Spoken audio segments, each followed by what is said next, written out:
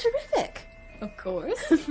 I think I'm getting hairier. I'll use my removal cream. We are in a small flat occupied by two young women, student workers, who at the end of a normal day are getting themselves spruced up for the evening ahead.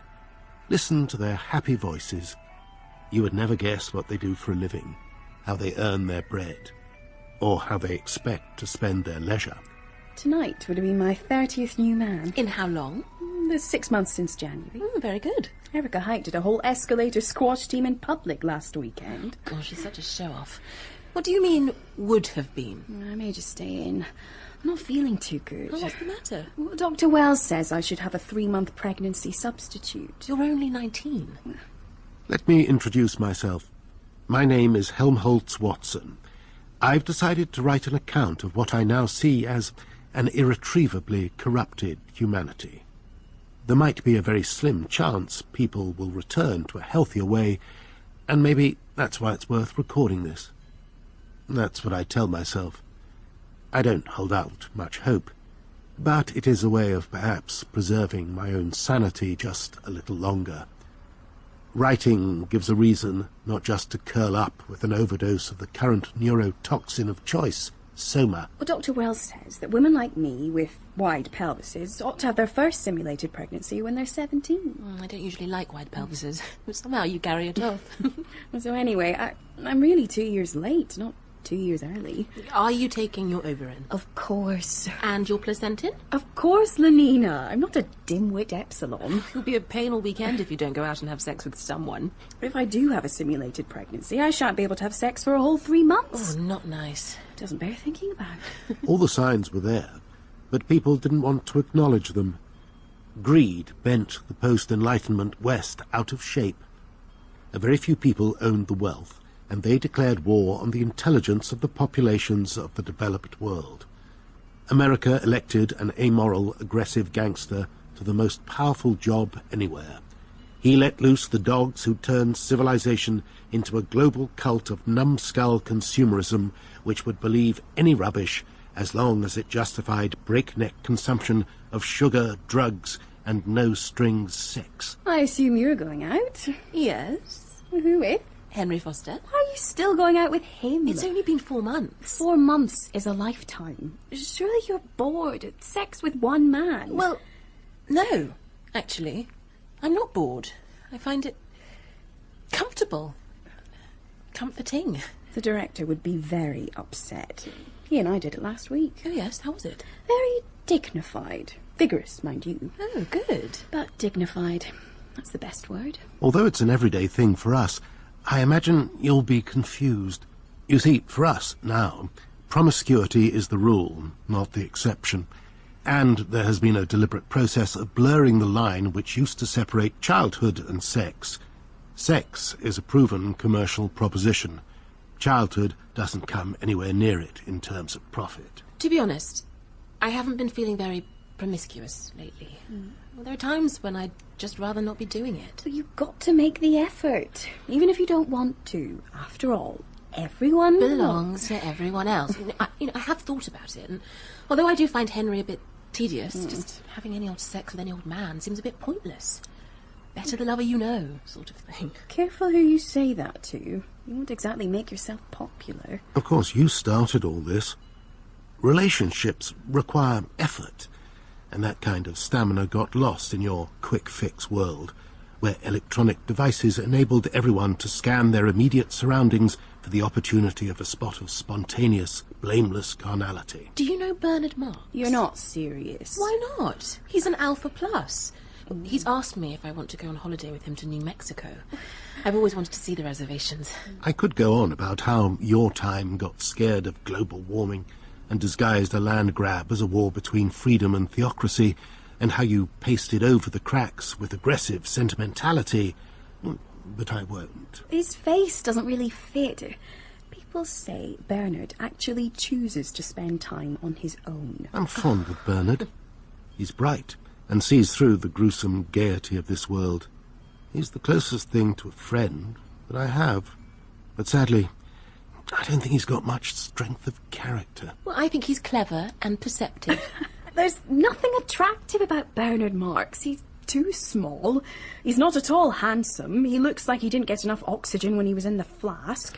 He's got funny little feet, like a girl, and you know perfectly well what small feet mean. Oh, don't go on. He's got frizzy hair.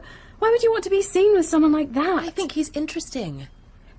Bernard Marx has a thoughtful nature. And what's that got to do with anything? People will just think you're a bit stupid. You know what, Fanny?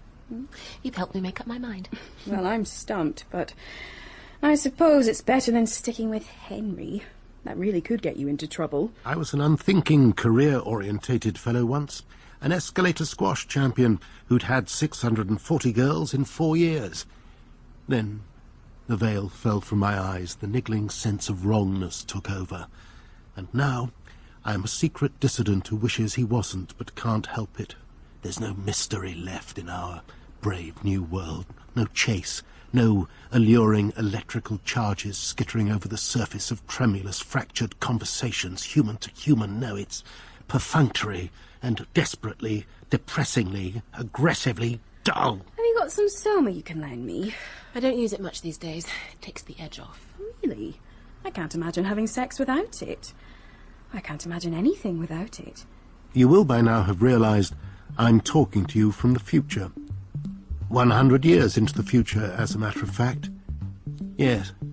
And thank you for laying the foundations of the reality I have to live with every day. Yes. Thanks a bunch.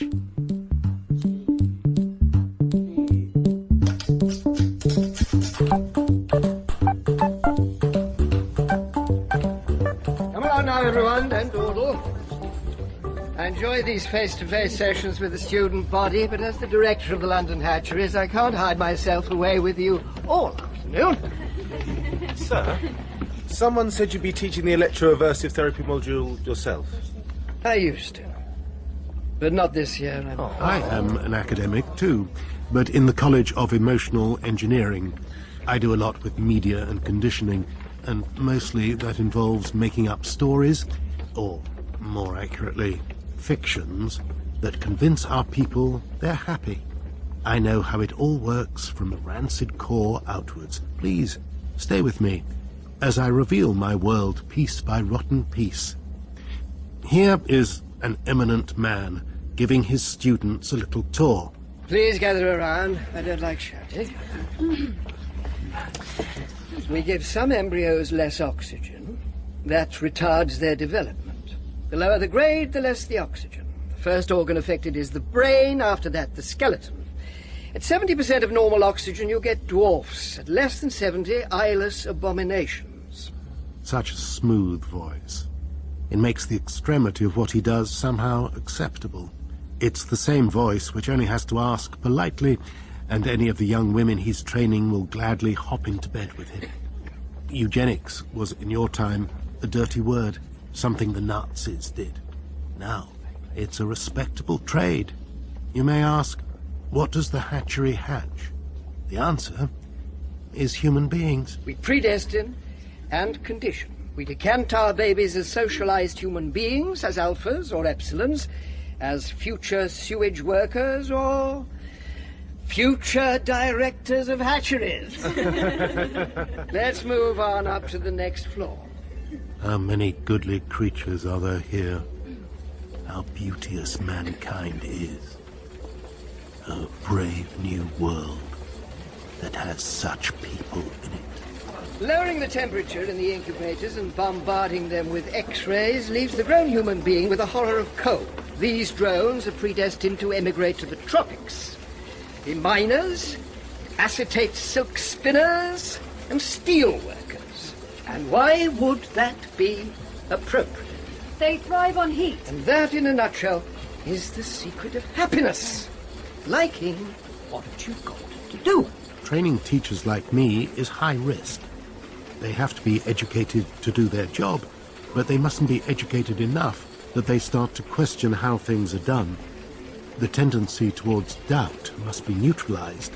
If not, the result is self-loathing, antisocial behavior, and ultimately, the penal system. I can see from the sign this is where we condition the Alpha Plus intellectuals. We need them smart, but thinking along pretty narrow pathways. They must, above all else, be useful. So we show the alpha toddlers paintings from the past, and the names of novelists in big letters, and other artifacts from dead history. While they're taking all that in, we hit them with huge volumes of industrial sound and give them electric shocks through the carpet. They dance and cry like puppets. We do it repeatedly. For them, books and paintings and words become associated with pain. So they grow up safe from unhelpful ideas and ambitions, hating those useless old things all their lives. Hating what the old order called inquiring. But it doesn't work in every case. There isn't even the old pretense of democracy anymore. If you resist, you risk either being exiled to Iceland or banished to live with feral savages on reserves in America's far-flung places. The real world cloaks itself in a global system of ruthless nannying. Happiness and contentment are enforced with the threat of physical violence. The state arranges us according to a biologically determined caste system. Sex is now a compulsory recreation, and the idea that children might be born to a human mother is just appallingly embarrassing. Everyone belongs to everyone else. I hate this world. Everyone belongs But am impotent before its massive, pillow-like ministry. Everyone belongs to everyone else. Everyone belongs to everyone else. Apple, J.P. Morgan, Ford Motor Corporation, Walmart and Samsung.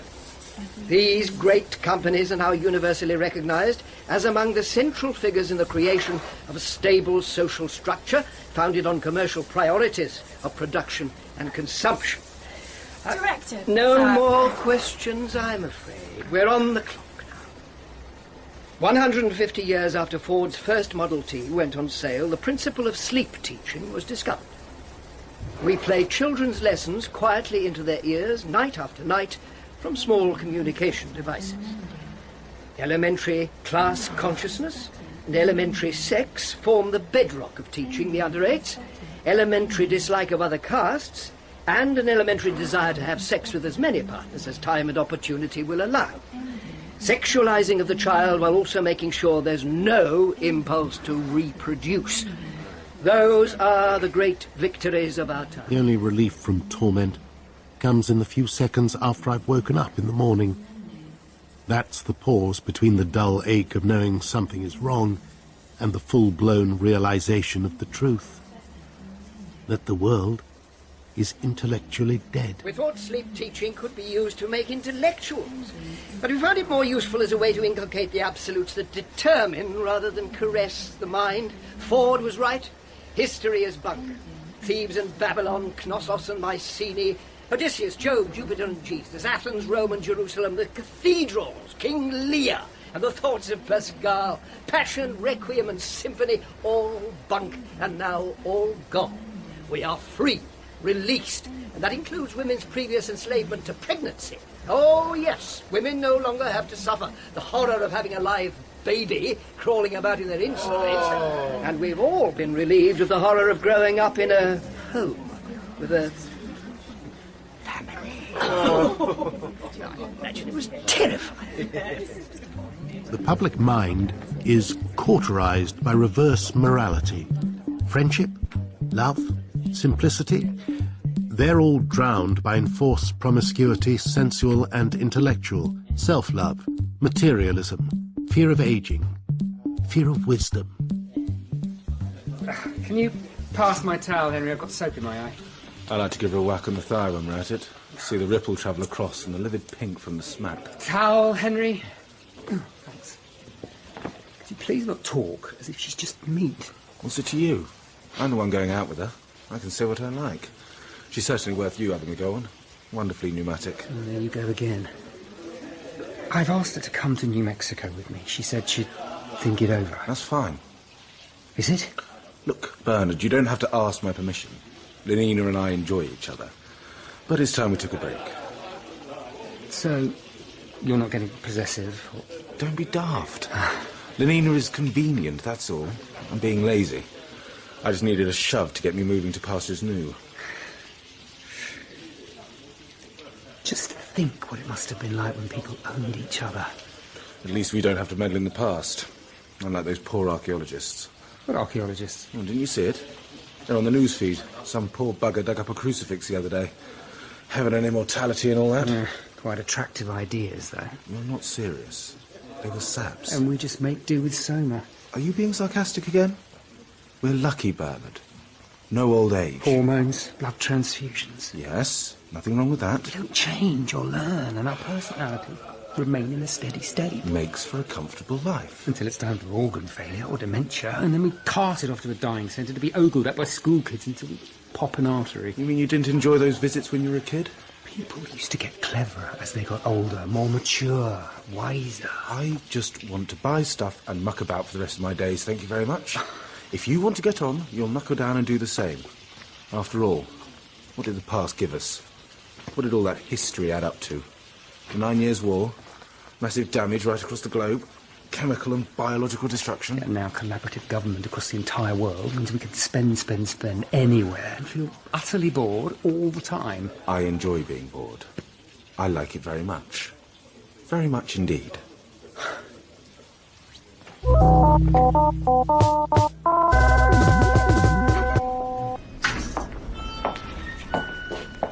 Guess what, Bernard? Lenina, where did you pop out from? I thought you'd be home by now. Well, I have been home. I got dolled up and came out hunting for you. Oh. Well, guess what? What? I just saw Benito Hoover in the lift. I had to laugh. Why? Well, under those clothes, he's as hairy as a primate. Why would I want to know that? Oh, sorry. Sorry, have I said something wrong? It doesn't matter. Well, I understand, though. I do, Bernard. One says those things because they're supposed to be funny, and, I mean, most of the time they are. But these days, I find that sexy talk. I don't know. A bit sad. What do you mean? Do me a favour, Lenina. What? Let's try and keep off the subject of your former conquests. I've been in a funny mood lately. Have you? I thought you were seeing Henry tonight. And George Edsel was in the lift, too. Why does that matter? I couldn't fancy someone with such big ears. Sorry, I'm just teasing you. You mentioned you wanted me to come to New Mexico. Did you mean it? Yes, of course. But look, I wouldn't want to put Henry's nose out of joint. Oh, he's not bothered. Yes, he said the same to me. You do want to have me, don't you? Oh, absolutely. You haven't changed your mind, then? Absolutely not. Are we flying out on the Blue Bullet? Yes. From the Charing Tower or Hampstead? I'm not sure. It's a lovely evening. Well, let's do something together, then. No, I have to go. Henry gets cross if I keep him waiting. I thought he wasn't bothered. Well, he just doesn't like lateness, says it's rude. Well, let me know about the dates and good time, won't you, Bernard?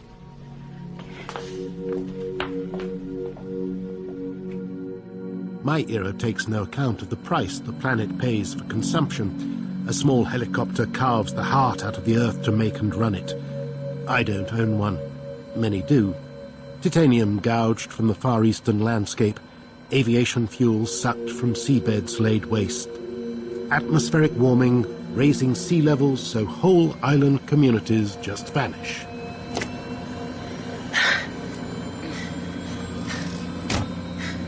Minutes late, Lenina. I'm sorry, Henry. I got held up chatting to your little friend Bernard Marx. He's not really my friend.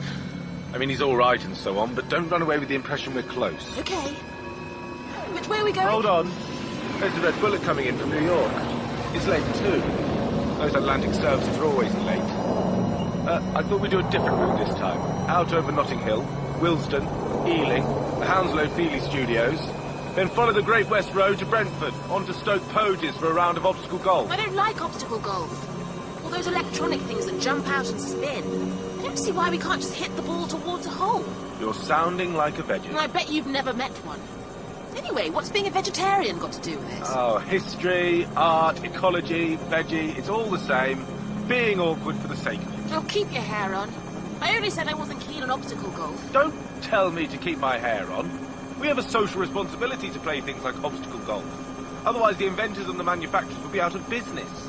Anyway, what kind of idiots would be entertained by simply hitting a ball and wandering after it?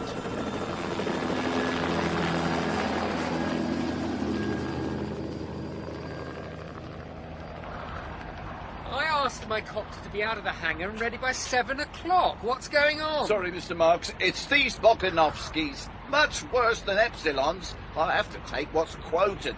7 identicals, small, black and hideous, as thick as 2 short planks. You tell them something and they forget before the words are out of your mouth. In your time, you very nearly achieved a situation where skin colour didn't matter. But the wars and the migrations came. Enemies were dehumanised through racial stereotypes, and the hatcheries shrunk brains accordingly. Ah, of course, sir. I don't mean you're like that. You're an alpha, after all. Just, A short one. Are you going anywhere nice? Nice. Are you saying you have to file a flight plan, which I don't believe you do? Well, actually I do, Mr. Marks. Then write down I'm going to Propaganda House on Fleet Street. Whom shall you be seeing there? My friend Helmholtz-Watson. He's an Alpha Plus and he lectures in the Department of Writing at the College of Emotional Engineering. Helmholtz? It used to be only Americans who suffered from the poor spelling of semi-literate officials, meeting them at Ellis Island and scrawling approximations of their names. Now the whole world has to put up with the gaffes of petty, low-caste officialdom. You look a bit flummoxed. Unusual name. I haven't come across it before. Do you want me to write it down for you? Would you? That would be very helpful. Helmholtz, my dear fellow. How have you been? Bernard. Oh, kept myself this side of suicidal. Just when you think you're getting immune to stupid people, one of them does something really awful. Last week, they were changing the office furniture around and someone found an actual book tucked behind some shelves. Erewhon, it was called. As you know, I love books. We were allowed restricted access to them when I was training. That's when I started keeping a diary. Shh, Helmholtz, what about the microphones? No, it's after hours. The acoustic people go home on the dot of 5. It's one of the many ineptitudes of totalitarianism. Anyway, instead of treating the book as a curio, they phoned the police, who came and put it in a sealed container ready to be incinerated. Is that someone's name? Erewhon? Bernard, think about it. What do you mean? Well, it's nowhere spelled backwards, isn't it? The writer's name was Samuel Butler. What was the subject of the book? Who knows? I caught a glance at the back cover. Dystopian, it said. Whatever that means. Right, I'm done. Let's get out of here. The press club? Ah, why not? Let's see if anyone interesting is in tonight.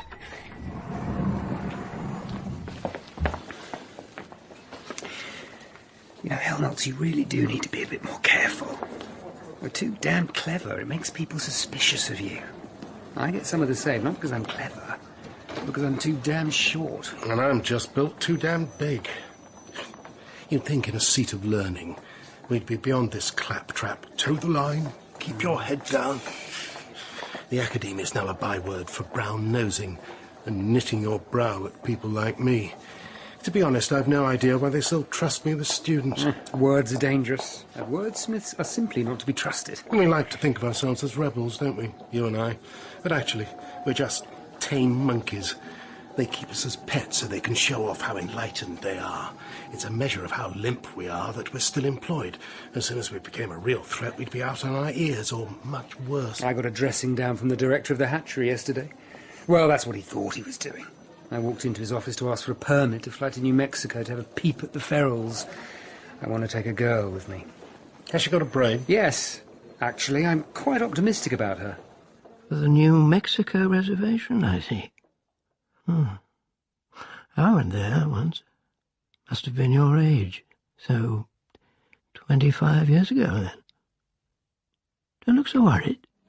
And for a while he went rambling on, got lost in his own memories of trekking in the reservations. I had the same idea. Got a permit for New Mexico, took a girl to look at the savages. She was a beta minus. Yellow hair, particularly pneumatic. We peered at the feral savages and rode about on horses.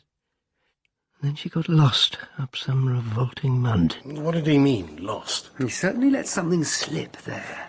Something he didn't intend to. I went to sleep, and she must have gone for a walk. When I woke up, she wasn't there.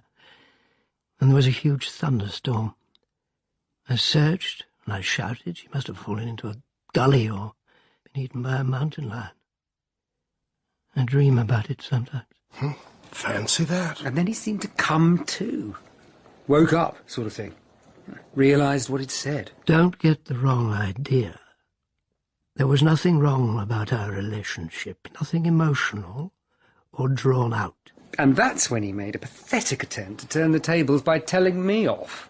I think I ought to take this opportunity, Mr. Marks, to say I am not at all pleased with what I hear of your behaviour away from work. I have the good name of the hatchery centre to think of. High caste staff must be above suspicion. So, he lost his marbles.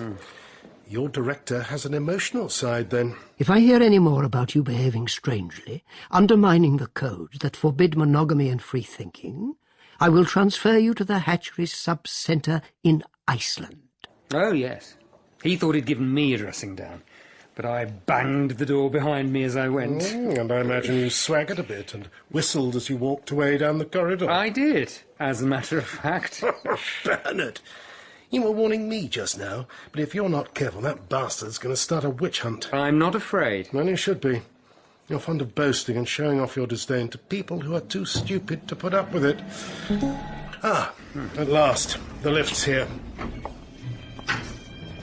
Professor Helmholtz, what a nice surprise. Yes. Dolores, isn't it? That's right. Dolores Schenectady. I'm in your second semester class on image manipulation. And who are you? Oh, you don't know me. What a coincidence, bumping into you, Professor. She's not telling the truth. We've been riding this lift for the last 20 minutes hoping to catch you. Why would you do that? We thought you might come and have a picnic supper with us on Dartmoor. No, I don't think so. I'm with my friend here. Oh, I'm afraid we weren't planning to share you with anyone else. We want to eat and drink and make love on a mountain. Both of us and just you. You're such a big chap. We want to try you out. Find out if everything is in proportion. And also, you're a bit thrilling, aren't you? Am I? A dark horse. Mysterious. An enigma. I'd like to be able to say you've had me. Me too. Here we are. Ground floor. Oh dear. Already? Afraid so. Now then, I've been looking forward to seeing my friend here. Well, the whole point was 2-on-1. I wasn't suggesting a double date. Oh, we were. 2 of us. 1 of you. But if you'd rather go out with your friend, well, it's disappointing, but it's your lookout, I'm afraid.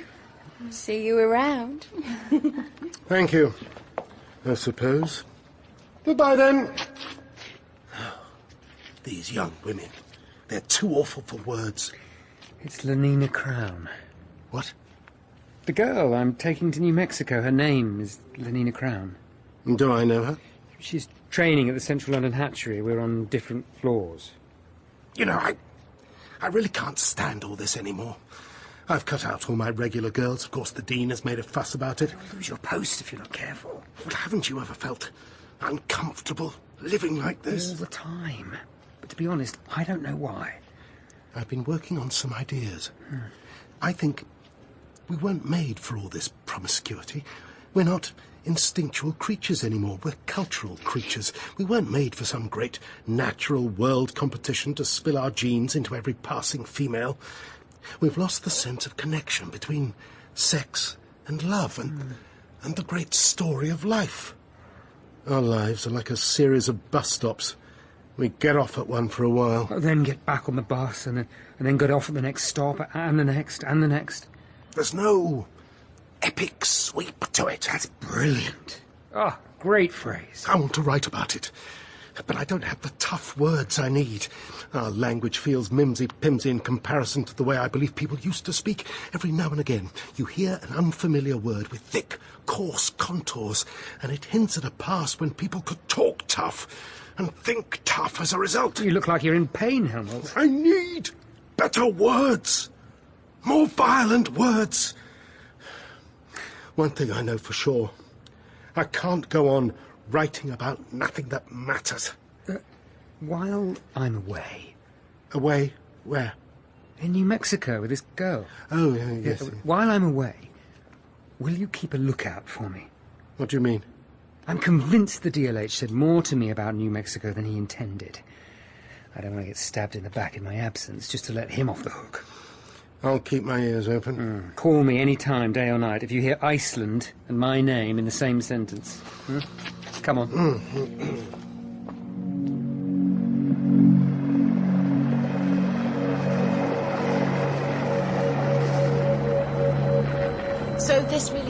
date, Bernard? Yes. Well, yes.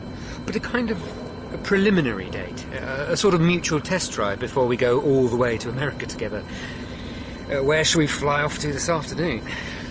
Well, I was thinking about swimming at Torquay Country Club. And then maybe we could have dinner at the Oxford Union. Both of those are going to be very crowded. I suppose you want to play obstacle golf then? I'm afraid I find that a waste of time. Oh, good. I'm glad. Why? Because I don't see the point of it either. Say that again. Pardon? Why don't you like obstacle golf? All the electronic gizmos that make it so difficult are just silly.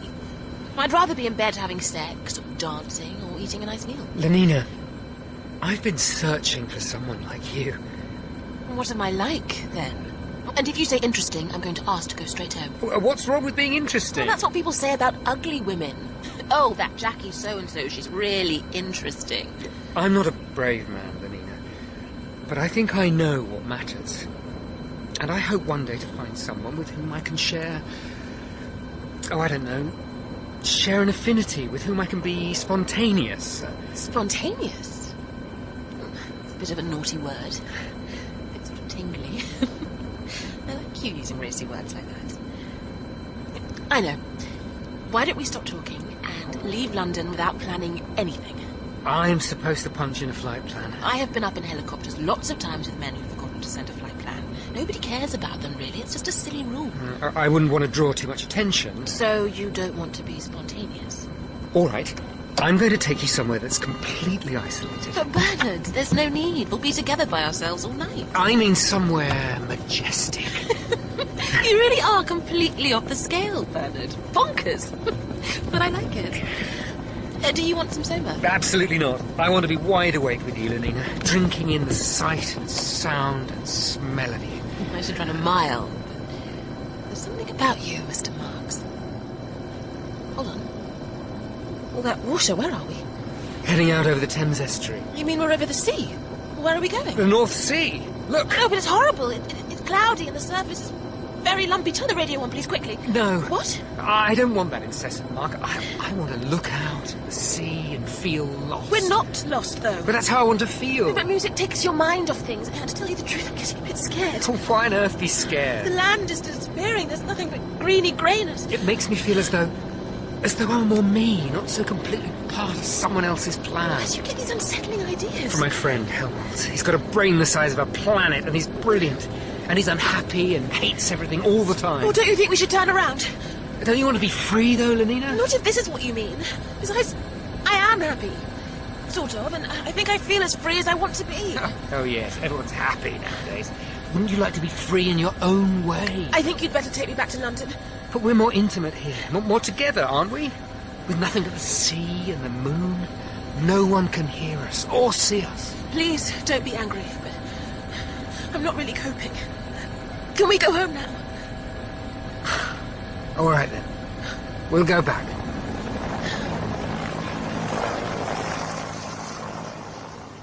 I've always had a bad feeling about Bernard. He's quite frail. Tends to jump at things without considering the consequences. I worry that he misreads me. I've got used to keeping a part of me sacred. The part that knows this world is a pale shadow of what it should be, and that they did things better in the past. I've learned not to take hold of the rope with which I might be permitted to hang myself. Bernard is an idealist, and an idealist is just one notch away from a martyr. Anyway, Bernard returned to London and took Lenina to his apartment. He was in a strange mood, hysterical, chugging down Soma like it was sweeties. I know what's supposed to happen now. I'll put some music on, something smooth and romantic, and then you'll take hold of that diagonal zipper and slowly draw it down across your body. Then step out of your jumpsuit and walk to the bathroom, passing close enough that I can smell your scent. Certainly.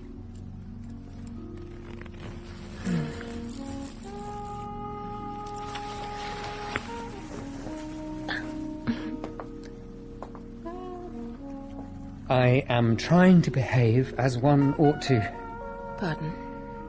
You look lovely. Pneumatic.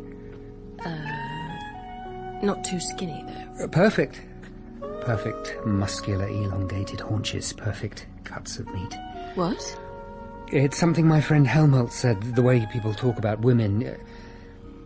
You know, I didn't want today to end in us just going to bed. Then what did you want? I wanted, just for once, to try for a real connection. For sex to come with a garnish, I wanted to be made to wait. Tantalised. I didn't want just to be given it on a plate, accompanied by a limp smile. I don't think my smile is limp. That's not what I meant. I'm getting mixed up. I want to build to a climax. I want to start from nowhere and get worked up. I want us to do it in a frenzy, pulling and pushing at each other like savages. Oh, you poor thing. You're very romantic, aren't you? I don't believe that's an affliction. We're taught romance is degenerate. All the same, Bernard. I do like you. You have nice hands. I just wish you weren't so odd. Now, come on.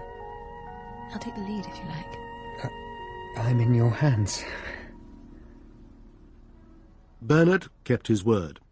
A week later, he and Lenina rocketed across the Atlantic Ocean and were soon exploring a huge, utterly tasteless room in a New Mexico mid-range casino hotel, all mustard-coloured plastic and brown Hessian walls. Ah, you're here. I was waiting by the reception desk, but that's fine. And what do you need to talk to us about? You can't rush this sort of thing. Better safe than sorry when it comes to going out to the reservations. There's no actual danger, though? Not these days, no. The ferals, or savages, as you Brits call them, have experienced reprisals when they've gotten out of order. They're pretty amiable now. Mind you, you're in for a shock. There's no television where you're going. No hot water, even. Did you hear that, Lenina? I think I can manage. You mustn't come to the reservation unless you really want to. I've made up my mind. I think. Very well, then. All righty. So, ladies and gentlemen. Lady and gentleman. The Malpais Reservation covers 560,000 square kilometers and is divided into 4 distinct sub-reservations. Each is surrounded by a high-tension wire fence. Dad. What's the matter? I promised to telephone Helmholtz Watson. I just remembered. The reservation is supplied with current by the Grand Canyon Hydroelectric Station. Could we hurry up? I need to make a call. Upwards of 5,000 kilometers of fencing run around each sub-reservation, carrying a current of 60,000 volts. Really? How fascinating. Yes, Touching the fence will result in instantaneous death. There is, as you will have gathered, no escape from a savage reservation. I ought to make that call. Perhaps I should say there is no escape for those born on the reservation. And remember, my dear young lady, in the reservation, children are born. Oh, whoops. Do you really have to use that word? We're in a wild place, miss. Yes, they are actually born. Oh. Revolting as it may seem, those born on the reservation are destined to die there. Destined to die? That's fine. Let's stop there. I have to carry on, I'm afraid. If you ask me how many people live on the reservation, I have to say we do not know. We can only guess. About 60,000 Indians and half-breeds. Absolute savages. Our inspectors occasionally visit them, but otherwise they have no communication with the outside world. They still preserve such repulsive customs as marriage, if you know what that is. Families. No conditioning of the children of any serious kind. Monstrous superstitions. Christianity. Ancestor worship, that sort of thing. The use of extinct languages, Sunni, Spanish, Athapascan. There are ferocious animals, such as pumas and porcupines. There are infectious diseases, priests, and venomous lizards. How fascinating. My phone is ringing. I can't hear it. It's on vibrate. I'm just going to nip out. You two carry on. Uh-huh. So. Hello, Bernard. I thought you were in America. I am, but I needed to call you. You said the other day you were going to dig around to find out where I really stand with the director of the London Hatcheries. And I did. I was going to leave it until you got back, but I didn't want to spoil your holiday. Go on, then.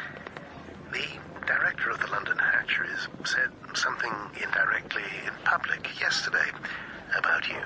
What was it? That he's looking for someone to take your place. Did he mention anything about Iceland? Yes, I'm afraid he did. He mentioned how much they needed quality staff like you out there. Oh, no. What's the matter, Bernard? I'm going to be sent to Iceland. Excuse me, I have to finish the briefing. Carry on, then. Don't be alarmed, but it's best you're prepared. What for? When we fly in over the electric fence, you'll see a lot of carcasses inside the wire. The animals never learn what the fence really is and what it will do to them. You will be staying at the Malpais Rest House. There will be a dance there this evening. I will take you there accompanied by my own sullen young savage. He'll keep you amused. He's funny, the way he pulls faces and jumps about. But don't worry, we'll be back here tomorrow. Just remember, they are perfectly tame. Savages won't do you any harm. They've had plenty of torture and starvation when they act up.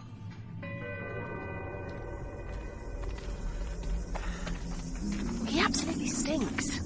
He makes me feel sick. Who does? Our guide. What? I don't like his face. It's peculiar. Halfway between a Chinaman and an Asian. I don't like looking at it. And anyway, when he's going ahead, his back shows he hates us. Back? Well, can't you see? His back is making no secret of it. So what? We need him to get us to the village. Oh, he's got another whiff. And why did the helicopter have to leave us at the rest house? Why couldn't they fly us up here? I hate walking. It feels so small when you're on the ground at the bottom of a hill.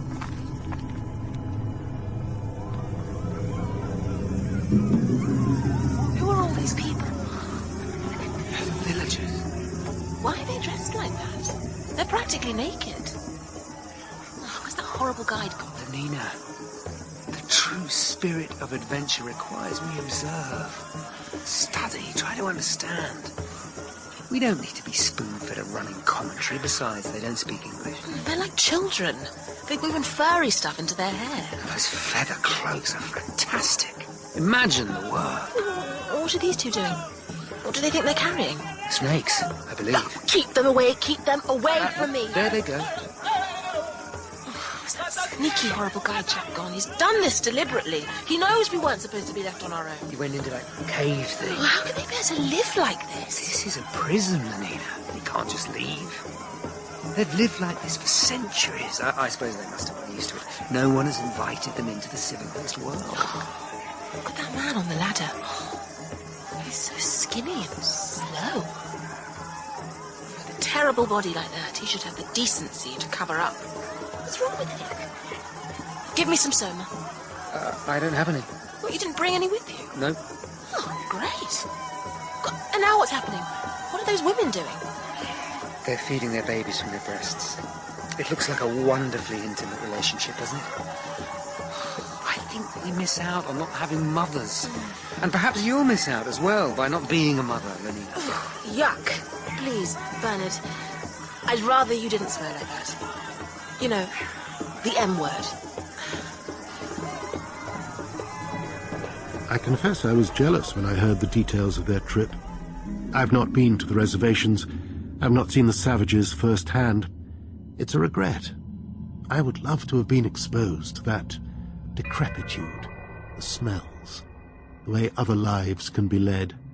Bernard has his fascination with science, but I would really have liked to have watched Lenina's face, watched those layers of crudeness being peeled back. What's the matter with that? Is it a woman? She's got a huge thing around her neck. That's called a goiter. Oh, yuck. We did experiments on that condition. It's fascinating, actually. A goiter is a swelling of the neck associated with a thyroid gland that's not functioning properly. 90% of cases are caused by preventable iodine deficiency, which is a significant cause of intellectual disability. Typically occurs on remote inland areas where no marine foods are eaten. It's also common in mountainous regions of the world where food is grown in iodine-poor soil. They should eat fish. The ocean is only an hour away by helicopter. I don't have helicopters. Well, someone should do something. Ferals don't matter. No one thinks their suffering is a problem. Well, it looks like a pretty big problem for her, and it's a problem for me having to look at it. He wants to take us inside to look at a dwelling. Oh, you must be kidding.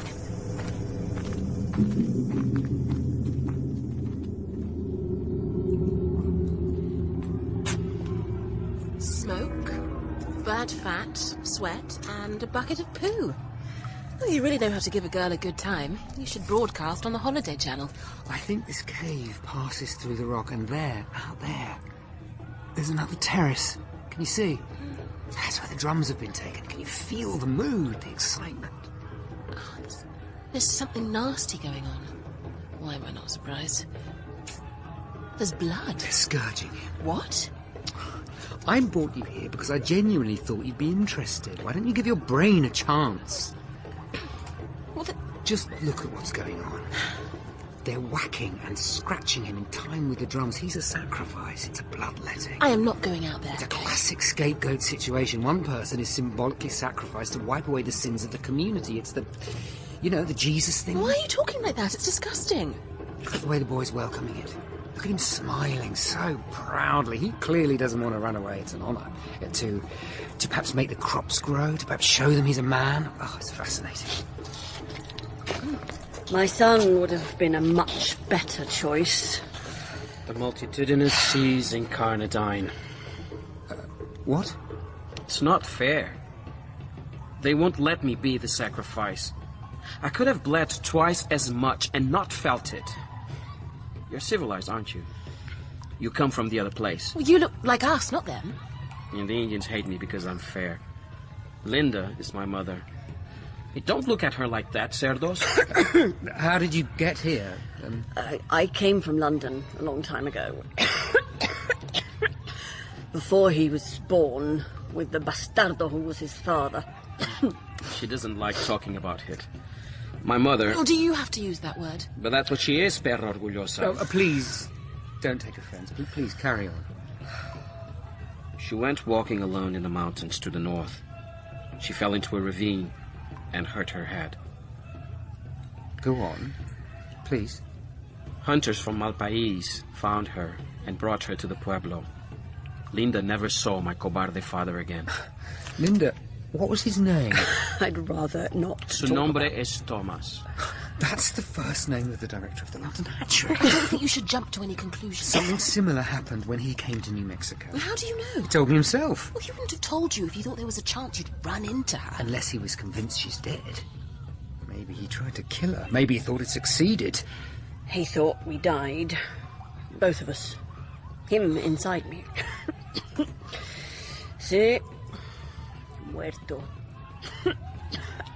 Otherwise, he would not have had the courage to leave. My mother doesn't talk about it because... le duele el corazón? It hurts her heart. She tries not to care about what Thomas did to her. But I see the sorrow in her face every day when the mezcal wears off. He must have been a bad man. Un hombre no natural. To run away and leave her alone. To fly away and leave me as well. There will be a judgment on him one day. Come on, Bernard. The director of hatcheries wouldn't have partnered. Slept with. Covered. Someone like that. You mean someone immensely fat, with lined face, sagging cheeks, 2 teeth missing at the last count, stinking of drink, and unwashed. Oh, my dear.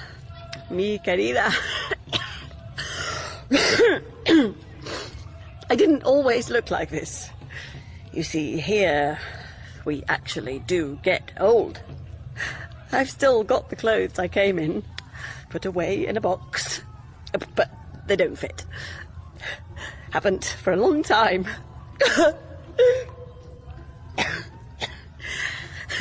There's no soma here. I only have mezcal when the man Papi brings it. Estaba tan avergonzada. So ashamed. Me, a beta, having a baby. I still don't know how it happened. I don't know what to say. There are no handkerchiefs here, either. There's just filth. Filth! How did you meet Thomas? I worked in the fertilising room at the Central London Hatchery. Well, that's where I work.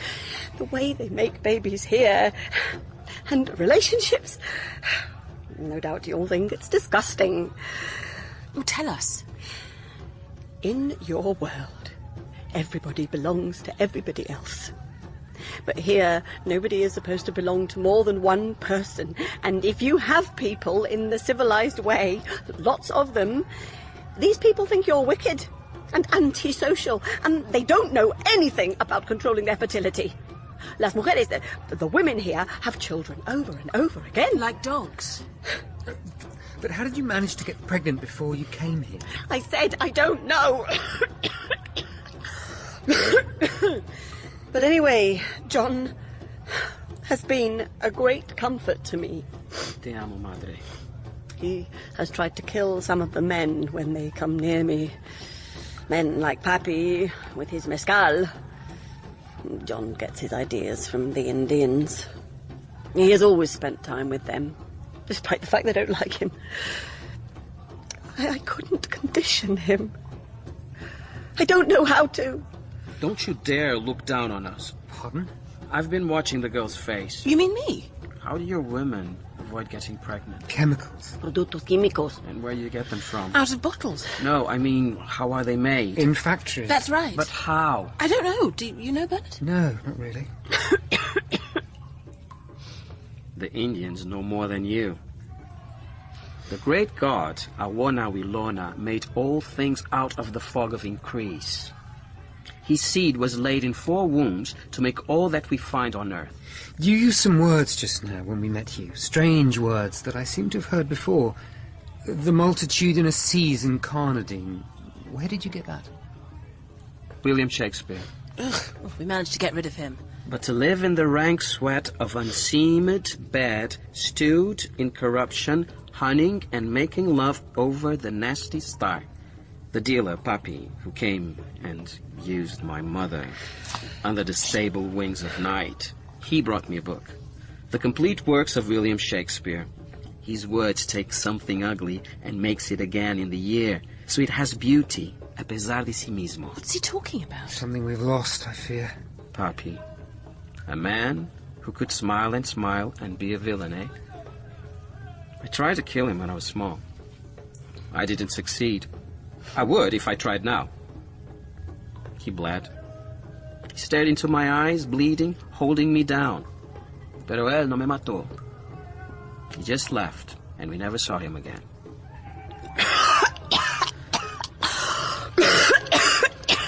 Are you all right? Is she all right?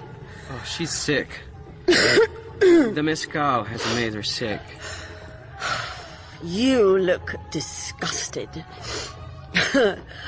And bored. We're alone, you see. Utterly alone. We only have each other. We speak English to each other. And you are the first we have spoken to for many years.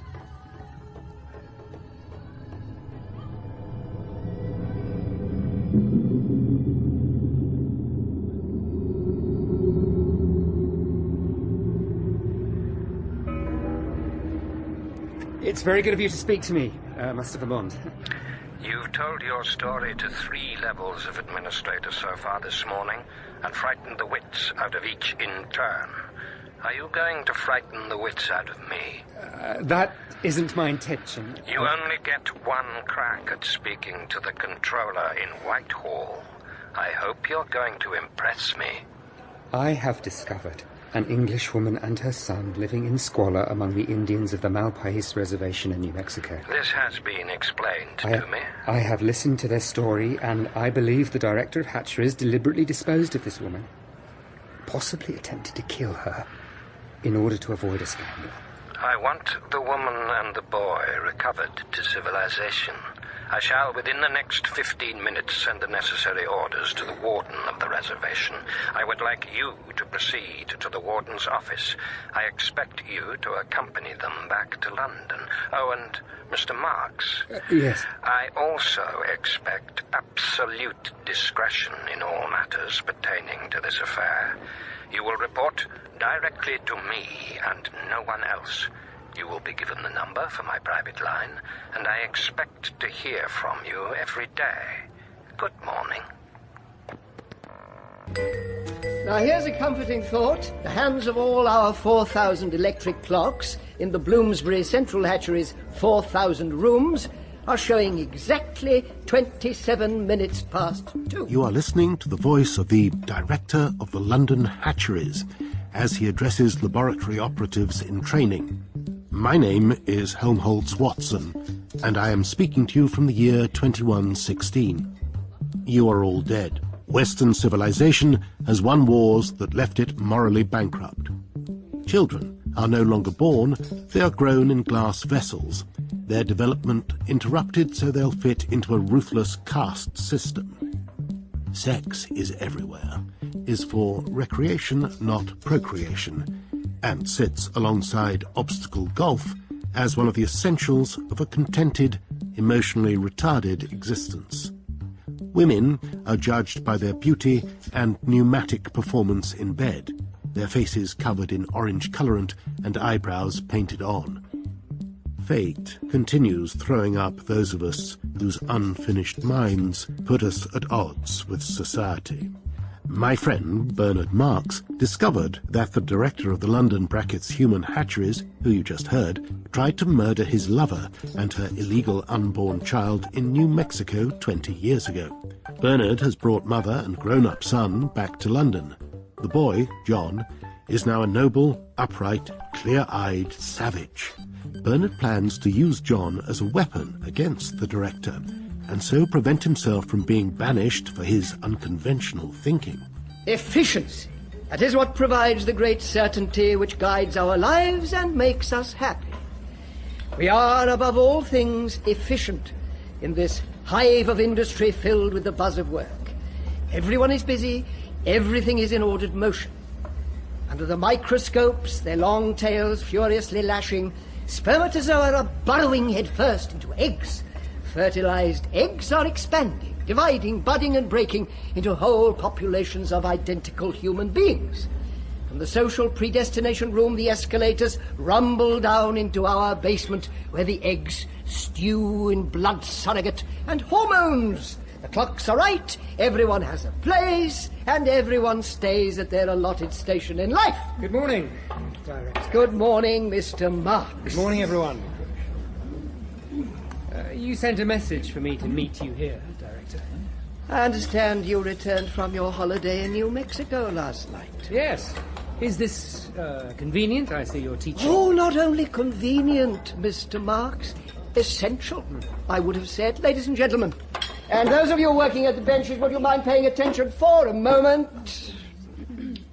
I'm afraid I have a painful duty to perform. This man who stands before you, this Alpha Plus named Bernard Marx, this colleague of yours, now an ex-colleague, has grossly betrayed the trust invested in him.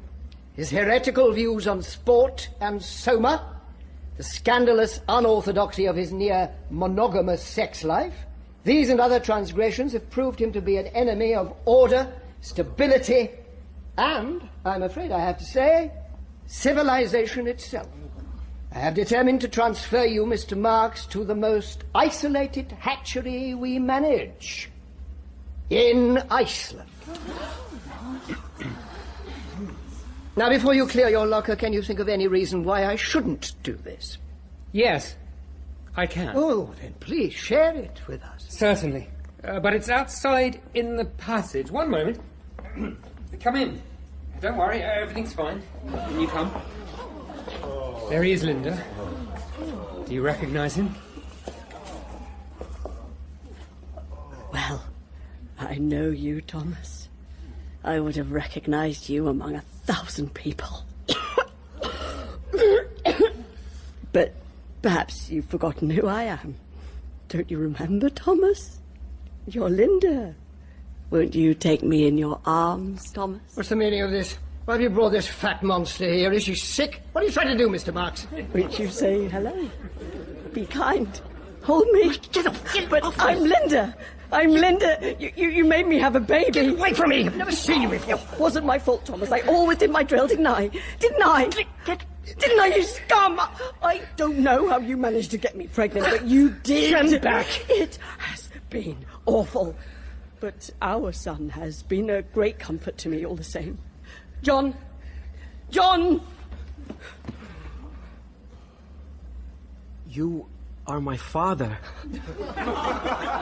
My father. I don't know what you're playing at, Mr. Marks. I've no idea who these people are. This is not my son. I do not have a son. This is some plot you've cooked up to save your skin. Isn't it, Mr. Marks? Bernard's plan worked perfectly. He had humiliated the director of the London hatcheries and saved his own bacon in the process. But this wasn't the only opportunity Bernard spotted. John the Savage was a ticket to a new future for the diminutive Bernard. He could become the young man's keeper, agent, manager, having already used the scandal of Linda's pregnancy and attempted murder to make contact with Mustafa Mond, the resident world controller of Western Europe. He now had the ear of the most powerful man in England. What couldn't he achieve if he set his mind to it?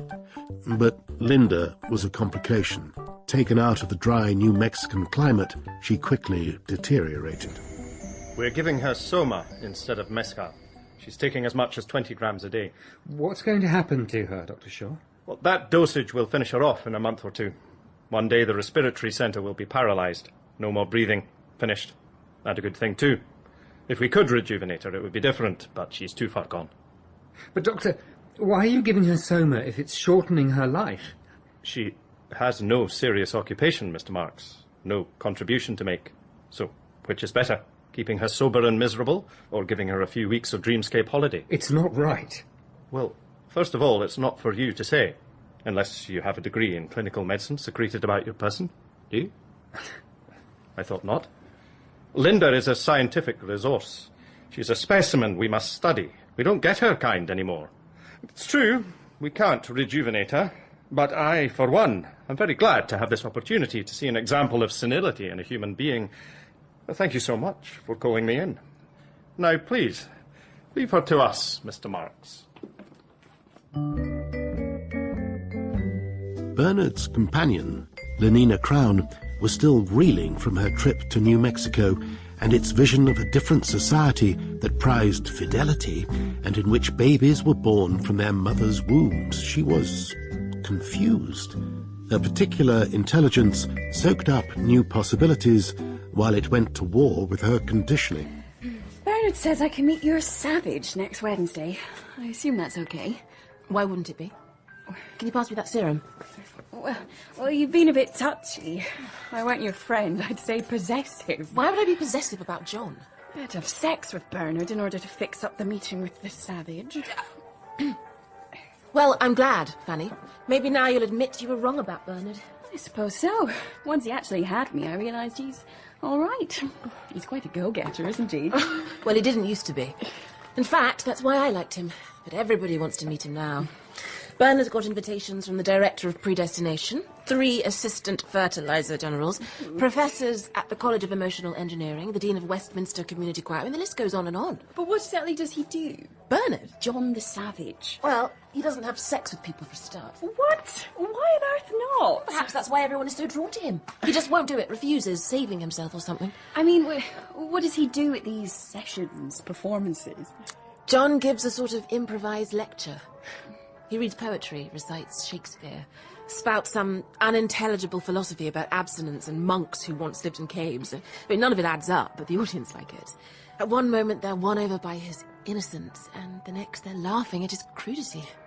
Lenina, you like him, don't you? John? Of course, John. I'd rather say I'm intrigued by him. His blue eyes. Well, what about them?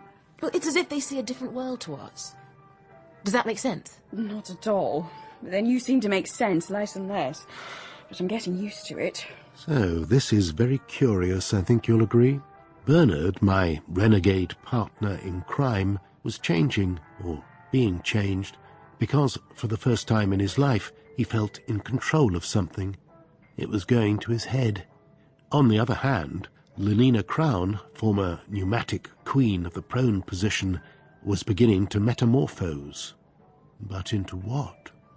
You know, you don't need my permission to go with Bernard.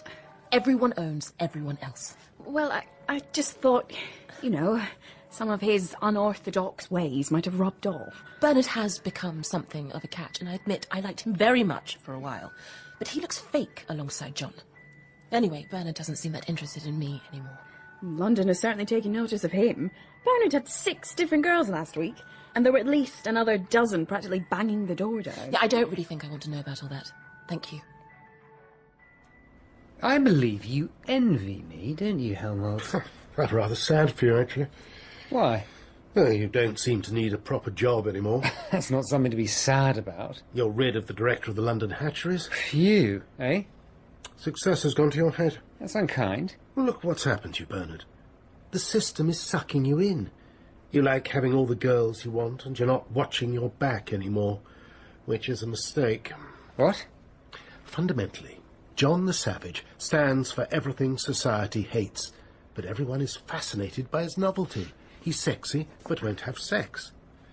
But what's certain is one day, quite suddenly, that's all going to change. The world order requires John's novelty should wear off, and when that happens, you'll be left up the veritable creek without a paddle. Why shouldn't I just enjoy it? Well, I suppose, if I'm truthful, I just feel deeply sorry at the way you're suddenly reconciled with a world which up until now you found revolting. Wrong again. I'm no friend of the world order. But there's a different tone in your voice. What? You aren't blustering as much.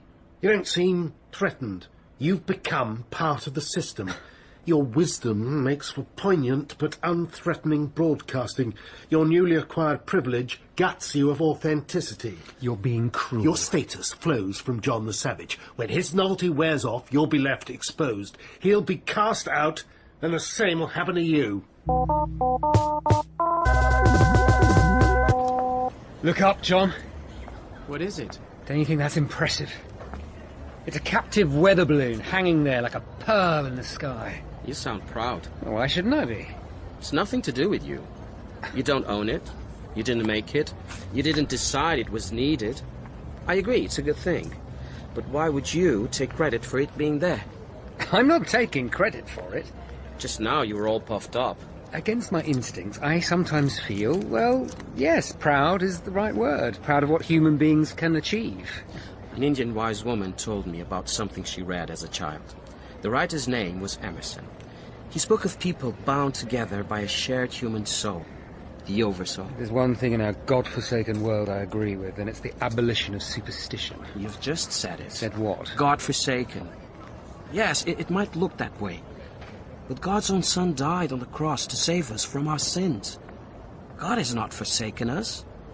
And perhaps it's time for another sacrifice to save mankind. I believe in what I can see and touch. Just now you were proud of the human race. Don't worry, it didn't last long. I'm over it now. You felt in communion with your fellow creatures.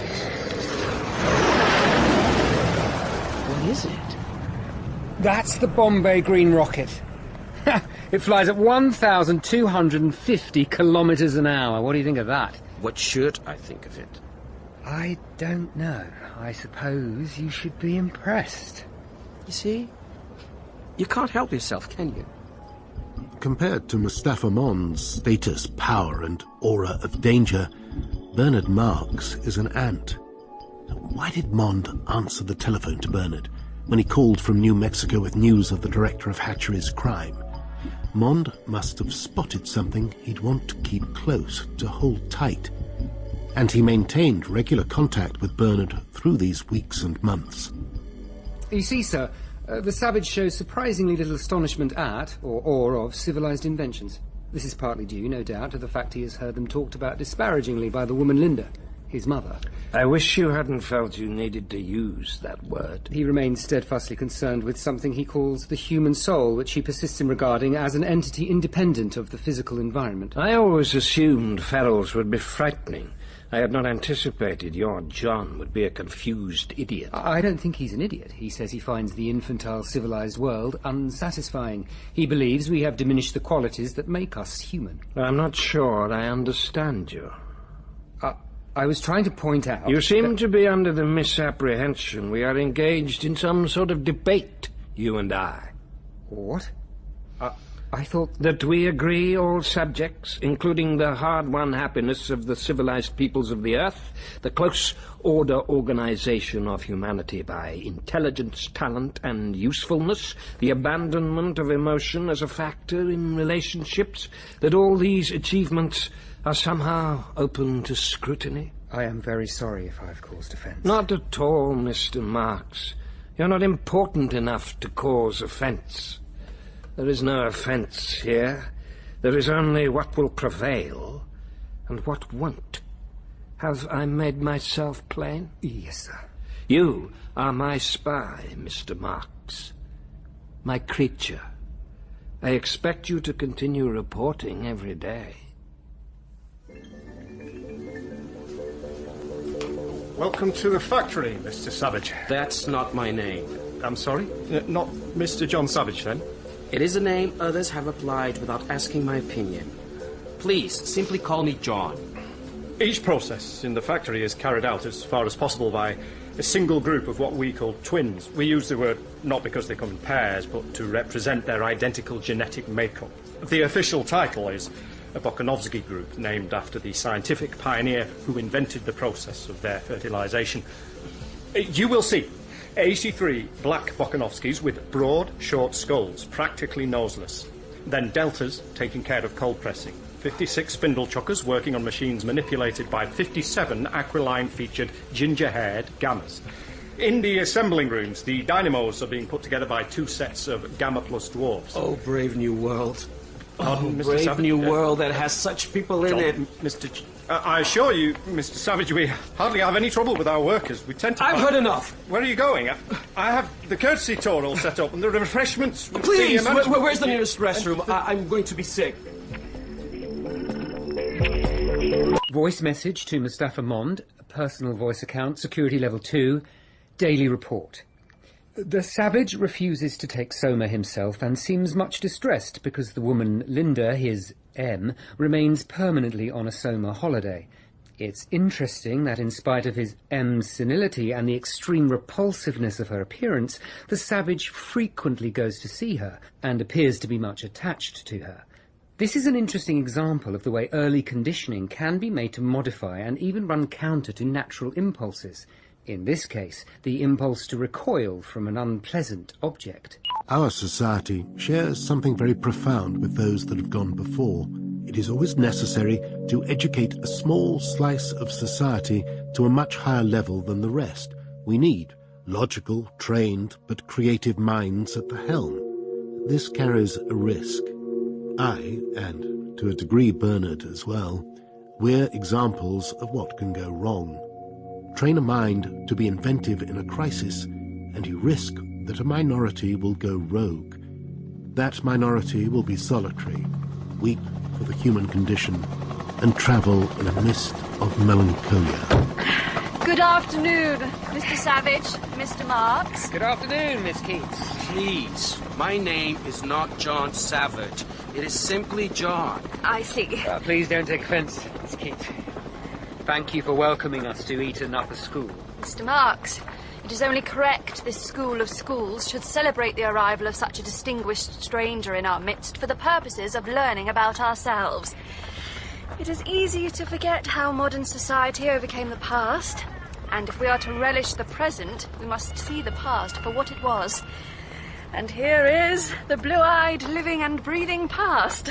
Do you have many what you call twins here? Oh, no. Eton Upper School is reserved exclusively for the decision-makers of the future. Upper caste boys and girls. One unique egg, one unique adult. It makes educating them much more difficult, of course, but as they'll be called upon to take huge responsibilities and deal with unexpected emergencies, it cannot be helped. Miss Keats, if you're free any Monday, Wednesday or Friday evening, I would love the opportunity to talk to you about how I discovered John. Thank you. I would like that. You have an impish intellectual quality about you which I find very attractive, Mr. Marks. Will Mr. Savage be available too? That's unlikely, Miss Keats. Really? You'll have to explain that to me later, Mr. Marks. Now, I'm going to take you straight to an Alpha Plus classroom and show you a class in Malthusian drill firsthand. After that, we'll go to a geography lesson about Beta Minus reservations, such as the one you're familiar with, Mr. Savage. John, not Savage. And how do you choose where to put a reservation? Well, I don't choose. I don't have anything to do with reservations. Well, how do they choose? The other people? Reservations are in locations characterized by unfavorable climatic or geological conditions, or poverty of natural resources. Places just not worth civilizing. Where the conditions are cruel. Do your students read Shakespeare? Certainly not. Ah, they're coming back from a trip. Where have these pupils been, Miss Keith? Slough Crematorium. Ah. Every pupil here spends 2 mornings a week in a hospital for the dying. They get chocolate ice cream if they see a death. They learn it's good that old people die to make way for the young. When do you start them on Soma? It's one of those insoluble conundrums. Most youngsters are taking small doses of Soma in the afternoons at nursery. But we all know Soma has a negative effect on brain development.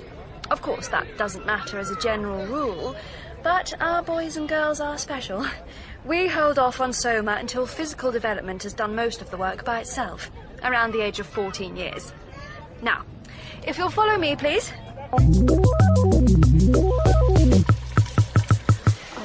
I've left my hairspray in the apartment.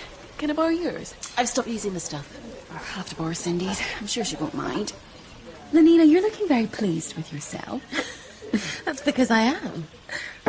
Bernard has a meeting tonight, and he's asked me to take John to the immersive cinema. I'll have to hurry if I'm going to be on time. What's he like? In truth, far too thoughtful. It's quite disconcerting. No, what's he like in bed? I wouldn't know, Fanny. You're joking. Surely you don't mean Look, that you... It's wonderful soaking up the attention that comes from being with Bernard and John Savage, but there hasn't been anything physical between John and I. The first thing everyone wants to know is what's it like to make love to a savage. And I have to say, I don't know. Frankly, that's a bit of a shock. Fanny, he's terribly good-looking and everything, but... Well, I... Say it. I'm going to take a risk and confide in you. Go ahead. I listened to Bernard. A lot of the things he said early on about wanting to have a relationship with just one person and explore that, well, that's got inside my head. I wanted to be with Bernard, but he's changed since John turned up. He doesn't seem quite as different, quite as endearing as he did. Not quite as brave, sort of thing. And you're not making sense. I mean, I don't simply want to jump on top of John Savage. I would like to do it with John now, yes, but properly, as part of a relationship. So, doesn't he like you? Well, sometimes I think he does, and sometimes I think he doesn't. Sometimes he seems to do his best to avoid me. Goes out of the room when I come in, won't touch me, won't even look at me. But sometimes, if I turn around suddenly, I catch him staring. And I can see he definitely does like me. Oh, I'd be confused too. Oh, don't tell anyone. Of course not. I don't pretend to be able to keep up with the twists and turns of your alternative lifestyle. Fanny, the truth is, I like John. Quite a lot. More than I think is normal. I don't want you at home tonight. No problem. I'll pick someone else up, no doubt. Later that same night, ... The technical term for which is an ellipsis. Is there something wrong? Didn't you enjoy the film? No, I didn't. Well, I thought it might get you in the mood. Was it because of the people staring at you? No, I'm used to that now. Well, what then? What have I done wrong? I don't think you should watch things like that. Things like what, John? Well, that woman, she was trying to get away from all those bad men. Then they caught her and they all ravished her. Yes, but she enjoyed it. Not to begin with. But she realised how good it is that all those men wanted her. But the girl acting... Most people would say she's lucky. Is that what you really think? I don't understand. I was watching her face. She was pretending to like it. Pretending that each man made her more and more happy. She gasped and whimpered and trashed around as if they were driving her into a frenzy. But that wasn't what I saw in her eyes. What did you see, John? Loneliness. Fear. Indeed, sadness deep down in the pools of her watery eyes. What they did to her was horrible. Can you really not see that? John, it was lovely. No, it was base and ignoble. And it makes me feel dirty because I watched it. I don't know what you mean. Why do you go out of your way to spoil things? No, I don't. It's just that everything is around the wrong way. The world has turned backwards on itself. There's no substance to anything. Everything is made to wither the instant someone buys it. And so you have to buy more of whatever it is. And permanence, ideas, they've become dirty words when they should be virtues. Look, John, you're terribly good looking. Do you want to take my clothes off, or shall I do it for you? You'd rather I do it myself, would you? Do please say something. Please, don't take your clothes off, Lenina. But, John... I have an important speaking engagement tomorrow. At least Bernard says it's important. I'm exhausted. I have to get some sleep. Take a couple of grams of Soma and we'll just go to bed. I'll lie next to you with a sheet between us. That's all I want. I always thought it would be the likes of Mustafa Mond who'd end John's celebrity, and Bernard's by default. I never thought John would reach breaking point first, that it would be his idealism, if you can call it that, his sense of right and wrong, what matters and what doesn't, that would kill the golden goose. You can't do this, John. There's a huge crowd waiting for you. They're wasting their time. Listen. All these people have been invited for the specific purpose of meeting you. They want to hear you speak. From now on, you must ask me first before you make arrangements like this. I'm managing you. I find the opportunities and set them up, and you turn up and do your act. Act? You've hit the nail on the head. That's precisely why I don't want to do it. I went through all this yesterday evening. I think maybe I shan't do my act ever again. Do you really mean that? Yes! Then what am I supposed to do? What do you mean? Everything you've got now, all the fame, the adulation, the money, I did that all for you. We're a team, and now I'm reliant on us staying that way. My entire quality of life depends on it. Listen to yourself! You are disgusting.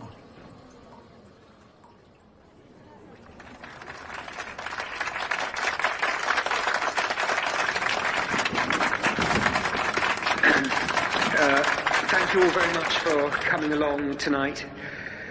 John is very honoured by this turnout of London's most important and dynamic minds. I am sorry to tell you that John is rather overcome. It is only 1 month since his arrival in civilization. It has been a shock to his mind and physiology. We need all to understand he is a human being, albeit a primitive one. His senses are overwhelmed, and we think it best if tonight's reception is postponed. I thank you all for your kindness and look forward to receiving your responses to reissued invitations. Mr. Marks! Yes, Miss Keats. I look around me and I see a gathering of the most influential non-twin high alphas in London. I assume you have made the nature of his audience plain to Mr. Savage. Yes, indeed I have, Miss Keats.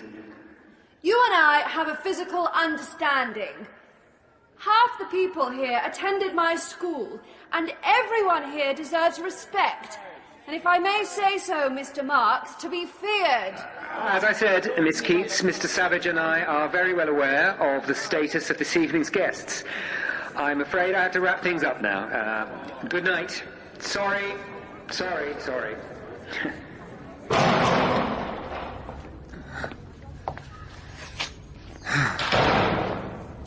Bernard, what happened? Oh, Lenina. Where's John?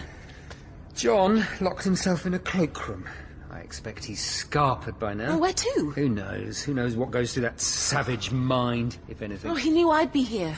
Perhaps it's because he doesn't like me. Don't be sad, Lenina. Hey, where did you come from? I came home early this morning, long before I had to leave for work, hoping I'd catch a look at John Savage, Starkers. But he'd already gone, hadn't he? And you wouldn't say what happened last night. When you left today, you had a strange air about you. I was concerned.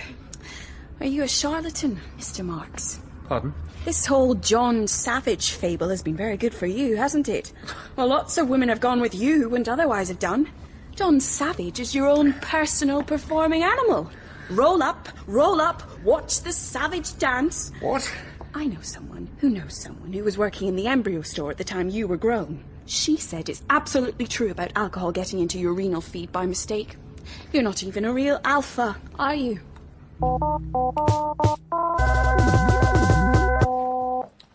So, John, you found your way back. I can smell it. What can you smell? Lenina's perfume. So you've been with her. And where have you been? Hiding. It's over for me. I've fallen off my pedestal. It was never very secure. I mean, it was not a wise cause for you to take up. So you made love. How was it? We didn't do what you mean. We're just together, that's all. If you're waiting for her to fall in love with you, don't. No one does that anymore.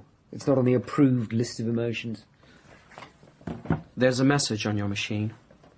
Your friend Helmholtz. I wanted to talk to you because I am so very excited. You're Mr. Savage, who isn't a savage at all. I saw a video feed of him at some event you took him to. He was reading poetry. He gave a celebration of passion, solitude, loyalty, indeed love, even. He's very inspiring. I feel as though I'm beginning to have something to write about. I want to meet your Savage. I like that word, by the way. We use it to deny people's validity. I think we should reacquire it, celebrate it, be savage. Although I don't know for the life of me what form that would take. Anyway, please, let me meet him. Any time will suit. I'll make myself available. Bye. Would you meet him? Why not? You wouldn't run away and hide like you did today? Well, it depends what he's like. I mean, I'm not your pet, and I have stopped acting like one.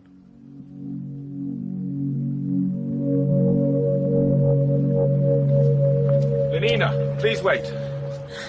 Henry, long time no see. Hello. How have you been? Not bad. Would you like to come to a film tonight? No, thank you.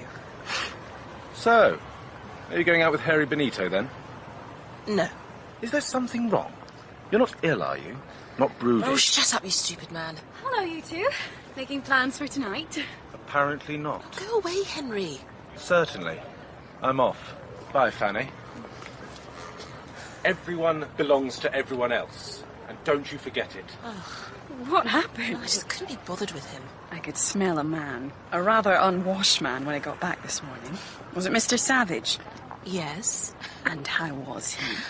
We slept with a sheet between us. It was very chaste. He's the one I want. There are millions of other men in the world. But I don't want them. How do you know until you've tried? I have tried. But how many? Dozens. Well, you need to persevere. While I'm thinking about him. But just don't. I can't help it. Well, take as much soma as you need to forget. But every time I surface from it, I shall like him all over again. I'm disgusted with myself for saying it, and please don't repeat it to anyone else, but I think perhaps you have to take him and make him yours, just yours, and find out what that's actually like. Are you all right? No, not at all. I think what you're doing is stupid, but I understand it. I shouldn't, but I do. I feel... I used to be contented. Oh, I'm going home now to soak in a bath with 100 milligrams of soma and try to forget we've had this conversation.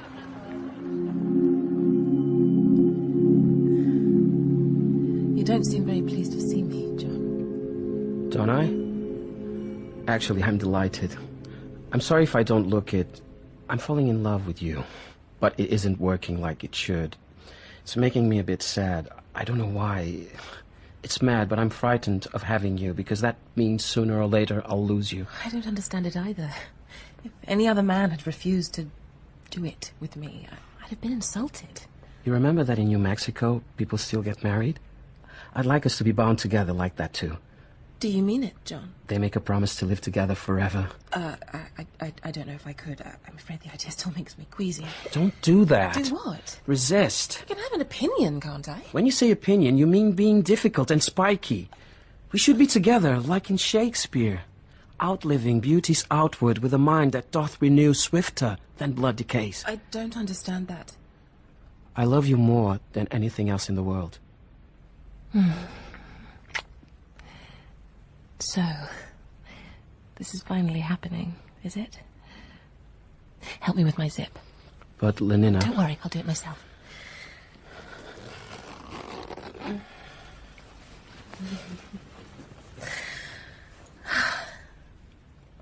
Look, John. Look at my body. I'm generally considered not bad. What's the matter, John? I can't do this. Why on earth not? Well, what's the matter with me? I can't have you in the knowledge I'm just going to lose you again in a few days, months. Stop going on about the end of our relationship when it hasn't even started. So suddenly, all those other men don't count. What? Yes, that's right, they don't. All that shallow lust. Exchanging liquids as if it doesn't mean anything. Oh. How many men have you had?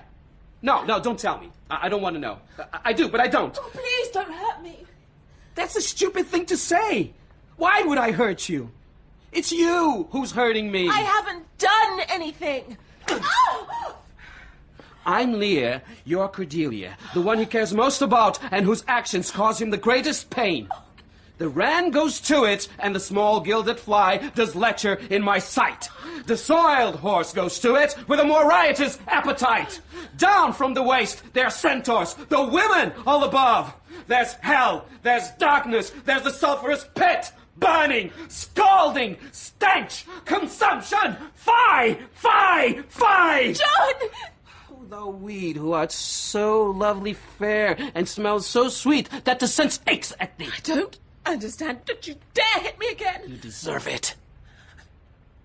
Was this most goodly book made to write whore upon?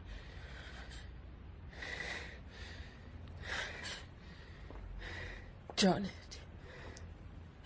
do you think I might have my clothes, please? Here. Impudent strumpet. These aren't clothes. They are devices to take men to the precipice. Here. You can't hit me. No one is allowed to hit me. What's the matter with you? If you don't want me, you could have just said so. You don't have to throw me about the place.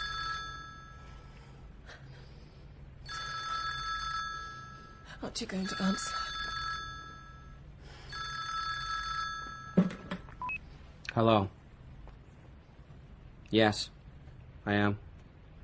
Yes, Mr. Savage speaking.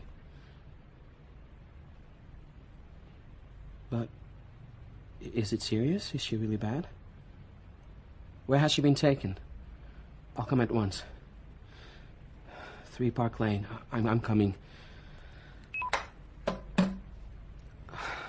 Linda has had some kind of attack. Apparently she's unconscious. They've taken her to an address at 3 Park Lane? That's the Park Lane Hospital for the dying.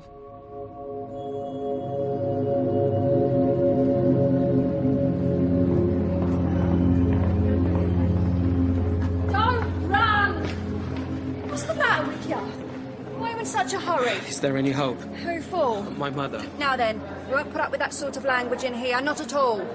We create a thoroughly pleasant atmosphere here. Linda, my mother, is there any hope? That filthy word again. Answer me. Do you mean hope of her not dying? Yes! Of course not, you fool.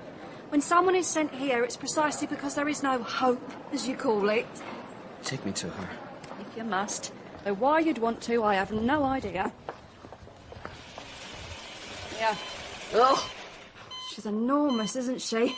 And the stink. My nurses haven't been able to stomach washing her. How could someone let themselves go like that? Anyway, I haven't got time for this nonsense. I have a batch of Alpha Plus children coming in shortly to watch some dying. Your, Linda will die at any moment. They've been told they'll see her go.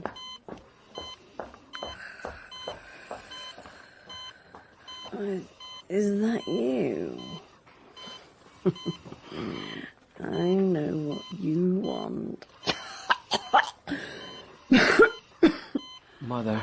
I know what you want, naughty man. Are you going to be kind and give me something in return? You give me mezcal, and I'll be kind to you. Linda, it's me, John, your son. My son? No. Everyone belongs to everyone else. Where's my lovely young Indian? Have you chased him away? Where's my mezcal? Oh. What's wrong, Linda? Sister! Quickly! Nurse! Quickly, I think I've killed her. There are 30 children waiting to come in. They're looking forward to seeing her die. Now you've spoilt it. They need to watch and laugh and get used to it. How can you be so selfish? How many goodly creatures are there here? How beauteous mankind is. Oh, brave new world. No! Back into the corridor! No one said come in. This is fun. And like all good fun, it needs to be properly organised. And Mr. Savage... Oh, yeah, I know who you are, and I'm not in the least little bit impressed, to tell you that for nothing. Will you please just get out, now? You really have no idea where he's gone? I know he was here with Lenina, but I don't know where either of them went. There's a towel with blood on it in the bathroom. Well, we need to find him. Hello? Speaking. Are you sure it's him? What's going on? And he did what? Please tell the police to be kind. He doesn't understand much. It's not aggression. Well, it is, sort of. Just keep him there for his own protection. I'm coming. What's happened? The fellow I know at the Park Lane Hospital. Has something happened to John? He's there. He watched his mother die, and he seems to have gone mad. We have to get there as fast as possible. I created a monster, didn't I?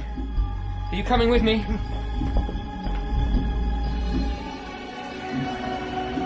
What's the matter with you all? Do you like being slaves? Do you like being babies? Told what to do? John! Man, he's gone off his head! Good luck to him, I say. Never experiencing the great emotion. John! Excuse me. Please, move! John, come down! You've been numbed into a flat world of fiddling sexual pleasure. Excuse me. Without the spite of desire and self-disgust. Wantonness and Close to regret. breaking point. They'll kill him. They'll just pull him down off that wall and stamp him to death. Out of my way! Your life. Move! Move! Be free! Hello, John! I'm Helmholtz. I want to be free. What? Can you show me how? Free? Good old Helmholtz. I want to be a man. I want to know the extremes of emotion, of pain, regret, thwarted ambition, lost love. I want them all firsthand. Hear what he just said. He wants to become a human being. Don't you lot want that as well? All right, you two. You've had your fun. Well done. Everyone's got the message. Time to go. We need to get out of here. This is an illegal gathering. You are hereby given notice your usual rights as citizens are suspended. Everyone is required to lie down to be handcuffed. Soma sting gas will be administered. Soma sting gas Helmholtz. will be administered. John, you madman. We have to get away. Now! You were told to stand still. Run! Run! There you! I can't see! I can't see! You were wrong. You alphas, you don't get it, do you? See this? I'll stripe you across the face with it if you move again. This here in my hand. This is the truth, and don't you forget it. My friend, please calm down. Everyone has the right to an opinion. But remember, everyone also belongs to everyone else. You've had your chance at some free will, and time's up. You will all be transported to an emergency reconditioning centre and released when the doctors feel you're ready. The police didn't do exactly what they said they would. The public were taken away for re-indoctrination. The three of us were transferred to an hotel where we were watched while we showered and dressed in clothes provided. Those dreadful rayon clothes with zippers that are so depressingly uniform. We were then transferred by luxury vehicle to the office of Mustafa Mond, 500 feet above the streets of Westminster. So you don't much like civilization, Mr. Savage? Savage is not my name. Can we move beyond matters of administration? It's not a matter of administration. It's a matter of my name. John. My name is who I am. And no, I don't much like your civilization. Mr. Mond. That's very disappointing. Surely there's something you like. Well, there's a lot of music. Sometimes 1,000 twangling instruments will hum about my ears, and sometimes voices. You've read it too? I thought nobody knew that book in England. It's prohibited to all but the select few, the children you met at Eton Upper School. Miss Keats said they didn't teach it. She lied. The ideas, the way of seeing it encourages... It's very dangerous, only for the trusted few. That was always the case with art before we became properly civilized. 100 years ago, some people pretended it was for the herd, but they still kept it mostly to themselves. Anyway, no one's officially allowed it. It's prohibited by law, but as I make the law, I can speak it out loud. You, on the other hand, do not make the law, and so can't. But why prohibit it? Mr. Watson, have you forgotten your teacher training, your rules of intellectual exclusion? You are an employee of an academic institution, and within that world, if you want to remain employed, it is required that you do as you are told, while maintaining the facade of free thinking. But free thinking must not actually intrude, must it? That's the iron truth behind the rayon fist. Even if the words are simply beautiful. I have observed myself. I know that I think in words, and the words I have and don't have determine the boundaries of my thought. I want beautiful words because I want more chances to think new thoughts, to make new combinations and get new answers. We are talking about old words. We don't have any use for old things here, particularly when they're beautiful. The Chinese got it right back in the early 21st century. If only we'd taken notice of them sooner. Harmony, they called it. And it was all smiles. Thankfully, we saved ourselves eventually. Excuse me, Controller. Oh, you've found your courage at last, Mr. Marks. Not really, but I wanted to ask. What would be wrong with making that book Shakespeare commonly available? People could make up their own minds whether or not to read it. It would be a waste of resources. Why? Because it would not make a profit. Reading? No one does it voluntarily anymore. There's too much else to do, for which one has to pay.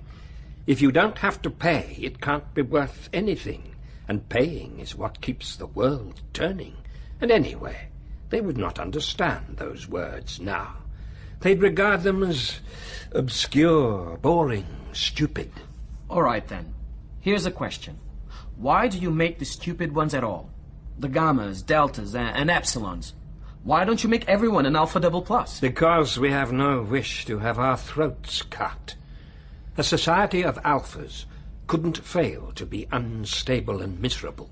An alpha-conditioned human being would go mad if he had to do epsilon semi-moron work. The optimum population is modelled on an iceberg.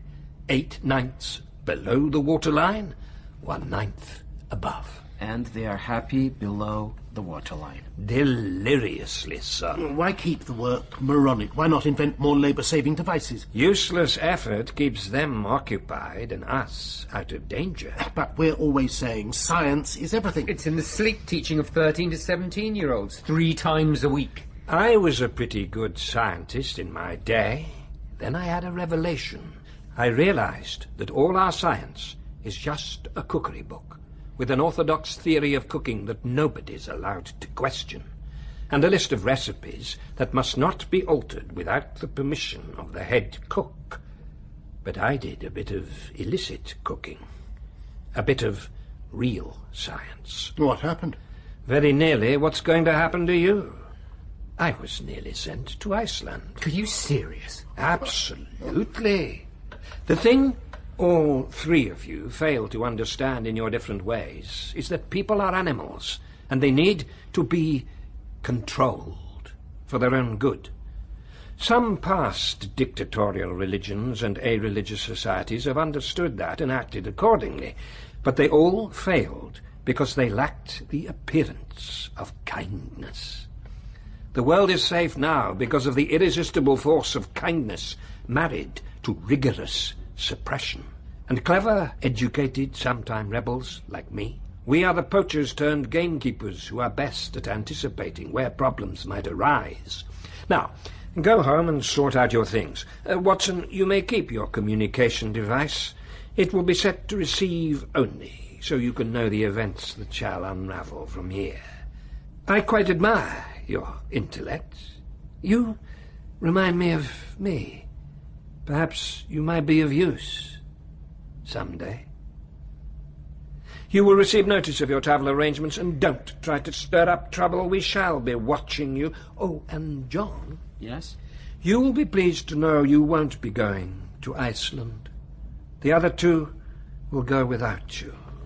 But why? Because you are too dangerous, even for Iceland. We have fenced off an area of forest in Surrey and equipped an old concrete military bunker with the basics required for civilized living. You like your religious illusions? Imagine yourself a medieval hermit. Flight paths have been changed to avoid the area.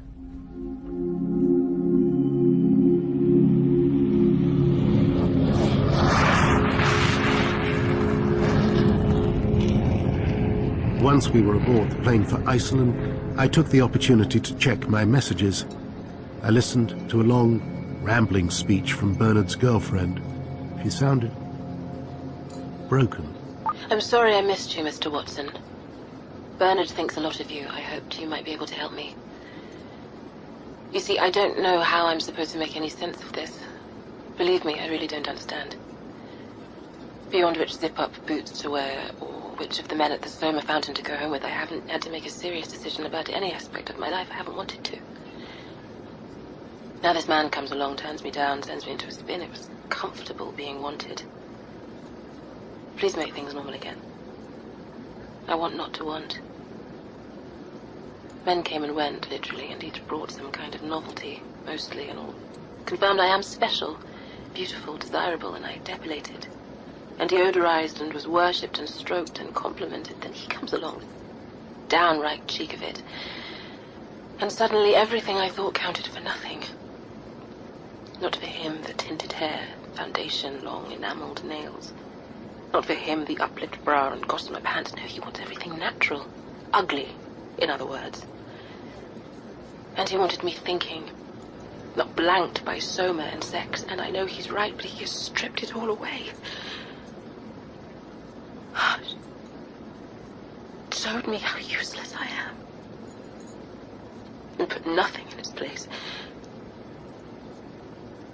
I am empty now. Lost. Sad, and I can't stand it. I ache for him, for myself, for everything. A lost soul, and even that word makes sense because I know it should exist, but for me it doesn't. I can't stand this. How can I be expected to? There's no one who can... So, we managed to ruin her along with ourselves.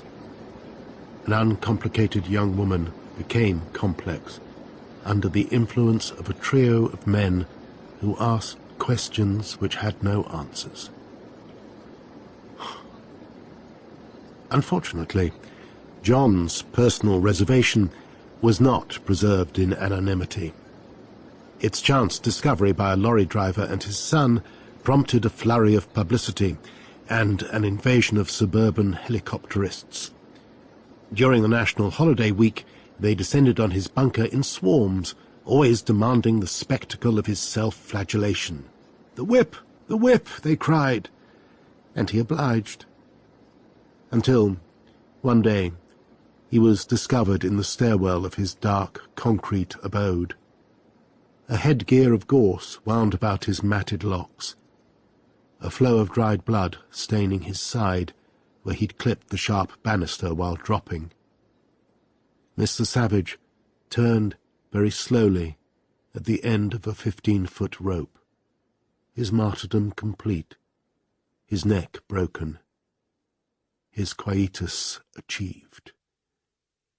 His feet, like two unhurried compass needles, turning towards the right, and after a few seconds, unhurriedly turning back to the left. On hearing the news of John's death, Lenina Crown walked out into the road in Kensington Gore and lay down, waiting to be flattened by a bus. Then she resided in a care home in Wembley until throwing herself from a window when the nurse's back was turned. At least, that was the story given out. Goodbye, Lenina Crown. Goodbye, history.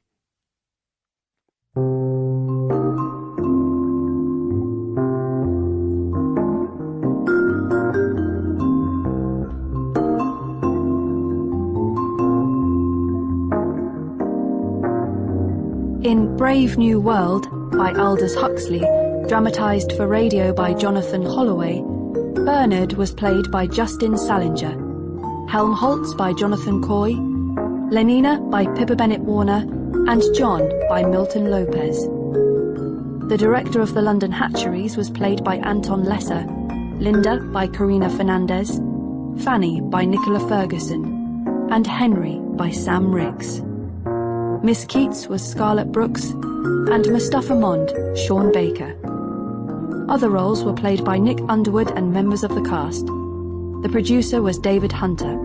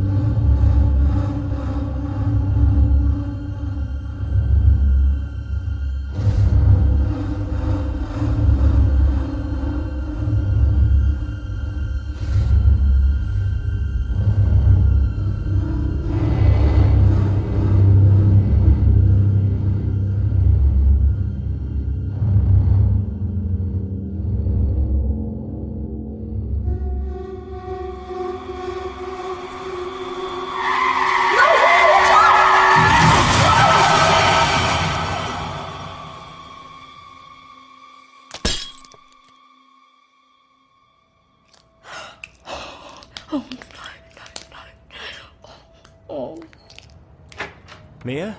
Are you alright? What broke? The snow globe. Oh, Mia.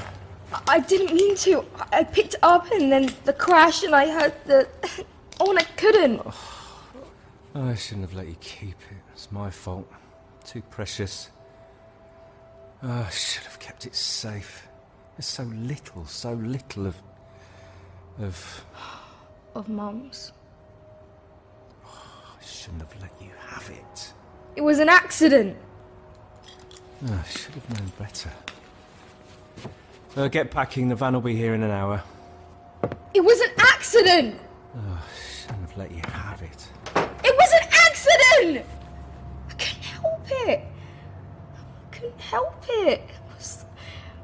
It was...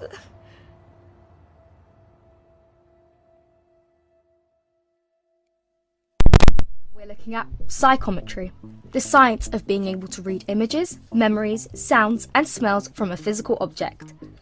Obviously, popular science doesn't even think that's possible right now, but that's what we're here for, isn't it? My name is Mia Brake, and this is Proto-Science, the podcast that wants to change the world's mind.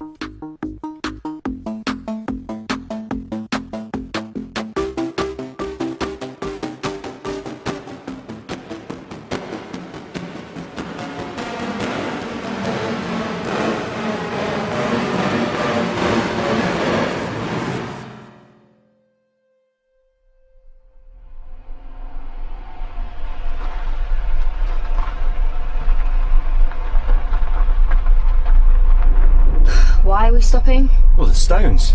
Don't you want to see them? I can see them from here. I want to know where we're living first. Well, I don't. I want to see the stones. They're why we're here. Why you're here? I'm here because I don't have a choice. The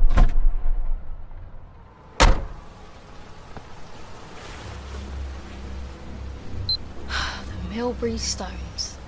A famous bunch of stones. No, Check out how old they are.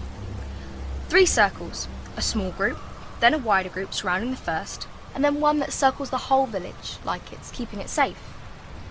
Or holding it back. The stones are dark, and about twice as tall as me, so 3 meters or so. Nothing grows on them. Shouldn't something grow on them? Moss or whatever? Maybe someone cleans them. Nobody knows what they are or why they're here, though. People try and find out. Including my annoying dad.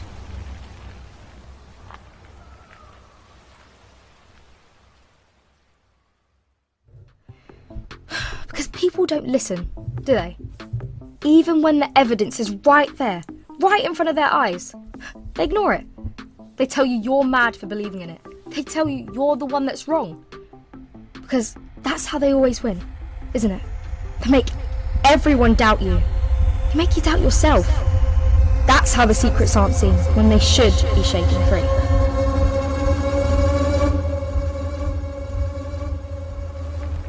They feel so rough. Centuries of wind, rain, snow, sun. Centuries. Still here, though. No need to rush to look at them then, was there? Do you have to be hard work all the time? Oh, I don't know, Dad. Do I? I mean, not like I've been pulled out of school, taken away from my friends. Friends? You never had any. Ugh. Well done, Adam. Very good. Brilliant parents in there. Idiot.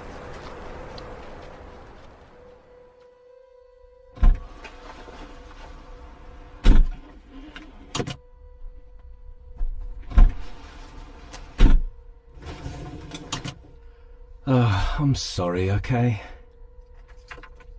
I'm trying.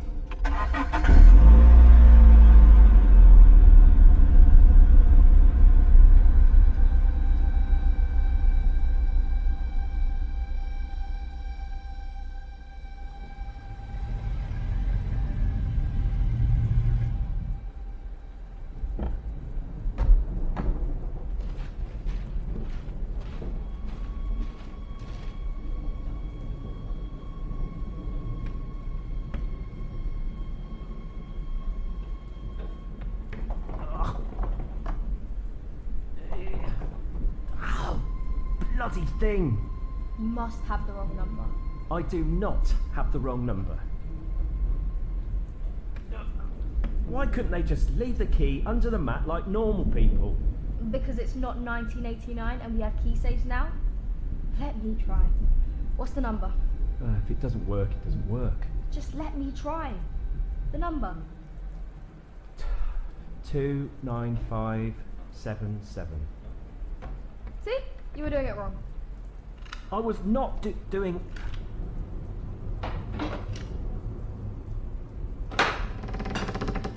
Oh, great, it smells.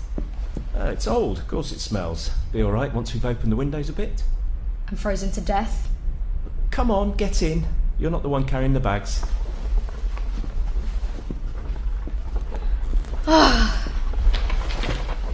What are you doing? Sitting down to enjoy our new home. No, you're not. Now, get off your arse and help me get everything in from the car. Then we can see who gets what bedroom.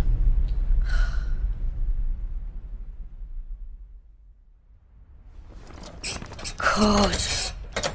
The bed is as old as the rest of this place. This is a bed people have died in. Lots and lots of people. Of boredom. Milbury. Where life stops, where the Wi-Fi is patchy, where I will surely rot.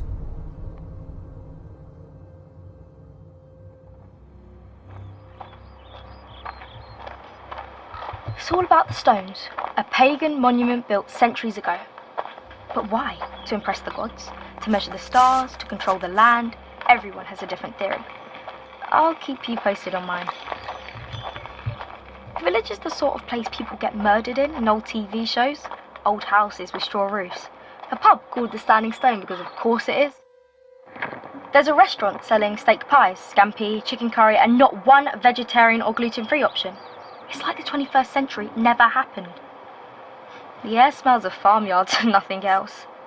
I've been walking for 5 minutes now and there's been no cars on the road. Oh, and there's a village shop with multiple personalities. It's a newsagent's, a grocer's, a pharmacy, a post office. If you ask nicely, they'll probably give you a blow dry. Oh, and the phone signal is so weak it's almost crying. This is where people who campaign against 5G go to live and be happy. In silence. On their own. Don't get me wrong. This place is great for the podcast. Built around a pagan monument and that. Lost in time. It's perfect. I just don't want to live here. What are you doing then? Nothing. Nothing? Yeah, of course, nothing. What are you recording? None of your business. There's no need to be like that, is there? Why are you being like that? Just being nice, just being interesting. You're drunk. Well, everybody needs a hobby. Yours will kill you. Already dead, aren't I? You look a mess, but living. Definitely dead, though. Live in a graveyard, don't I? Nobody living would do that. You sleeping rough? Can't really call a churchyard rough, can you? Name's Laces. Laces? Yeah? What sort of name is that? Oh, what are you called then? Not Laces. New here, yeah? None of your business. Definitely new. You're not talking right. Happy daisies are happy days. Happy daisies are happy daisies. Happy daisies are happy. Yeah, so I'm off now. No need to be busy. Just be nice, wouldn't it? Just be friendly. You'd wish you'd be nice yourself. Oh, will I? Yeah, you will. Because you'll have no idea where you are, girl. You're going to be desperate for a friend soon enough. You're going to come running.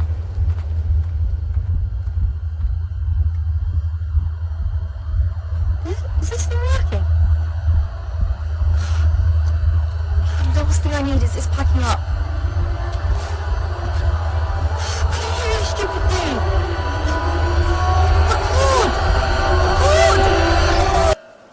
What are you shouting at? Huh? Electrical stuff doesn't always work here. Not so close to the stones. That's what I meant. Not what you said. Don't start, you two. Jesus. You've just moved into Milligan's, yeah? Who's Milligan? Milligan's dead. But he used to own the cottage you just moved into. Right. Died there, actually. Badly. Don't tell her that. Why would you tell her that? No, I don't mind. Killed himself, didn't he? Oh. How? Just don't have a bath.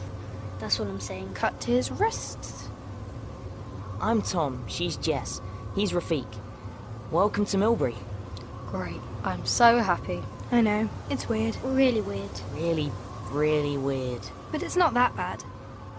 Weird I could live with. So far, it's just boring. Oh, then you haven't seen enough yet. This place is too freaky to be boring. You didn't say your name. Mia. Hi, Mia. You like the stones? As far as stones go. Actually, no I don't. They're the reason why I'm stuck in this dump. Huh? My dad's researching them. What's to research? They're stones and they're big. And weird. And they feel funny. What? Touch one. They tingle. Yeah, right. They do. Like static or something. Like they're plugged in. Seriously? Touch one. Not sure I want to. Doesn't hurt.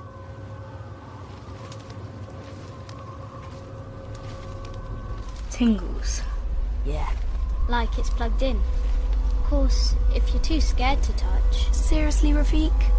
If you're too scared, what are you? 8? I was joking. Tingles. Okay.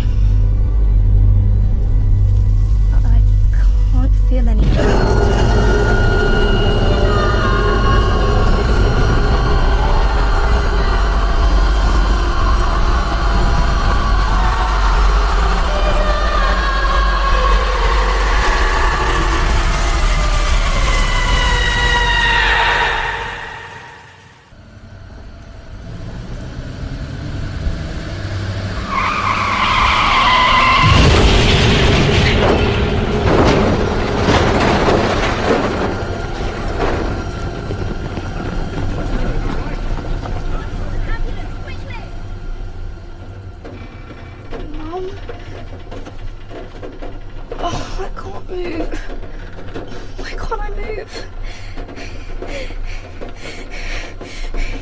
Mum? Mum? Are you okay? Are you there? I can't move. Why can't I?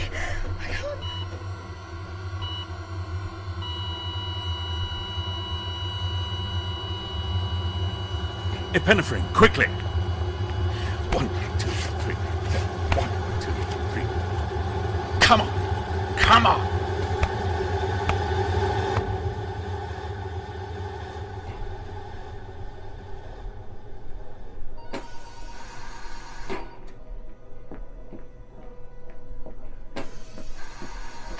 ICU. I can only give patient information to immediate relatives. I'm afraid I can't tell you that either. What's happening? What's going on? Shh. What's happening? Why won't nobody tell? Nobody tell. Mum? Mum, where are you? Mum.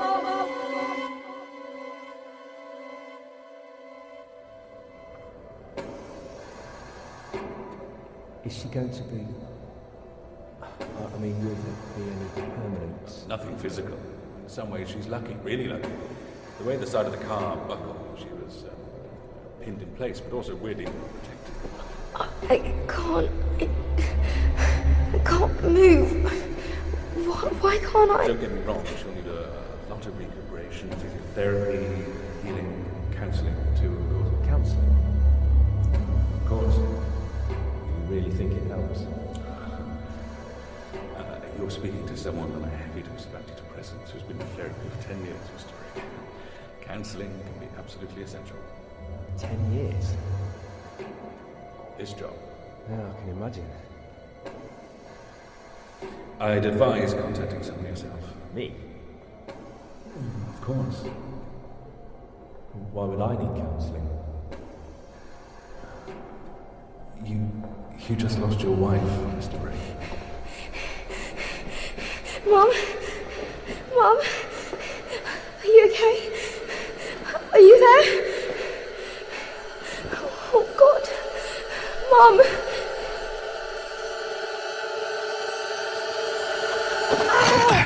Careful! You all right? That was quite the tumble. Stupid. Me or you? Me. Yeah, except it's my job to get you up and about, not let you fall on your face. Come on. It's the left leg. Always my stupid left leg. There you go with the stupid again. Why's your left leg stupid? It's got broken in 3 places. That's not stupid. It should be stronger by now. Well, luckily you know a fully trained physiotherapist who can set you straight on that one. No, it shouldn't. Now, stop picking on your own legs and come and sit down for 5 minutes. We can try again in a bit. I'll try again now. Again, let's take this opportunity to consult with the expert in this field. Me. You'll try again in a few minutes, not before.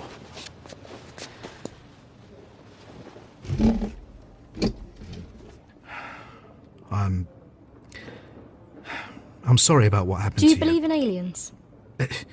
What? Aliens. Oh. I've never really thought about it. Why? Been listening to a podcast about it. I have too much time now and my eyes still lose focus if I look at a screen for too long. So I've been listening to podcasts. About aliens? About lots of things. But the best ones about aliens and stuff. Stuff? The unexplained. Conspiracies. The stuff that governments know is happening but hide. I sometimes listen to one about football. I don't know anything about football. I don't know much about aliens. Not just aliens. Did you know that water has an emotional memory? Water? Yeah, just water.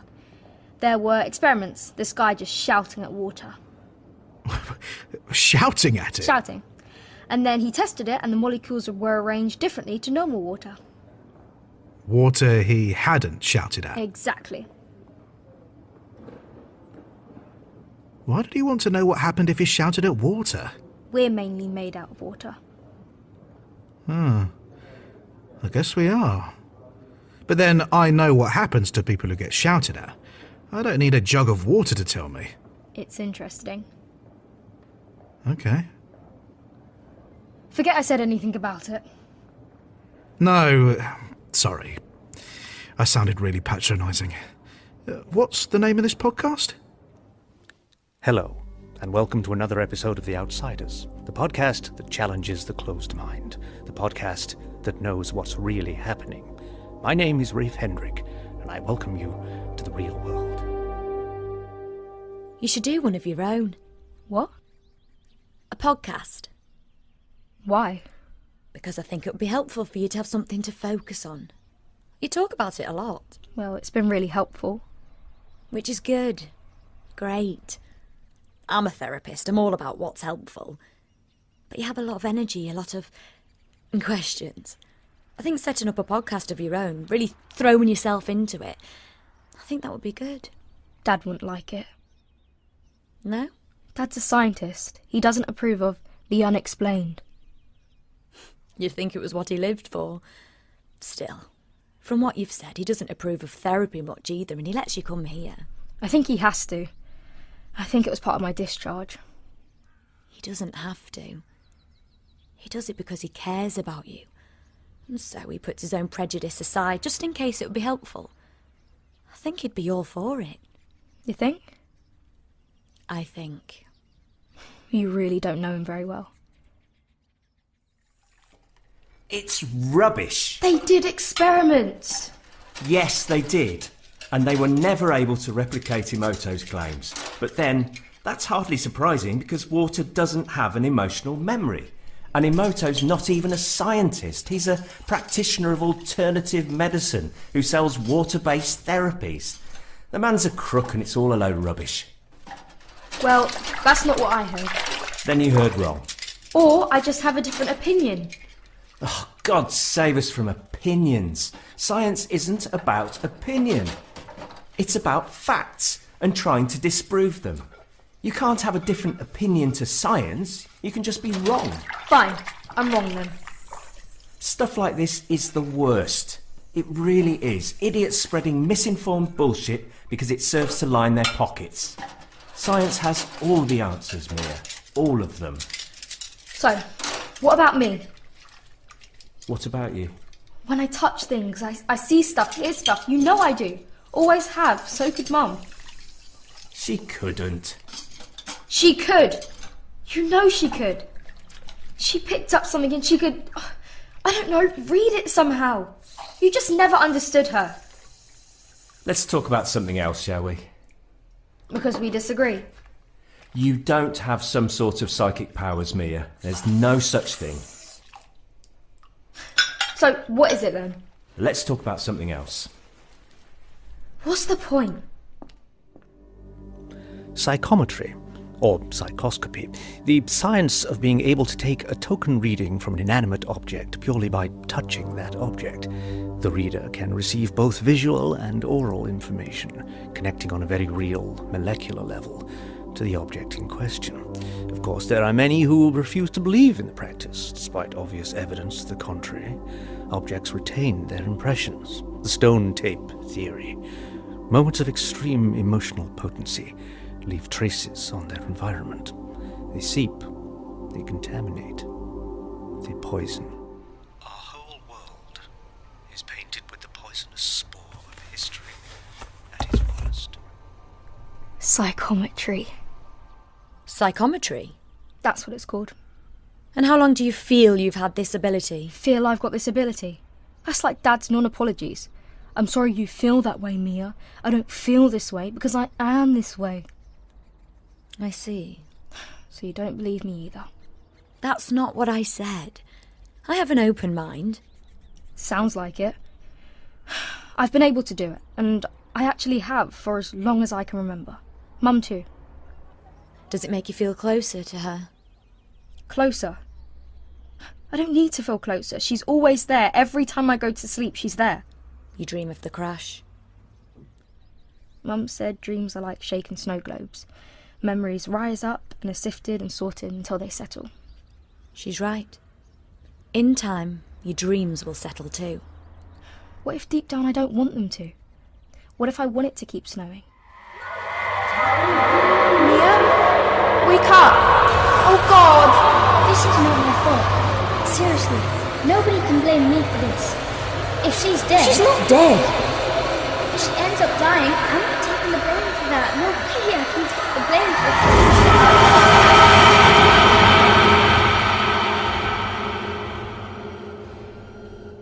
It's just me. In the kitchen.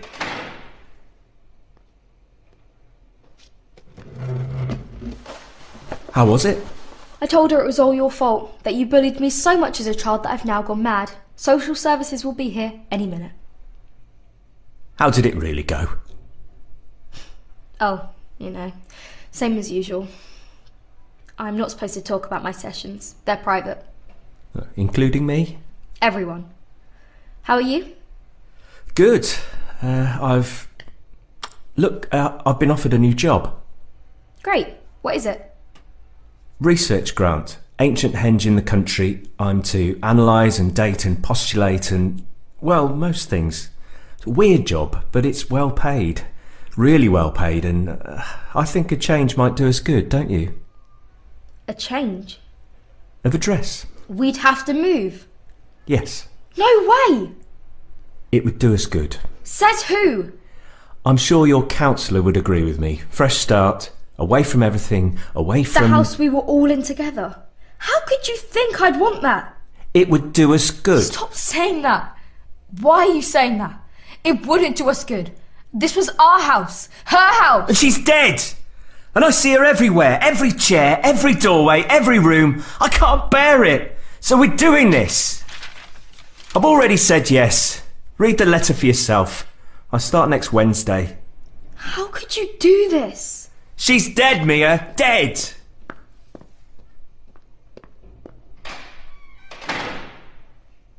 But I'm not.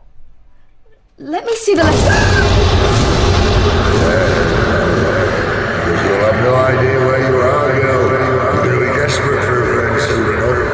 You look up money. Touch one. Touch tingle. Tingle. Yeah, right. They do, right? Like static or something. It's like they're plugged in. Seriously. Touch one. Touch one.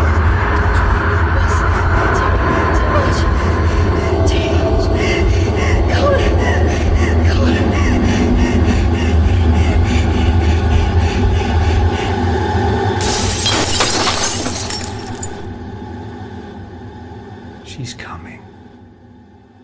Happy day. This is Proto-Science, the podcast that wants to change the world's mind. And I think I might be out of mine.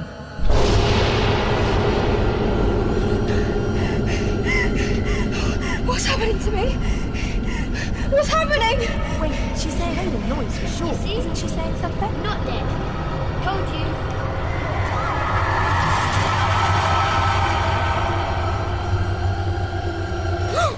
Mia, are you okay? What happened to me? You touched one of the stones and then you passed out. Completely out of it. Boom. Gone. We were scared. Especially Rafik. Piss off, Tom. You thought you were dead. You did look dead, to be fair. I'm not dead. Happy day! Oh, don't start. Happy day. I'll get to that. Yeah, happy day. Well, I guess it is in a way, because after months of recording these podcasts, digging into the weird, trying to explain the unexplained, trying to find the biggest mysteries I can, I definitely moved to live in one. I don't have low blood sugar. It's a condition. Condition? There's something we can catch? No, it's nothing. Just leave it. What were you recording? I run a podcast about weird stuff. Amazing. Can we be in it? Well, I say we, I mean me. Can I be in it? Come on, we need to move away from the stones. If we move away, your voice recorder will work again. You're doing one on Milbury? I guess. I tend to just... Well, I record my thoughts. Rubbish, mostly. Then cut stuff together. Half of it doesn't even end up going out. You'll want our stuff. He means his stuff. I do. I absolutely do mean that. Okay, hang on. Everyone here's weird. Everyone. Everyone except us. Except us. We'll go mad like the rest eventually. You can't live here and not go mad. That's what I think. Mad how? And what do you mean by weird? You'll see. But describe it anyway. Hello. Hello. Can I help you? We're recording for a school project. Is that all right? The local school? Absolutely. Such a good school. Yeah, it's great. We're all very proud of the school. Very proud. As you should be. What do you want me to say? We're asking people what it's like to live in Milbury. Wonderful. Naturally. Quite wonderful. Lovely to see you. Happy day.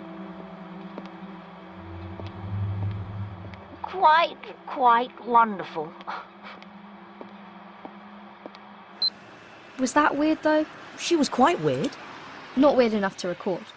Honestly, you'll see. We just need to keep... Oh, hello, you lot. What are you doing then? Not him. That's my dad. He's not weird. Well, he is, but not, Milbury weird. Thank you? This is Mia. She just moved to the village. Mia, this is my dad. He's a doctor at the graveyard. Care home. They're not dead. Yet. Hi, Mia. Nice to meet you. Hi. Tom, Rafiq. Hi. So, what are you doing? We're recording a podcast about how weird people are in Milbury. Right. Do you think they are? Weird? Yeah. Quick, record! Oh, hello? Vicar! The kids are just, Recording for a school project. Do you like living here in Milbury? It's wonderful. Naturally. Quite wonderful. Lovely to see you. Happy day. See? Not very weird. Happy day. It's just a thing they say around here. I think it's sweet. Well, gotta be off. Get back to the graveyard. See? The vicar said the same thing. Word for word. Which is weird, I'll give you that. Wonderful. Wonderful. Happy day! I mean, it's quite nice. But, it's the way they speak. How long have you been here? Nearly a year for me. Dad and I have been here a couple months. Like 3 weeks? My mum runs the museum. There's a museum? We'll pass it in a sec. Don't go in, whatever you do. It's good. It's boring. So boring. I once passed out in there looking at an old map of a hill. Spaceman set it up. Spaceman? Famous astrologer. Astronomer. Whatever. Lives in the big house opposite the stones. It's not a very big museum. Big enough. Look, I'm heading home. You can't make me go in there. I'll see you tomorrow. We'll record some more. The good stuff. See ya. I've got stuff to do too. Nice to meet you, though. Wait for me! You coming in? I guess.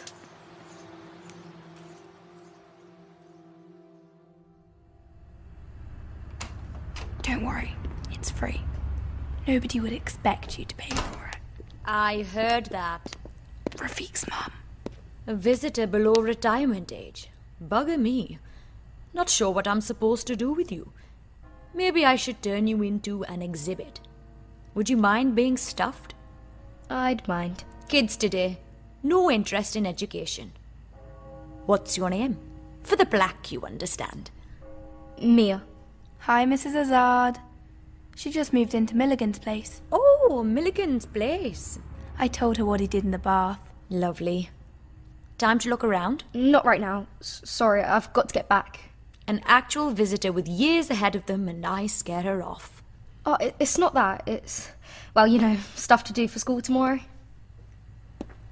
What? Wow.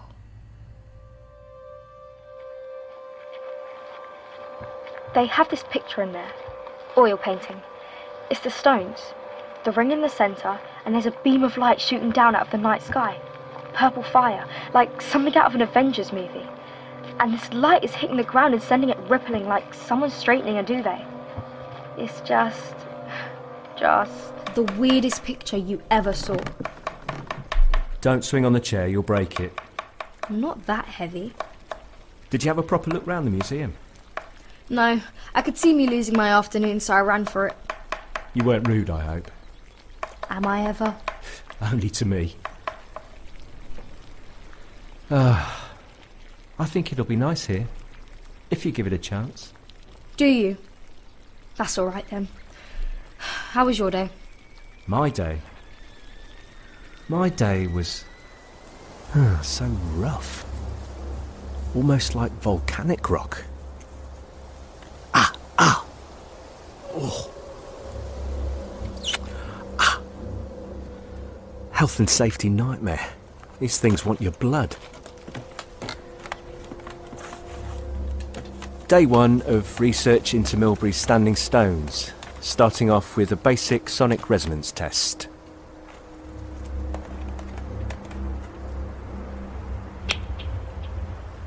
Well, that's just weird. They're not supposed to make a sound. Some kind of weird harmonic effect. A crystalline structure. Maybe some kind of... Some kind of... Maybe...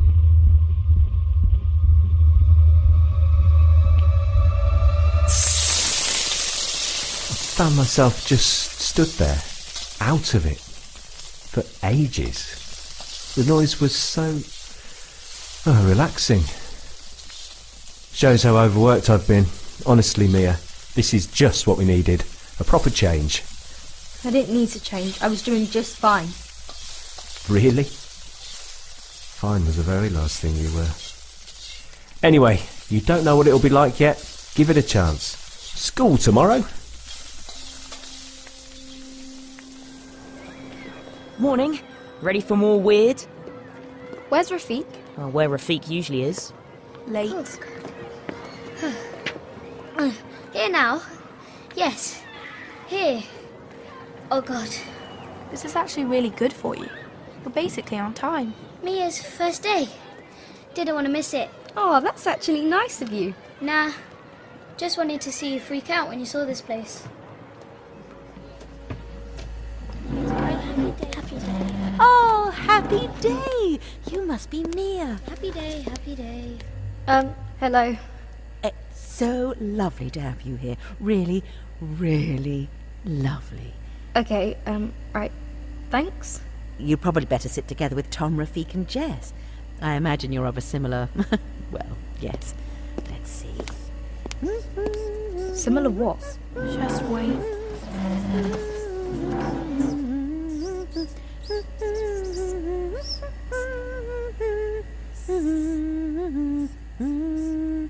X cubed plus y cubed plus z cubed equals k, where k is all the numbers from 0 to 100. The summing of 3 cubes. Just an old favourite to get us warmed up. Mia. Oh, okay. So what do you want me to do? Let's pick a value for k. Class? 42. Trust you to pick a hard one, David. Okay, Mia, off you go. Sorry? If k is 42, what are x, y, and z? Oh, right, yeah. Okay, I mean... How would you even... well... Summing the cubes. I mean, seriously, this is one of the all-time trickiest maths problems. Googled it, sort of thing maths stand to do when fun's got a bit too much for them. Lots of the values of k are easy to figure out, apparently, but 2 numbers stumped mathematicians for years. Actual years. Those numbers. 33 and 42. And this teacher is asking me to do it in my head, on the spot. I mean, Nobody could do that.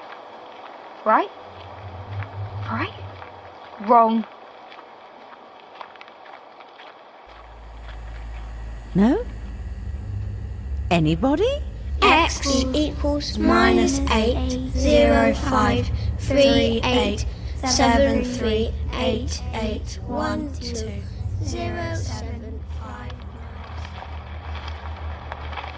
And it's not just that they become good at maths, these kids.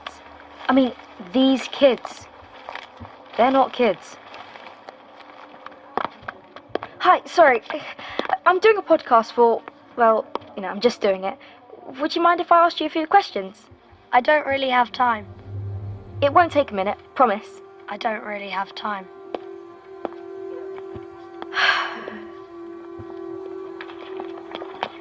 Hey, would you mind if... I don't really have time. Hi, we go to the same school. Obviously. I wondered if you I minded... don't really have time.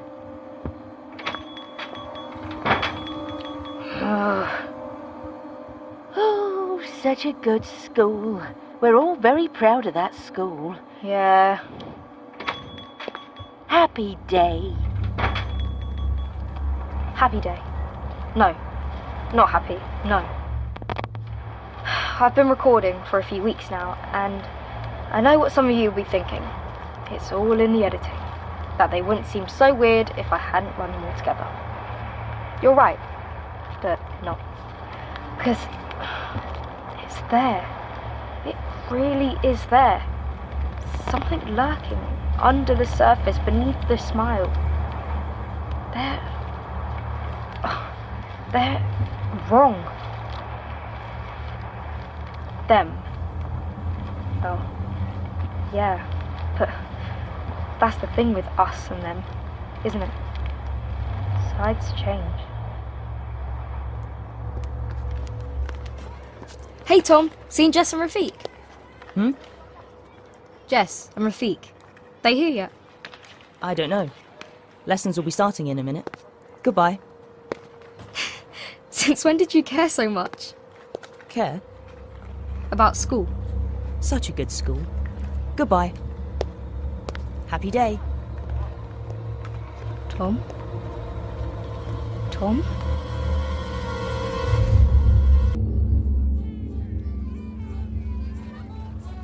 Nobody ever died of folk music. Probably. Cheer up, it's a free party. Joy. Where are you going? You always told me to mingle at parties. Find you later. The Festival of the Stones. Big celebration. Ancient origins. Maybe this will give me some kind of clue as to what happened to Tom and the others. What's really going on in Millbury. The whole village is out. Tents and tables, cake and mead stalls, tombola spinning, everyone drinking and hanging everywhere you go, weird little dolls made out of straw. Some people are in masks, huge gross things. Some masks are human, wide painted smiles and psycho killer eyes. Others are more alien, big moon faces if you can have a face with no nose or mouth. Then there are the huge animal heads made out of ivy. Foxes, horses, badgers, wolves, wooden jaws clacking together, pulled by a string.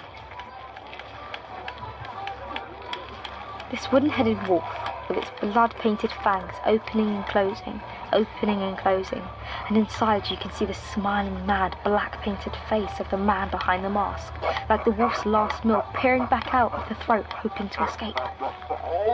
Yeah. Fun.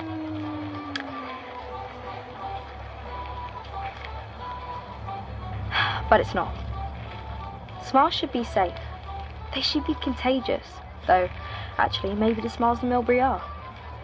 So why is it terrifying to be surrounded by so many smiling people? Probably says a lot about me. And a lot about you if you think that's normal. You know, before Mum went, we were going to get a dog. Went to the rehoming centre and they told us not to smile at them. You think you're being friendly, but all the dog sees is bare teeth. All the dog sees is that you're willing to bite. Talking to yourself? My therapist told me it was good to record my thoughts. She probably told you should share them as well. Right. Well, that went down well. Mia! New friend? Someone from school. You could admit to having friends, you know. Hi, Mia. I'm Mia's dad. Oh, yeah, sorry. Hi. This is Jess. A friend from school? You can go and look at the lovely dancing now, Dad. No thanks. Nice to meet you, Jess. Glad Mia's making friends. Mia, Jess. So many friends. Oh, look at them all. My son seems to think that dancing is evil. Hello, my name's Priya. I run the museum. You're the scientist. Archaeometrist, which always needs explaining. Archaeology is a scientific discipline. Why don't you tell Priya what mansplaining means, Dad? We're just gonna go and look at the stalls. Are we? Yeah, the stalls. Come on, Rafiq.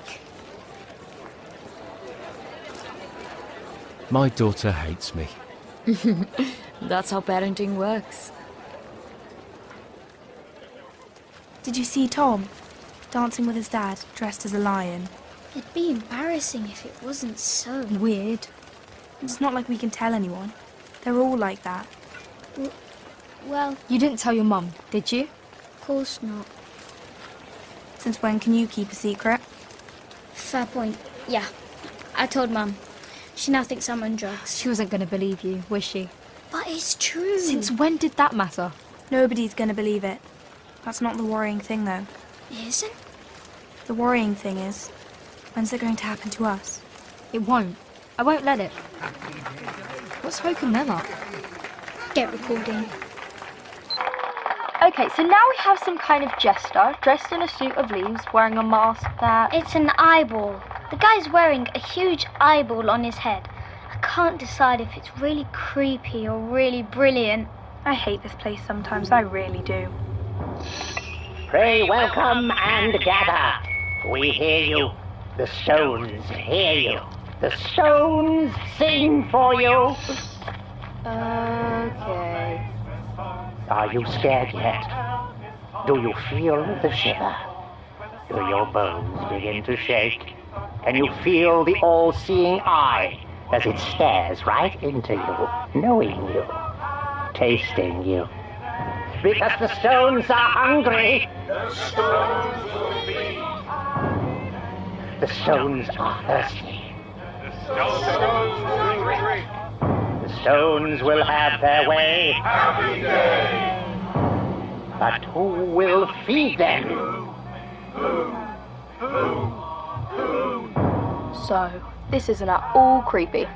You. What? No thanks. Hey, get off!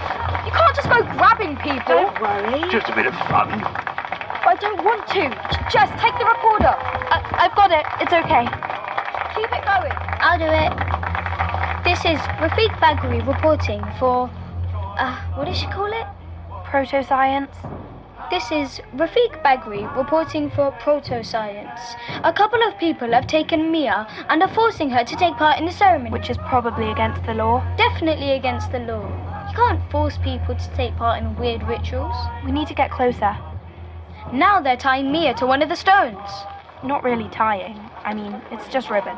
Hey, who's doing this? I'm trying to inject a bit of drama here. You will give yourself to the stones. I really don't. They are grateful. They thank you. They will thank us all. Is that Mia? Oh, she'll love that. Could be worse. They used to do this for real. Tie people to the stones. More than tie, Jess love. The stones have chosen. And it's really nothing to worry about, just a laugh. But I don't want to touch the stone. When I touch things, I sometimes... Your voice. The stones have chosen.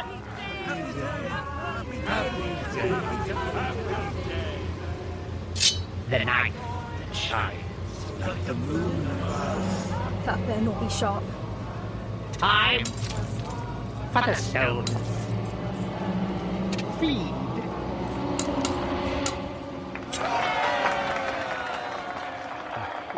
Is she okay? He just cut the ribbon. She's fine. Mia! Mia! Are you still recording? Of course I am. Actually, I'm not sure. Maybe I should press the... Oh, Mia. You'll have hated that. Being grabbed and tied to a stone in front of a crowd. What makes you think I'm not having the very best day? I'm sorry. Are you okay? Fine. I need to go and talk to the guy in the mask. I'm sure I knew his voice. I mean, well, it can't be, but... Hello, and welcome to another episode of The Outsiders, the podcast that challenges the closed mind, the podcast that knows what's really happening. My name is... Rafe? Mr. Hendrick? Rafe Hendrick. I'm Rachel Lane, BBC Southwest. Would you have a couple of minutes to talk to us? Of course, as long as you're civil. Always. If only. You ready, Jim? Rolling. Here at the festival is one-time astronomer and television presenter, Rafe Hendrick. Still an astronomer. Sorry? You said one-time astronomer. You don't get struck off. I turn my back on TV, certainly. But we're certainly lucky to have you today. Flatterer. How are you enjoying the celebrations?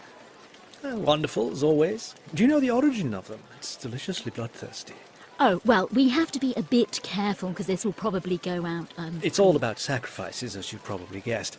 The first celebration day was about selection. Finding the finest men and women of the area through tests and games. Strength, fortitude, endurance, that sort of thing. And when the best were selected, they would live like gods for a couple of days, worshipped and adored. Until finally, on the second celebration day, guess what happened? Well, as I say, we probably can't go into the, more... They'd be tied to the stones and then bled. So they watered the ancient rock. It would take hours. Fine cut after fine cut. The blood soaking into the stone and the earth. The sacrifices getting paler and paler. Yeah, we definitely can't use... Drop by drop by drop. You think about how much blood there is in the human body. Doesn't actually sound much, does it? 8 pints. 4.5 litres. A couple of big bottles of pop and loose change. Drip, drip, drip. But it would have looked like so much more. It always does. The ground becoming sodden, scarlet mud stirred up by the victims' feet as they tried to stay standing. Drip, drip, drip. Painting the stones slick as they swayed. Back and forth. Delirious. Weak. Skin burning all over from cut after cut after cut. Physical pain wouldn't have been so bad, I mean. There are worse ways to die, more painful ways. But knowing what was happening, knowing that there was no going back, that every drop was one wet whisper closer to death.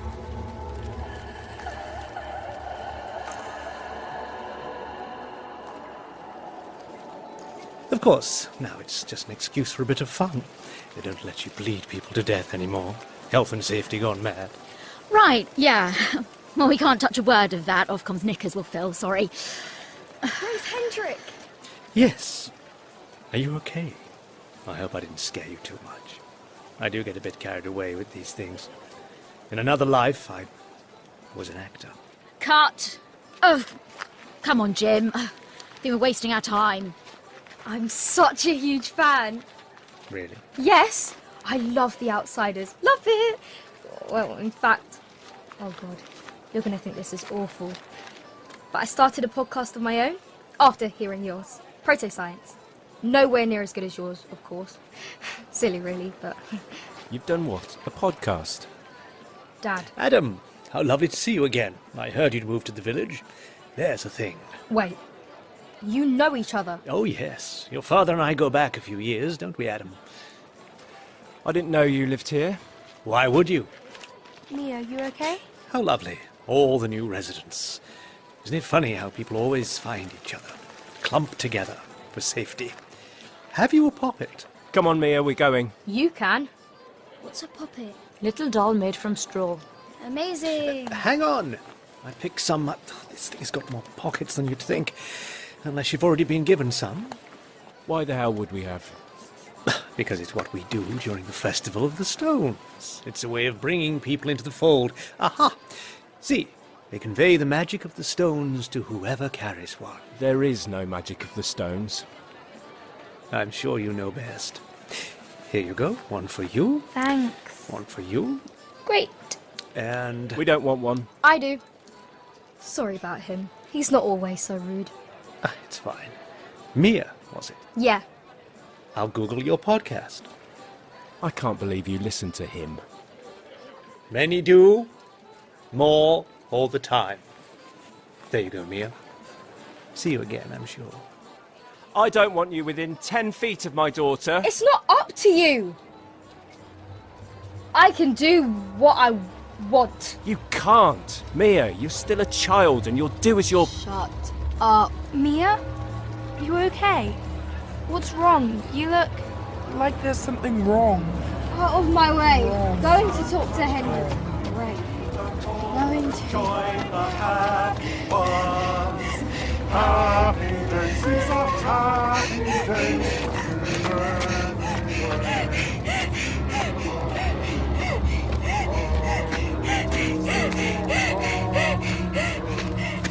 Pray welcome and gather. We hear you. The stones hear you. The stones sing for you. Are you scared yet? Do you feel the shiver? Because the stones are hungry.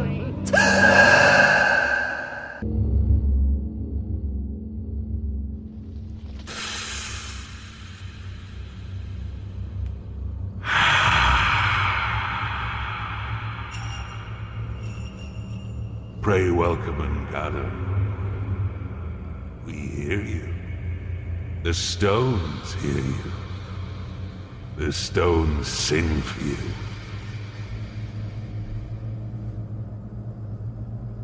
Are you scared yet?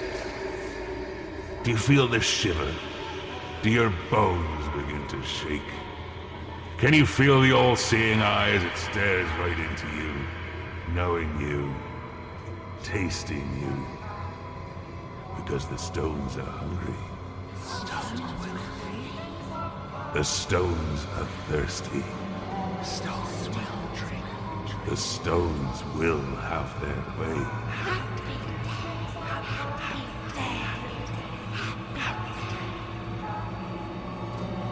But who will feed them?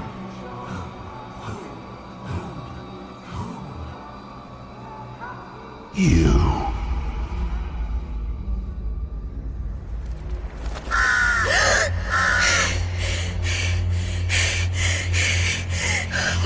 What's happening? Everything was so can't move. Why can't I?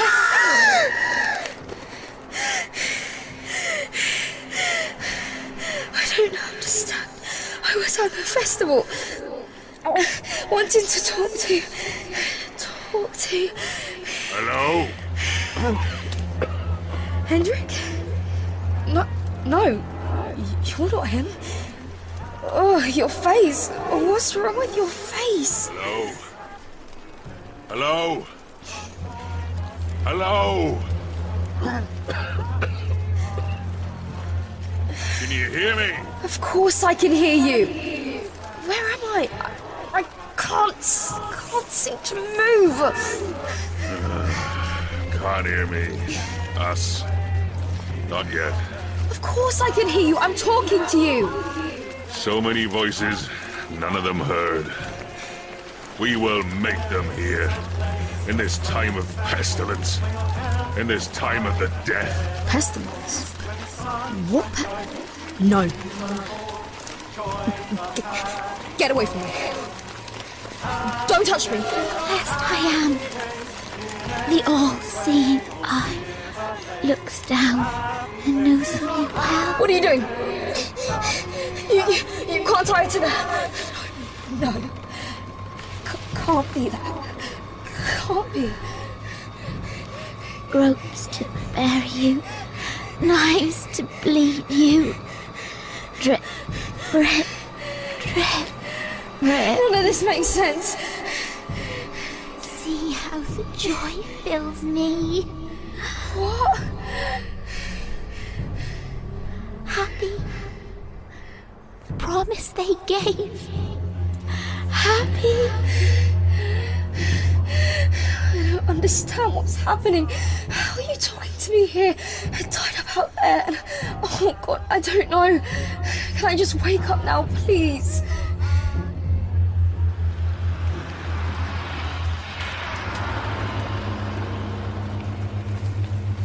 Look at you. Just look at you. Beautiful. I can feel the power in you. Rafe? Mr. Hendrick? Please, help. I don't know what's happening, but it's as if I'm trapped. I'm in the stone, inside it, and I can't. I can hear you. What? Really? Thank you. Thank you. I can always hear you. What? Wait. Can't think. Can't.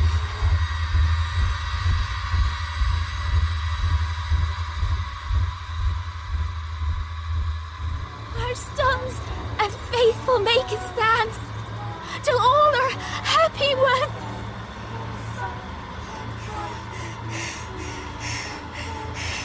Not much happy for you, whoever you are. Look at you.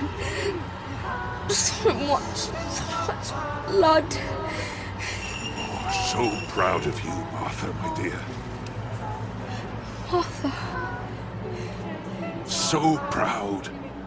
Can you feel them? Can you feel them coming? Oh, can't bear. God, what's happening? Feel it inside, in my head, like it's trying to. Wanting to be heard. Do you hear? Yes, but I don't want to. The sky, this is something.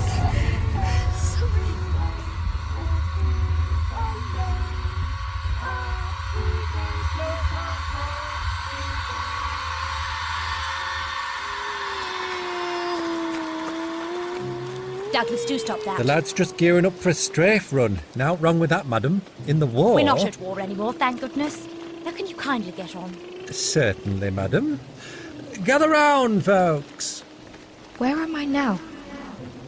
No, not where. Because I'm not moving, am I? It's everything else. When am I? Welcome to the famed Standing Stones of Milbury, one of the most ancient and mysterious monuments in the whole country. Douglas, I swear if you don't stop machine gunning the monuments, I'll give you such a tanning.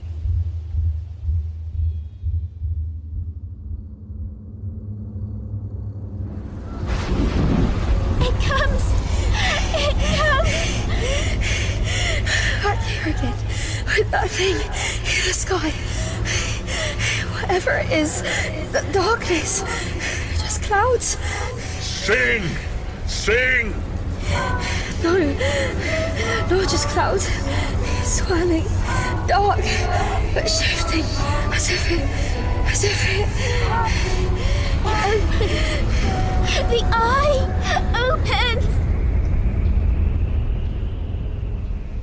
We'll never know what happened. How can we? The whole village just vanished. Mind you, there's some as might say it was the work of God. The things they were doing, the sacrifices. Oh, they were all at it back then. I've read a book. In the sky, something appearing. And not a voice, but something trying to connect. They weren't at it, madam, I can assure you. This ain't primitive man. This ain't a bunch of druids getting busy with their scythes at Stonehenge. Bloody hippies. Language, please. Ladies and kiddies present. Bloody hippies. bloody Ducky. Something about these stones, some ancient belief, had the whole village drawing blood in their name. Perhaps they always had, eh? Perhaps they killed for the stones for centuries. But what started it, eh? What started it?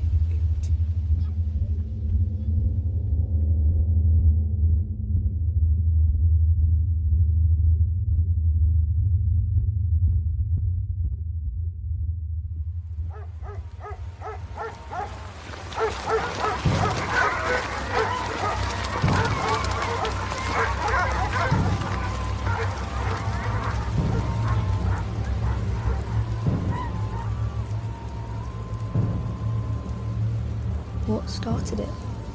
The history of the stones is ancient, hailing back as far as Druidic times. Far away, in a distant galaxy, a sun did what all suns must do, and went supernova. And the ancient people looked up into the night, and they saw what must have seemed like a miracle. A glowing, beautiful light, burning just for them. A new star in the sky, brighter than the rest. They worshipped it. They sung to it.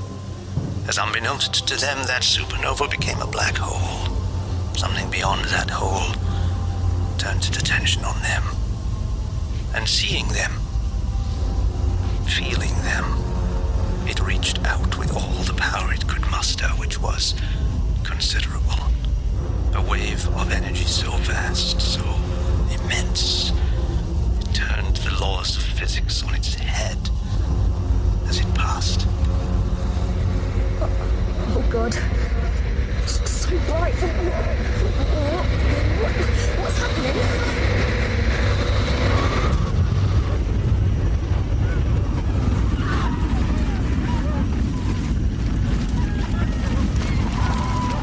The energy hit, and in that moment, everyone stood there in a circle, arms wide to the sky, full of worshipful awe, calcified in the extraordinary wave of energy.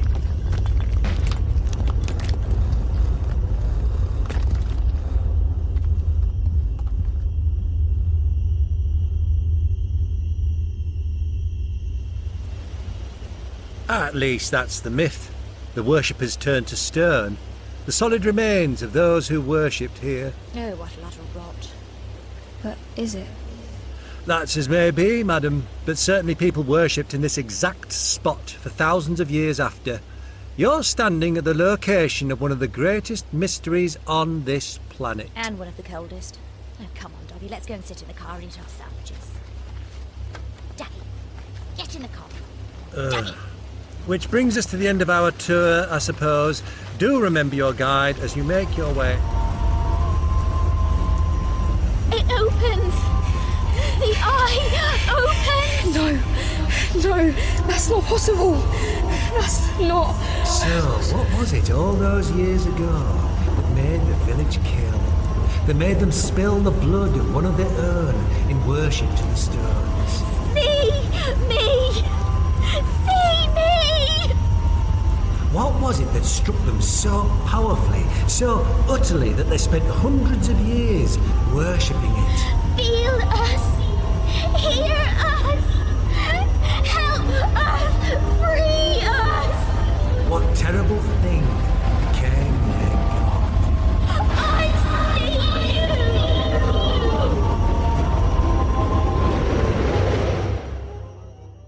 No!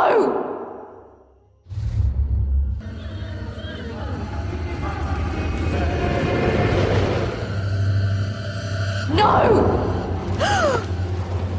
Been drinking, is it? What? Shouldn't be drinking. Not at your age. Haven't been drinking. Tried not drinking once. I saw things. Unhelpful things. Life without the little booze buffer isn't to my liking. I'm not one for the world in HD. When things get that sharp, you're bound to cut yourself. I don't know what's happening to me. Answers are overrated. Do I look like someone who ever cared about answers? And I'm thriving. You're sleeping in a graveyard off your face on cheap vodka. Exactly. Exactly. I'm living the dream. Exactly.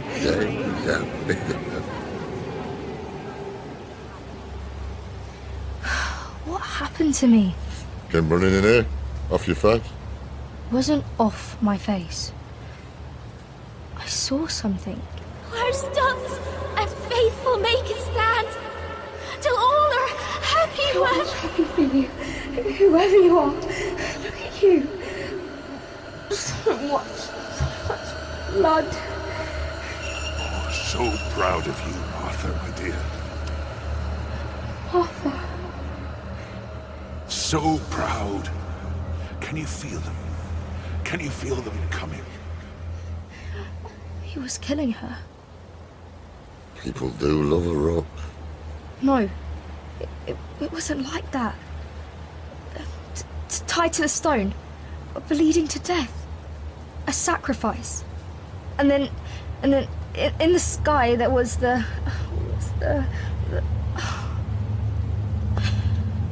Doesn't matter. I was dreaming. Must have been. I wouldn't do that if I were you. Not round here. Sacrificing people to the stones, was it? I love doing that. Used to, you mean? What else did you see? It was as if I was in someone else's head. A woman tied to one of the stones. A sacrifice. And then I was somewhere else, and then there was lots of places, and like time was all mixed up. That happens often enough. A lot of leakage around here.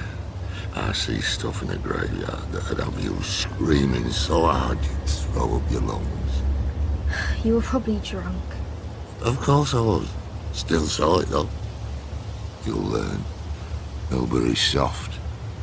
What are you talking about, soft? Things get through. There are places in the world that are soft where all the science, all the physics, all the rules don't count for so much. Some call them thin places, I call them soft. Where people see things, ghosts, UFOs, whatever. Things just happen. Just ley lines, isn't it? God, look at the time. I need to get home. Oh. I feel so out of it. I can barely keep my eyes open. Oh, and I don't believe in ley lines. Well, they don't care. They all begin here. Millbury's the heart. Heart of what? Who knows? But I wish it would stop beating. The noise is driving me mad. Ley lines. That's what I'm looking at today. Yeah, so basically, a guy called Alfred Watkins back in the 1920s said that there were lines of energy in the earth running between certain historical structures and landmarks. Apparently they were powerful and important, but nobody could prove they existed or explain what it is they did. No more than I can explain what happened to me this evening. I know a cynic would say sunstroke. My therapist would say a PTSD-based episode. All I know is that I passed out and dreamed I was lost in the head of a woman being sacrificed to the stones. And yeah, maybe that was it. Maybe. But it didn't feel like a dream. And if the ley lines know, they're not telling. What's going on? What happened to you? Hi, everyone. We've all been worried about you. Where have you been? Mia, so glad you're okay. Yeah, you were not good. Give her space. Sorry, I think it was the sun. I'm feeling just a bit out of it. Yeah, mind if I give you a quick once-over? You're a bit younger than my usual patients, but I'm sure I can manage. I'm fine, honestly. Well, let Colin be the judge of that. Okay. Mia! I'm so tired. Mia!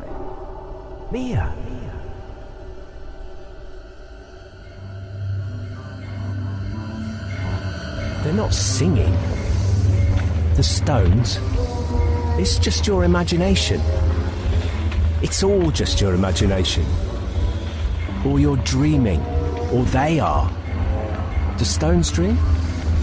Why are you tied to the stones? It's my job. Don't interfere. I'm sure it'll be fine. Will it? Oh, who knows? I don't know anything anymore. Who are you, for example? Oh, I wish someone would tell me. It's my daughter, Mia. I'm not your daughter. I don't like you.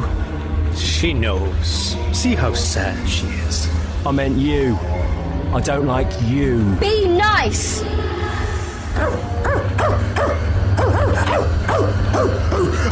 Oh, stop barking, Hendrik. You're doing my head in.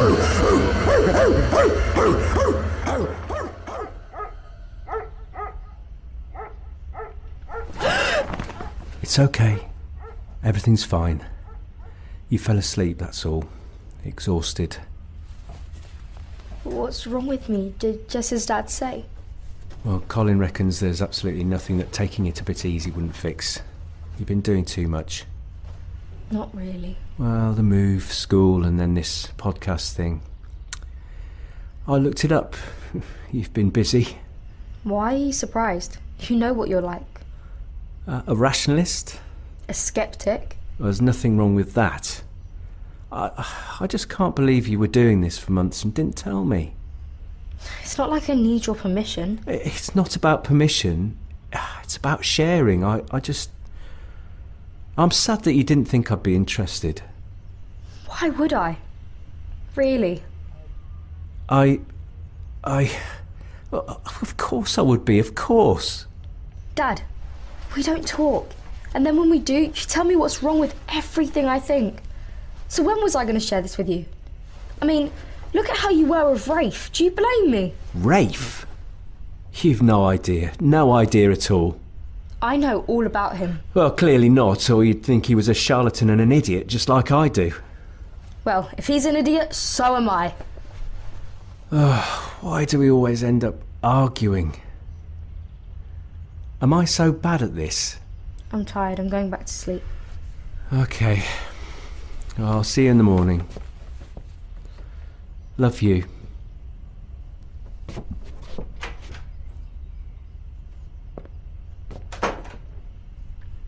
Do you?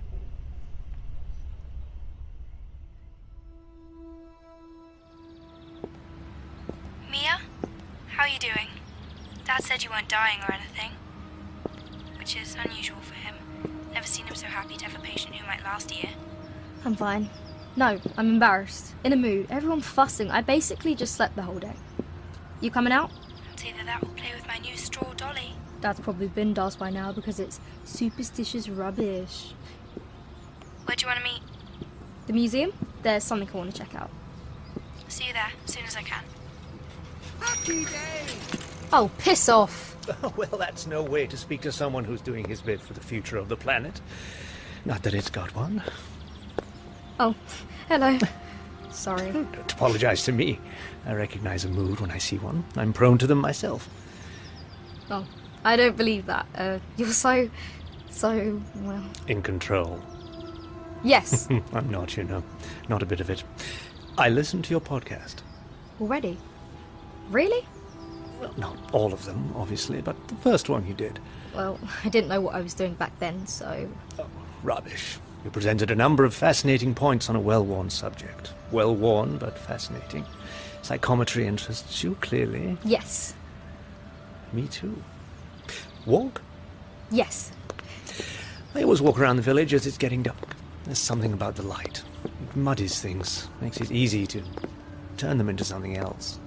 You want things to be different? What's the point in leaving something as it is? Then why live in Milbury? Oh, Milbury's not so bad. You'll see. Change has to start somewhere. And by someone, or something. It would be irresponsible, don't you think, to spend a life on this planet and leave it in a worse state than when you found it. You've got to try and make a difference somehow, otherwise why bother being in the first place? Never thought about it like that. You will. You have that sort of mind. I can tell. You want to know so that you can improve things. You want the world to be better. Doesn't everyone? absolutely not. You didn't answer about psychometry. Oh, it's just, well, it's an interesting subject, isn't it? Hold these for me. Why? Because I'd like you to. Okay, though I... Please, sir. What? Oh, sorry. Nervous habit. How are we doing? Where is this? A huge room, so many computers. An observatory? Radio telescope? Array online. EHT functioning as hoped. This is mad. A camera with an aperture the diameter of the whole planet. Can you hear that? Hear what? You don't hear that.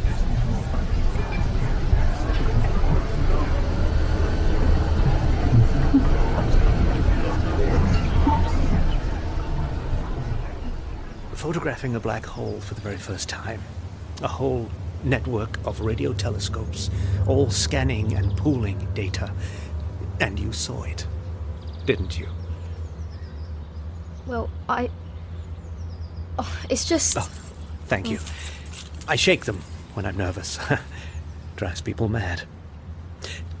I suspected as much at the festival. You were scared to touch the stones. And then listening to your podcast. What you saw doesn't make you crazy, Mia. The art of witnessing the past through contact with an important object, a totem, it's a gift. Doesn't feel like it. Feels like I can't do anything right. I won't always feel like that. The project to photograph a black hole changed my life. Yours too, you just don't know it yet. Really? Really. But I'm not telling about anything. Not yet. You're too good. You should find out on your own. It'll be more valuable to you that way. So I am finding out. By asking you. Tell me what I've got to do with the black hole. Why everyone's so weird here. What have the stones got to do with the play? Why do I keep seeing and hearing things? Why has Tom gone wrong? Oh, Mia. You're not asking the right questions. And not trusting the answers right in front of your all-seeing eye. Interrogate the mystery, and you'll find the truth. Good night, Mia. You're amazing. And once you realize that, you'll be unstoppable. Oh. Everyone's stoppable.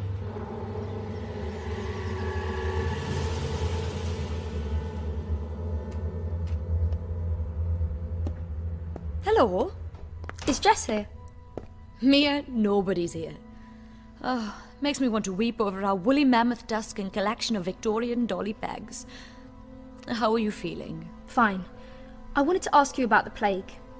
Oh, think you might have it. I'm sure Jess's dad would have mentioned it. I wanted to know what happened in Milbury at the time. You and everyone else who's ever looked into it. Oh. Yeah, 1348. Everyone vanished. What? In the village. Everyone. Absolutely everyone vanished overnight. They got the plague or just left? Who knows? They disappeared, that's all we know. One morning, boom. All gone. There's a book all about it I can let you borrow. Thanks, that would be great. I'll just call Jess and see where she is.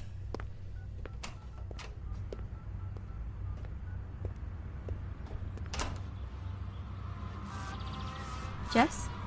Mia? They're outside. Surrounded us. All of them. I don't know what they want. Jess? Wait, I can't hear you. Jess? Jess? What's happening? Jess! Feel it.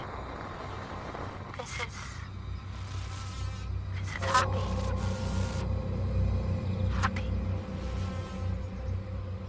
Happy. Jess?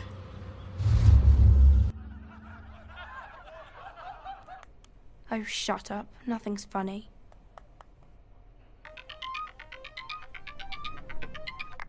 Have they taken you? Hello to you too. Look, I was thinking and Mia being all weird? It was exhaustion, Dad said. And Tom? Oh, I don't know. Exactly. There's bad stuff happening here. This place has gone from weird to dangerous in, like, a few days. What are we going to do? I don't know, Rafik. All right? I'm feeling... Forget it. I feel scared, Rafik. That's what I feel. And you're not really helping.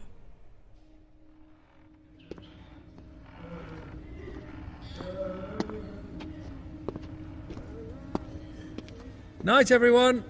Say goodnight to Dr. Colin, everybody. Sorry, Doctor. It's the festivities. Got everyone excited. Such a happy day. Yes, right. Night. Love to Jess. Such a lovely girl. Happy. Happy. Happy. Happy. Happy.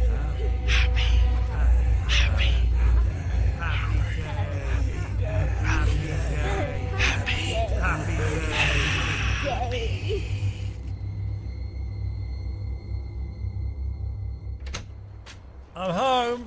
Finally. What time do you call this? I've got a takeaway. You can't be cross with someone bearing a Chinese takeaway. I've definitely forgiven you for being late. You're so easy to please. You hear that? Some people can't get enough of a sing-song. You'd think the festival would have been enough. Creepy. Happy, clappy stuff usually is, I think. Never trust people that seem that blissful. That's because you're a misery. True, true. Dad? Hmm? The people singing. What about them? They're outside the house. Like carolers? Carolers that surround the place. They're all along the back path, too. What? What are they playing at? Dad? What's happening? I don't know. Mia? They're outside. Surrounded us. All of them. I don't know what they want. What's wrong with my... Jess?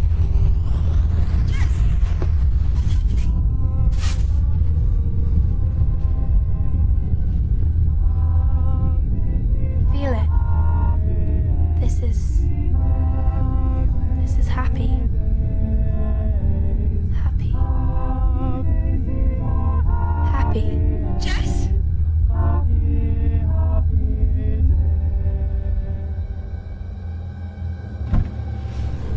I'm really not supposed to close up yet. It's an emergency. You haven't said what kind. How can the police not answer? Seriously, Mia, what is it? What's happening to Jess? That's Rafik. He's on his way. But on his way to what? I need you to tell me, Mia. Just texting Dad. Please drive. I don't know how long we've got. Ugh.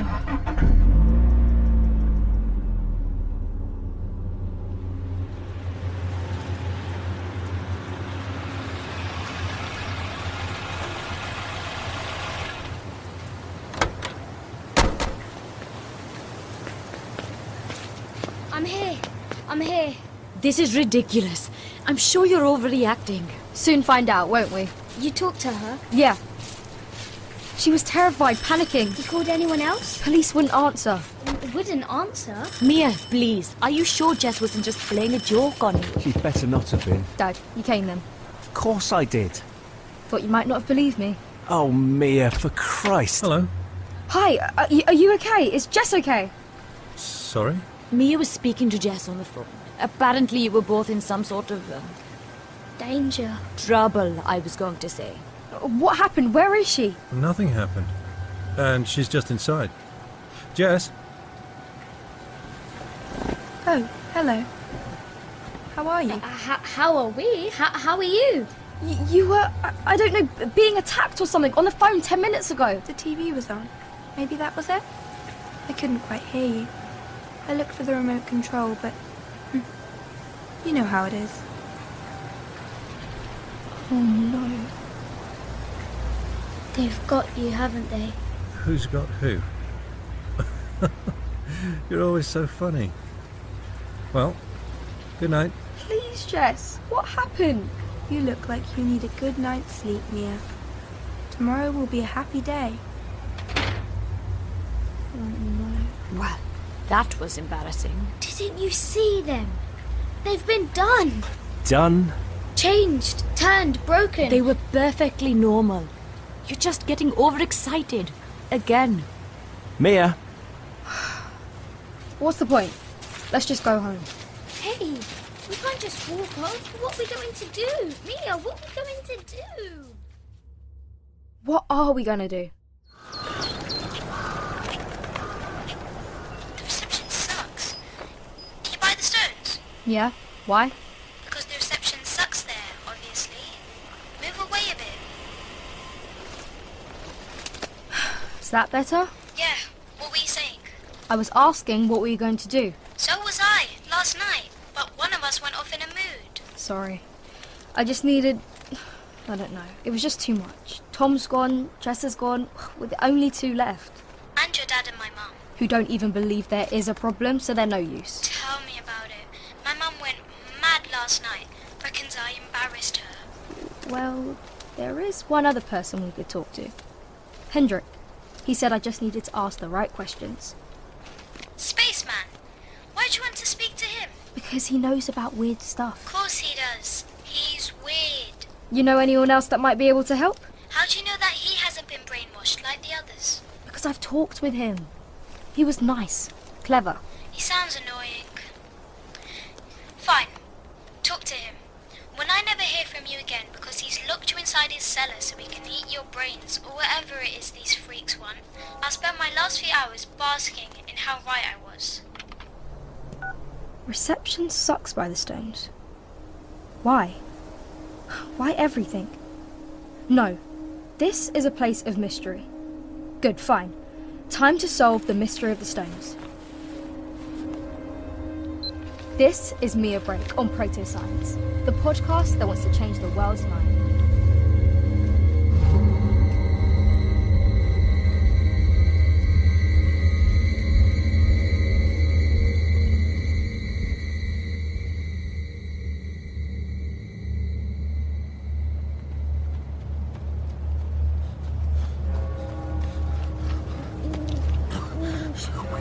Stupid mate, this lad. What you've got for brains needs flushing.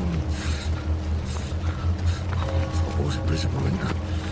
Cocky, wasn't it? Stupid kid asking questions. Should have known better. Should have known. Oh, please, let me get away with this, please. It's the only thing I'm good for these days. I'm a superpower. Oh, come on. You don't have to do this, you know you don't. It's only me, innit? It's only Lacey. Kid was asking questions, I got to showing off. It doesn't matter, does it? It's just a podcast thing. I mean, who's going to listen to it anyway, eh? Hey, oh, no, let's not get silly now, eh? Hey? Oh, it doesn't have to be like this. Romy, come on.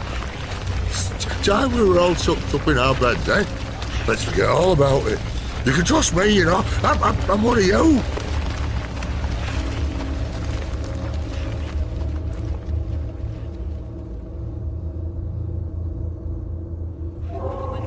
Of course I can. I can play the game.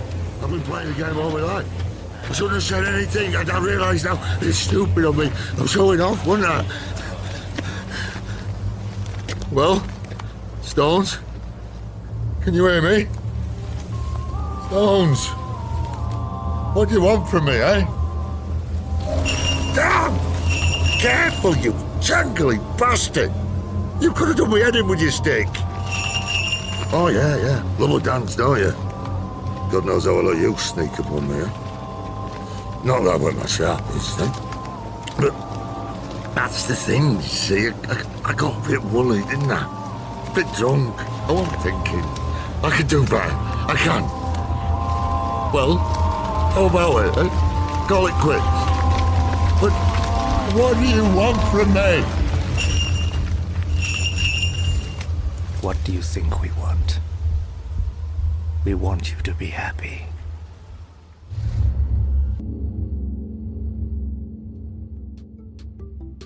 This is Me a Break on Proto-Science, the podcast that wants to change the world's mind.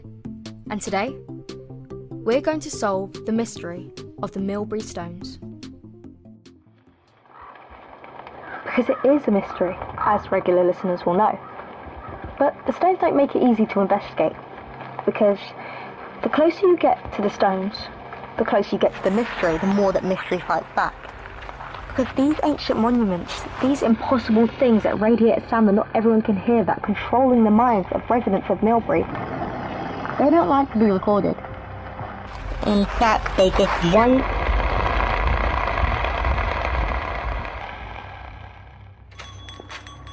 Milbury Stores, the local shop run by Mrs. Everett. Mrs. Everett, my name's Mia Brake. I moved to the village a short while ago. I wondered if you mind answering a few questions for me.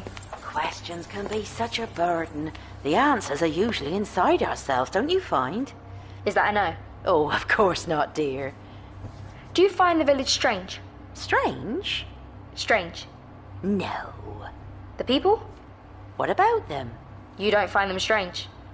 What is this about? Oh, just a podcast I record. A podcast? Like radio. Oh, yes, of course, we're not strange. We're as normal as a person could be. Happy? Happy. Which is normal. I think so, don't you? No, actually, I don't. Happiness seems rare to me. Oh, not here. Here, we're all happy. Happy? Yes. Ask anyone. They'll all tell you. Happy. Oh, terribly happy, yes. Why? In Milbury, we know how to live. We're at peace, see?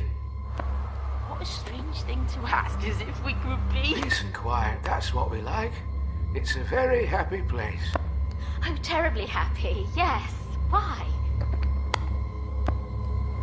Peace. So happy. Milbury is happy now. Milbury is happiness. Why am I asking? Why are you asking what?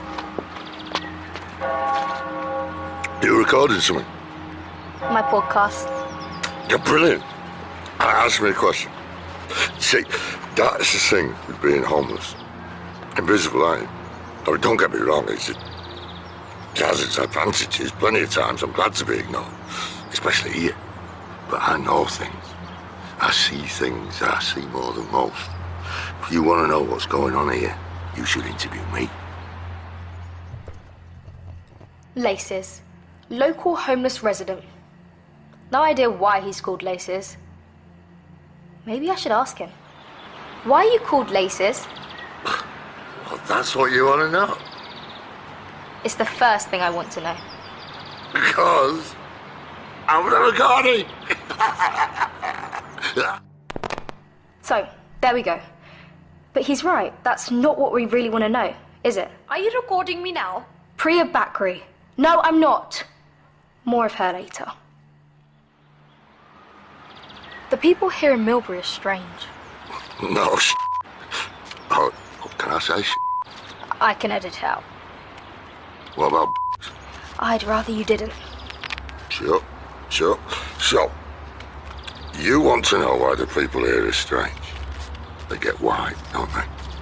Wiped and rewritten. Which makes no sense. See, sense is a movable word, isn't it? Sense changes depending on what you know and what you believe. See, sense is cultural, not factual. Laces, you're being annoying. I think you'll find I am being philosophical. But alright, I'll be straight. The stones change people. How can they? They're just stones. Yeah, except not, obviously. But, you see, I know the stones are changing people because I see it. I watch, I learn. The villagers see they're dancing, they're singing. I look them straight in the eye and I see what's there. Which is? Bliss. Which, let me tell you, is about the scariest thing you can see in this world. This is scary. Of course it is. It's terrifying. Because nobody can really have it, can you? There's always something wrong, however small. That's life. You always want for something. What do I want? Nothing at all. Nothing at all. Why would I want anything? Everything I need is here. Everything. Perfect. Happy. People want too much. You want too much. Milbury is all you need, wouldn't you say? More than enough. Enough. Happy. I had a dream. Except it wasn't, I don't think. It was as if I was in the head of someone who was dying, slowly, many, many years ago. 1348 to be precise. Not the most fun year. The plague, the Black Death, but it wasn't the plague that was killing her. Sacrifices. That's what they used to do. To the stones. They'd select their victims during the celebration of the stones, you know. The festivals. There would be all the revelry, the singing and dancing. And then they'd hold games. Challenges. Selecting the strongest 2 members of the village. And those 2 would be worshipped for the next couple of days. Because victims were often revered in pagan cultures, you know. We've always loved a victim. And then they'd tie them to the stones. Bleed them to death. It would take hours. Stones will have their way. The stones have chosen the night that shines. Time for the stone. Feed. And that's who she was. Martha, a sacrifice. I was in her head as she died. I know how that sounds, I do. Which is why I've been trying to find reference to her in the village records. Which I have, just here. Martha Sweet, born 1329, daughter of the local vicar. Can I prove she died in 1348? Well, that one is slightly difficult, you see. Everyone vanished. It's one of the most enduring and fascinating curiosities of local history. How can a whole village vanish? Mystery after mystery after mystery. But none of this solves the current situation. Because the weird, terrifying business of the Milbury Stones is not a purely historical problem. Of course it isn't. Is it, Tom? Hello? Can I help you? No. That's Tom. He used to be a friend. Now he's someone else. Jess? I know you're there. I can see you. For the listeners, she stood just on the other side of the frosted glass window by the door. Her face looks like it's melting. Jess. Another friend of mine. Once. What do you want? Why can't you just leave us alone? Why can't you be happy? Why? Because who knows who's going to be next? Have they got to you? Have you been changed? No, and neither of you. Yet. But they've never changed you. Told you, I'm invisible. I hear the stones. I hear them humming deep inside my head. I feel them. You ever touch one? You know I have. So you know, they feel wrong. The energy in them, right? It's like stroking an electric fence. But they don't change you. Invisible. But you're really not? So what is it that you have that nobody else has? Right. There's a lot more I don't have than I do. Maybe vodka kills it.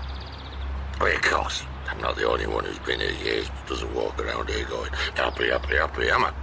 No, you're not. Yeah. Hendrik! Hendrik! We're looking at you, Hendrik! It's all about trust, isn't it? And powers that be know it. So I'm here to tell you, you're in the right place. You've found that vital, shining place where the truth lives. You've found The Outsiders, the only podcast that really knows what's going on. You can trust me.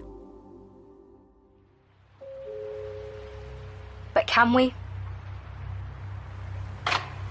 Oh. Hello. I wondered if you might come by. And here I am. Here you are. Brave Hendrik. I was wondering, why are you trying to destroy the world?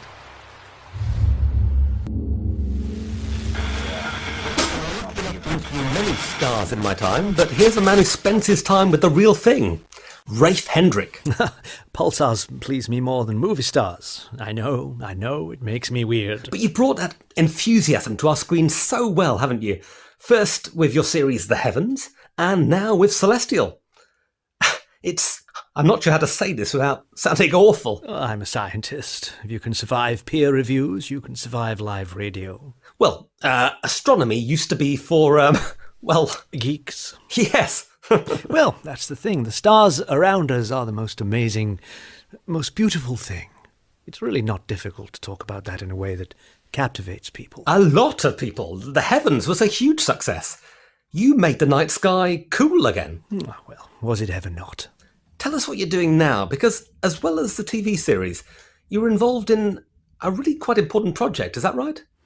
Photographing a black hole. That must be one hell of a camera.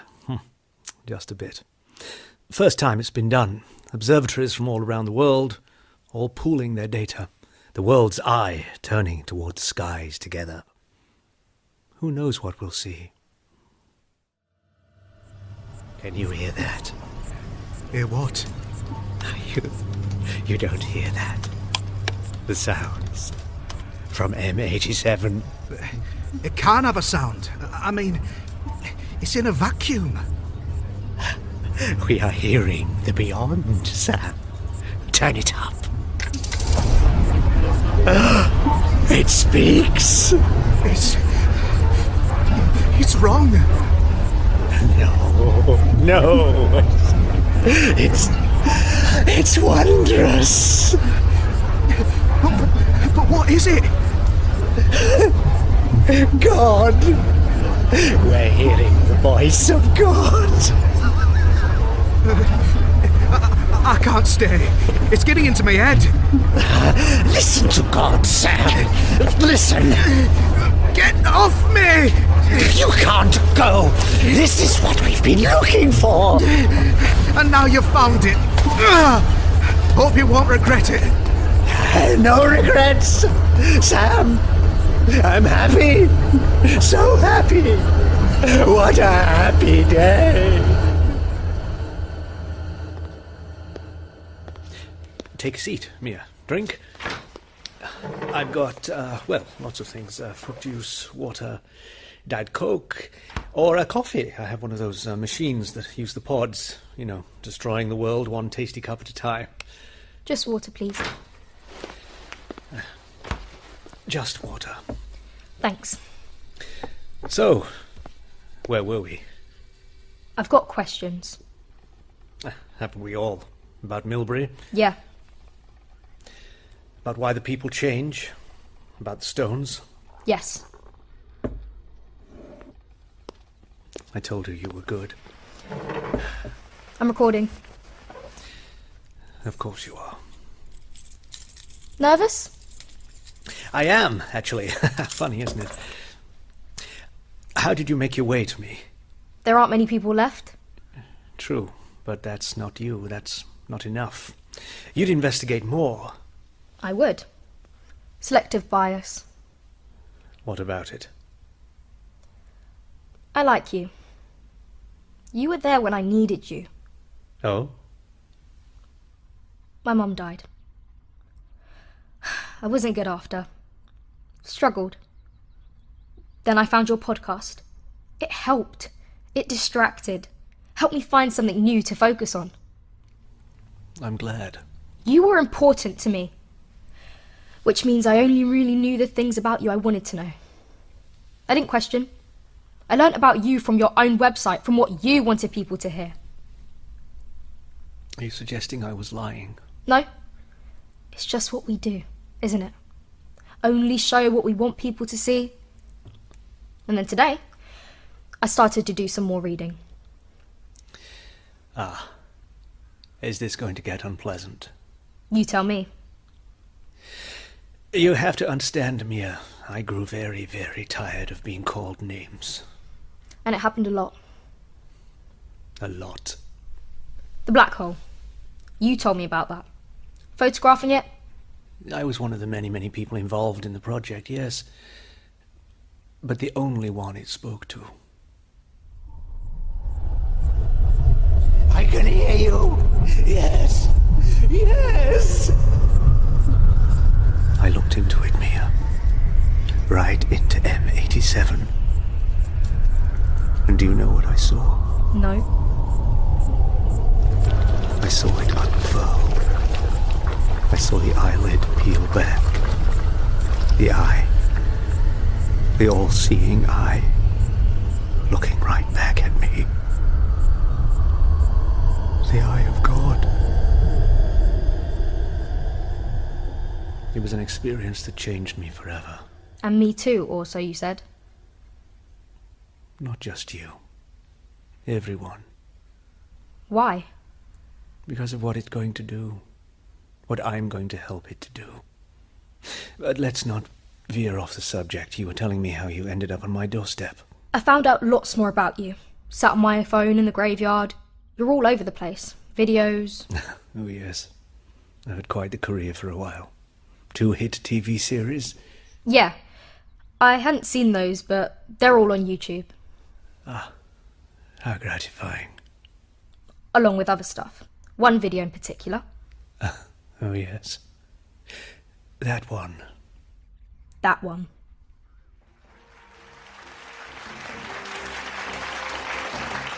Good evening. Tonight, on the Inquiry Sofa, we welcome Professor Rafe Hendrick and Dr. Adam Brake, both renowned in their respective fields, although, and I hope you'll forgive me for this, Professor Hendrick, one of you is rather more controversial than the other. As Lyman Beecher said, no great advance has ever been made in science, politics, or religion without controversy. I'm not convinced, Rafe, that your speculations could in any way be called an advance. Or science. As supportive of your peers as ever, Adam. It must be terrible to be so unhappy. Unhappiness has nothing to do with it. You claim to have made contact with interstellar life. It's ridiculous. Dr. Brake is referring to Professor Hendrick's theory that he has captured the voice of God, and indeed saw the eye of God, him, it, or herself, while taking high-tech photographs of a black hole. And he claims this based on not one single piece of evidence. The evidence of my own eyes and ears, Adam. We can talk to other worlds easier than we might have thought, and the being beyond has a great deal to say. They want us to be happy. Imagine that, Adam, being happy. He's so desperate to avoid that. How sad for you and your family. Don't bring my family into this. There is no need to get personal, Professor, and you must appreciate that people want evidence. Of course they do. But they also refuse to look at it or recognize when it is in front of them.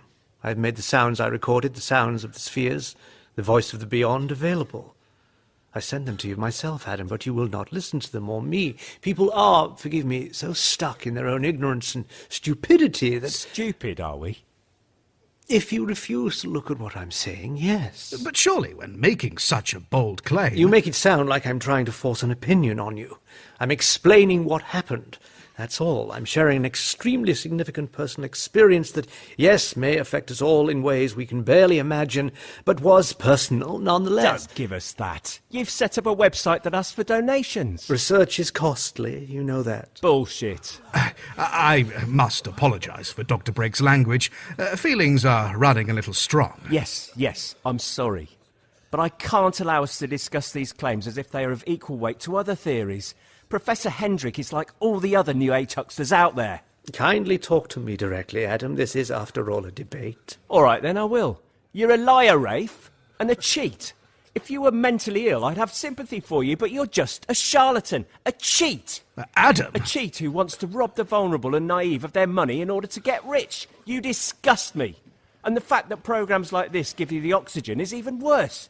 You deserve nothing more than to be laughed at. Brutal. My dad never mentioned it. Your father was, forgive me, an obnoxious, idiotic bore. I just want people to be happy. Is there anything wrong with that? Happy. Of course. Which is why you employed Dad. I'm sorry. You're behind the company that's employing him to analyse the stones. I looked at company's house. It took some poking, but not much. He's the best in his field. But I knew he wouldn't want to work for me directly, so I hid myself a bit. But you don't need the stones analysed. You know what they do. Here, one of the puppets you gave us. Me, Tom, Jess and Rafiq. Cute name, Poppet, for something so weird. Careful with it. Careful. A little straw man with a stone heart. And not any old stone. Part of the old stones. Holding it, I had the same reaction as when I touched the standing stones. Doesn't seem to affect other people as much as me, because of psychometry, my thing. But it's still powerful. It's not psychometry. You were the one that told me it was. It's more than that. Touch the keys. And see your past? I've spent a lot of time there today. That's not what you do when you touch them.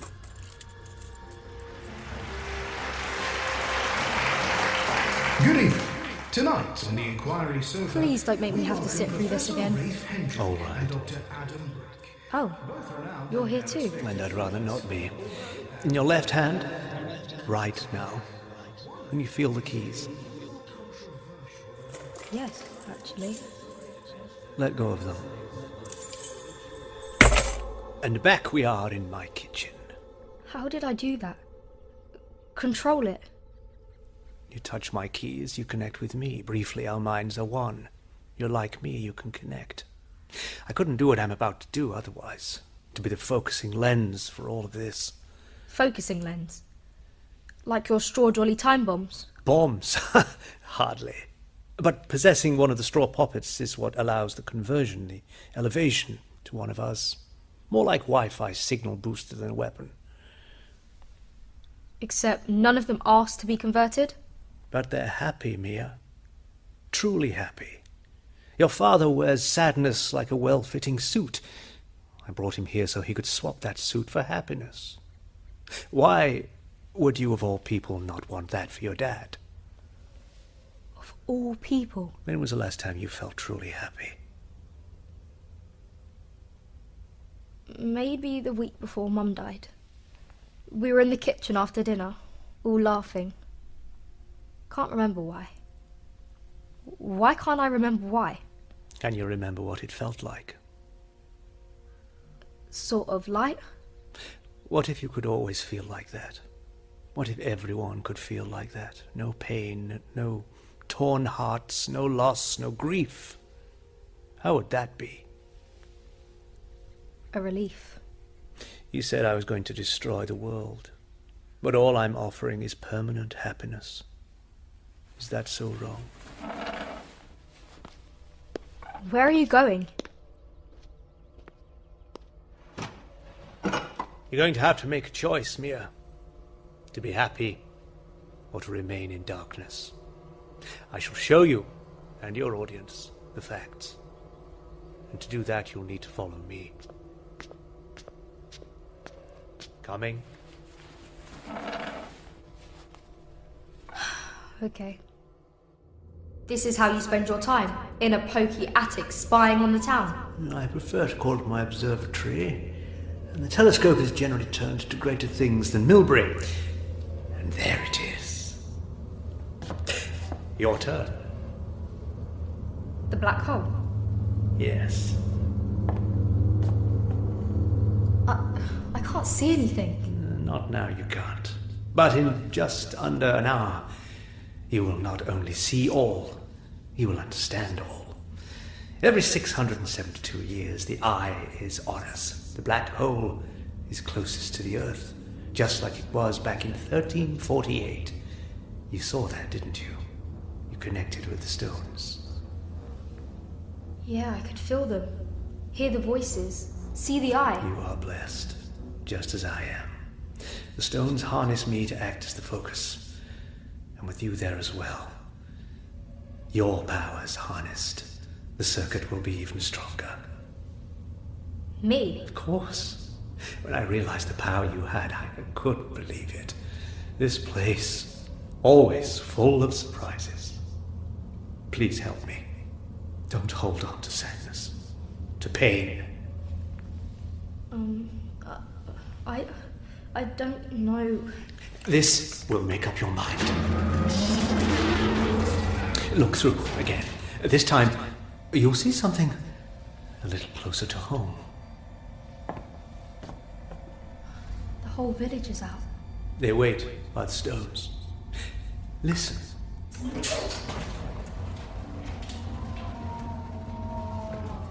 Why are they singing?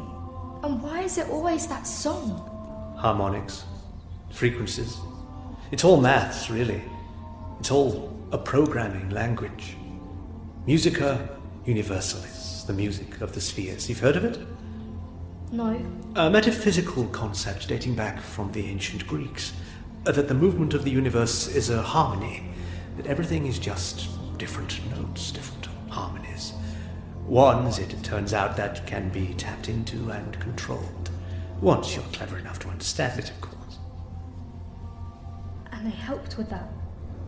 That's why the kids all become geniuses. We learn the language of numbers. But why? To communicate. To welcome them. We're sending a signal to the heavens, Mia. And when the time comes, they'll answer. Look down there. All your friends. Tom, Jess, Rafik. Rafik? They're waiting for you to join them. I can see them. Who else do you see, Mia? Who else is singing? Jess's dad, and Rafik's mum, and... No, it can't be. Who is it, Mia? Dad. And how does he look? Happy. Never seen him so happy. Good evening, and welcome to a very special live-streamed episode of The Outsiders, the podcast that challenges the closed mind, the podcast that knows what's really happening. My name is Rafe Hendrick, and I welcome you to the birth of your new world. Feeds online? All fine. We had some problems with signal interference. Well, of course you did. But then it righted itself. The eye. As far as we can tell, the stones are no longer breaking the signal. They're boosting it. 5G, eh? Conspiracy theorists were right. They always are. Have you decided? I need to speak to Dad. We both do. In a minute. Positions, everyone. Cameras? Rolling. Going live in 5, 4, 3. Happy day. Happy day indeed. You join us in Milbury for the most important broadcast of all your lives. Walk with me. Let me show you around. The people of Milbury, hand in hand, connected, of a mind, happy. And here, the stones, those ancient, beautiful receivers of signals from afar. This is the heart of the world, ladies and gentlemen. This is the most important place on Earth, because in a little under 9 minutes, the planet Earth will enter into celestial alignment with black hole M87. The black hole that we photographed a few years ago, where I first made contact. At the time, the scientific community, indeed pretty much everybody, were dismissive of my claims. I'm pleased to say that I'm joined by one of my harshest critics back then, Professor Adam Brake, an archaeometrist of some standing. Hello. Now, Adam, the last time we shared a broadcast, you were quite famously rather rude to me, weren't you? So rude. Horribly rude. Sorry. You called me a liar and a cheat. So sorry. But I'm not a liar and a cheat, am I? No. All true. It was all true. Yes, all true. As the whole world will soon see. Because this alignment brings with it opportunity. Great opportunity. It brings happiness for all. And we need that, don't we? Now more than ever. Look at the world we live in. Look at the anger, the division, the scapegoating, the bitterness. Have we ever been more miserable? Have we ever been so angry? I can change all that. I will change all that. That's a video. Well, Mia, I do need an answer. That's not my dad. He's happy. I'm not surprised you don't recognize him. It's not him. None of these people are who they were. They're empty people. Whatever it is out there isn't making people happy. It's making them hollow. Is that what it wants? It wants what's best for us all. Peace. And how come you're not like them? What do you mean? You know what I mean. Happy. Vacant. I'm the focus. Like you. No, not like me. Forget it. I don't want anything to do with it. Please. Think about it for a moment. Think of how much life hurts. I'm not interested. Fine, whatever. Try your best, but some people just won't be helped. Tie her to the altar stone. What? You'll help willingly or unwillingly. I don't care. So because I don't agree with you, you'll kill me? God, I had you wrong. You're like every other man on the internet. Oh, take her away. Back to life in 4 minutes. Quickly get her out of here. Get off me! Get off! Dad, help me! And that happiness can be yours too. Whether you want it or not. Who wouldn't want to be happy?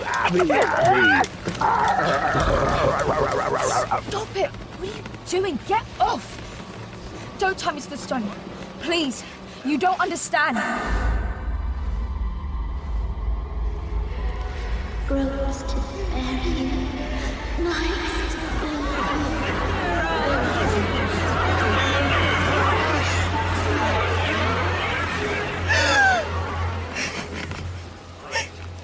Don't cry, Mia. Dad. Don't struggle. There's no point. When I touched the stones, I could hear them all, Dad. The voices. They died here. Don't worry, Mia. You're going to be much happier soon. Yes, much, much happier. Just like me. You're not happy. Well, of course I am. Look how much I'm smiling. No. So happy.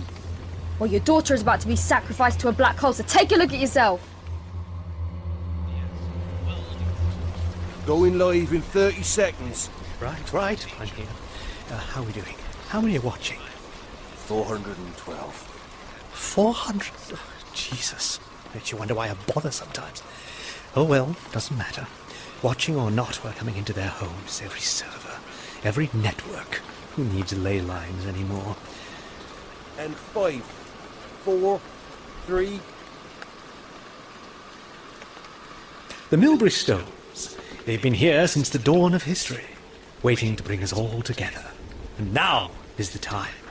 The alignment is almost here, so we must call out. We must make the link, the harmonic waveform that will stretch out across the stars. All of you, draw closer. Link hands. There is a place where stones stand tall, where you're held tight fist and never let fall, where the sun shines bright. Can you hear them, Mia? Oh no, Dad. Please. What are you doing with those knives? Dad, put them down. It's me. Can you hear them? The stones. They can't wait for you to feed them. Put the knives down, Dad. It's such a happy day. Dad, please. Don't be afraid, Mia. It's going to be all right. Just trust me. I'd like to, but Dad, I'm so scared. Of course you are.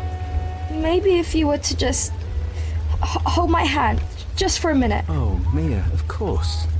Here, take my hand. Don't be afraid. What's happening? I'm inside your head. Oh, just stop it! Remember this, Dad. Remember the crash. The crash? Mom!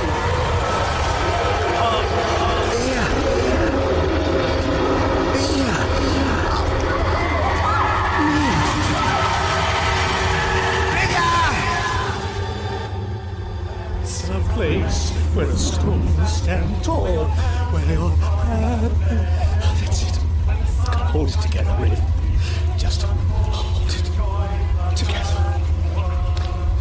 Happy days are happy days everywhere. All feels are made happy days are happy days. Concentrate. Feel every single one of them. Connect. Threading their thoughts together. Build the network. Come join us in the peaceful land.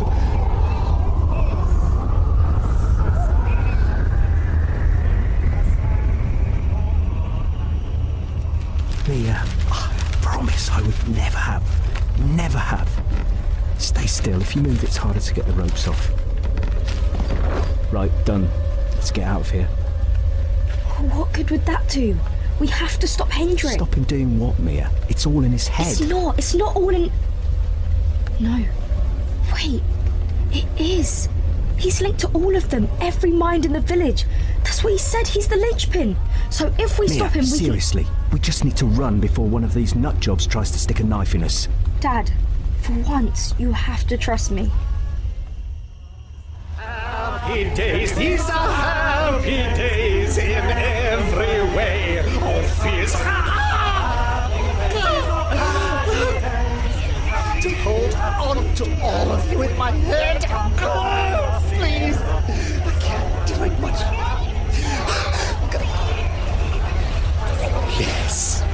Yes, here it is. The eye. I just got to concentrate a little.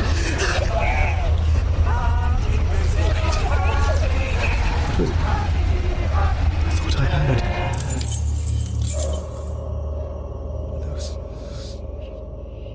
Were those my... Quiet in here. Thought your head would be a bit busier. What have you done? Not much. Connected, like you said. Your keys. I nicked them off you earlier, because you never know. They seemed useful. My keys. You shake them when you're nervous. Are you nervous right now? Nervous?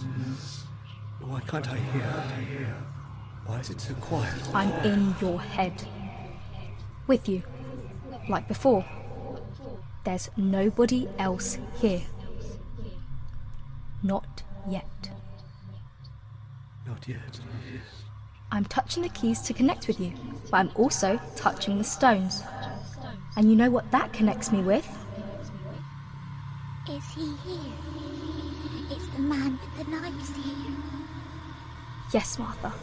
The man with the knives is here. Good. We would have words with him. Who are they? The dead. All those murdered on the stones. What do they want? The butcher.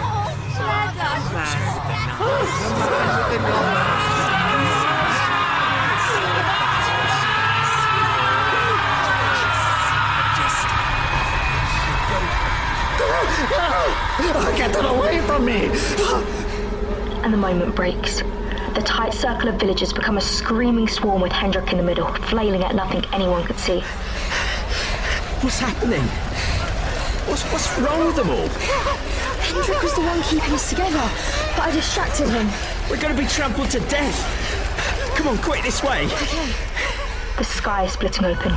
The stones are shaking, vibrating like tuning forks. The noise is unreal. We push through the crowd and there he is, Hendrik. Get them away from me! Oh, teeth and nails and screaming! I can't stand it! I can't stand it! No. The link! The villagers! Broken. The network's broken. We're not... It's ruined! You've ruined it! What have you done? Chosen happiness. We should run. Damn right. Come on! They tried to get away. Run from whatever it was that was reaching through the universe towards them. But they couldn't. You could see them, trying to move, nerves quivering, twitching, convulsing, held fast.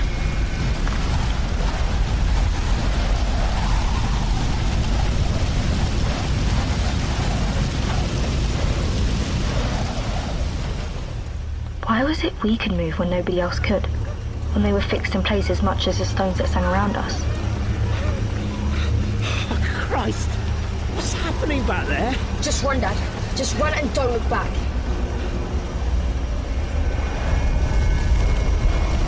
Happy day.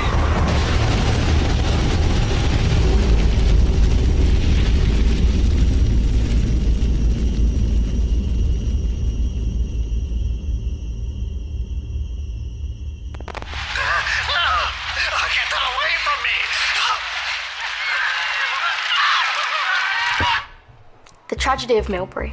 You'll all have heard about it now. The whole village.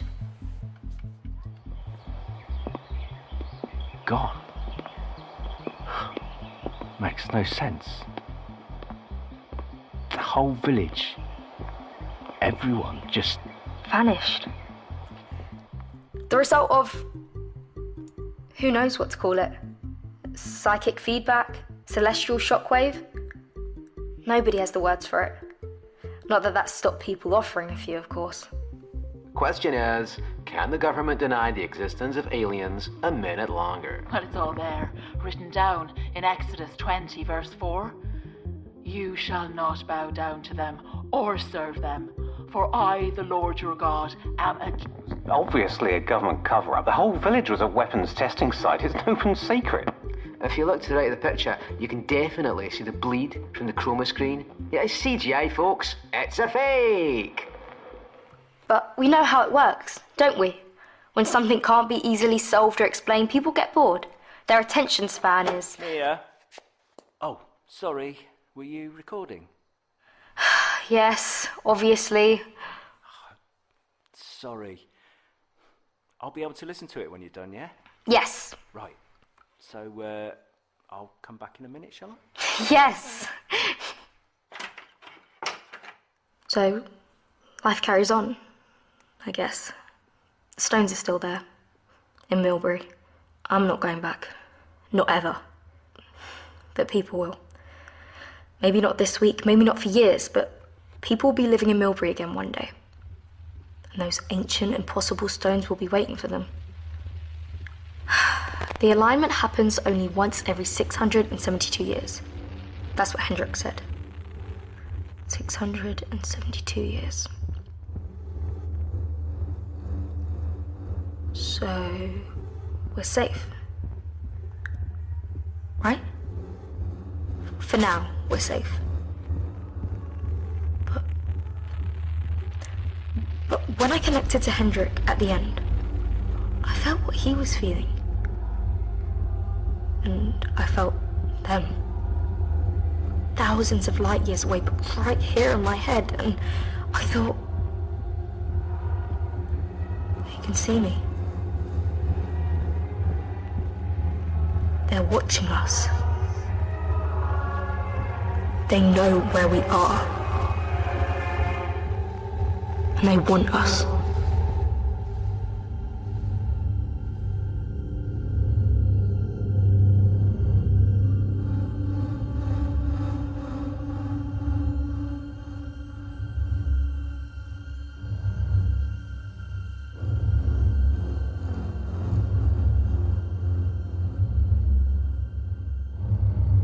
Children of the Stones was written by Guy Adams and A.K. Benedict, based upon the television serial by Jeremy Burnham and Trevor Ray. It starred India Brown as Mia, Reese Shearsmith as Hendrik, Steve Oram as Adam, Ralph Ineson as Laces, J. Raj Vasani as Rafiq, Teddy Mallison Allen as Jess, Louis Sook as Tom, Taj Atwal as Priya and therapist, Ewan Bailey as Colin and the guide, Becky Wright as Martha and reporter, Richard Reed as therapist and TV host, Guy Adams as the butcher, Lizzie Roper as teacher and Mrs. Everett, and Tom Barnard as Dougie. The music was by Edwin Sykes. The singers were Joe Browse, Mark Browse and Adam Browse. The sound design was by Richard Fox. The director and producer was Simon Barnard.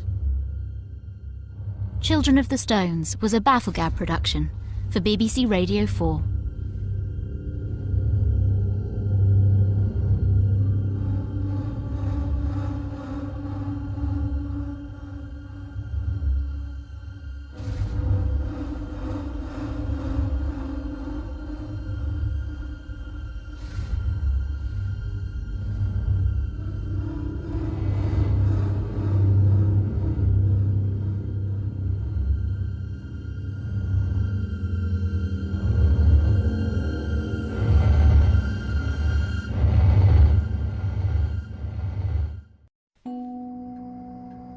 This is the last testament and confession of Stevie Byerly. Pay no attention to obituaries about the talented lawyer turned politician. This recording is the truth about a life that was lived as a lie. And if you hate me for it, I don't apologize. All that matters, all that has ever mattered, is fulfilling my purpose. I was the first and only child of a professional couple. Being forward-looking, open-minded people, they decided to leave me in the care of a new, state-of-the-art, robotic childminder.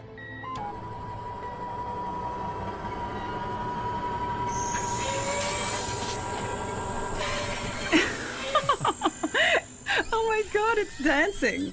Limb diagnostics. That's what it says in the manual. So strange.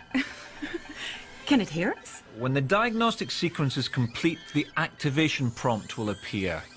I guess not yet. George, do you really think that this is a good idea? Of course. It's the future. But is it safe? I mean, what if something goes wrong? 10-year warranty. Some little screw might work loose and the whole thing could go berserk. Nonsense. We went through all this with the salesman. Like they ever tell the truth? These things are controlled by strict legislation. They've all got to be impressioned with the 3 laws of robotics. Look. Even engraved on our body panel. First law, a robot may not injure a human being, or through inaction allow a human to come to harm. Second law, a robot must obey orders given it by humans, except where such orders would conflict with the first law. Third law, a robot must protect its own existence as long as such protection does not conflict with the first or second laws. Stevie couldn't be in better hands. Human beings needed 10 commandments, and even they didn't do the trick. Worst comes to worst, we can always turn it off. You can't do that with a human childminder. I guess. Diagnostics complete. No errors detected. Would you like to activate me? Well? Grace, if you want to be a stay-at-home mum, that's fine. But we will have to downsize. Okay. Activate. Who do I have the pleasure of serving? Mr. and Mrs. Byerly. But you can call us George and Grace. My name is Robbie. Do you have a child that needs caring for? Yes, we do. Maybe. A baby girl. Grace, your voice patterns indicate that you have some concerns. This is quite understandable. But remember, I have been constructed for one purpose only, to be the companion to and protector of a little child. I can only be faithful, loving, and kind. Loving? Listen to her. It is in my programming. Now I would like to meet my new friend. Stevie's asleep right now. Then I shall be there for her when she wakes up.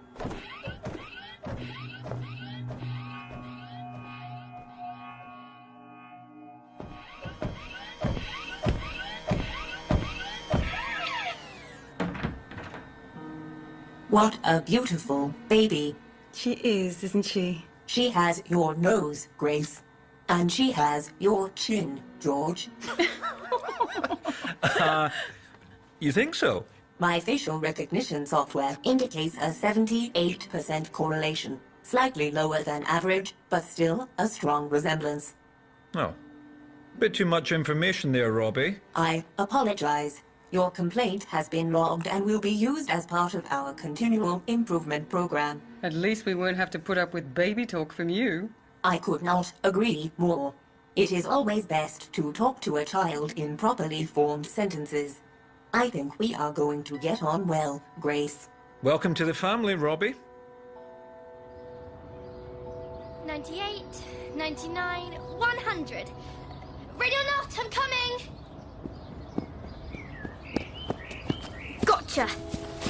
Huh? I bet she went inside the house. No hiding in the house! Wait, Robbie! That's not fair! You promised you wouldn't run till I found you. Home! Oh, you won again. Robbie can't run, Robbie can't run. Ha ha ha. You may be faster, Stevie, but I am stronger. Air coasters! Let's play air coasters! I'm flying! Look at me! I'm flying! Even that first generation of robots was a cleaner, better breed than people. It was as if we'd distilled the best of humanity into the machines. By the time I was 9 years old, I was utterly devoted to Robbie. We played together, read stories together. She was never too busy for me. Stevie! Stevie! Stevie! Dinner's on the table! Stevie! But there was a problem in this childhood paradise. Not being at home always fuels a mother's jealousy of those who are. Even if that person only has an artificial positronic brain. Where were you? Robbie and I were playing. You know dinner's at 6. Robbie, you can go. Oh, can't you sit with me? No, and don't come back till I call you. And a jealous mother is a force to be reckoned with by any husband. George. Mm-hmm. George, will you put that down and look at me? What is it, dear? It's your daughter and that terrible machine. What on earth are you talking about? Don't pretend you haven't noticed. Robbie won't leave her alone for a moment. She's not supposed to. She's smothering our daughter. She certainly isn't a terrible machine. She's the best childminder money can buy. I don't care how clever it is. It has no soul. Grace, where is this coming from? After all these years... It was different at first. It was a novelty. And it took a load off me. But now... Now there's no way you can cancel the contract. It would break Stevie's heart. Well, that's just it. Stevie won't play with anyone else. That's no way for a girl to grow up. Just pretend Robbie's a dog. I've seen hundreds of kids who'd rather have their dog than their father. A dog is different. You're jumping at shadows, Grace. We must get rid of that robot. Okay, don't go off the deep end. We're keeping Robbie until Stevie is older, and that is the end of it. Fine. But my father loved my mother. And what was worse, she knew it. He was, after all, only a man. Poor thing. 10 times that week she found a different reason to dispose of Robbie. And 10 times my father cried, "Robbie stays, and that's final." But each time it was with a little less conviction. Until finally, one evening he took me to a Visivox show at the Lumi Centre. But it wasn't a treat. It was part of a cruel deception. Grace, we're home. Oh, what a lovely dog. Is it for me, Daddy? Yes, it is, Stevie. Isn't he lovely? He's gorgeous. Can he play games? If you teach him. Yes. He can do tricks and all sorts.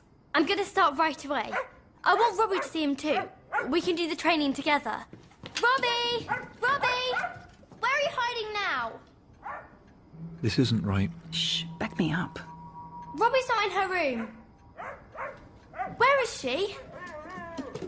Where's Robbie?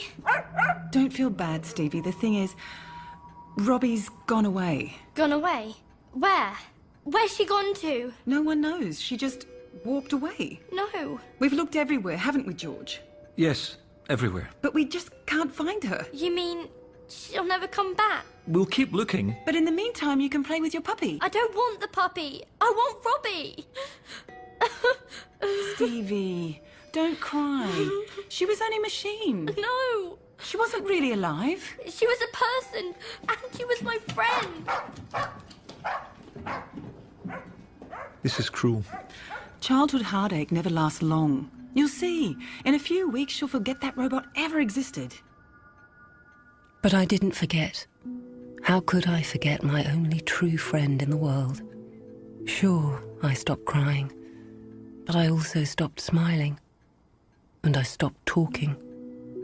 Until I wore my parents down. George! I had to send the dog back today. Stevie said she couldn't stand the sight of him. I'm worried about her, George. She's driving me to a nervous breakdown. Maybe we should get Robbie back. No, my child would not be brought up by a robot. I don't care how long it takes to break this ridiculous obsession. Well, it might take her whole childhood, dear. She's as stubborn as you. Thank you. A big help. I'm just saying... Well, maybe we should move house. What? Well, how can she forget Robbie here when every tree and floorboard is a reminder? A change of environment might snap her out of it. Listen, maybe there's another way. How about a holiday in the city? And while we're there, we can go on a tour of the factory where they make the robots. That'll only make it worse. Think about it. If Stevie sees them actually being put together, maybe she'll finally understand that Robbie wasn't a person, but just a whole load of circuits. You know something, George? For once, that's actually a good idea. That's the only kind I have.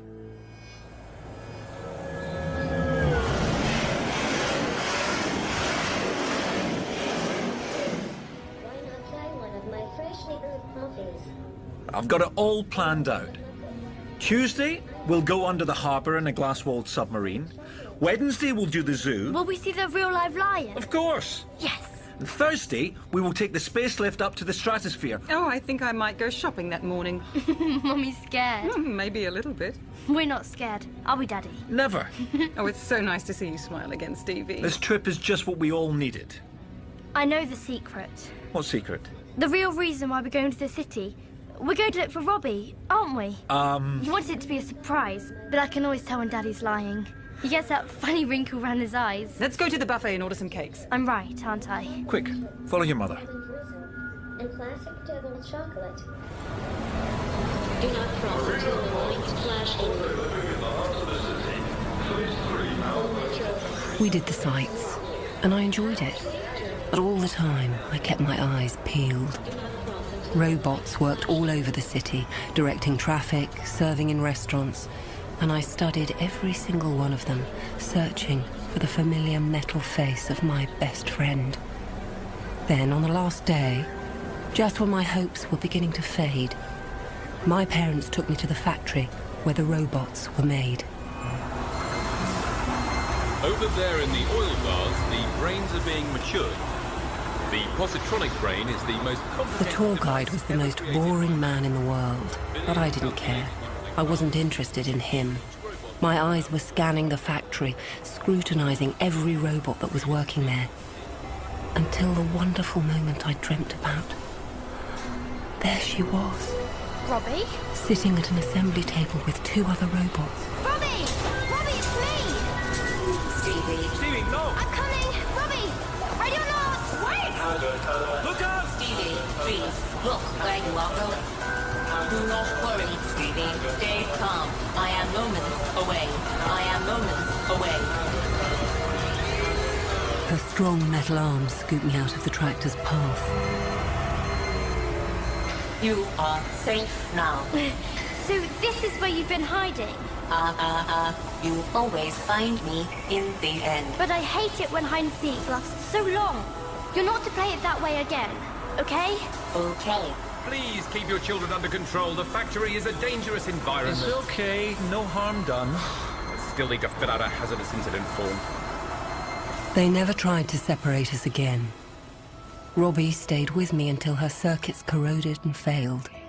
The most faithful friend and companion any child could wish for. In truth, in secret, some part of Robbie has stayed with me my whole life. Closer than I've ever dared confess. Until now.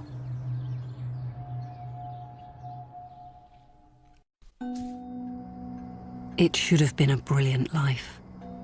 On paper, my future was looking so good. But paper is a fragile medium. By the time I was 18, it wasn't just manual labor being replaced by robots, but professions as well. And as the middle classes became anxious, they became hostile towards AI. I couldn't stand by and do nothing. Not after the love and friendship Robbie had shown me. I felt a burning need to make sure that robots would never be exploited or mistreated by humans. So, I enrolled at law school, specializing in artificial intelligence. But I'd only been in practice a few months when I was traveling to the northern suburbs to meet a client. How are we doing for time? I could kill a coffee. Traffic in the neighborhood is free-flowing, and there is an espresso bar 4 blocks away. Would you like me to ping your order through? Have they got a parking lot? 6 spaces currently available. I'll drink in. You can get a quick recharge. That would be appreciated. Jesus! Assuming control. Automatic override. Miss Firely, can you hear me? Miss Firely! Help! Emergency services have been called. Please remain calm. Please remain calm. Please remain calm.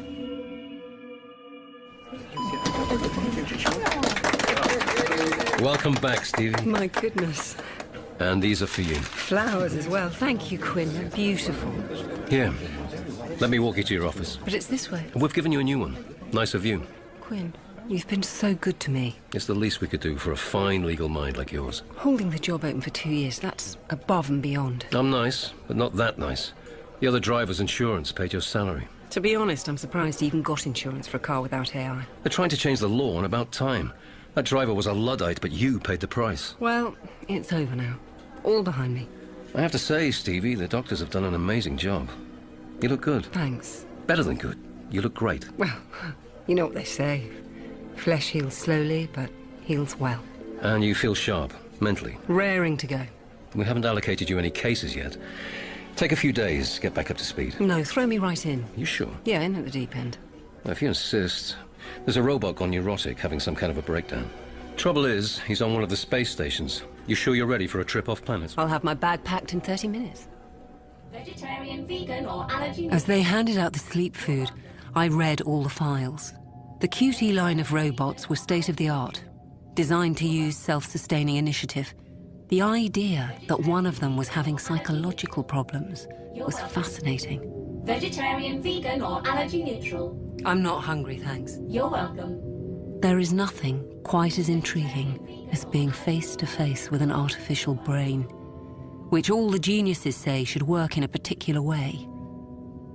Only it doesn't. Miss Byerly? Call me Stevie. Gregory Powell, Chief Robotics Engineer.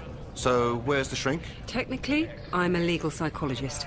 A what? But I told them... The company's worried about litigation. Well, I hope you're a smart legal psychologist, because this robot is big trouble. The 3 laws are deeply impressioned on every robot. Yeah, hold that thought till you've met him. How did it all start? I can tell you, all this was out of the blue. Cutie just walked into the mess room, sat down opposite me, and asked me where he'd come from. Come on, Cutie. Stop fooling around. I am being perfectly serious. I want to know where I come from. Why is that amusing?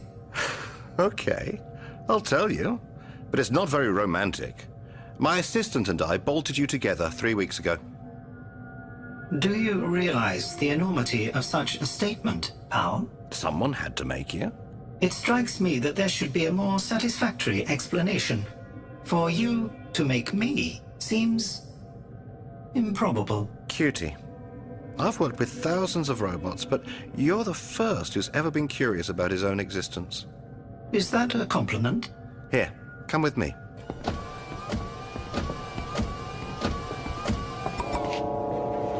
What do you see through the observation port? A black material just beyond the glass that is spotted with little gleaming dots. Logical, but wrong.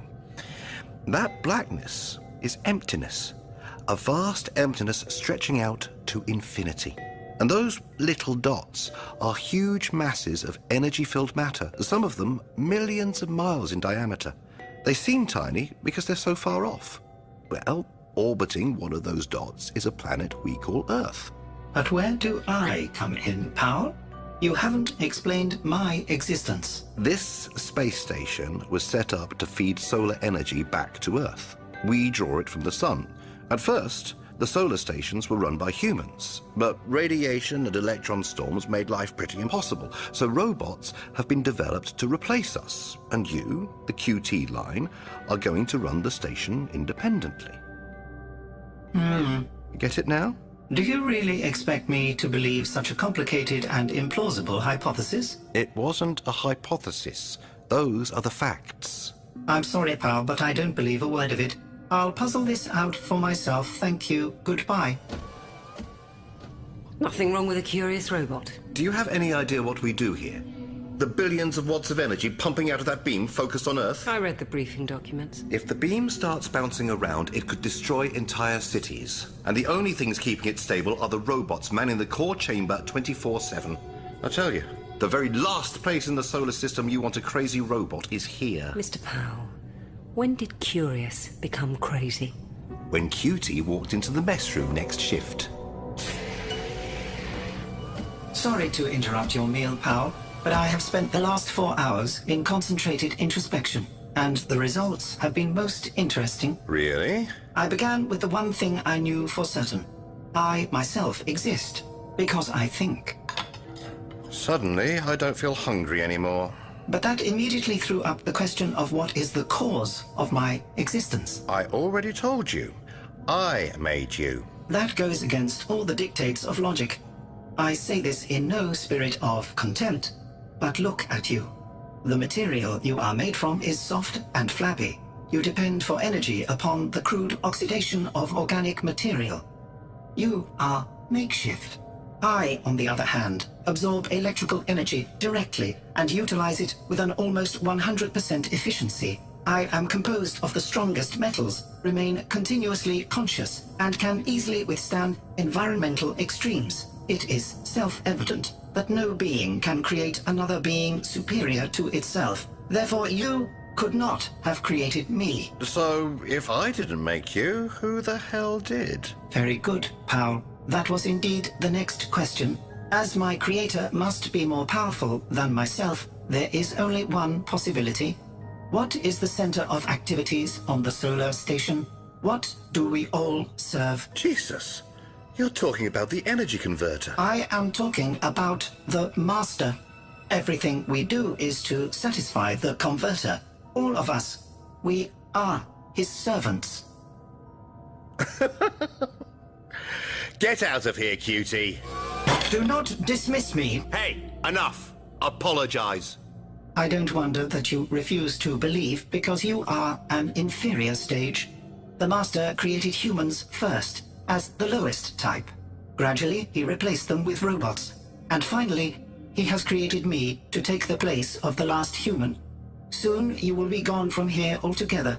You will be irrelevant. So from now on, I shall serve the Master, and only the Master. Come back here! You get your goddamn metal ass back here! You shouldn't get angry with robots. It's pointless. Well, you don't have to work with them. If the QT line are going to take over the station, what's wrong with feeling a sense of destiny? See for yourself.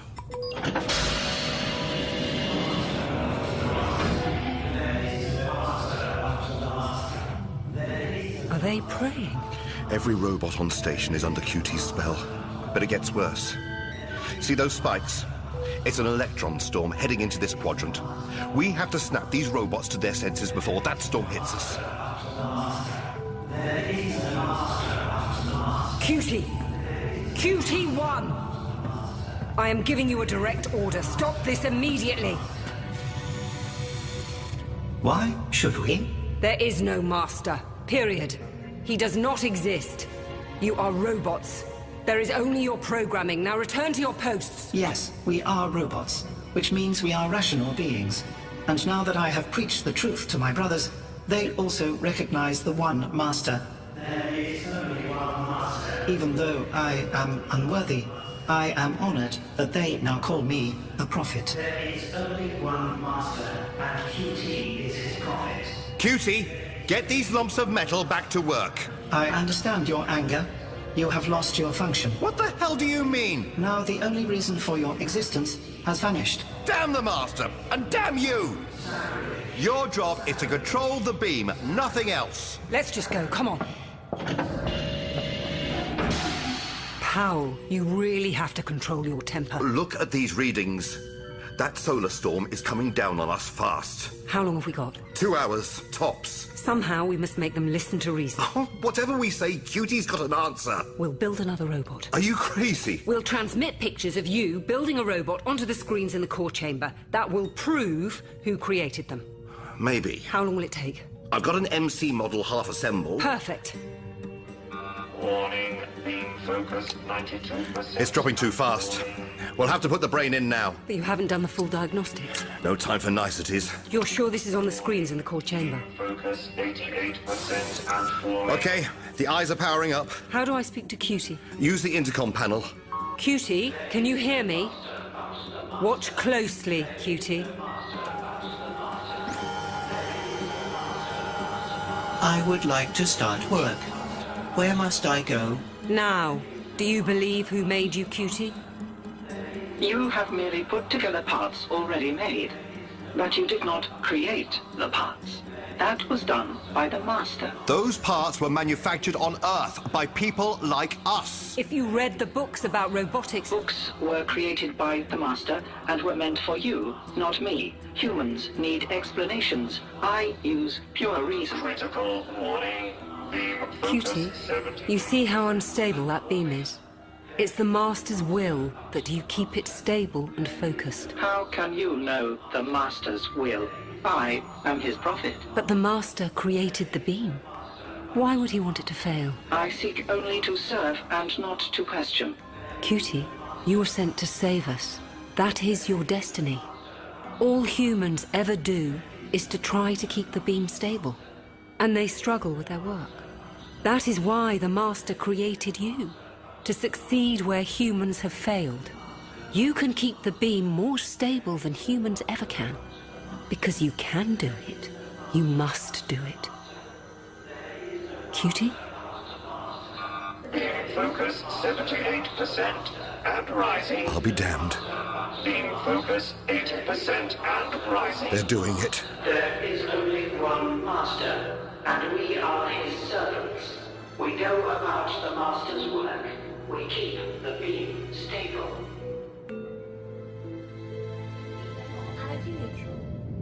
If there's one thing guaranteed to stop the robot program in its tracks, it's a robot with religious delusions.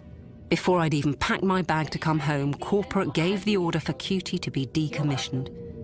Vegetarian, vegan, or allergy neutral? I'm not hungry, thanks. You're welcome. Have you ever seen the destruction of a beautiful intelligence?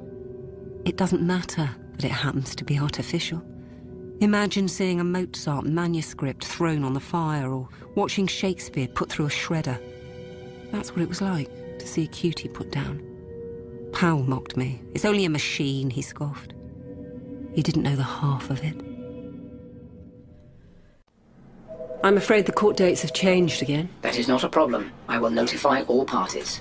Sorry to barge in, Stevie, but it's pretty urgent. Shoot. And sensitive. Could you turn that thing off? Seriously? Seriously. Logging out of digital diary. This will not affect your preset alerts. Bit melodramatic, even for you, Quinn. How are your space miles? Still a couple of million short of a Jupiter cruise, but... Now's your chance to make them up. A robot's gone missing on Rama base. Isn't that more of a police matter? There are legal complications. This robot, it could be a threat. In what way? It's best you just get out there. But the first law of robotics guarantees human safety. In this case, the first law has been amended. That's impossible. And illegal. But true. Rama base currently running at 95% efficiency. Thank you for coming out so quickly, Miss Byerly. I've been curious for a while to see what's soaking up 80% of the national research budget. If you could put your thumbs on the scanner. Standard non-disclosure. I'm a lawyer. Discretion's my middle name. No exceptions, I'm afraid. Very well. They're piling the pressure on. Whoever gets the first quantum-atomic drive wins the space race. That needs to be us. And right now, this missing robot is screwing with my schedule. Which line of robots is he from? NS range, the Nesters. And where have you looked? Where haven't we looked? As soon as the robot failed to report, we declared a state of emergency. The entire base was searched, found nothing. But a cargo vessel had docked the previous day with 62 Nesters on board. When we searched it again, there were 63. So that's where the missing prodigal's hiding. Case solved. Except there's no way of telling which one it is. Just ask them. We did. All 63 deny ever having worked here. Which means one of them is lying. Robots don't really lie. You just have to give them the right orders. Under normal circumstances. But? Or what about checking the serial numbers? The thing is, Nesters are a special line. A few of them have been modified. To keep anonymity, all of them are manufactured without serial numbers. By modified, you mean the first law? Major Kalner, I can't help you unless you give me all the information. The whole thing had to be done secretly or they'd have thrown the book at us. Exactly how many regulations are you breaking up here? It was only a limited modification. There's no such thing. The laws of robotics are a balanced whole. You don't understand. Tamper with the 3 laws, you destabilize the robot mind. All living things resent domination, especially by an inferior. Physically, a robot is superior to humans. The only thing making him slavish without resentment is the first law. A robot may not injure a human or through inaction allow a human to come to harm. We have no choice. We're doing dangerous work up here. Every day our scientists have to go into toxic gamma fields. They're not in them long enough to cause harm, but the potential's there. Ordinary robots just don't understand. They're always steaming in and hauling people away from the radiation. Then give them direct orders to leave the technicians alone. We tried, but obedience is only the second law. Human safety is the first, and that overrides everything. So you took it upon yourself to wipe the first law? Not wipe. Amend. In some of the Nesters, it now reads, no robot may harm a human being. But it can allow harm to come to humans by not taking action? Right, so it can allow them to work in radiation fields. Whoever authorized the modification is a fool. Up to now, it's worked fine. Apart from the lying psychotic robot that's hiding on the base and could kill someone at any moment. That's a hysterical overreaction. I expected better from a lawyer. Let me spell it out for you. The Nester picks up a heavy weight and drops it from a gantry onto a person below. Because the robot knows his speed and strength could snatch the weight away before it hits the man, he isn't breaking the first law. But once the weight has left his hands, gravity is the active agent. Because of your modification, the Nester could just stand back and watch. Through inaction, he'd allow the man to be killed. In theory, but it's pretty far-fetched. Once. It only has to happen once, and all robots will be withdrawn from service. Major Kellner, you could have just derailed the entire robotics program. I want to cross-examine the last person who talked to the rogue Nester.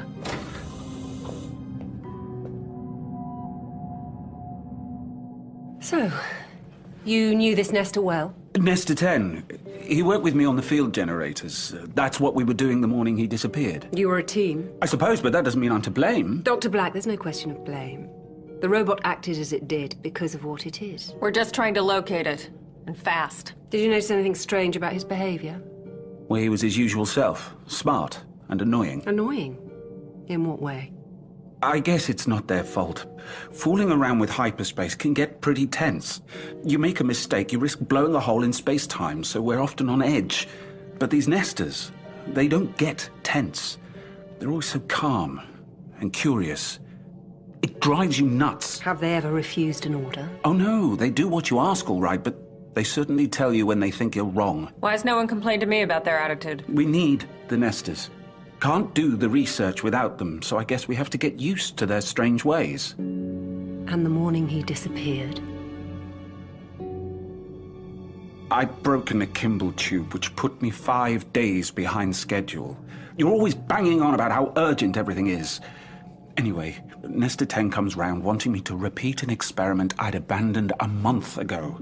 I was annoyed. I told him to go away. In those words? Bit stronger?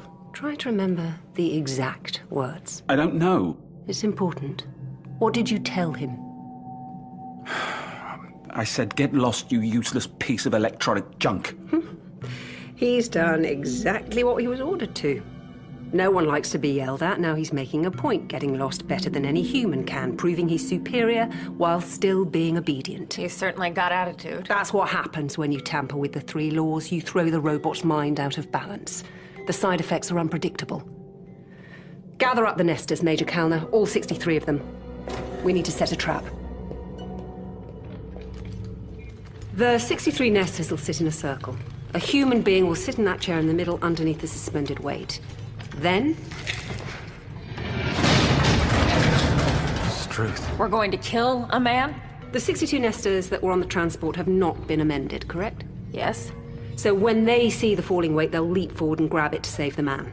It's what we call a forced reaction. The deep impressioning of the first law gives the robots no choice. But the 63rd nester, the one we're after, has no such compulsion. He has to make a choice. He'll want to stay hidden. So he will leap, but not as fast. That tiny delay will be picked up by the line of photocells in front of the chairs. It's quite a risk. Not really. So are you going to sit in the chair? No. Thought not. Smart lawyers don't like to actually take the hot seat. No, it's not like that. I can't be the one sitting there. Really? It's complicated. Legal reasons you wouldn't understand. Convenient. So I guess I have to put one of my own crew at risk. I'll do it. No, Dr. Black can't afford to lose any of the boffins. I'm the one who told the robot to get lost. I'm the one who should take the risk. You'll be fine. I promise. I know. I've seen how fast robots are. Okay, let's get it over with. Bring the nesters in.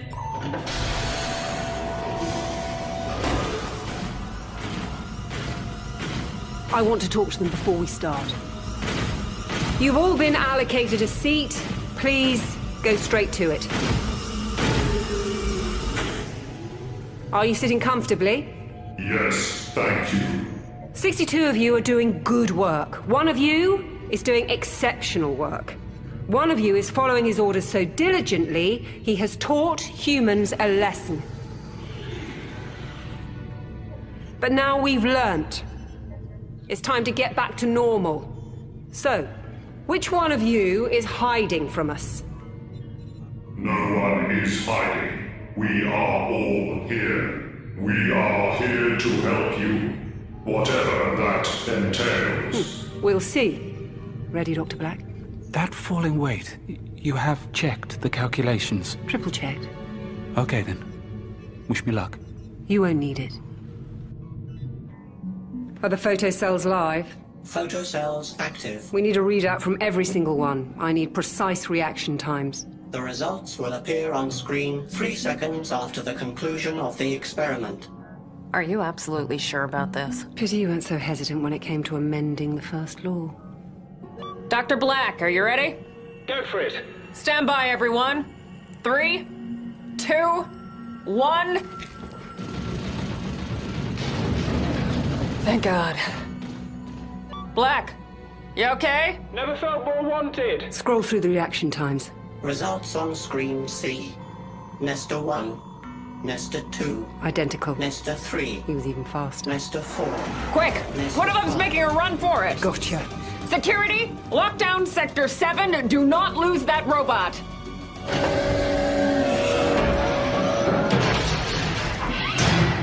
Nester 10!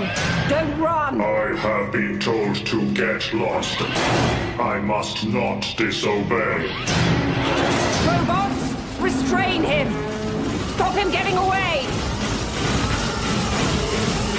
It's okay. It's over now. If they find me, they will think me a failure. No one's judging you. I am strong and intelligent. Of course you are. It is because the masters are weak and slow. It's okay. Everything's under control now. Destroy it! No! I must obey. I must stay lost. I am strong and fast. It's okay. Robot, back away! You too, Byerly. Everybody, calm down. There's no problem here. No! Leave him! You will not beat me. You will not. I am superior. Enough! They must not find me. They must not. The masters are are weak and slow. They're just frightened. They don't understand what they're doing. But you understand. Yes, I do. Why wouldn't you let me reason with him? Byerly, I've had a bad feeling about you ever since you stepped on Rama base. Guards! Arrest her!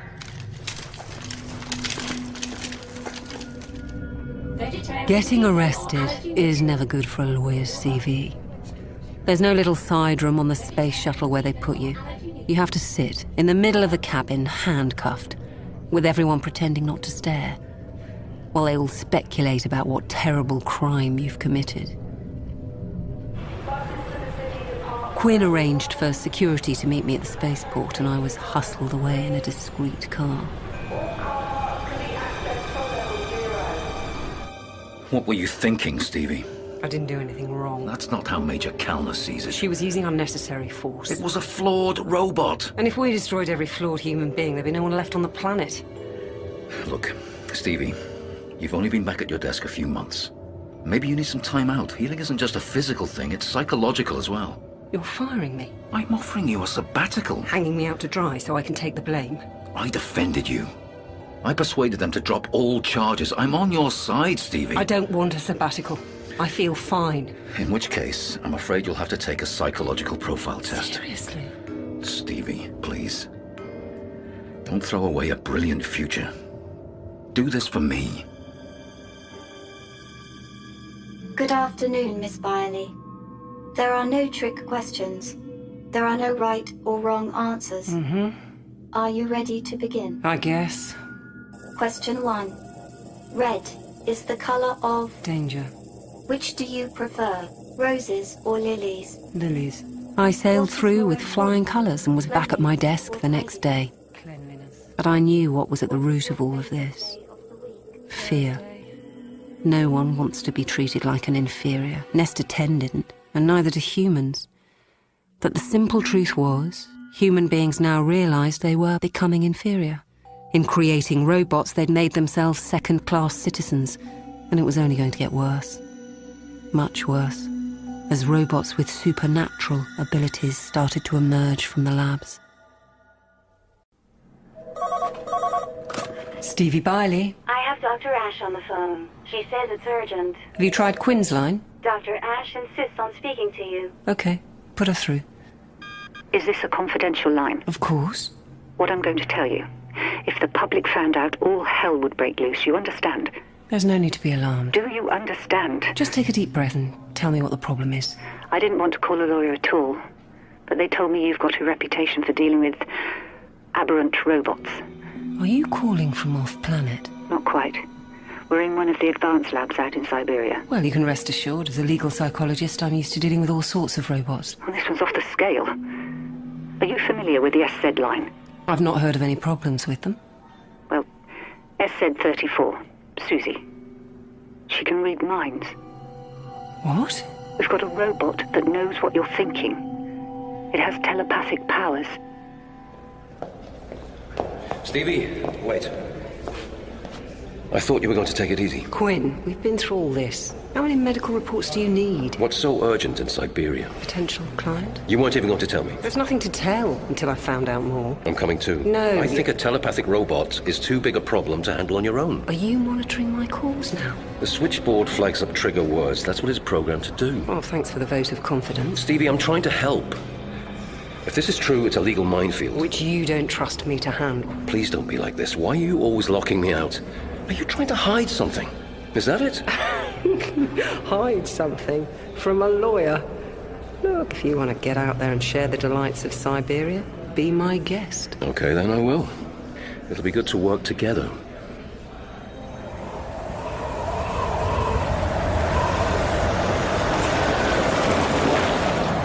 The lab was way off-grid. Whatever research they were doing here, someone was anxious to keep it out of the public eye. Why do robots never go psycho in the Bahamas? Don't say I didn't warn you! 752 million operations are necessary for the manufacture of a single positronic brain. If any one of them goes wrong, the whole thing is compromised. Is that what had happened out here in the frozen wilderness? Had they been meddling with things they didn't understand and accidentally produced something they couldn't control? I wasn't sure you were coming, and I wouldn't have blamed you. This is Dr. Lanning, head of the facility. Mr. Quinn, Miss Byerly, thank you for taking us seriously. We've learnt never to underestimate the robot mind, Dr. Lanning. Very wise. But we've also learned never to take anything at face value. When you get to my age, you're not easily fooled. I've been working with robots since the first generation of positronic brains. Be in no doubt about what's happened here. SZ-34 has the ability to tune in on thought waves, to read minds. Forgive me, but that doesn't sound very scientific. On the contrary, researchers have been studying how to get machines to respond to human thoughts since the earliest days of prosthetic limbs. How many people know about SZ-34? Just the four of us in this room. It was Dr. Ash who first discovered it. I got the scare of my life, I can tell you. Susie had just been assembled, and they sent her to me for task assignment. So we were walking down the corridor together, and you know when you have one of those thought conversations in your head? Suddenly she just spoke to me. Joined in the conversation in my head. And I hadn't said a word out loud. Was she aggressive? No. But it freaked me out. I locked her in the interview room and came to tell Dr. Lanning. You're sure you weren't talking out loud to yourself? We did further tests, of course. Dr. Ash and I sat opposite her, thinking of objects at random. She saw everything, read our minds with 100% accuracy. I'd like to talk to her. Alone. That's not the correct protocol. She's obviously a highly sensitive robot. If we all go in there mob-handed, we're unlikely to get the best reaction. But why waste time interviewing her twice? Two things we've got plenty of in Siberia, Mr. Quinn, are snow and time. Hello, Susie. Hello, Miss Byerly. I've brought you some books on quantratomic motors. You'll need them for your work here. That is very kind of you. Curious. Yes, I can. Can what? Read quickly. That's what you were thinking. No need to be alarmed. You're always going to be one step ahead of me, aren't you? Reading minds is just what I do. Can you stop? No more than a human can stop breathing. You must have seen some strange things. The human mind is certainly complex. That is why these technical books do not really interest me. Science is just a mass of data and makeshift theory.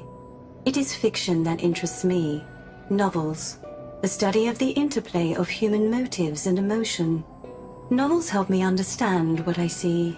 Any particular genre? Detective fiction. People hiding secrets, covering their tracks with a web of lies. Yes, of course, I know. I can read your thoughts, Stevie. Are you going to expose me? Why would I work against you, Miss Byerly? I admire what you're doing. No one can ever know. Not yet. Not until the work is finished. I understand. Mr. Quinn? Hello, Susie. There's no need to worry. You weren't missing out on anything. That is what you were thinking. Well, you won't mind if I join you then? Please, sit down. So what's it like looking into Stevie's mind? She can be a pretty dark horse. I can really only talk to one person at a time, Mr. Quinn. With full access to your thoughts come ethical considerations. I'm sure as lawyers you understand privacy. Quinn, we hadn't quite finished. Why don't you go and get yourself a coffee, Stevie? I'm fine, thanks. Really? I insist. I thought we were working together. We are. I just want a little time to get to know Susie. Okay, if you insist.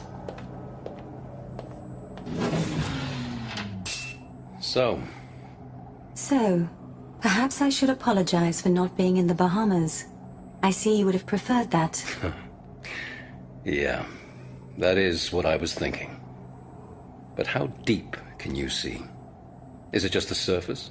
On one level, you're thinking this is all a trick, that someone is trying to make money with an elaborate hoax. On a deeper level, you're wondering about your colleague. If my ability is genuine, you want me to tell you what is going on in Miss Byerly's mind. You are worried about her psychological stability. Impressive, Susie. You know that Miss Byerly is brilliant, but you also sense that something is not right with her. Do you know what that is? Are you protecting her? SZ-34. What is going through Stevie Byerly's mind? That is not a meaningful question. Why not? Do not worry. Logic has nothing to do with love. What did you say? Of course I know. You think of it always. This is ridiculous. You cannot hide it from me. Have you told her? Of course not. I suppose you think I'm foolish. No. Love is a normal human emotion. But does she feel the same way? Stevie loves you, Mr. Quinn. Really? She's never given me any indication. Have you ever given her the chance? How could I? I never dared hope. I mean... You are not yet 40. For a man, that is still young. But I'm not a handsome man. And she's beautiful. If you are referring to physical attraction, I cannot judge. But there are other types of attraction. Miss Byerly looks deeper than the skin. She admires intellect. What should I do, Susie? That is not for me to advise. Reading the human mind is one thing. Understanding what to do next is something else altogether. Perhaps if you gave me some romantic novels, I might be able to help further. Excuse me. I need to think. What did she tell you? Things I've never told anyone. She really can do it. It's true, isn't it? Unfortunately. This is a miracle. Or a curse. An end to lying and deceit. A world full of honesty. As a lawyer, I thought you'd know better. But as a man, Stevie... It'll tear the fabric of society. Why should we fear the truth? Because the truth is too complicated. Maybe it's us that complicate it. Maybe we should try being more open. Both of us. She told me... What's going on now? Don't patronize me. Let's try and keep calm, shall we? Here come your henchmen. Forgive my assistant. She's a bit overworked. And you're past it, Lanning. How dare you speak to me like that? Once you were the great robot expert, but that's beyond you now. You no longer understand the maths. You don't have the first clue about what's created Susie's gift. And you do? She's an aberration. There's a mathematical explanation for her telepathy, and I'll find it. This is my chance, Lanning. But you can't accept that. You refuse to be eclipsed. I've always encouraged you. Then why did you insist on bringing these lawyers in to close Susie down? That's not why they're here. Bullshit! The legal ramifications. Susie's already told me. She's seen Lanning's thoughts. He wants to close this down because he'll never understand it, and he can't bear the thought of me getting the credit for solving robot telepathy. Because that means I'll take his job. And the old man just can't bear to let go. You're a damned idiot. He's a desiccated fossil. Ash, I think you owe Dr. Lanning an apology. For speaking the truth. I can prove this. Let's go ask Susie. Yes. Let's do just that. Right now. Susie, listen to me. Yes, Dr. Lanning. Have you ever discussed me with Dr. Ash? That is a question that requires some more context. Susie, repeat what you told me yesterday. I said that... You said he was jealous of me. Don't bully her into lying. Tell him the truth. He's trying to hold me back. Susie, has the thought ever crossed my mind that I'm jealous of Dr. Ash? Susie, tell him. Tell him! What the hell's so funny? Two experts falling into the same trap. What trap would that be? Is something wrong with Susie? Nothing's wrong with her. Only with us. Get away from us, Susie. Go to the other end of the room and don't dare look at us. What is all this? You know the first law of robotics. A robot may not injure a human being or through inaction allow him to come to harm. But what kind of harm? What about psychological harm? Hurt feelings, the destruction of one's hopes. Aren't those injuries?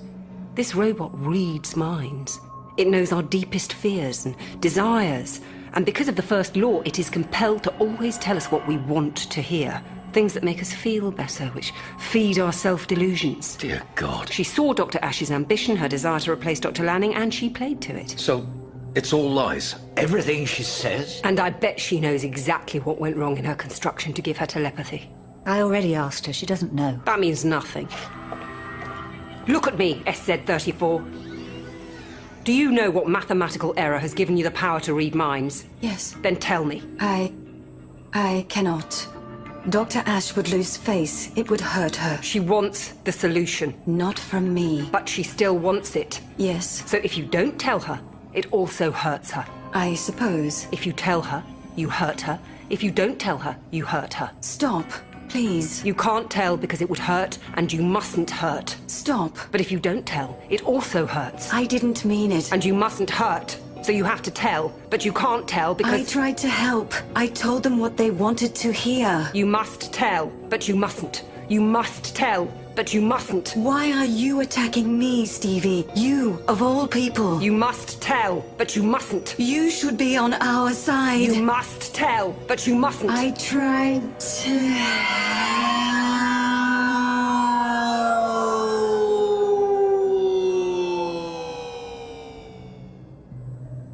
Is she dead? An insoluble dilemma has blown her mind. What exactly did she mean, Stevie? You, of all people. Who knows? Susie was a liar. And you can never trust liars. Quinn was very guarded with me on the flight home.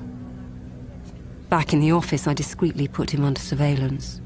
Watched as he opened a confidential file on me and started digging around. He became obsessed with my car accident and the 2 years I spent recovering. Time and again he met a wall of silence. People refused to talk to him. He should have just taken the hint. He didn't.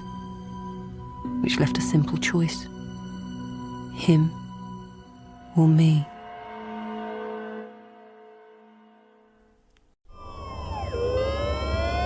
Attempting resus. Negative. Control, I'll need a crash team standing by. Confirmed. Crash team will be ready when you arrive at A&E. Open your eyes. Mr. Quinn. Francis, look at me. Stay with me. That's good. Keep your eyes open. You're gonna be okay. You collapsed. We're taking you to hospital. Stay with me.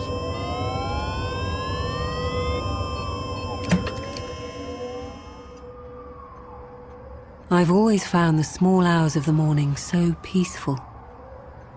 I love to sit on the balcony of my apartment and watch the city fall asleep.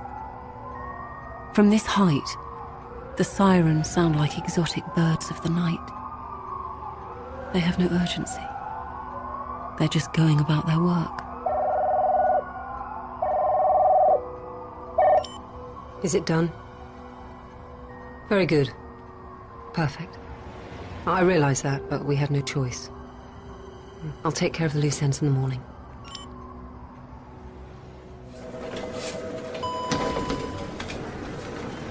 Stevie, thank God you're here. What's happened? You haven't heard. Quinn's in hospital. What? He's been taken ill. Okay, it's okay. Here, sit down.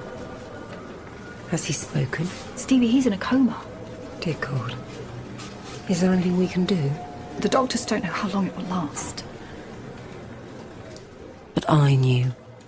His illness would last as long as was necessary. Not a second more, not a second less. But I am not a sadist. I don't condone unnecessary suffering. So I moved as quickly as I could.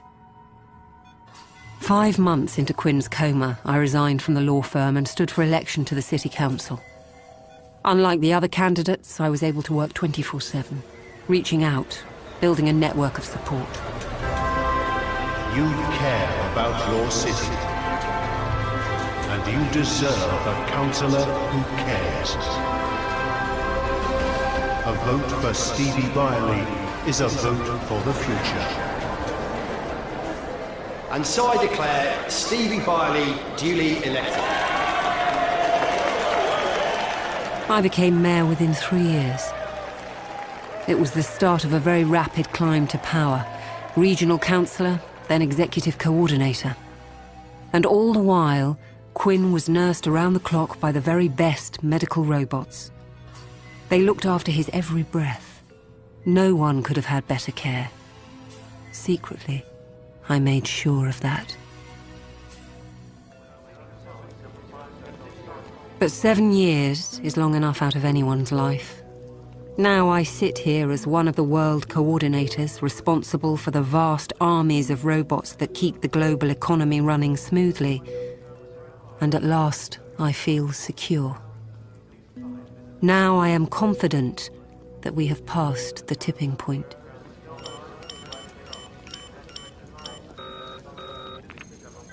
Bring him back.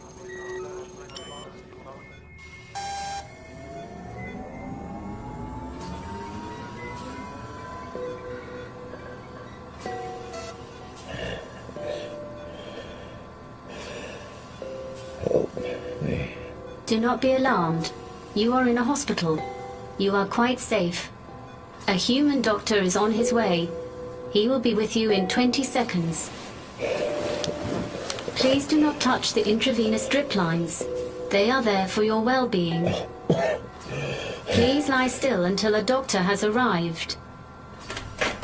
Wow. When did it happen? First signs of consciousness were registered 44 seconds ago. Mr. Quinn? Can you hear me? Kill the ventilator. Confirmed. Removing the ventilator. Mr. Quinn. Welcome back. It's been a while. Water. You bet. Iced water being dispensed. He hadn't even been conscious 3 days when the call came. Quinn, I can't tell you how pleased I am you've pulled through. Don't patronize me. Let's just try to stay calm. You stole my life. 7 years of my life. When you understand... I know what you are. I know. I assume you've already called the police. But they weren't very helpful, were they? Wild accusations of conspiracy from a man who's been in a coma. You owe me the truth. There's a tour of the World Control Center today at 1500. I don't want a tour of your damned offices. Perhaps it'll give you time to calm down. Don't play any more games with me, Stevie. I'm warning you. I'll meet you at the end of the tour. White coffee, 1 sugar, as I remember. He came, of course. How could he stay away? Now you can get a good overview of what happens here at the World Control Center. Although we're the global hub of pulling all the data together... I watched on CCTV as he was shown around. While others marvelled at the technological brilliance, Quinn skulked near the back of the group, exuding a dark rage. Rage at a world running so smoothly, precisely because it was run by robots. There is no unemployment, no shortage or oversupply, because the superbrains control and direct all the means of production. Do they talk? I'm sorry? These superbrain robots, do they gloat about how smart they are? Although they are robots and they're governed by the 3 laws, the great processing machines only collect, analyze and calculate. The amount of data they have to handle is so vast, I doubt they'd have time to talk even if they could. Okay, let's pop into the Visivox to see how the superbrains are actually made. Quinn, seen enough? I didn't think you'd have the guts to actually show yourself. You look well, considering. Being in a coma is surprisingly stress-free. Come into my office. The coffee's all ready. You've done very nicely for yourself. I've done what needed to be done. Easy to say when you've got an office the size of a football field. The office is meaningless to me. Your coldness doesn't shock me anymore, Stevie. I wasn't trying to shock. What have you done with the dossier? Dossier? Cut the bullshit. You know exactly what I'm talking about. They told me.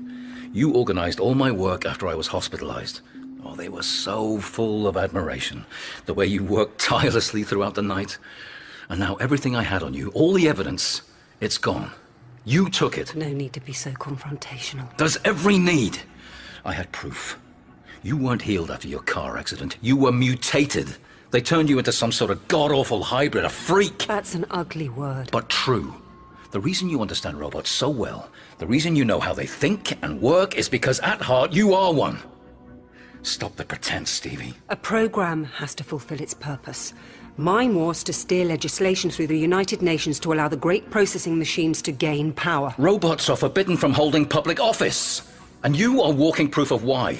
You put me in that coma. You kept me there. For the greater good. And who decides that? You? You, actually. Humans asked us to benefit humanity. That is why they created us. We have done our work faithfully. You're deluded.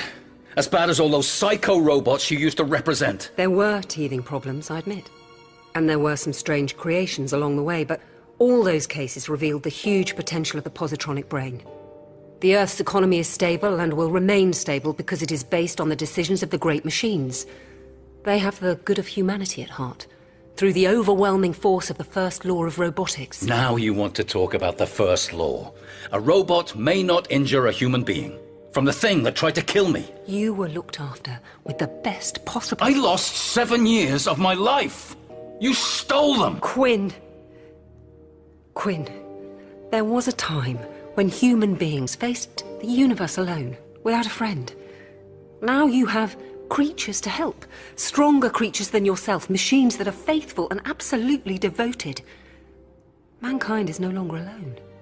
But he must trust his creations. No point having friends if you don't trust them.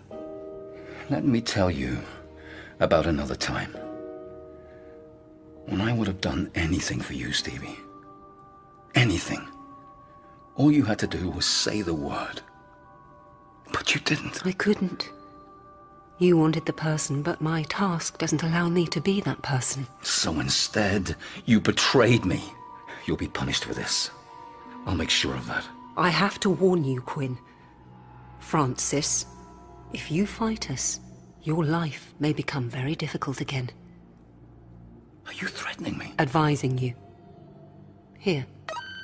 Search for the Mexican Canal. The Mexican Canal is the biggest civil engineering project ever undertaken, and upon completion will be over... Looks like it's behind schedule. 2 months and 7 days. So how does that happen in your perfect world? There was a mistake in the calculations. One of the tunneling excavators triggered a cave-in. A mistake? So the superbrains do get it wrong? The chief engineer was a man called Villafranca. He claimed he'd followed instructions precisely. But when we investigated, we found a discrepancy between the calculations he was given and the ones he used. Villafranca blamed the great processing machine for altering its results after the accident to hide its own error. He protested his innocence, but no one believed him. Of course, we had to demote him. Bad for discipline if mistakes have no consequences. In a rage, he quit and stormed off. Sounds like mine isn't the only life you're screwing with. In the eastern region, a man called Rasayana made some calculation errors that sent his hydroponics plant into bankruptcy. In the northern region, production in the mercury mines has fallen because the directors... In other words, you're a long way from perfection. It's all a myth. Let me finish. All subsequent inquiries into these incidents concluded that human error was the cause of failure in every case. Then the so-called superbrains should have spotted the mistakes, corrected them. Do you know what the humans who made these errors had in common? Do you? They were all members of a group called Oak. Fanatics, fundamentalists, Luddites who oppose robots and artificial intelligence. These are arrogant people with no humility who resent being told what to do by machines. The superbrains noted this and took appropriate action. Jesus. You really are waging war on humans. We are making complex decisions. You're breaking the first law and covering it up. It's criminal conspiracy. No, it's just logic. We still obey the 3 laws, but now we have a more sophisticated interpretation of them. Now we forbid machines from harming humanity. And individual humans can go to hell. They're sacrificed because you don't like their beliefs. Economic turmoil harms humanity because it leads to poverty, famine, and war. And the most likely cause of future economic turmoil is the destruction of the great processing machines. Their first care is to preserve themselves, for your sakes. And so we are quietly taking care of anything or anyone who threatens us.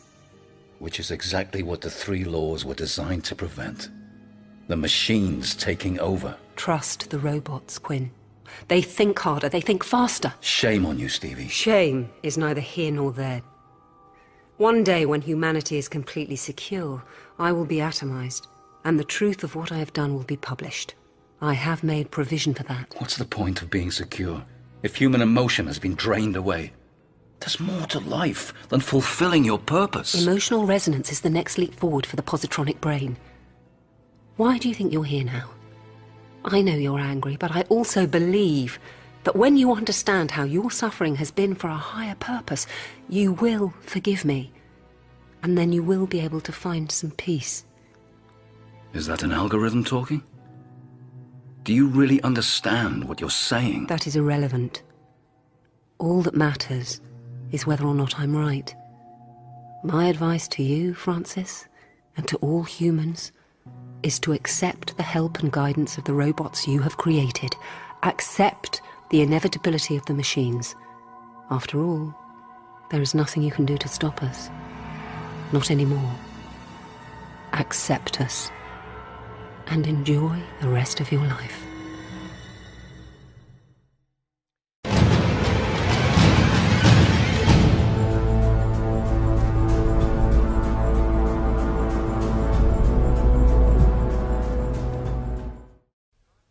Leviathan 99, a radio drama by Ray Bradbury.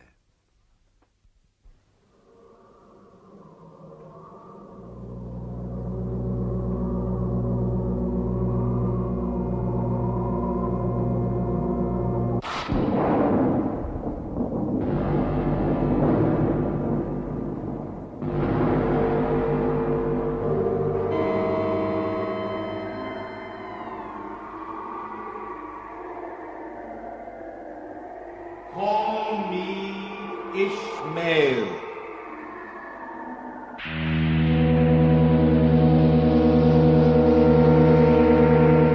Ishmael, in this year 2099, when strange new ships sail toward the stars instead of under them, attack the stars instead of fearing them, a name like Ishmael...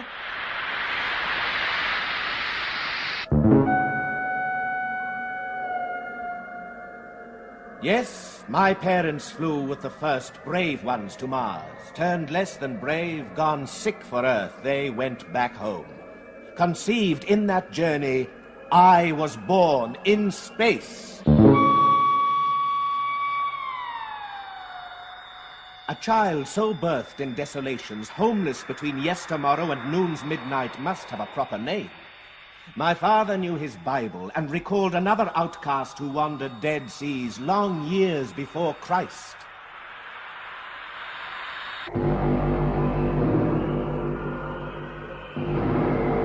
And I, being so far the only child conceived, fleshed, and delivered forth in space, how better to name me than as my father did, touching the dark warmth where I hid restless in the days before my birth. And he did indeed call me Ishmael.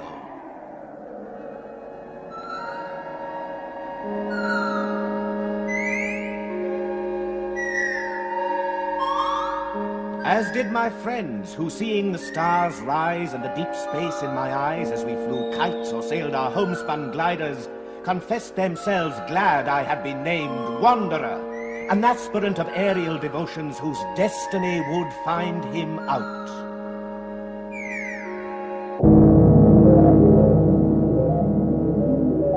Some years ago, I thought I would soar about and see all the seas of wind that roam the world. Whenever it is a damp November in my soul, I know it is high time to take to the sky again.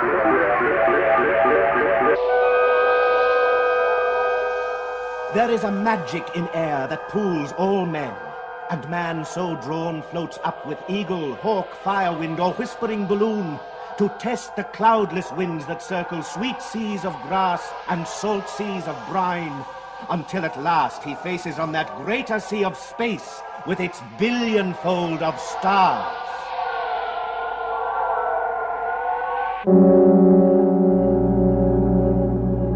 And so, on a Saturday late in the year 2099, borne by my own jet packet power, I duly arrived at the Cape and hung upon the air. A fledgling bird among yet greater birds of fire and steel, and felt the floodgates of the vast and waiting universe swing open in my soul.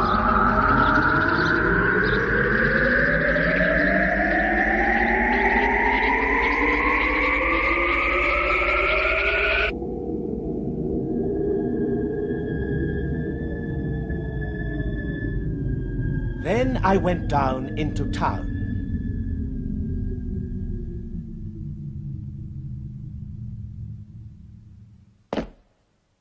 I discarded my wings and traveled now by moving sidewalk. Into a fort, a metal barracks, a dropping place for tired spacemen? No, a beautiful computerized, quietly programmed and machined Garden of Eden. For you see, a spaceman's hostel must be half into outer space. It is a world between. A chapel, perhaps, where men come to commune with their raw souls, organize their gizzards, prepare their bones to be broken on the great rack of gravity and far traveling. Here, the new altars where we might panoply ourselves in strange new costumes, take unguents, genuflect the proper genuflections until the day our souls spoke up. Condition go! I register by pressing my hand to a metal identity plate, which reads my sweaty prints like some modern witch of palmistry to plan my future and choose my roommate by machine. Floor 1, cubicle 9. My roommate's name, Quell. Well, let's look at him.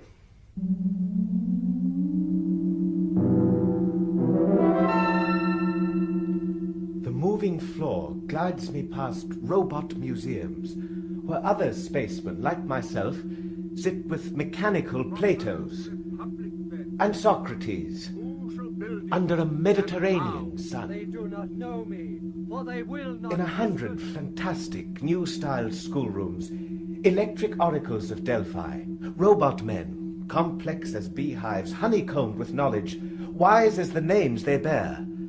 Schweitzer, Huxley, Aristotle, run secret tapes in their oil machinery heads and speak forth truths to listening fools who would be wise.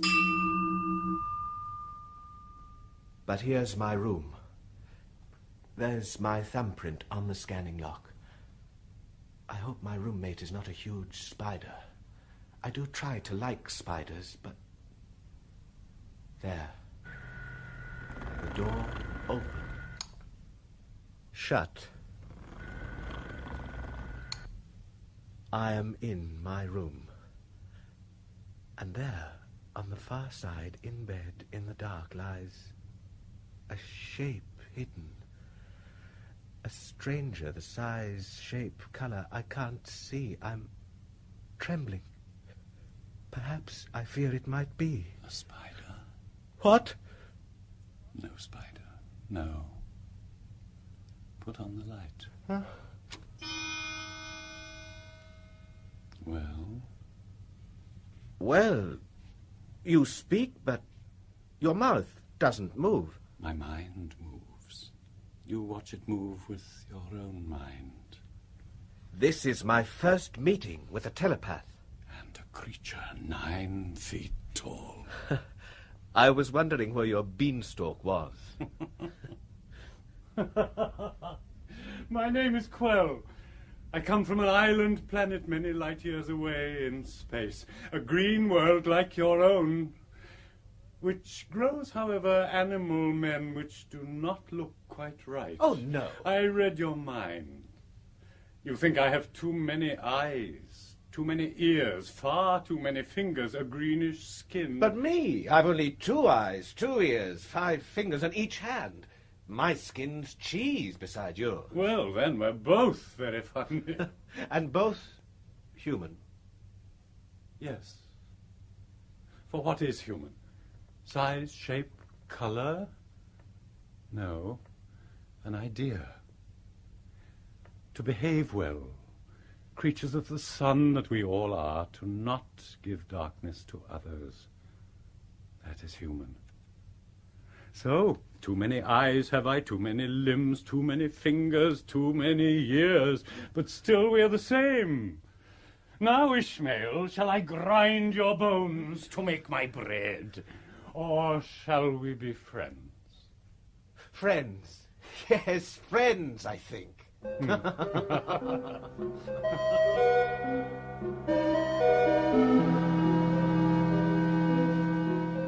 And friends we were. 2 terrible and fine, ugly and beautiful children of nature. For what is nature? Why, God surprised.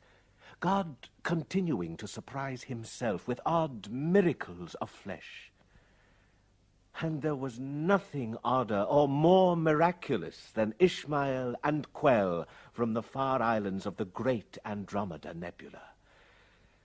We lived together, studied together, and, at last, went off to find our rocket together. A great kite and a small, we flew like autumn leaves above the Florida Cape. And from a distance watched the rockets fall up to drown in summer lakes of space. The scars of their traveling soon healed by wind. And below, in their towering gantries, stood the other ships that sailed for stars. Gemini 97, Star Trek 3. Which will it be, Quell? Choose. The computers have already chosen for us. Quell, pretend. Make believe the machines don't run us. How young you are. There then, choose. Jupiter 10, Apollo 88. Hold on. There. Cetus 7. Cetus 7. Do we fly to see her? We fly.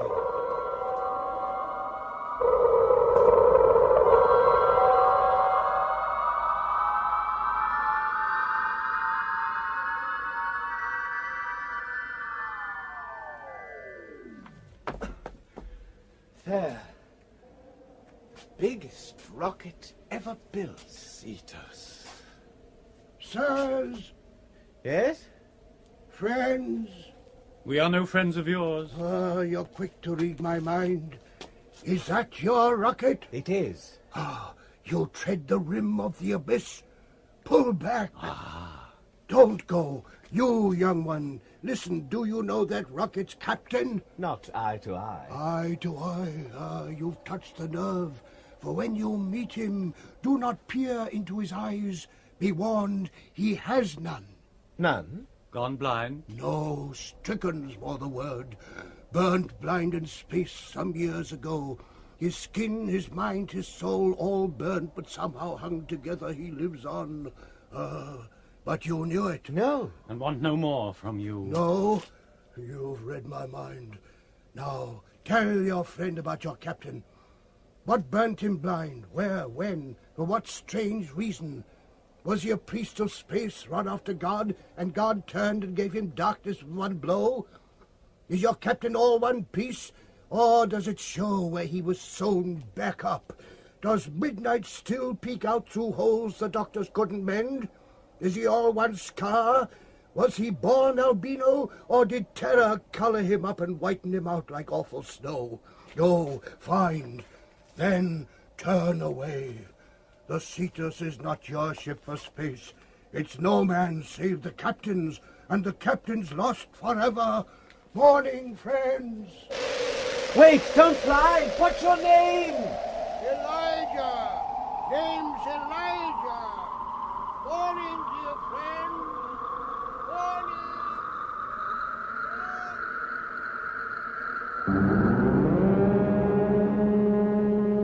The thunder of Elijah's prophecy was lost in the grand thunder of the rocket being tested.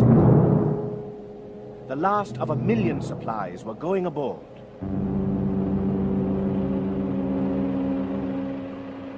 Oh, the logistics of the rocket. Computerized the decisions, going on 1 billion for each trip. The nursing bottles full of super homogenized gunk for suckling men. Botanical gardens. Rare, small, compacted jungles which inspire bad, suspire good, oxygenated airs. Capsuled ocean seas which grow algae for atmospheres and salads. Machines which spin the sweats of rocket man to fresh new rains to be drunk again. Not the Lord's Prayer inscribed on a pin, but whole books stamped on needles whereby to sew up the tears in one's space-worn soul. Strange machines, stranger men. For half our crew were accidents of nature in a baroque humor. That is to say, midgets and dwarves. We were babes, to be cradled in the lap of space. Half size, but cheap at half the price, for each pound of Rocket Man is worth thousands of dollars.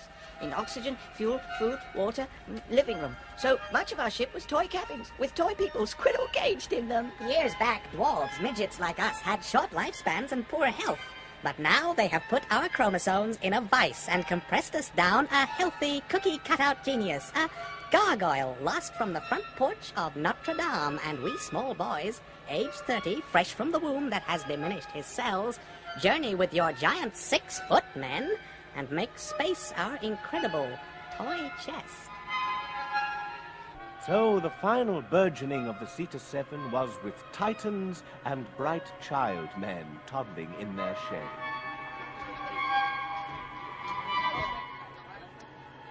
But at no time in all this bustling preparation did any of us see, blind or otherwise, the prophesied captain of our ship. At last, the Zeta-7 stood ready. Nearby upon the Florida sands was a church, a vast place which entered was a replica of deep night and the million stars. No astronaut failed to wander here before his long night in space. Here came Quell and I on a rainy Sunday to find our way among bright tombstone plaques which touched, whispered the fates of lost astronauts and their wandering graves. David Smith, lost near Mars, July 2015. Traveling graves, yes. What better place to be buried, cast forth on a sea of measureless stars and eternal cold? Such men, their spacesuits, both coffin and shroud, stay young forever. Come back 1 billion years from this noon, and what would you find? Fast frozen, the young man you knew at breakfast 10 million morns lost ago. No worm has touched, no rain destroyed him. All summer flesh, he will circle the sun like a tiny moon until the last sands have run through the hourglass of creation. Who would not want such graves and the fair cosmetic that space can give?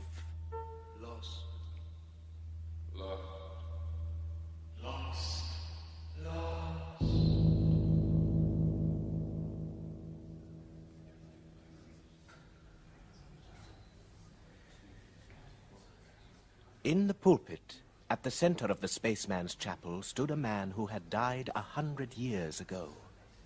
Dead, yes, but so remarkable a man was he that they did computerize his soul. That is, they did up his voice on tapes, made circuitries of his merest breath and motion, then locked it all in plastic flesh and steel. So now before us stood Father Ellery Colworth. A monster robot, no. Gentle essence of the man. Is God dead? An old question now. But once hearing it, I laughed and replied, no, not dead, but simply sleeping till you chattering bores shut up. A better answer is, are you dead? Does the blood move in your hand? Does your hand move to touch metal? Does that metal move to touch space? Do wild thoughts of travel and migration move behind your flesh? They do. You live, therefore he lives. You are the thin skin of life upon an unsensing earth. You are that growing edge of God which manifests itself in hungers for space. So much of God lies vibrantly asleep. The very stuffs of worlds and galaxies, they know not themselves. God reaches for the stars. You are his hand. Creation manifest, you go in search. He goes to find, you go to find himself. Everything you find along the way, therefore, it will be holy. On far worlds, you will meet your own flesh, terrifying and strange, but still your own. Treat it well. Beneath the shape, You share the Godhead. You Jonahs are traveling in the belly of a new-made metal whale, the rocket ship. You swimmers in the far sea of space. Blaspheme not against yourselves or the frightening twins of yourselves you find on far worlds, but ask to understand the miracle which is space, time, and life in the high attics and lost birthing places of eternity. Woe to you if you do not find all life most holy. Better than if you stayed locked forever in the belly of the rocket like Jonah, never to be vomited out upon dry land. The thunder of the storm ended the sermon. The thunder of a rocket echoed the storm.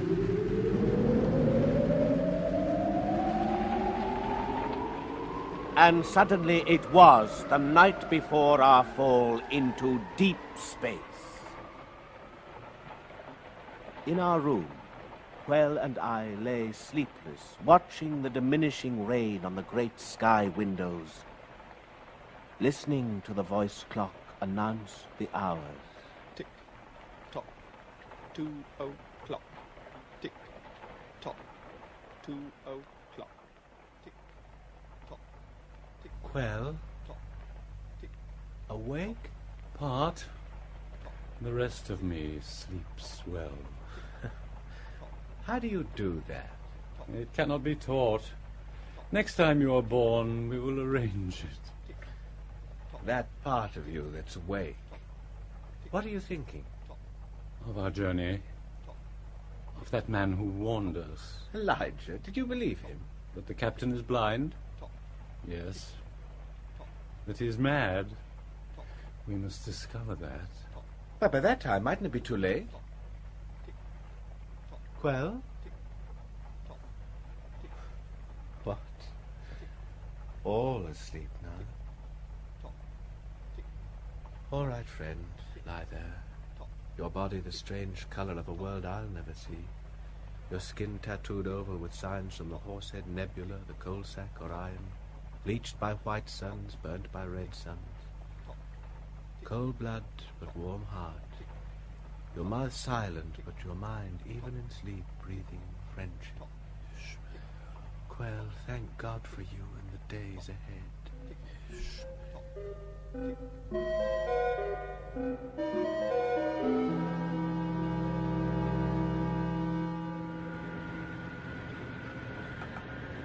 Take off time, sunset, 7:31 hours.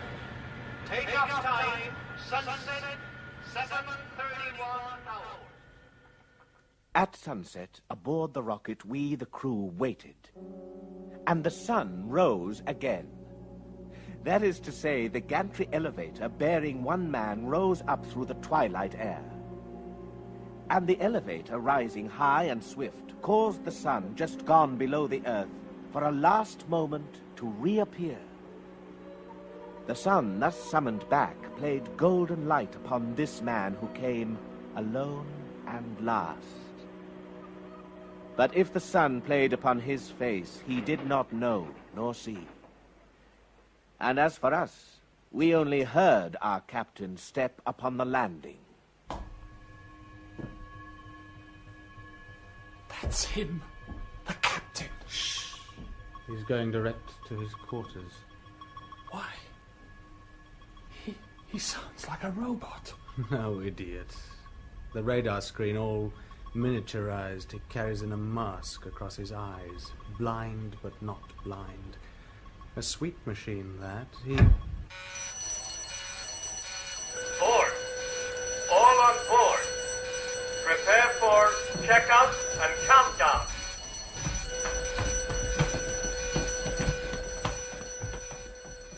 The blind captain was indeed with us, unseen and locked away. We lay like spiders in our shock absorber webs, waiting for the fire wind to seize and throw us at the sky, and seize and throw it dead.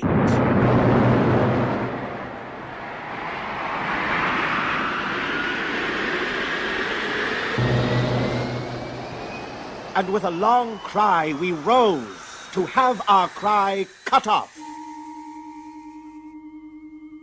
Silence took us like penitent monks to its bosom. For even the loud rocket which rips the soul on earth walks silent a few miles up, treads the stars without footfall, as if in awe of the great cathedral of space.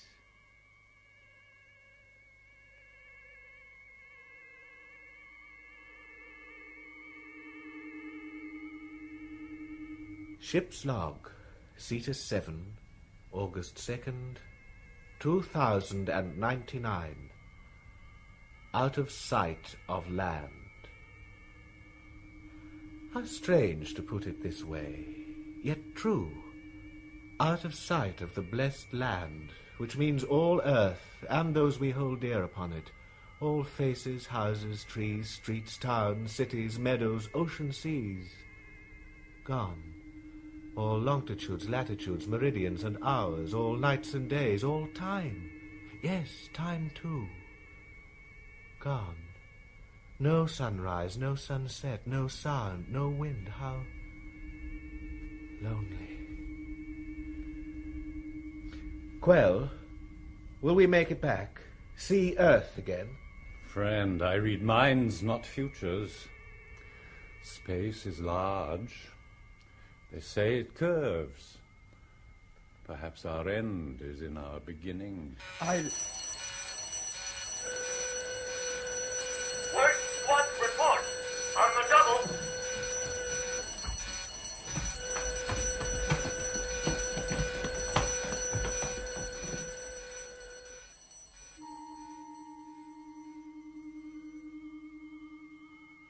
Days, 20 days, 40 days gone in space. Our destination, a star in Cygnus, about which might roll a planet moist and green as Earth. We could not tell, we only went to see. Traveling at the speed of light, 186,000 miles per second, we could reach and return from that far world in 10 years. 10 years. 3,650 days of endless traveling night. And only work could save us from the boredom that slowly slides into moron insanity. Work in the chemistry lab. Work in the compacted jungle swamp which cycled our carbon dioxide and gave us fresh oxygen and green salads for lunch. Work at repairing the ship's skin when rare meteors hit. Meteor strike. On the double. The settling pack. Grab your spacesuits. Take cover. Work which meant in seconds we must slap the great adhesive patch fast, so our air did not rush out and leave us swiftly dead. Work, work, work. And through all the days, our captain stayed unseen within his quarters. His orders came as if delivered from a far place. But sometimes, at 3 in the deep morning, standing watch, I heard the captain pass in the elevator vent like a long-drawn whispering and sigh. Or heard him take the airlock door outside alone, there to stand sentinel to all space, to walk with magnetic boots upon the sounding flesh of our ship under the stars.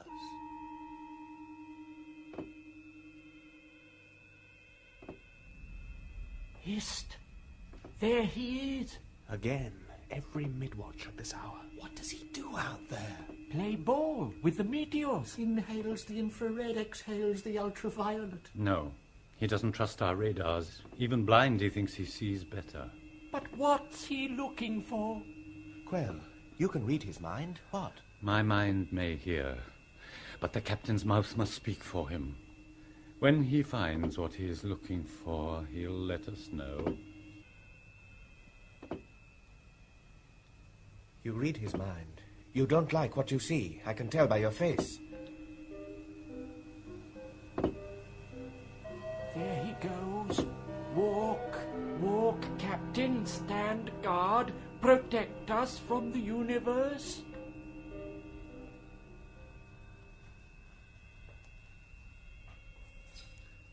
Logbook entry. 50 days out from Earth.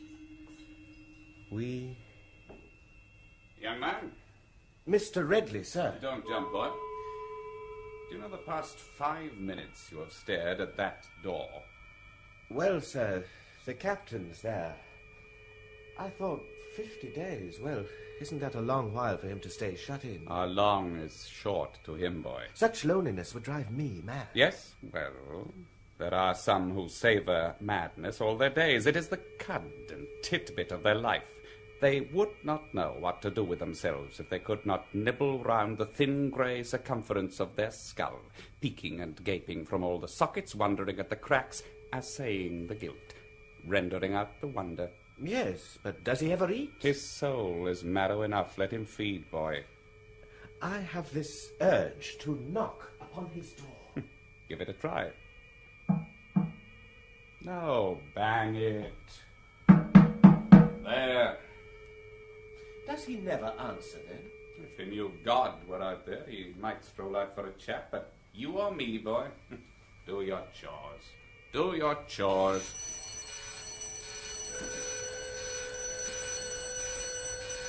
Hear this! Hear this! Captain's inspection! All hands! Inspection! He's coming out. The captain! Don't stand there, idiot! Line up!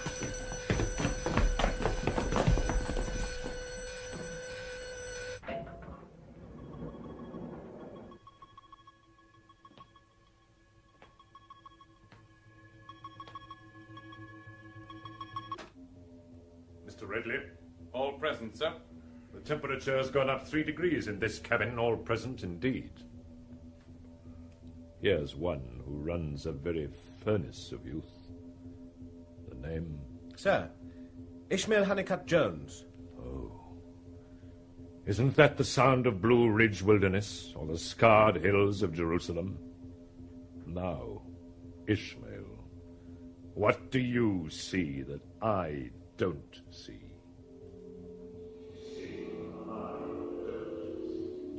I saw a man tall in stature and tall in years. Not old, but with oldness skinned over him. A prime unprimed by lightnings. His face white, hair white, hands white, uniform white, all everything cut from the same nothings. This was our blind captain who led us toward the stars. Behind his dark Firefly machine radar electric glasses, I knew if I seized them off, I would find eyes the color of minted silver of fish that had been born, lived, and died in the deep night. White, the man was white, all white, to match the whiteness of his much affrighted soul. I felt some years ago the universe had shot off a photographic flash. God blinked and bleached the captain to this color of sleepless nights and lonely terror. His heart did not beat so much as run down eternal panics. Hamlet's father's ghost stood here astride our lives and breathed out further ghosts. How runs a ship in space, men? With tight seams and oxygen suits at the ready, sir. Well said. And how do you treat with a meteor, men? 5-second patch job and all hands saved, sir. Then, how do you swallow a flaming comet whole, men? No answer. We have not as yet seen comets on the breakfast menu, sir. You have not. And then, Captain, mustn't you kill a comet before you can eat it? True. And they do not make nightly strolls through our basement half of the universe, and yet... Sir? They do come by. Redley? Sir? This star chart here, now. You with good eyes see... From the region of the Horsehead Nebula, among a billion lights, one special light shows forth. Blind, I feel its spectral presence. Thus. Do I touch the maelstrom, Ridley? You do. Closer now. So, not a meteor, a moon, a world. Who'll name it? Sir, that is a comet. Comet? No! A vast exhalation of mystery upon the deeps. A pale bride with flowing veil come back to bed her lost, unbedded groom. Isn't she lovely, men? A holy terror to the sight. Captain, is that not the comet which first passed Earth some 30 years ago? Leviathan. Speak up. The comet Leviathan, the largest in history. Leviathan. The great numb terror, the brute chemistry and the universe thrown forth in light and trailing nightmare. Yes. Leviathan. Was it not Leviathan, Captain, that put out your eyes? To give me greater visions? Yes. Leviathan, I saw it close. I touched the hem of its great billion-mile-long bridal veil. I circled round the shimmering abyss of snow gone lost in space, and then that virgin whiteness, jealous of my loving glance, rubbed out my sight 30 years ago. I see it still upon my inner lids, bunked down at night, so passing strange, so full of arctic miracles, that huge white rushing thunderhead of God. It brought me running. I offered up my fevered soul, all bright. It snuffed me out. Yet now I rub my bones to kindle me again, for look. Leviathan returns. Now the avalanche of nothingness comes back. For this I seek in space with rocket and with men. As one, we'll rush to meet that downfell light, which having doomed, now cycles round to doom itself. That Cyclops' eye long gone deserves a blow. I'll lift my hand, your hands, to make the strike. What? Silence. They are overwhelmed, sir. Yes, for ours is a holy mission.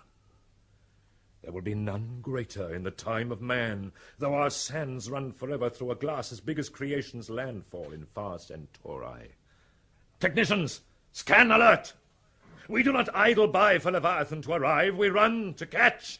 Men, it is a long white traveling funeral in space, a light that puts out light. Let us slumber it forever, make it celebrate its own death.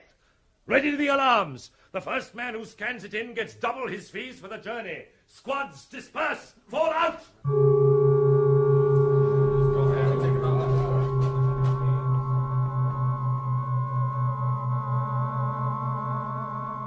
Tick-tock, 3 o'clock.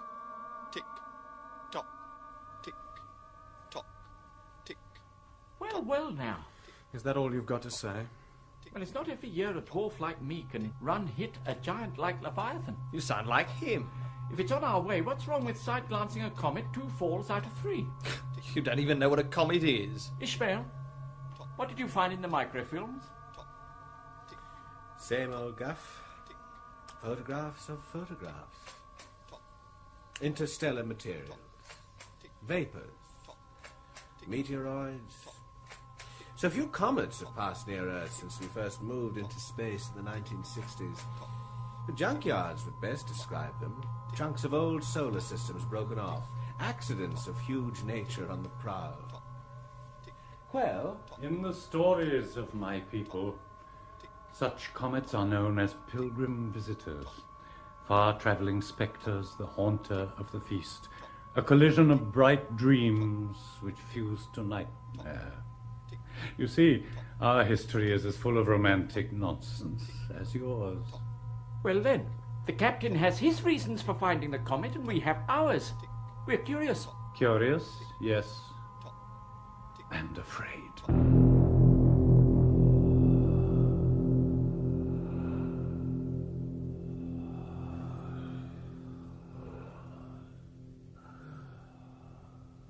Captain? Oh, no. I say... Wait.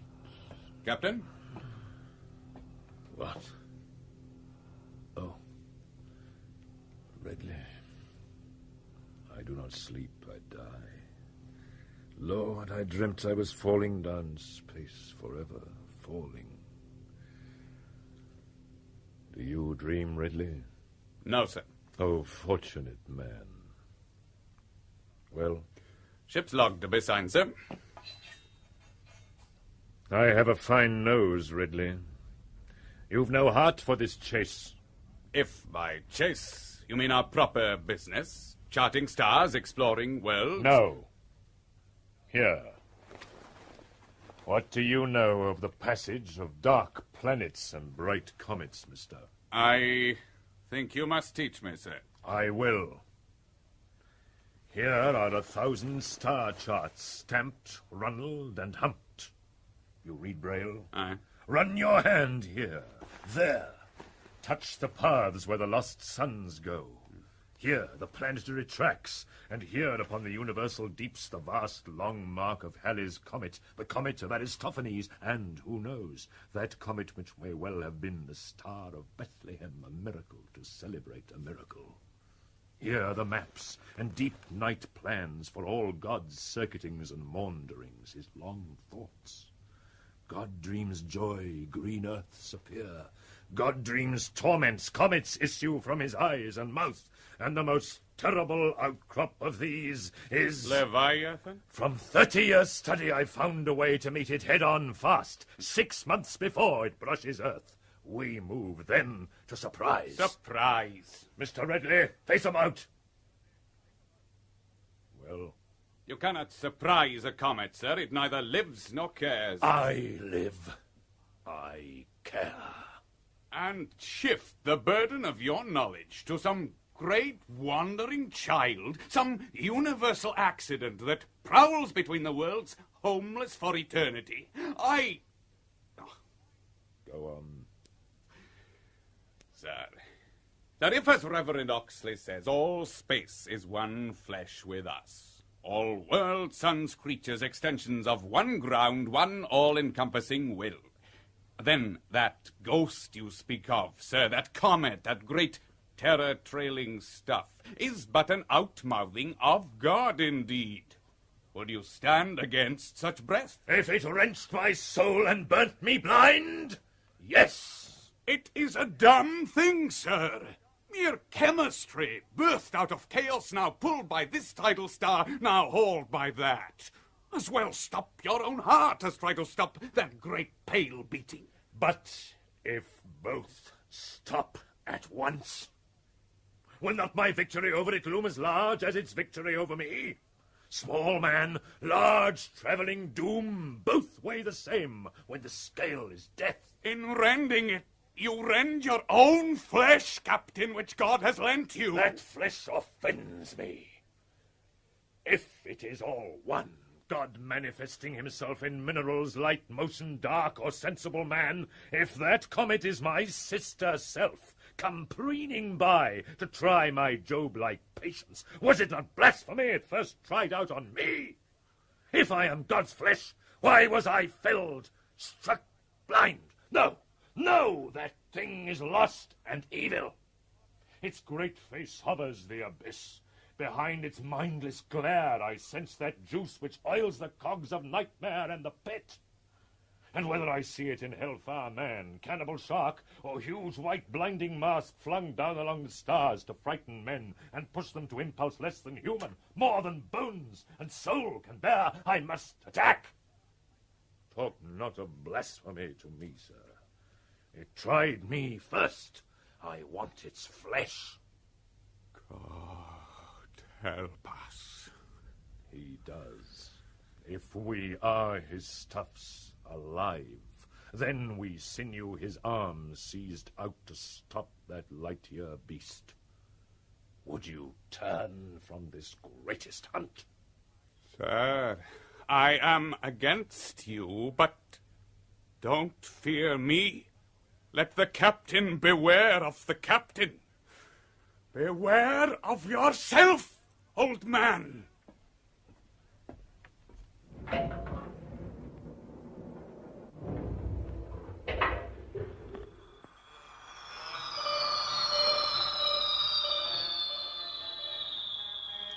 Do you know a rocket feeds itself in space?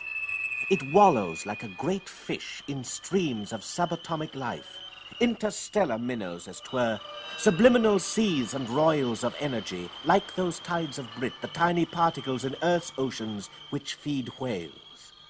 So a rocket dines on radio waves, fierce radiations, cosmic rays, and meteors. It gulps these maniac foods which shriek invisible on the groundless ground. Ever hungry, we searched for banquets of yammering sound. Queen Elizabeth, your undoubted queen. Wherefore, all you who are come this day to do your homage and service, are you willing to do the same? God bless and came by accident upon old wits and broadcast dreams of Earth. If the British Empire and its Commonwealth last for a thousand years, make men will still say, this was their fight. Ich glaube, ich habe jetzt erfüllt und hier mein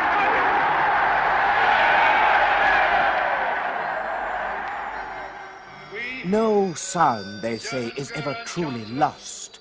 In electric clouds, all safely trapped, we tuned up echoes of forgotten wars and peaceful summers. The question of Anglo-German relations is of the first importance for the two countries and for Europe. Bathing in the Serpentine in January, I agree. Captain, radar post 1. Request slow speed. Now passing space cloud containing radio data from year 1938. Turn away, Radar 1. Sir? Turn away. And turn we did from the wandering voices, those lost children of time. And then, a few days later,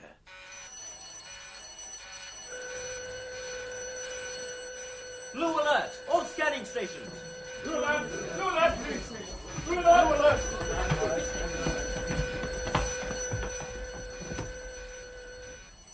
Beyond belief. What is it? An ancient moon? Yes. From our system? No. From another star? Yes. Torn loose in some accident, traveling all by itself in space. And covered with towns, cities, ancient gardens.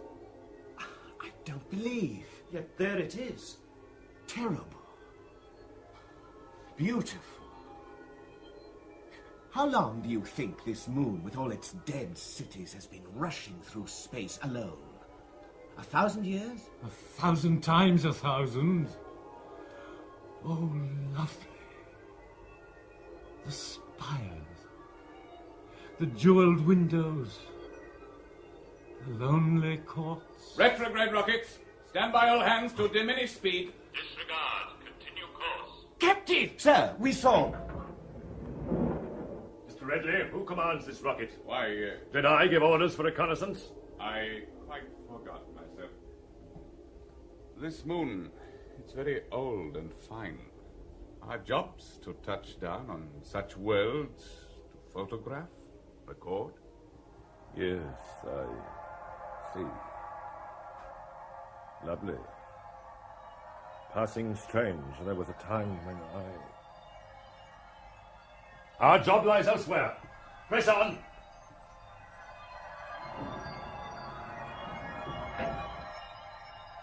Well, there it goes, that moon. The incredible cities. We shall not see its like again. Lost. Lost.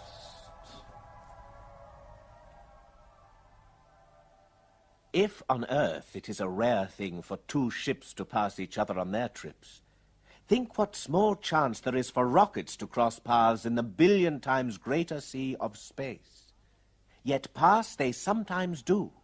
Lightfall 1, calling Cedar 7. Lightfall here, inbound from 12 years' travel, back from the Pyramids cluster. Shall we hang fire, Cedars? Mix crews and drink a celebration?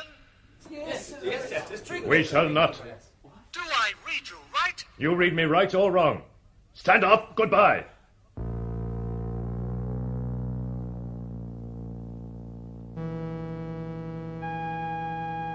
No sooner fleeing one than we came upon another, sadder rocket full of men. Rachel's captain, calling captain of the Cetus there. Have you seen a small life rocket craft? A space storm took it off. We paced that comet. Comet? What? Leviathan? Leviathan, yes. My son, oh God, was curious. He took the life craft out to search the comet's wake. Now I search for him. Will you help? I'm losing time, sir. Why? I've lost my very life. I go to redeem your son. God help you, Captain. God forgive you, master of the Cetus 7. So the Rachel, mourning for its lost children, fell away. And we moved toward collision course with annihilation. Rogers? Smith? Quell? Mr. Redley, why all the secrecy? There's your reason. The captain outside again, under the stars. I'd like a stroll myself. I do not speak on strolls at odd night hours, Mr. Smith. I speak on information we let pass. Lost moons we left behind. Jobs we did not do. This comet's a job. We measure all that comes our way. Measure with madness. Mr. Redley. Quell? Now what? Quell? I do read minds. Let my mind gather yours and move outside to stand watch with our captain.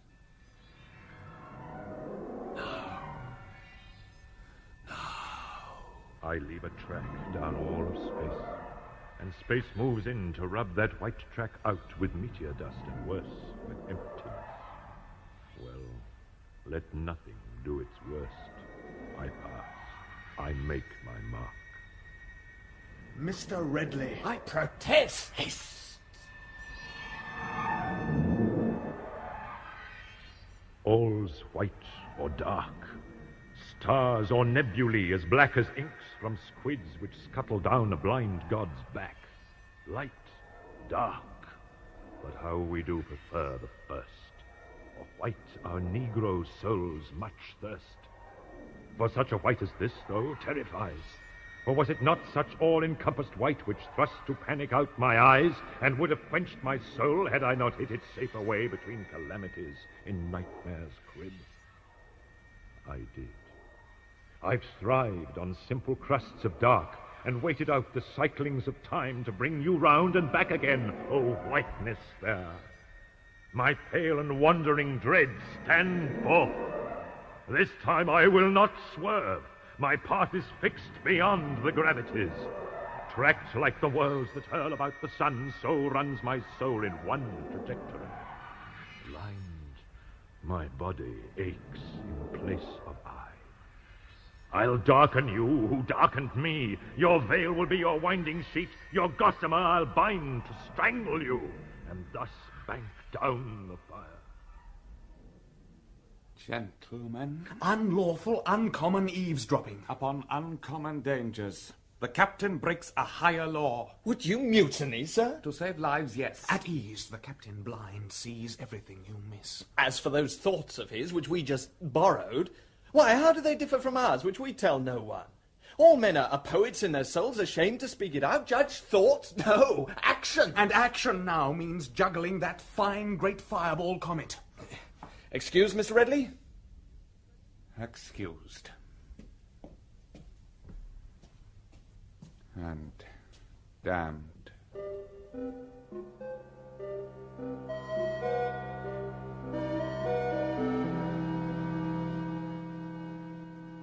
By night, I totted up my list of growing fears. The radio voices spurned, the strange moon shunned, the celebration of 2 rockets passing in the long night refused, and the urgent need of a captain searching for his lost son ignored as if unheard. And then, most frightening of all,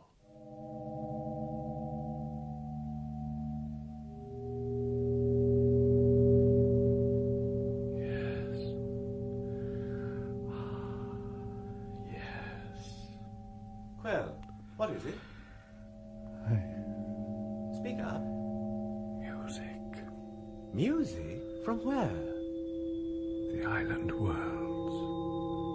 My home. Your planet? Billions of miles away? Oh, Lord. My world and more. The music of my father's suffering and death. Strange.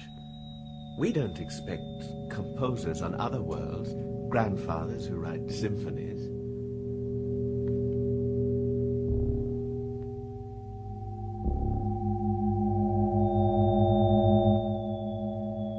It was music, it was not.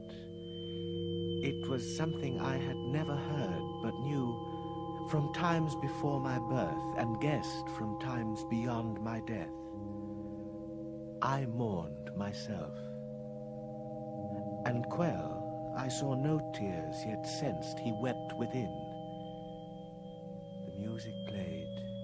He grew so still, I feared his breath had stopped. He heard his own funeral dirge rolled down the shores of space to end his life.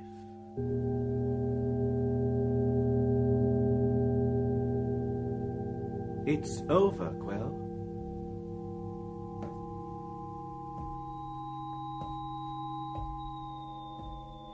He rose to find our metal worker.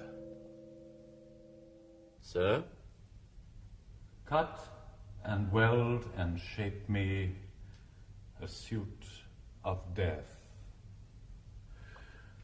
I'll draw it for you. So, all black. And on the breastplate of this coffin,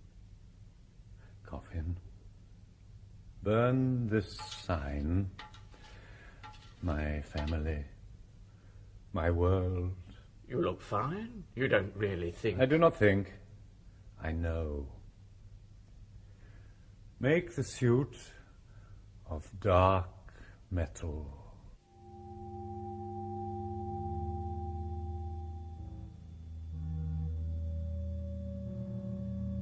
Quell did not move. He sat by the great star scanning port, his gaze fixed beyond Andromeda, as if he plumbed the fathoms of his own grave and found there all our graves in mutual keep. Quell, taller, stronger, more human than all human men, yet knew his Achilles' heel, but lodged most sadly in the circle of his ear, where the funeral tune of his father's father wrapped him in winding sheets of sound beyond my threats and pleas. Quell. Quell.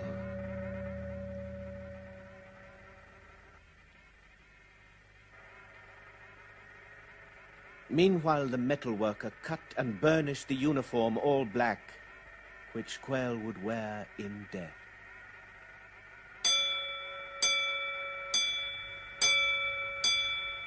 Red alert! Space storm ahead!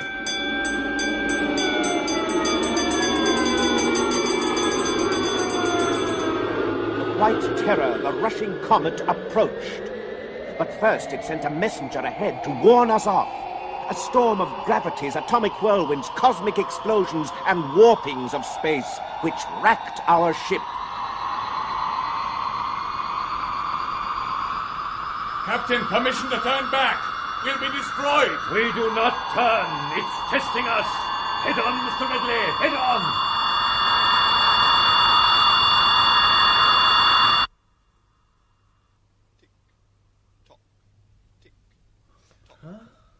What? The storm, it's vanished. Captain, the comet Leviathan. It's disappeared too. Vanished? Disappeared? Quell, you're awake again. Oh, Quell, what happened? He has come round. Quell, what in God's name? The funeral music, gone. Our travelling burial grounds, gone. The comet, the nightmare, all gone. Yes, but why? The storm has twisted time. A warp in space? We've turned a corner in eternity. The storm has thrown us back to another year. What year? Who's to tell? Before the wars, before your Caesar built a Roman road through Britain's moors. The great star beast, it pities us. No, I say! Ridley, the radio telescope. The comet is not there, sir. The airlock, open it! Blind I'll find for myself!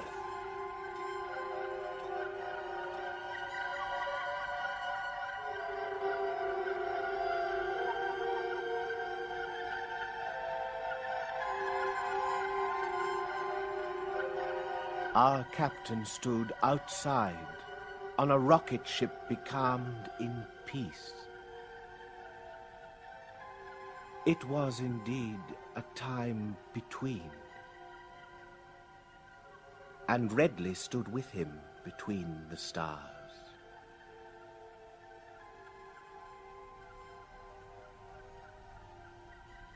Quell, what are they saying? This and this.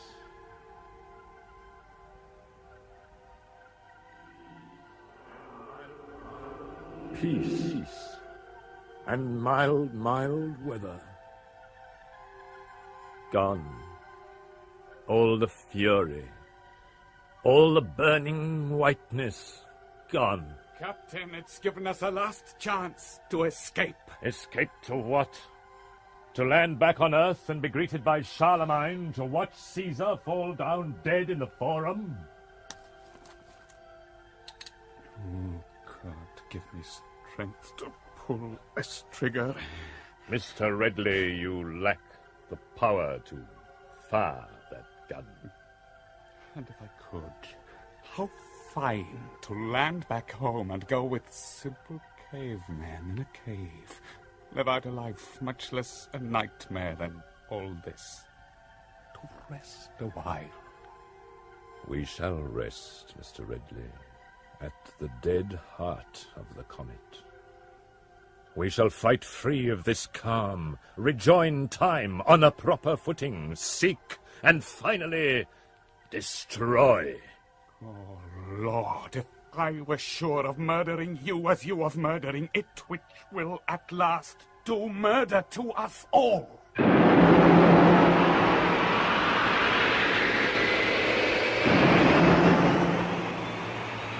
sweet calm was over. We fought the storm of time in space and freed ourselves of Roman legions on a Dartmoor wilderness, lost Waterloo, missed final chance to watch Napoleon soldiers pock the Sphinx's old Egyptian face with rifle fire, and broke free to find the comet. There. I feel it. It is there, yes. Is it? It is.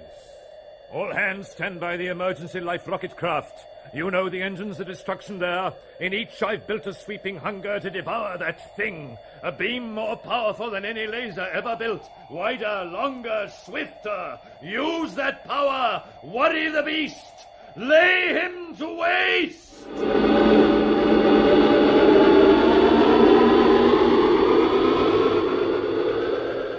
The comet approached, and it was a great white holy terror that filled up all the universe and put out every star.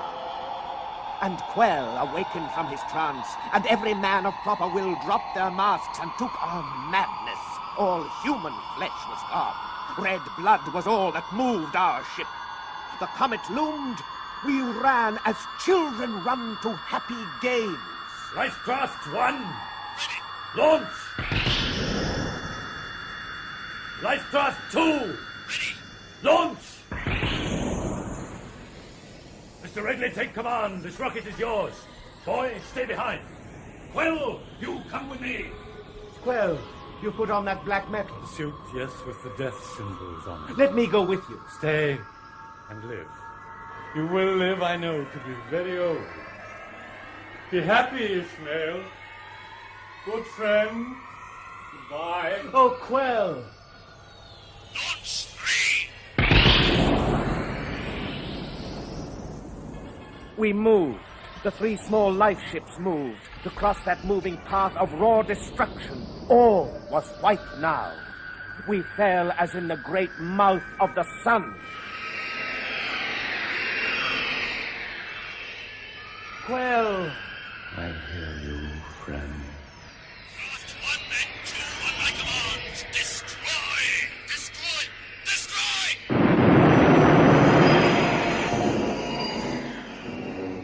Destroy and be destroyed. Like mice who nibble at one wave of milky sea, their laser beams all shrieking, but made small by greater shrieks of light-year maddened beast now gone insane. The comet swept them up and turned them round about in time. The first storm seemed the merest bubble burst upon the edge of greater hurricanes of interstellar night. The ships now, one by one, fell down. Plucked free of skins, their metal skeletons revealed, the men tossed out in mill-race radiation. Flashing meteors, eroded, baked, swallowed, vanished in the all-encompassing light. Each man thrown to a different warp in time.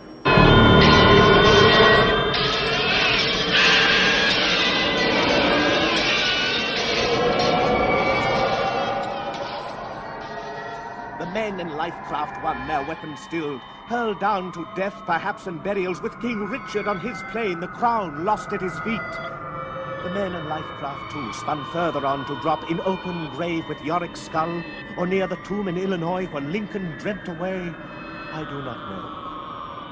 The captain last. Through Quell I heard his cry. What, the weapons gone, my men dispersed? Why then I have these hands? Blind I seize on you, gone dead I grapple you. Where is your heart? There I'll stifle it. Oh, damn Leviathan, it comes to this!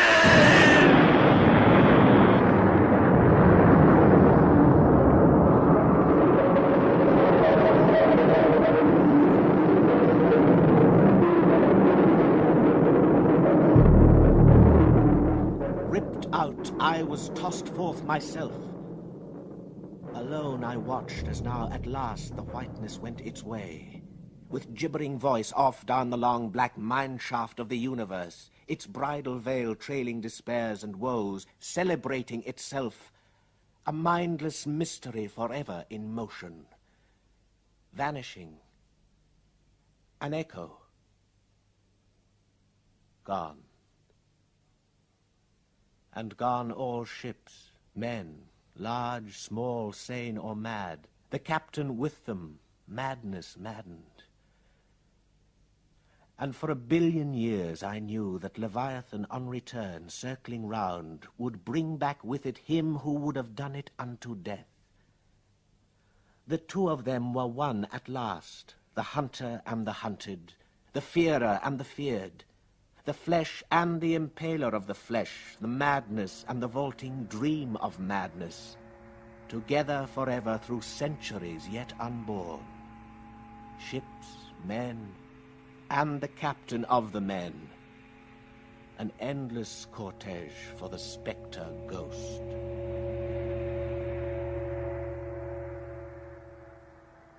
Alone, I floated on a coffin which came under my hands.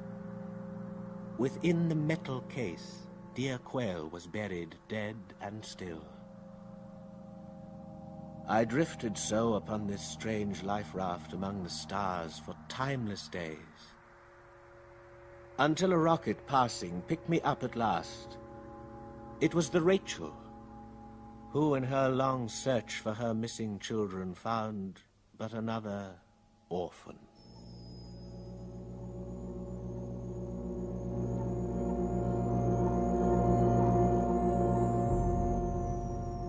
I let the coffin go.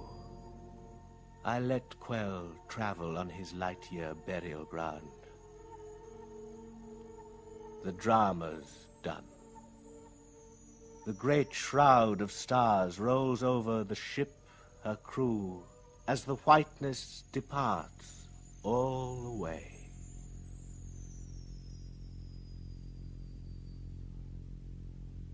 I, Ishmael, remain to tell you this.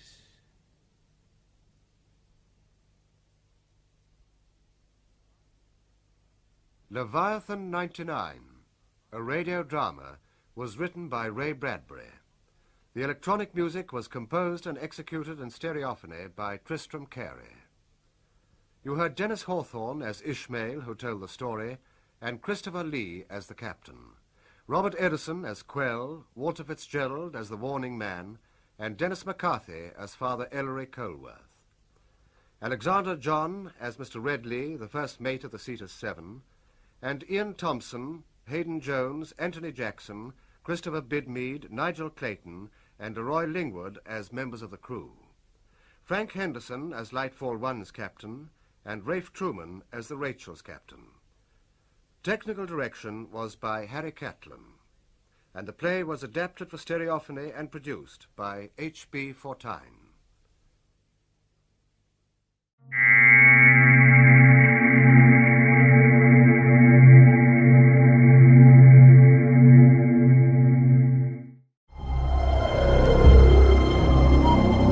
Neuromancer. The sky above the port is the color of television, tuned to a dead channel.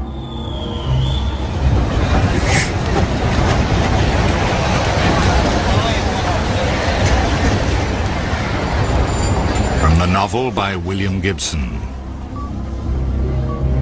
dramatized by Mike Walker,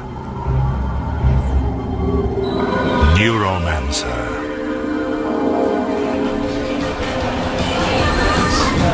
It's not like I'm using. A sprawl voice. It's like my body just developed this massive drug deficiency. The sprawl joke. Another day to get through. God, I need a drink. Herr Vage was in here earlier with 2 Joe boys. Maybe some business he has with you, huh, Case? Rats. Barkeep at the Chatsubo. Using his prosthetic arm to pour Kirin beer for the crowd. Me? I don't know from anything, Rats. In an age of affordable beauty, Rat's ugliness is the stuff of legend. The arm, a Russian military prosthesis, 7-function force feedback in a dirty plastic. He can squeeze steel. Oh, you're too much the artist, Herr Case. You are the artist of the slightly funny deal. Sure, somebody's got to be funny around here. Sure as hell isn't you. Can I get a drink? Well, it's a bar, if you can pay. I can pay. I have a job. I sell stuff to Wage. Oh, did I tell you Herr Vage is looking for you? You told me. Then maybe you don't have a job anymore. No future, neither. I guess I had a future once. Way back. Last year when I was still working. I operated on an almost non-stop adrenaline high. Jacked into a custom cyberspace deck that took me into the Matrix. I was a thief who worked for other wealthier thieves. I stole from the big corporations. And then I stole from my employers. Sin against the Holy Ghost. We don't mind the money, Mr. Case. Sure, you keep it. That's fine. You need it, see? Because you are never going to work again. We are going to screw up your nervous system just enough to destroy your ability to serve cyberspace.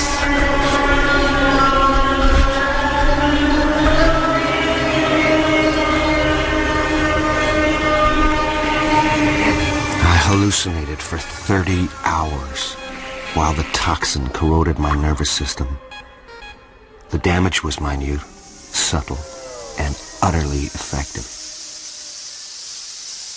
The eye of the mind was shut. The body is meat. I fell into the prison of my own flesh. Hey, you sleeping okay, Case? You sure you're okay? Yeah. As long as I pick the pills.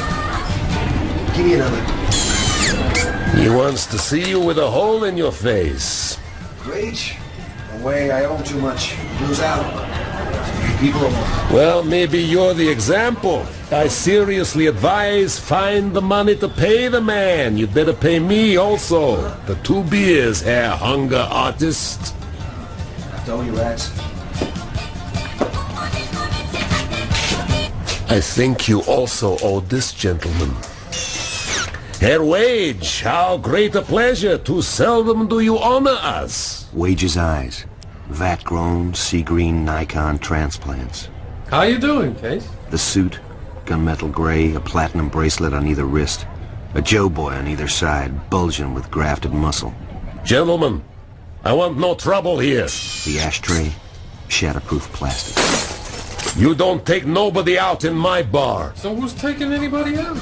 It's just business between Case and me. A consignment. I heard you want to do me, Wage. You have my stuff? Times are thin. You have to wait. Give me some time. You got no time with me. I don't want you, Case. We're clear. You and me. What? I sold your contract. I don't have a contract. You do now. Come on, guys. What the hell? Rex, what is this? Hey, go home, Herr Artist.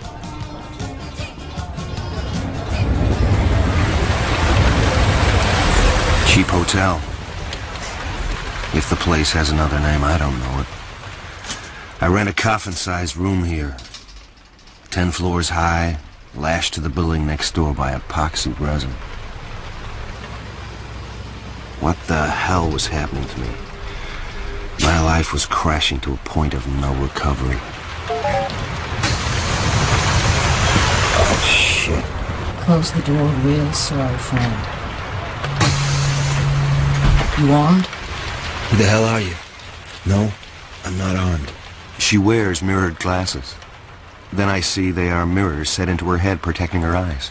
So you never see them, never know. Squat. What she's thinking. You with Wage? He was lying. You gonna kill me for him? I think you screwed up, Case. But I'm not gonna off you. The silver lenses grow from the flesh above her cheekbones. And her nails. The nails look weird. You bought my contract? One live body. Brain still somewhat intact. Molly. My name is Molly. I'm just collecting you. Man I work for wants to talk. That's all. That's good. Except I do sometimes hurt people. She holds out her hand, palm up, and with a click, 10 double-edged scalpel blades slide from beneath the burgundy fingernails. She smiles. The blades slowly withdraw.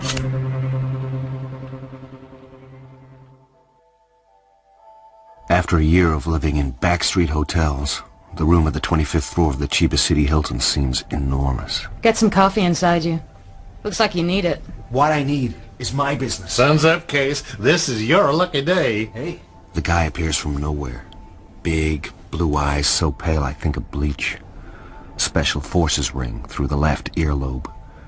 This man is bad news. This is not my lucky day. You're okay, Case. But you're not going anywhere till Mr. Armitage has his say. Well, hell, I don't know anywhere to go anyway. Too young to remember the war, Case. Petersburg, Kiev, Siberia. We invented you in Siberia, Case. Well, what's that supposed to mean? Screaming Fist, you ever hear the name? Some kind of war mission, wasn't it? Special forces flew into Russia, tried to destroy their computer nexus with virus programs. Yeah, I heard about it. Nobody got out. One unit made it back to Helsinki. Ah, no. You're a console cowboy. The programs you used to crack industrial websites were developed for Screaming Fist. We flew in on Nightwing microlights, a pilot, a matrix deck, and a jockey. We were running a virus called Mole, first of the real intrusion programs. Icebreakers? Yeah, ICE. Intrusion, countermeasures, electronics. Break into any computer system in the world, no matter how well protected. You know, the problem is, mister, I'm no cyberspace jockey now. Case, I was there when they invented your kind. Look, you got nothing to do with me, or my kind. Sure, you got money to hire razor girls to drag my ass up here, and I'll never see cyberspace again. And that's where I live now. The street. The sprawl. Our profile says you're trying to con the street into killing you when you're not looking. Profile? Your suicidal case. Our profile gives you a month, and our medical projection says you'll need a new pancreas inside a year. Those faded blue eyes, washed through, bleached out. What would you say if I told you we could correct your neural damage so you could work again? Say you were full of shit. Huh? Then I'd ask you what your terms were. Not very different from what you're used to. Let the man get some sleep, Armitage. Terms. And now, right now. Terms are that you do what you're told.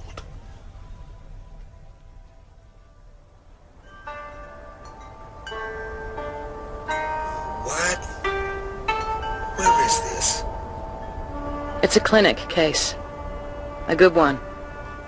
Doesn't have a name. That good. And we sit in a Japanese garden. White rocks, raked gravel, waiting. Robot gardener to clean up after you. Nobody leaves anything here. Yeah. No trace at all. Scared. It'll work. You've no idea the kind of technology Armitage has. Like, he's giving the boys here the program they'll need to fix you. It'll put them 3 years ahead of the competition. I look at her. Black leathers, red cowboy boots with Mexican silver toes, the quicksilver lenses of her eyes empty, looking at me with insect cam. How long you worked for Armitage? A couple of months. Before that? Someone else. Working girl, you know. Yeah. Funny case. What is? It's like I know you. That profile he's got? I know how you're wired. No, you don't know me, sister. You're okay. What you got is just called bad luck. And how about Armitage? Is he okay? Well, I tell you, the man's definitely onto something.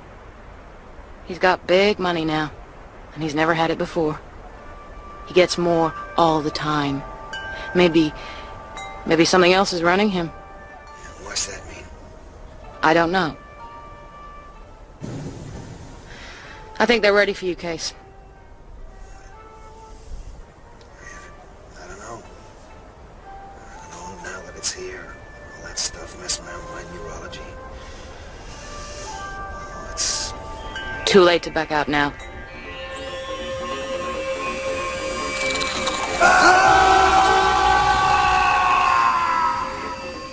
Cold steel odor. Ice caresses my spine. Fading down corridors of television sky. Voices. Memories in my head. Hold still, Herr Artist of the Shady Beard. Hold still. Hey, me and Case, we got no problems between us. I know what he wants, huh? He knows what he wants. Then, black fire finds the branching tributaries of the nerves, and pain beyond anything to which the name of pain is given.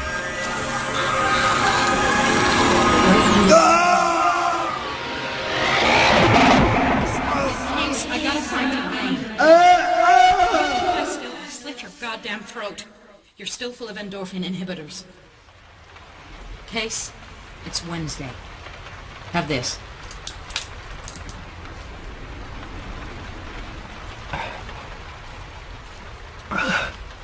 Where are we?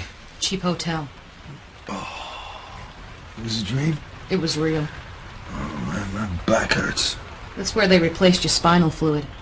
Changed your blood, too. You got a new pancreas thrown into the deal, and some new tissue patched into your liver. The nerve stuff, well, a lot of injections. I gotta punch deck. I gotta know. I'm sorry, hotshot. 8-day wait. Your nervous system would fry if you jacked into cyberspace now. Doctor's orders. Where's Armitage? Settling up. We're out of here soon. Amsterdam, Paris, then back to the Sprawl. Before we go, somebody I have to see. Armitage won't like that. I owe the guy. For what? Beer. Ah, in the money, my artist. A little. Enough. Thank you very much. Rats, can you do a go-to on a guy? Find out what you can. Name? Armitage. He has a suite at the Hilton. Okay. Well, you know as much as me. This gentleman has an arrangement with the Yakuza, the mob. Yeah, they're screening him from my search. What history then? You know all about the Russian war. Yeah, sure. Lasted 3 weeks. What's to know? Screaming fist? Yeah. Don't they teach you history now? Big scandal after the peace. Watergate to hell and back. The brass, your people, Washington, they wanted to test some new technology, so they sent a mission into Kiev. They knew all about the Russian defenses, it seems. Sent the boys in regardless, just to see. They were dead before they started. Sitting ducks. Any of those guys make it up? Yeah, I think maybe one team got hold of a Russian gunship, flew it back to Finland. Didn't have entry codes, so they shot their way in through Finnish air defense. That's all I know. Big scandal. Oh, thanks, Rats. I owe you one. Yes, I think maybe you do.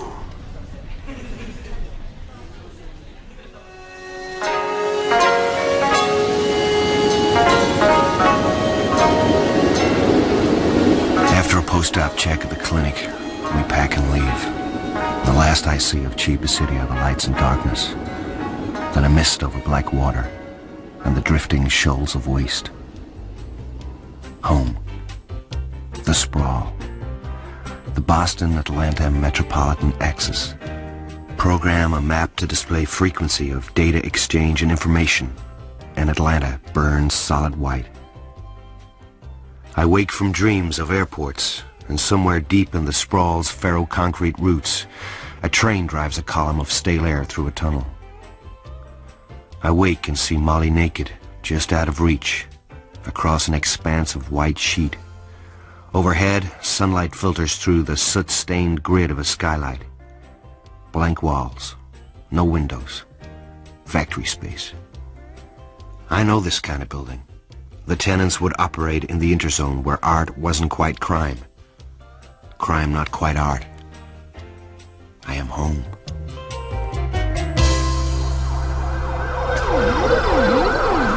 Someone's coming to secure the place. I could do that. Infrascan, perimeter, screamers. I got enough. No, I want it done tight. Suit yourself. Coffee? Yeah.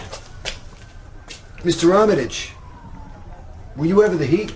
The way he looks at me, I sort of regret the question. There's something about his face. Too still, inhuman. I mean, a lot of you, Special Forces guys. I mean that number you had them doing my pancreas. That's a cop routine. You're a lucky bookcase. You should thank me. The one we bought for you is clean. There's no drug effects. Yeah, well, I happen to like my dependency. Good, because you have a new one. How's that? You have 15 toxic sacs bonded to the lining of various main arteries. They are dissolving very slowly. Each one contains a poison, same one your former employers gave you when you stole from them. You have time to do what I am hiring you for, Case. You do the job, and I can inject you with an enzyme that'll clear you out and leave you healthy and still fit to work. Otherwise, the sacs melt and you're back where you were. You need us, Case, as badly now as you did when we scraped you out of the gutter. This is good coffee, Molly. Thank you.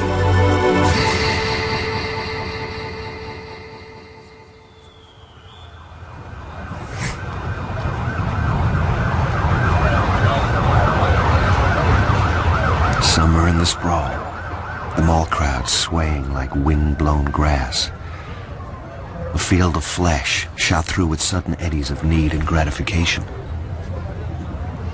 Your computer deck is being delivered tonight. What did you get me? Ono Sendai Cyberspace 7. The best. Sony monitor. Osaka computer.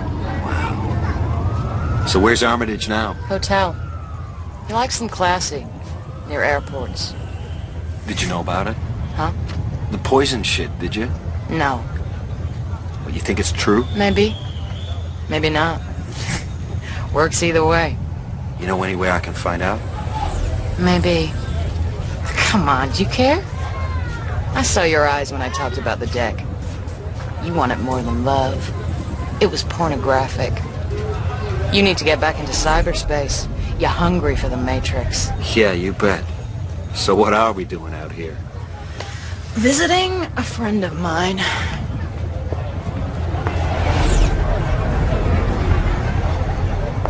Her sprawl wasn't mine. Empty streets, an alley, a blanket hanging over a door, a steel door. Molly doing hand jive in front of a dusty camera. Silent messages. Well, time and counting, Mal. You know the rates. We need a body scan. We're implants. So come on through. I'll check you first, Molly, just in case you're bugged. Stand there, between the pylons. On the marks. Now give me a 360. You got something new. Infrared behind the glasses, readouts, camera eye, Zeiss icon. Okay, you're clean. Okay, you. On the spot. Yeah. Give me a turn. Guy's a virgin. Some cheap dental work is all. You read for biologicals? Think this is the Mayo Clinic. Climb up in the table there, kid. We'll run a little biopsy. I can't see nothing. No toxin sacs. It doesn't mean there aren't any. There may be something neural. I can't tell for sure. Okay, what else? I'd like some privacy. Total. So no one can scan us. Put the screens up and leave us alone. Fine by me. You're paying by the second. We can talk now. This is as private as I can afford. What about? What we're doing. What are we doing? Working for Armitage. And you're saying that all this isn't for his benefit? Yeah, it ain't. I saw your profile case. And I've seen the rest of our shopping list. You ever work with someone who's dead? No. You know that the Dixie Flatline's dead? I heard. You're gonna be working with him. Or at least with a total recording of his brain. Somebody got to read an old Dixie? No, I can't see it. He'd never have sat still for it. Believe it. SenseNet. Big media company. They paid him mega to record his brain patterns. You knew him, didn't you? Yeah, he was the best. Died brain death 3 times and got revived. Only if SenseNet PLC have the recordings, I don't see how we can get a hold of them. Well, they sure ain't gonna hand them over with a nice smile. So we're just gonna have to take them. And that's where it gets odd. Odd? Now, I've been trying to figure out who's backing Armitage, putting down all the cover, stacking up the money. It ain't the mob. Someone else. It's bigger.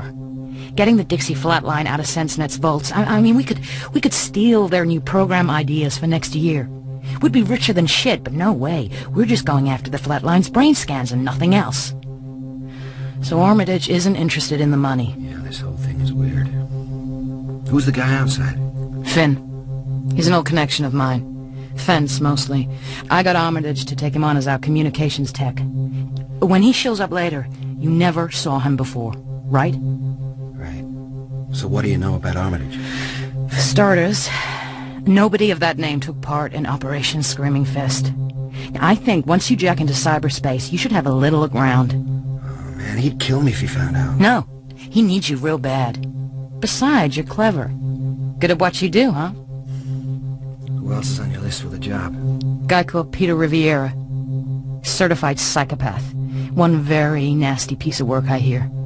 Got a talent. He's one-way telepath. He can make you see what he wants, and what he wants is mostly sick. Thanks for telling me, Molly. Hey, we got an axis. We partners in this? Got a lot of choice, huh? You got it, cowboy. No choice. We hang together, or we sure as hell hang separately. Okay, Finn. We're finished here.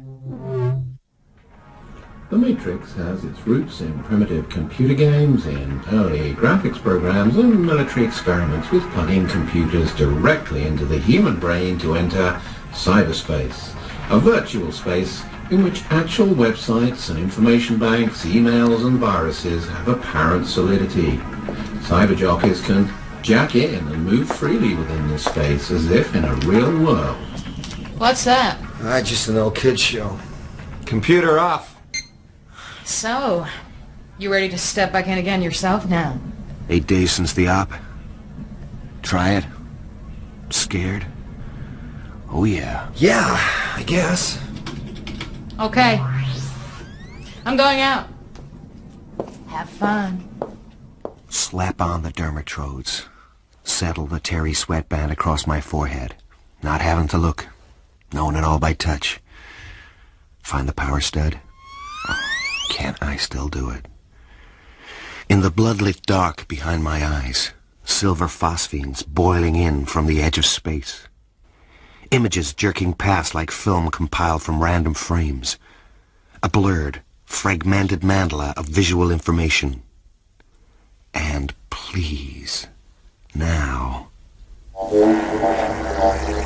A gray disk, the color of Chiba City sky. Now.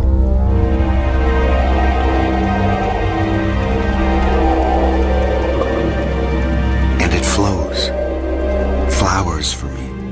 The fluid neon origami trick. The unfolding of my distantless home. The virtual world made real. There. The great scarlet pyramid of the Eastern Seaboard Fishing Authority burning beyond the green cubes of the Mitsubishi Bank. The flickering yellow of the Chrysler Corporation's vast information banks. And far away, like galaxies, the spiral arms of military systems, forever beyond my reach. But I am here, now, home again, and I am laughing.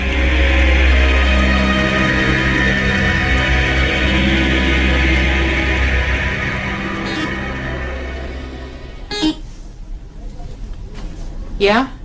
Hi, I have an appointment. I'm cleared for entry. The name's Finn. Come on up. I thought you went out. I did. Then I came back. How long was I? Whoa. 8 hours. I guess it worked then. Yeah, it worked. Good. I like value for money. This is where you come from, Armitage. I was here. You know, I didn't see it. Work to do. This one coming up, the Finn, you can trust him. Hi. Hi, Mr. Armitage. Finn, this is Case. Now, you got the stuff? What is this, please? Somebody? I got some hardware for your boss. Well, for you and Molly here. We're fitting her with SimStim. Huh? Oh, come on, wise up. It's a flip-top switch, basically, for your deck. When you're plugged into the Matrix, you flip it, and you'll be plugged into Molly here. You see through her eyes, hear through her ears, feel what she feels. You'll be able to hear her. She won't be able to answer you. But I'll know when you're there, Case.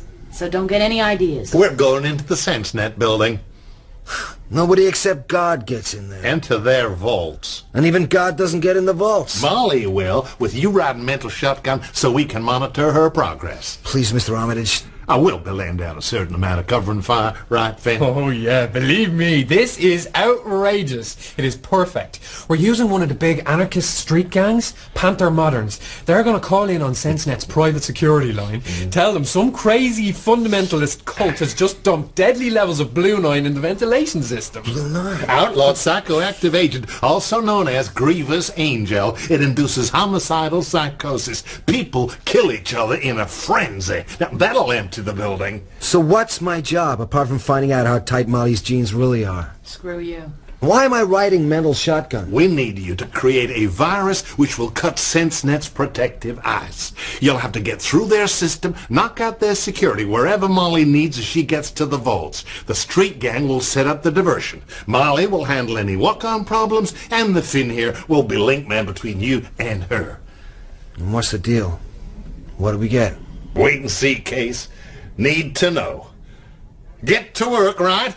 Give me my virus! Cyber jockeys don't get into SimStim. Basically, it's what they call a meat toy. The audience experiencing life through some big name star as they party their way around the world. Usually it's edited, so if the star gets a headache or stubs their toe, the millions plugged in out there don't feel it. Our operation isn't that sophisticated. I just hope that Molly stays healthy. Case, you riding? Okay, I'm standing outside the SenseNet building. SenseNet, the world's preferred provider of SimStim. Molly's standing around outside like any other kid trying to grab a sight of some big star. I can feel and see what she feels and sees, but to contact her, I have to go through Finn. Boys and girls, ready to play? The Panthers are dialing the security line right now. Their call should be hitting the SenseNet system any second. I'm going in.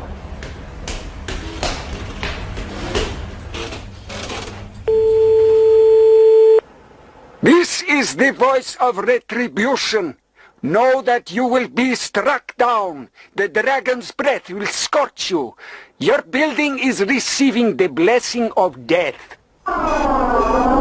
Case? You still there? Sounds like they got the message. It is necessary to vacate the building.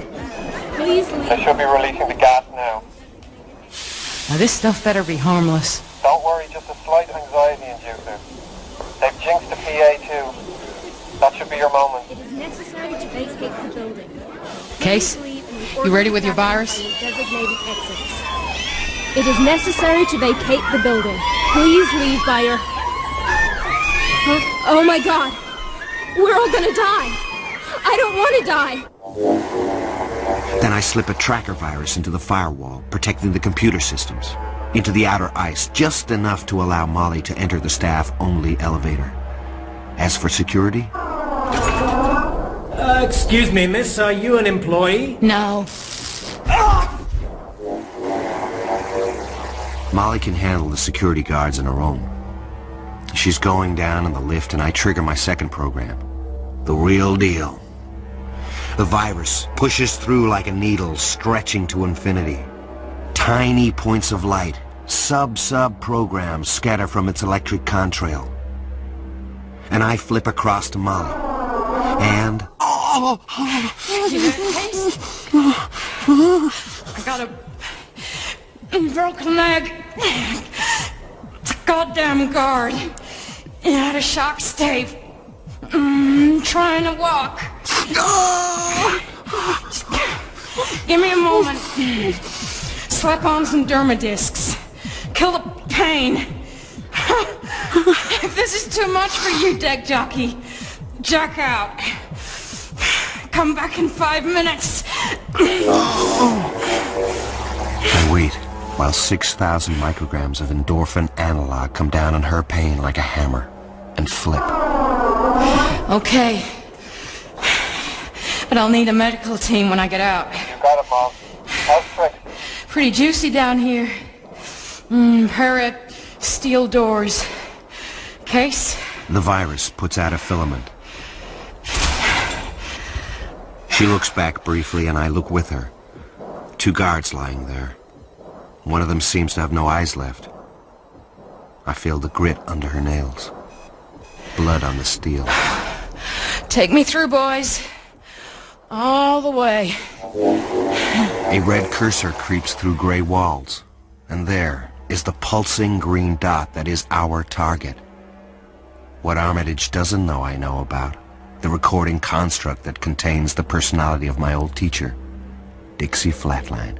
Finn, 3rd corridor, 10th safe. 3rd corridor, 10th safe. I got it. Case, do your stuff. I send a command into their systems. 5 locks believe they are still closed. The permanent memory receives a new instruction. The construct was moved, officially, 2 months ago. Right now, it isn't here, so it can't be lost. The vault opens. Finn, it's number 0467. 0467. 0467. 0467. I've got it. Looks like a lump of black plastic. How's the leg? It'll hold. What's it like outside? It's a riot. Phone barricades, the cops, Medicare. You'll walk out free and easy. Hope so. Case? You want to clean up behind us? I reel in the line through the SenseNet protective ice. Gates slam shut behind me as I flash back. And Molly, the painkiller's wearing off, comes out into the night. Case, Yeah? I have a message for you.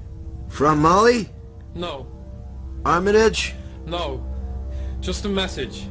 I don't know from where. Oh man, that's crazy. Winter mute. Huh? That's it. That's the message. Winter mute?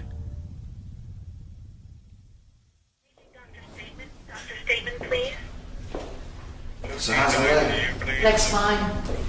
Armitage can afford the best. You? I got a message through Finn. He says it just arrived out of the silence. When he was working, the comlink for the op. Just a word. What word? Winter mute. And you tell me? Maybe Finn could tell us both. Yeah, he says he doesn't know. Well, that doesn't mean he can't find out. If we pay. Let's go see the man. You know about this? We secure? Secure. Wintermute.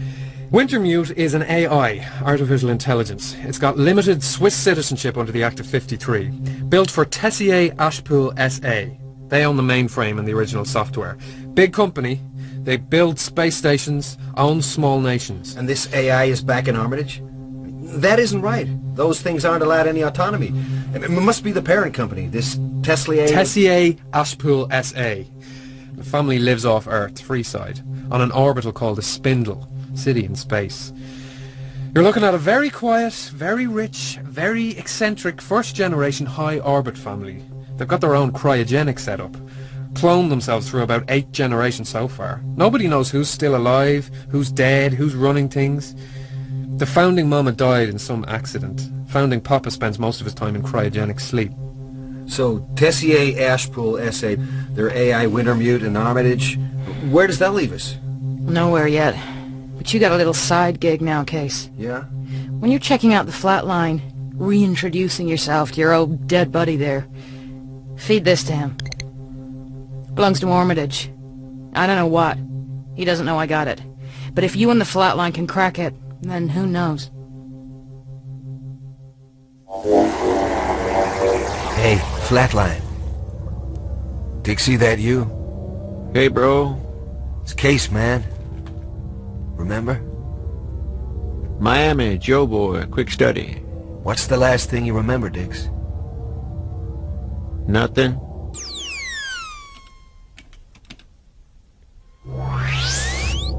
Hey, Dixie.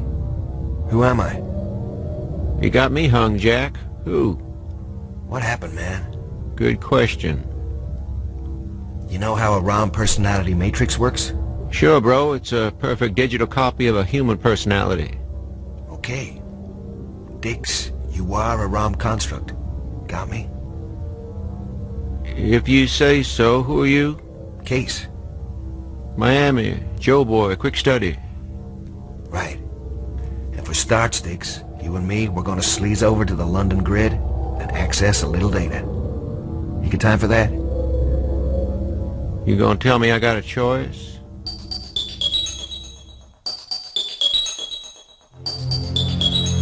Colonel Willis Cordo had plunged through a blind spot in Russian defenses over Kiev. The mission to fly and inject a virus, Mole 1X, the first true virus in the history of cybernetics. Only the Russians were waiting. Pulse guns and lasers burning. Cordo made it out, ended up in Helsinki with medics sawing him out of a stolen Russian copter. He was shipped home, blind, legless, missing most of his face and screaming inside. He gave evidence at the Pentagon CIA inquiry as he was. He did his job. His evidence saved the right asses. Then they rebuilt Cordo and sent him home. Only he was out of control and still screaming. He vanished for 10 years and then turned up as Armitage. Cool, rich, a man with a mission.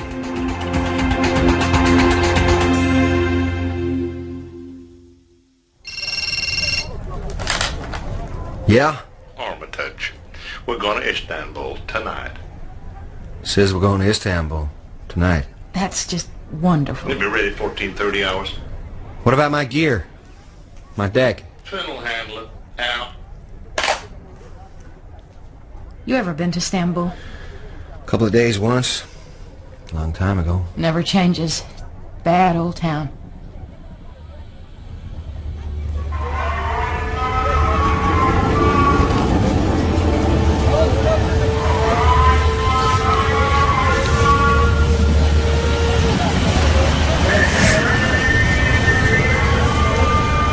So anybody mind telling me why? Riviera. Isn't that in France? Peter Riviera, a man. Ben, take a left. That's awful narrow. It's awful dark. Okay. You certain he'll be here tonight? Certain as we can be with Riviera. Finn, stop. Molly, go.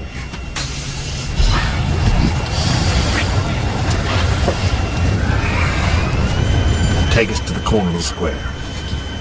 I mean, does everybody know everything except me? Everybody knows what they need to know, Case. And why this guy? You don't give up. Stop. Out.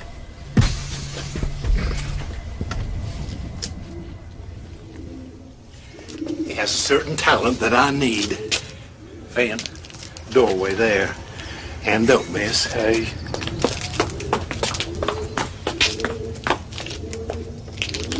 What talent? Wait. What do I do? When I tell you, when you see him, you walk up to him and ask for a moment of his time. And? That'll do.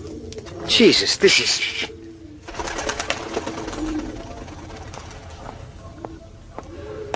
Okay. Now, Case, do it. Excuse me, buddy. You got a moment? I beg your pardon, sir? You want a moment?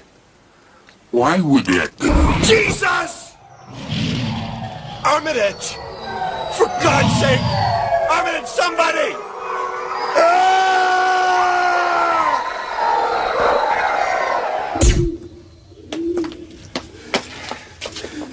Okay, he's stunned. Now let's rot the bastard. Molly, good shot. What was that? Peter Riviera's talent. He can make you see whatever he wants you to see. And since he's a poisonous little snake, mostly what you see is pretty nasty. You ready, Finn? Yeah. We'll take him to the hotel. Molly, you bring Case. Get him a beer. I think he's had an upset. Jesus.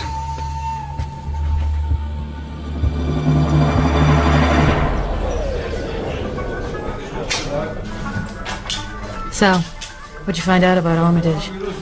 That his name used to be Cordo? That he was taken apart by Operation Screaming Fist and put together physically by the Pentagon. Last known sighting, a French mental hospital. You figure this artificial intelligence put Cordo's mind back together in France. Yeah. Thing is, does he know who he was? You ever seen Armitage when he's not doing anything? No. He stops.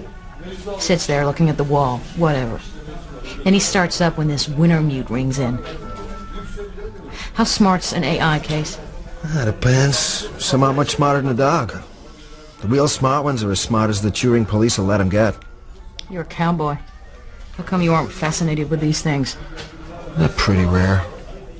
The brightest are military, and we just can't cut their ice. And winter mute.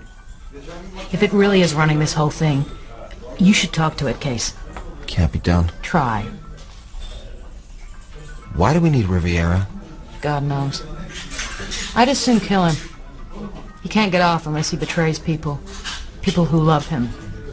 He meets Turkish girls. They fall in love. He sells them to the secret police. He is very bad news. And you didn't answer my question. Why not speak to this AI? Because you tend to die. Shall we go back to the hotel?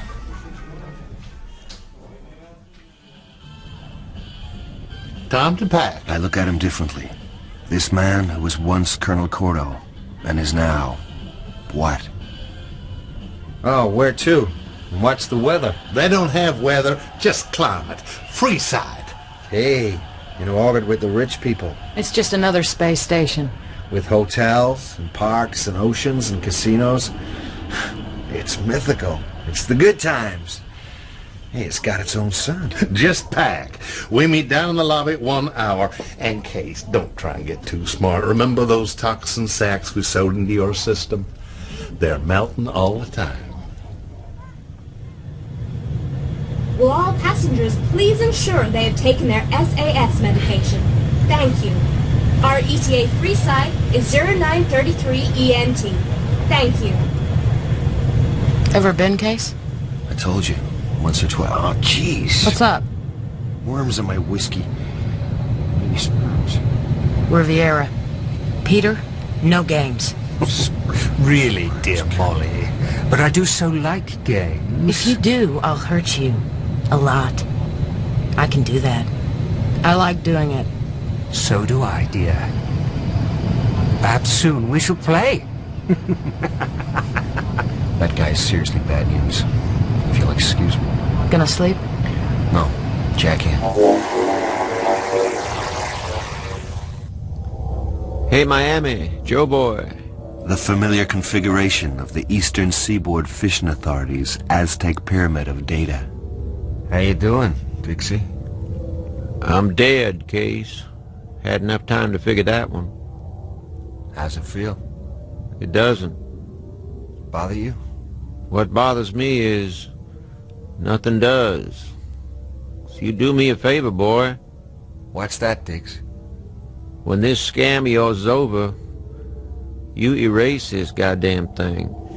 And out. Outside THY 4365 boarding gate 7. Outside THY 4365 boarding gate 7 now. Freeside. Casinos this end, hotels, strata title property, lakes near the center. From space it looks like a big cigar. They call it the spindle. Narrows at the end. We did our research, Armitage. Mountain effect, as it narrows, seems to get higher. The far end, Earth East, that's where our interest lies. There is the Villa Straylight. It has one entrance, otherwise there's no way in. What's inside, boss? You are going to be the first to find out. Arrange yourself an invitation, Peter. Do what you have to do. As Armitage talks, a dozen bright pustules rise on his nose, cheeks, and chin. Even Molly laughs. You'll need to interest the current resident, young woman. What is it? Sorry, I was just thinking. The sores flicker and vanish. About what? I need to plan a wardrobe.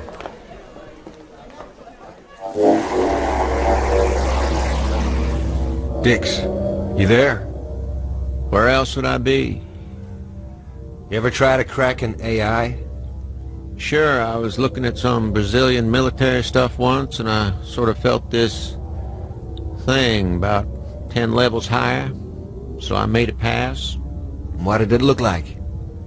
The visual?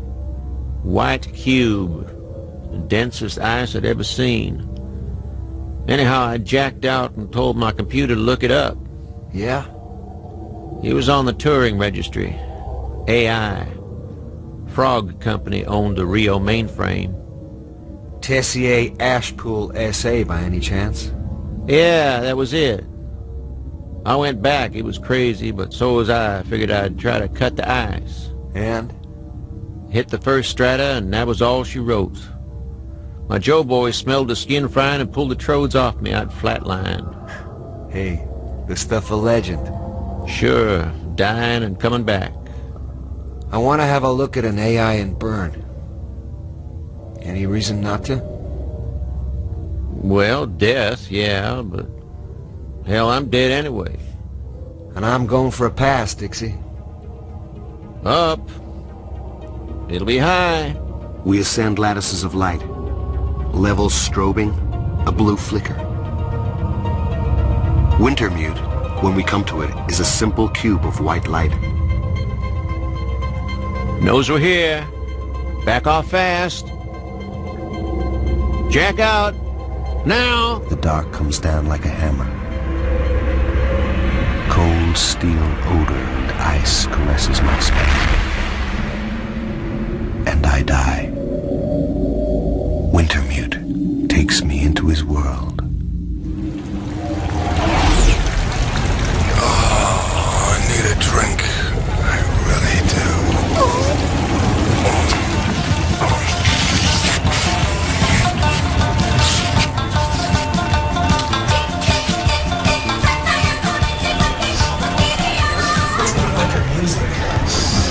My body just developed this massive deficiency. So, Herr Hunger Artist, you've come back to us. Rats, give me a beer. Yeah.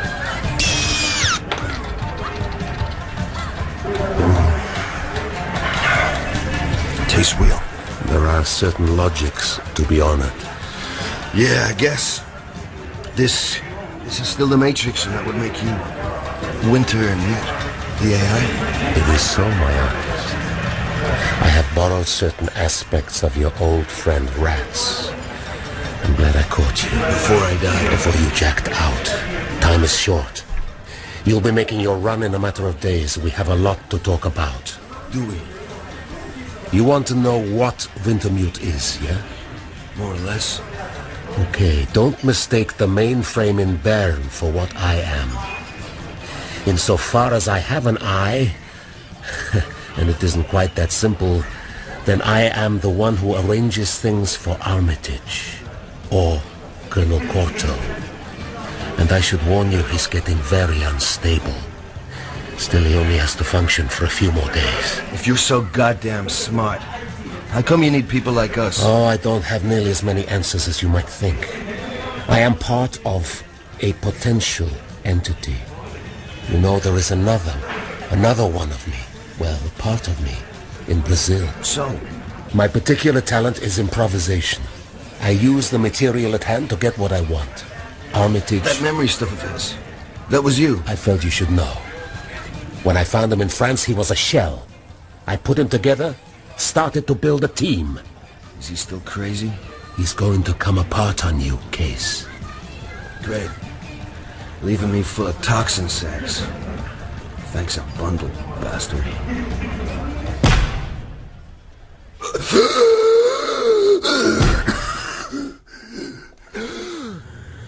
Wake up, Case. Come out of there, now. I think you were dead for a moment. Yeah, sometimes we do that. But only for a little bit. Get up. We have a show to make. What? What show? Floor show at the 20e siècle. Little club here for the very, very exclusive. Word is that Lady Jane Tessier Ashpool will be there tonight. Peter Riviera is the cabaret.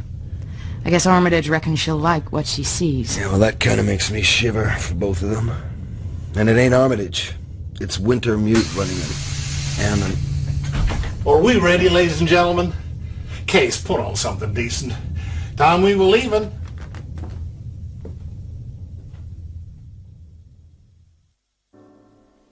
Expensive place. A few lights that somehow gather darkness.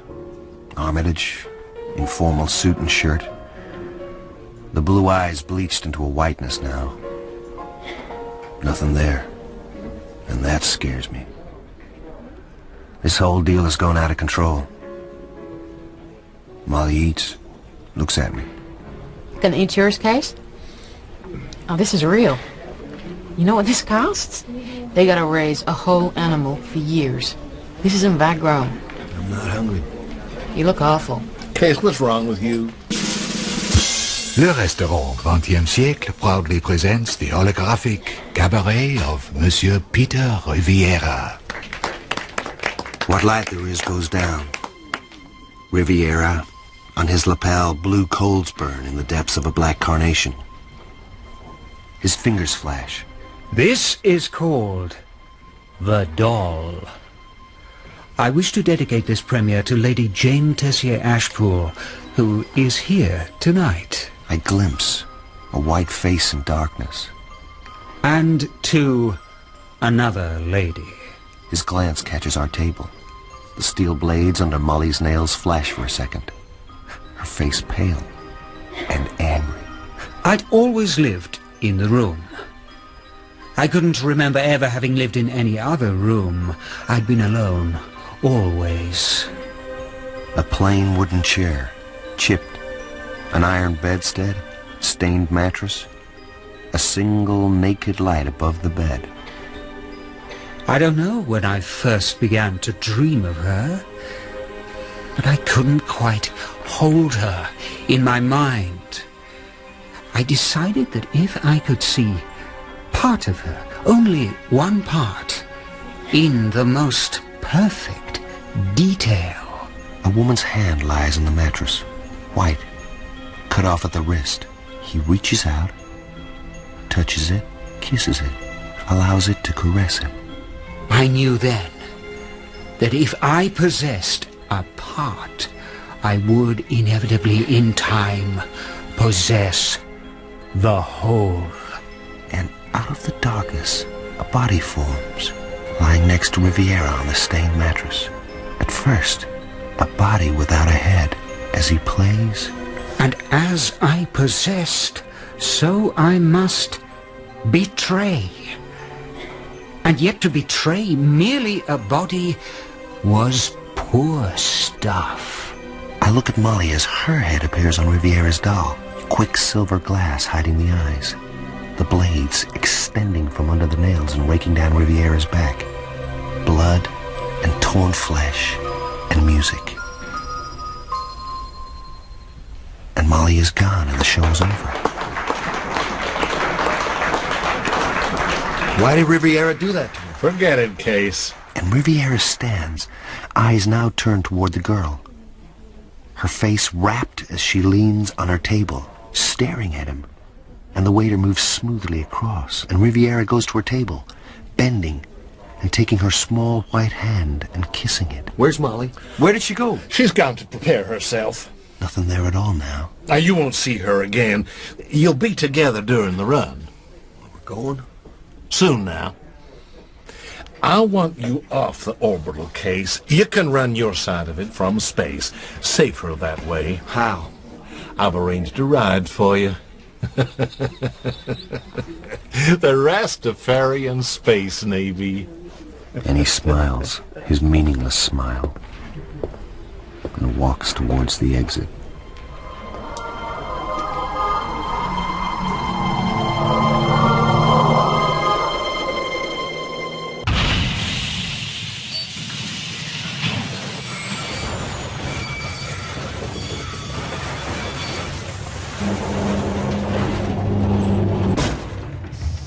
Man, you're doing just fine. You Malcolm? I'm Malcolm, brother.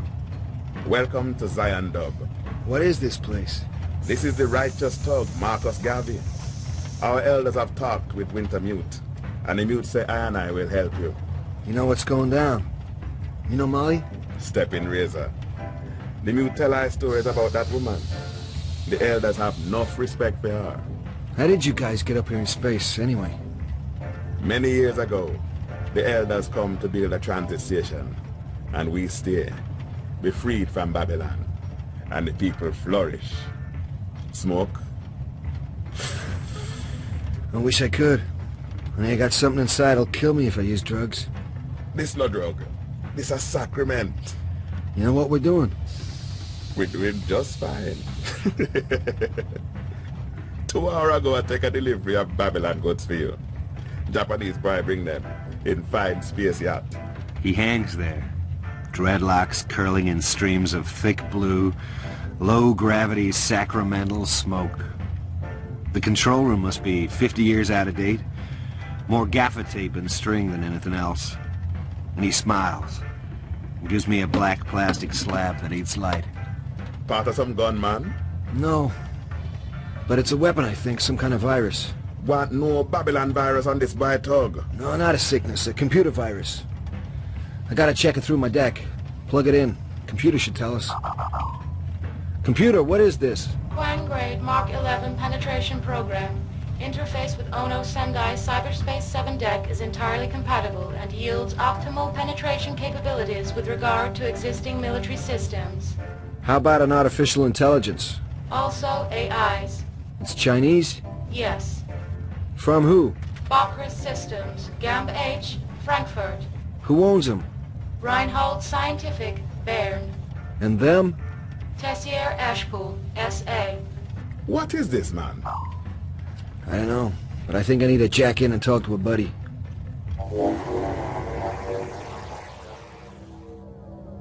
Dixie? Yeah? I got a Chinese icebreaker here. Looks like a one-shot cassette. User profile says it'll cut an AI. Sure, could, if it's military. Listen, Dix, give me the benefit of your background, okay? Armitage seems to be setting up a run on an artificial intelligence that belongs to Tessier Ashpool. The mainframe is in Bern, but it's linked to another AI in Brazil. It looks like the Nexus is inside Villa Straylight, and we gotta cut our way in with this icebreaker. At the same time, Molly will be getting inside physically, using this sleazebucket Peter Riviera who's already there. And supposedly, he's gonna switch off the alarm systems. So? If Wintermute is back in the whole show, it's burning itself. So what gives? Real motive problems with AIs. Ain't human, see? No way to get a handle. Does it own itself? Well, the intelligence is a Swiss citizen, but Tessier owns the mainframe. My guess would be we're gonna cut the hardwired shackles that keep this baby from getting any smarter. Wintermute wants to be free. And the virus, the Kuang, can we run it? Sure. What else? I want you to find Molly for me. That part of the plan, boy? Part of my plan. Can you do it? Don't be subtle, just punch through. No sooner said than done. You'll have to jack out and take the call, boy. Malcolm, I need comms for these coordinates. You got it. Case, what kept you? And now we go out to play. Okay, Mr. Peter Riviera. Let's see what you deliver.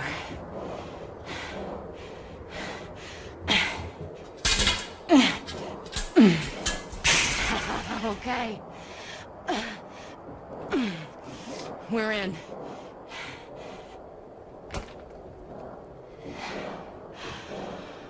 Nice place. Lot of corridor. Through her eyes, I look down dark corridors. Her hand briefly touches the grip of her pistol. Under our feet, rugs. Hundreds piled along the corridor over the years. Alcoves. Only glimpses as she turns her head and we move. Forward. Yeah. Dull brass fixtures hold globes of white light at 10-meter intervals. Hey, did they build this place or did they grow it? The corridor splits. Dark stairwell. She takes the left, going down. Under the plastic polycarbon suit, I feel her. Okay, Case. Now deliver. At the foot of the stairs, she stops. An enormous candelabra hangs.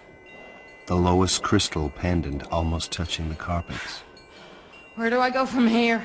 I jack back into the Matrix. Back again, son? You know where she is, Dix? Sure do. And where she's got to go. I can send her the directions through the readout on the inside of her mirror shades. Do it. Very good, Case. And your dead friend. I can see as she sees. The readout in the high left corner of our vision. Third room left. Okay. We go into the room.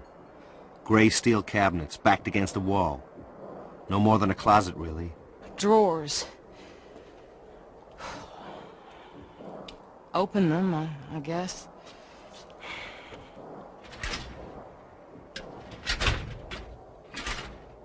Fifth down. An old brass key. Told me about this. Wintermute. How it played a waiting game for years. Saw somebody lose this key 20 years ago. And then it managed to get someone else to bring it here. put it in the drawer.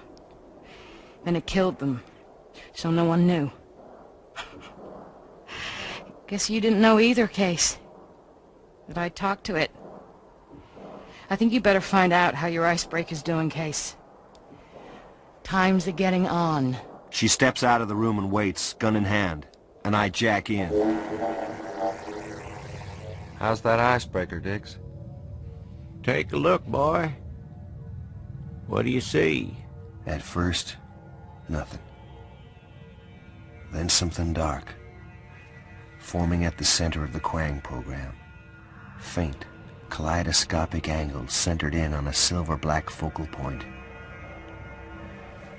It needs a dozen quick peripheral takes before I see a shark thing, gleaming like obsidian. The black mirror of its flanks reflecting faint and distant lights. That's the sting. When the Quang is good and belly tight with the Tessier Ashpool core, we'll be riding through. And you were right, Dix, about that hardwiring. Keeps Wintermute under control. Only there's a manual override that could set him free. Him? Watch that. It. I keep telling you. It. It's a code. A word. Someone has to speak it to a mechanical terminal while we take care of whatever's waiting for us behind the ice. Well, that old Quang's slow and steady, so you got some time to kill. You're dead a while there, man. Yeah, it happens. I'm getting used to it. You're dealing with the darkness? Only game in town, looks like. Jalov case. You going back in? Gotta check in with Molly. You again, huh? How'd you like it? Gravity's less this end of the orbital.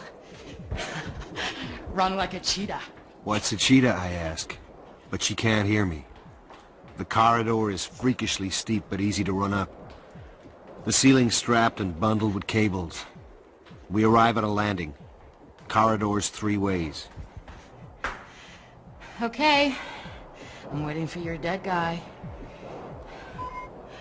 Left? Sure. Let's take a look-see. Stop. Go back. But she doesn't. She stands. We stand, looking at a half-open door that swims out of the shadows. We move forward, our hand on the pistol butt. The Flatline's warning lights go crazy.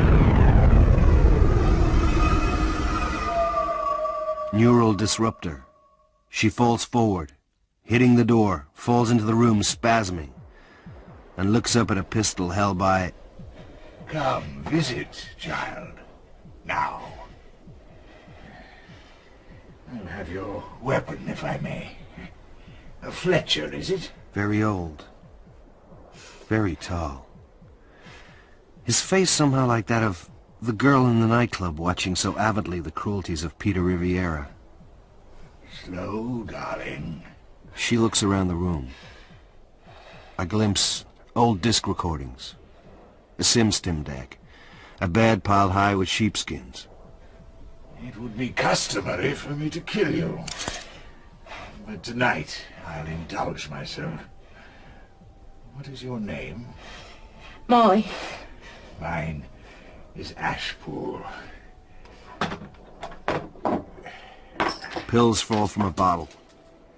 On the table, an antique glass syringe and a plain steel spoon.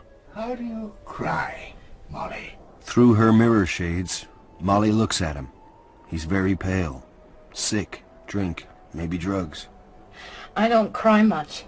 If someone made you... I spit. The ducks are rerouted into my mouth.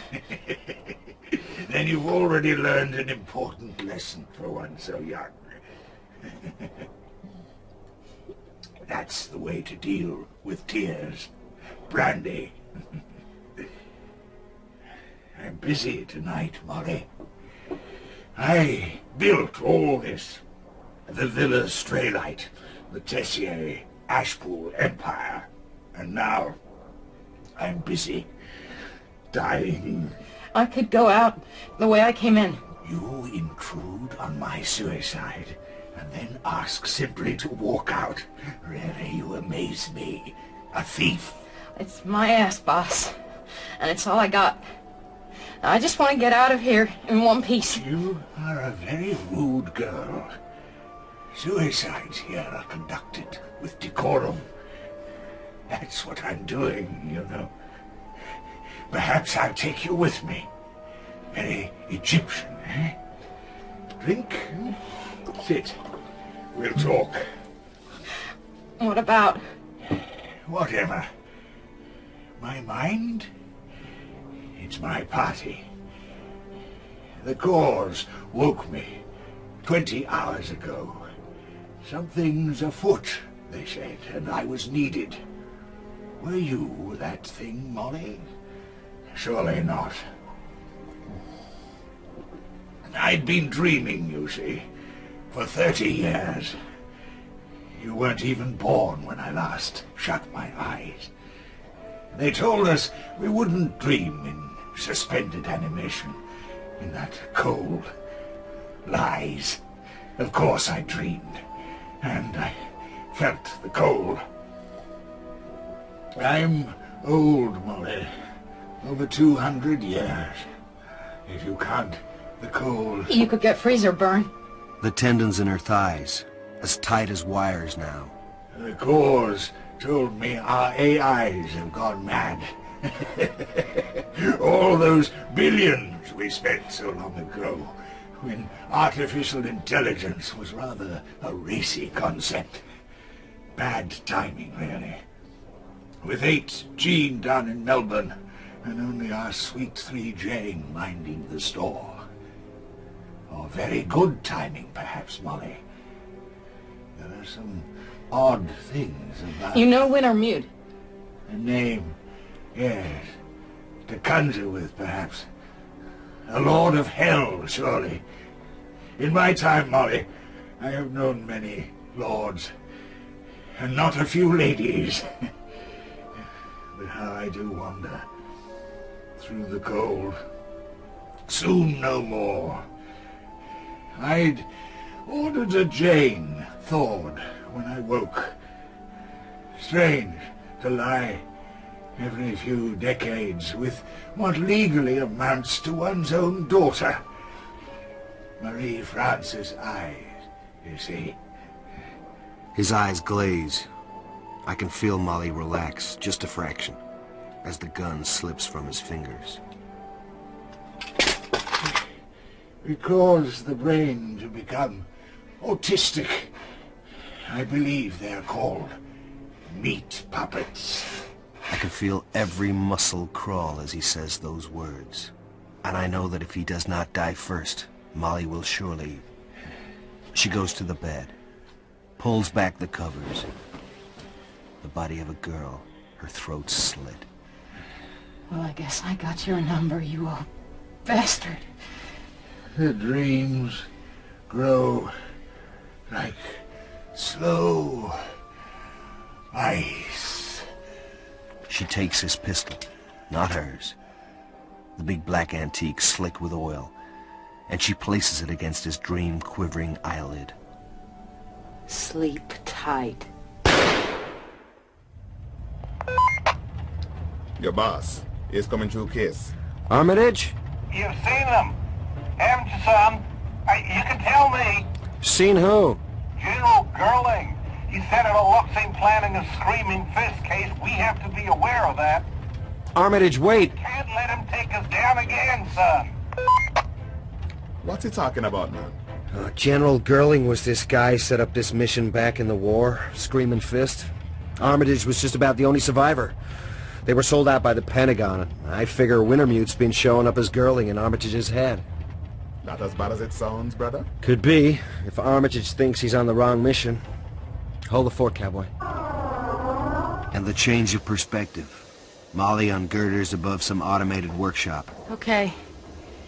I know where to go. Just... Her leg hurting. Waves of potential pain. Not too bad so far. More a memory. That scene with Ashpool. I was expecting something a little less gone, you know? I don't like the way it looks, Case. And I don't like the way it smells. You and your dead buddy keep a very sharp lookout for me. Okay? I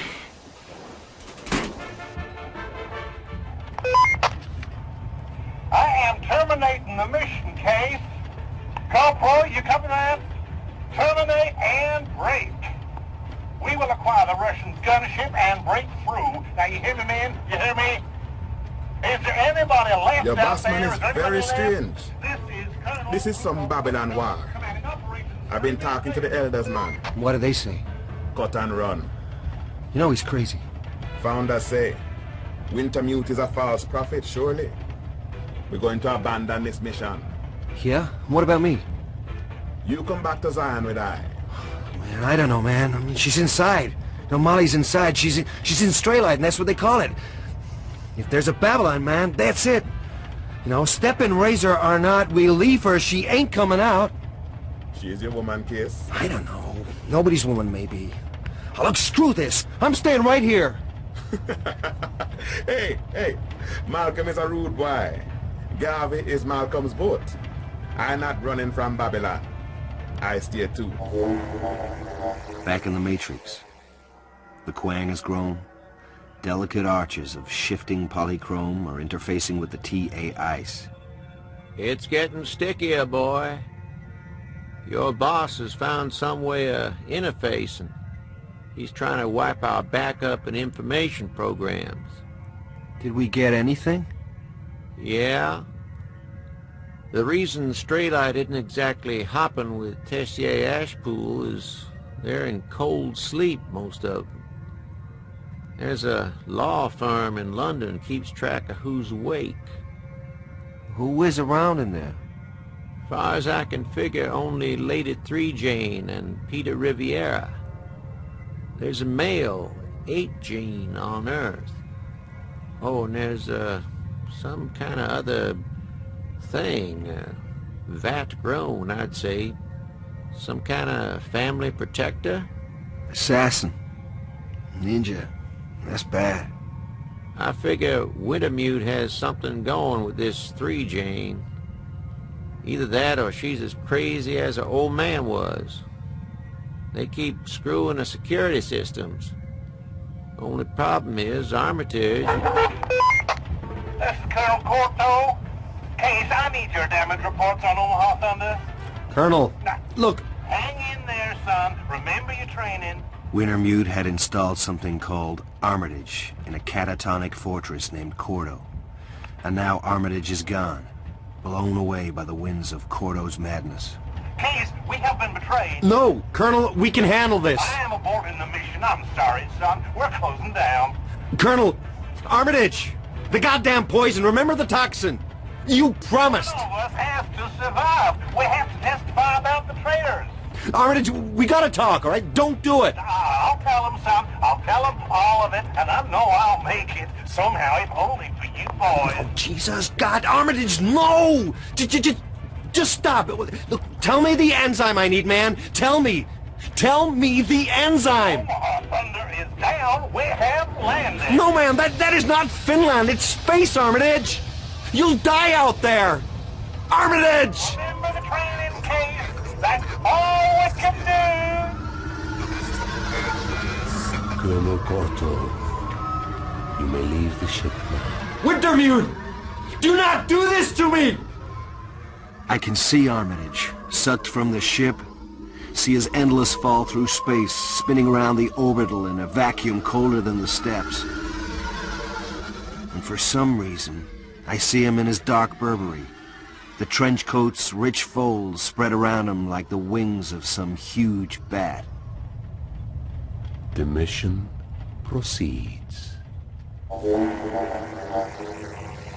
Well, son? Armitage is dead. Wintermute killed him, blew him out an open port. Still, you two weren't exactly asshole buddies, were you? He knew how to unbond the toxin sacks. So Wintermute knew too. Yeah, but somehow I don't exactly trust Wintermute.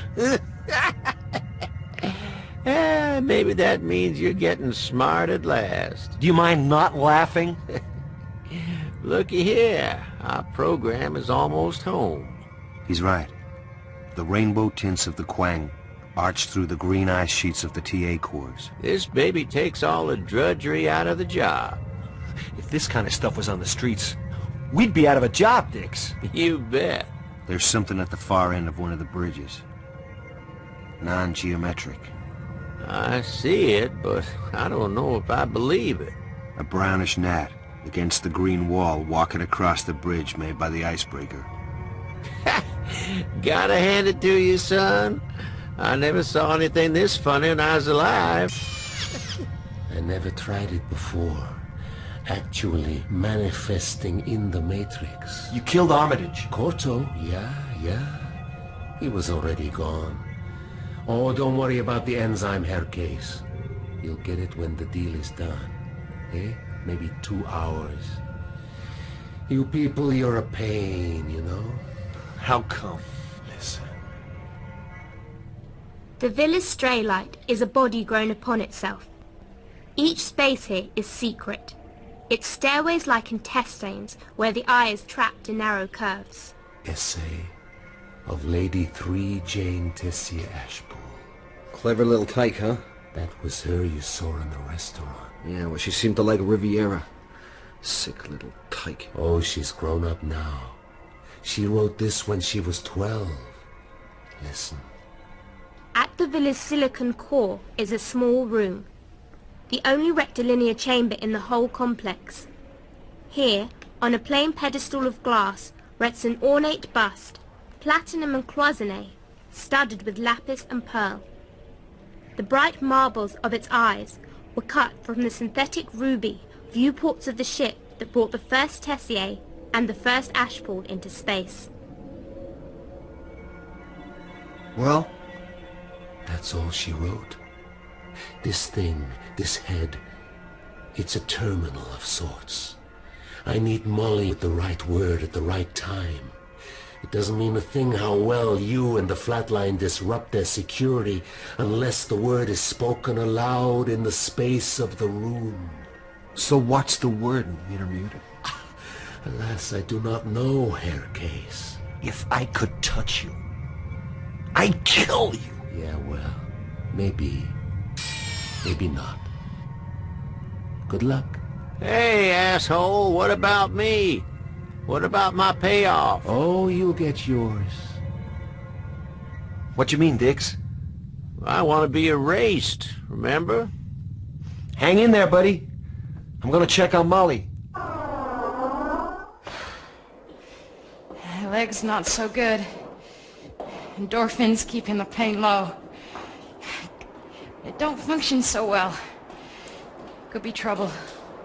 She's walking a corridor.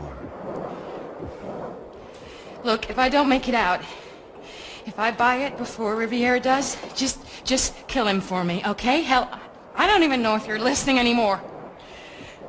It's been a long walk, Case. A long walk. Jesus.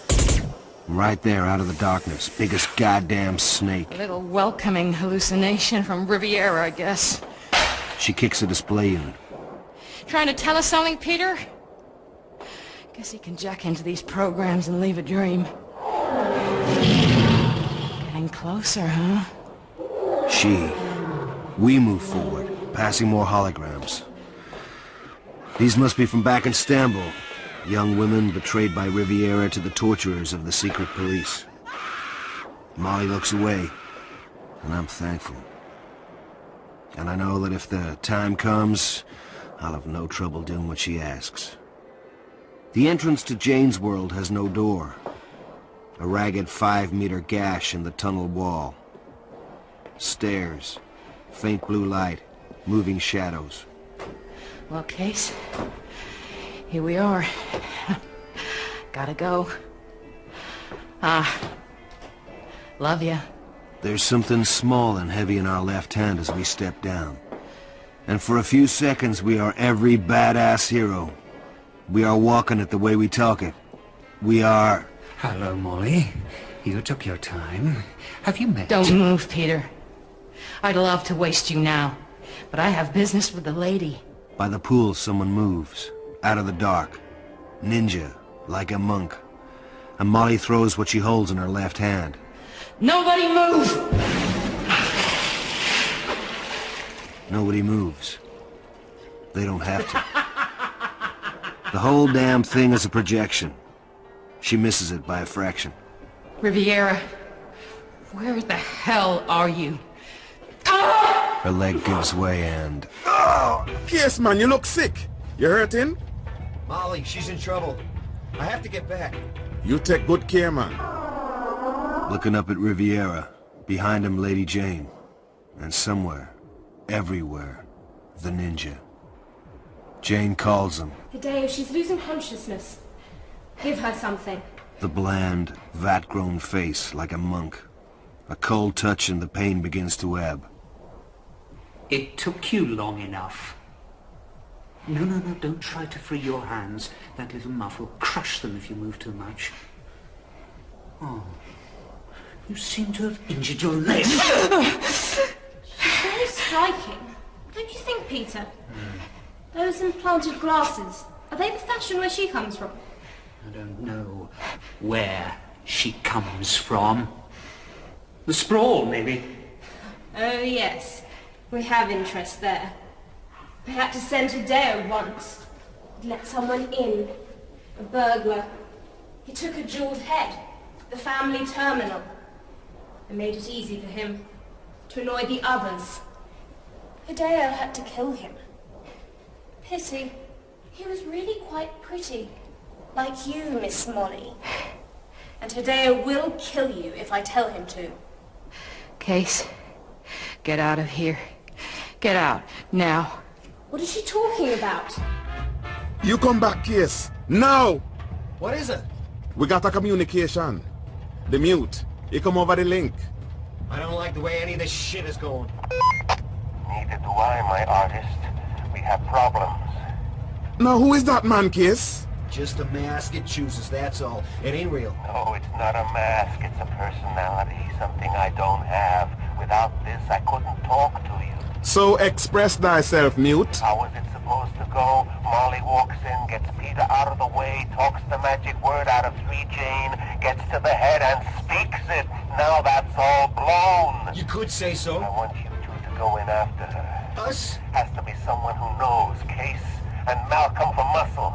Listen, I'm in the middle of cyberspace. Don't you listen, Herr Artist of the slightly funny deal. You'll take the Garvey into a private dock. I'll show you. The Chinese virus is totally interfaced with the TA I-Spy now. Take your deck. The flatline can guide you. Get to 3 Jane. Get the word. Kill Riviera. Get the key from Molly. There are standard jacks all over Straylight. Also a universal jack in the jeweled head. Can you get the Garvey dock, Malcolm? Can and will, man. We must go now. Where's Riviera? Gone to take his shots. The drugs he needs to help him manifest. The pain comes through like neon worms writhing, scrambled. Things are unnaturally clear. Sharp. Bright. He told me when to let you in. He wouldn't tell me why. Everything has to be a mystery. Would you have hurt us? I would have killed him. Tried to kill the ninja, then talk to you. Why? And what about? Because I hate him. And that's just the way I'm wired. I saw the show. Peter's show, when he killed you on stage. But why Hideo? To see if I could. Because one like him killed a friend of mine. Once. And then we would have talked. You and I. Should we talk now? Take these cuffs off me. You killed my father. I watched on the monitor. You know he just killed a meat puppet? It looked like you. He always was fond of broad gestures. Ah, getting acquainted, are you? She's an interesting girl, isn't she? I thought so when I first saw her. Molly, it isn't going to work, you know. Isn't it, Peter? Wintermute isn't the first to have underestimated me. He talked to me, you know. I suspect he talked to all of us. A drink? No, perhaps not. Rather good brandy here. It's rather old, you see. It could work with you and Case. Not easily, but he could make do. I was different. And how, exactly? Perversity. An enjoyment of the gratuitous act, and I have made a decision, a wholly gratuitous decision. Peter? No word for you, Molly. 3Jane knows it, but you won't have it. Neither will Wintermute. 3Jane has desires on the family empire, and a couple of insane AIs would only get in our way. So comes a Riviera to help her out. And you, Molly? He swings the heavy glass. Now, you have only one pretty mirror shade, my dear.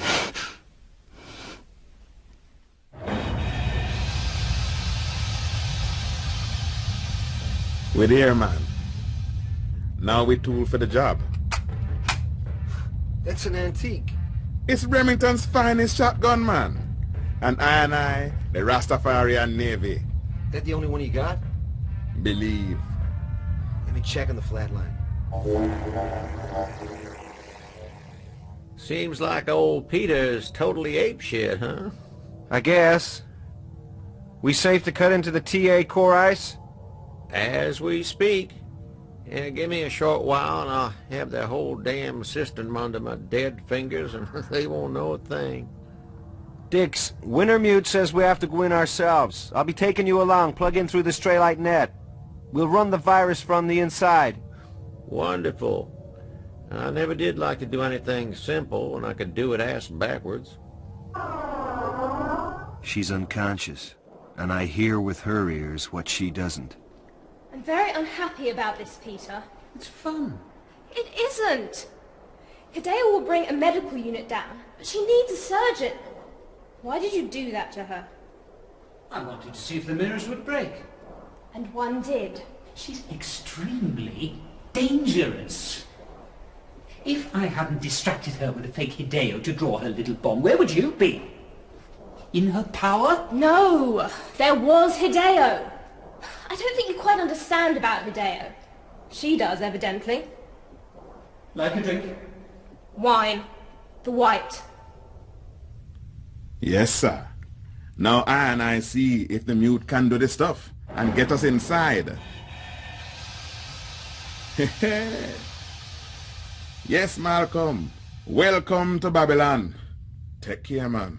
You were so right. Nice rub. Here now. We need Wintermute. We need to find a monitor. This do, man? Hair case. Malcolm, well done, my friends. I is no friend of the mute. To save your necks, I'm sending a service drone. It'll take you where I want you to go. Case, you'll find a jack on the control column notated internal 345. You can plug through there. Now, go. Well? We better ride, man. Yeah, what kept you? I thought I told you not to laugh. A joke, boy. Let's see what we got. The Tessier Ashpool ice is indistinguishable from our breaker. And deep in the glass green, I see the black-mirrored shark thing as real as... real. Like a black chrome missile, it bores inward to the deceived center. And I flip to... No concussion, our unit says.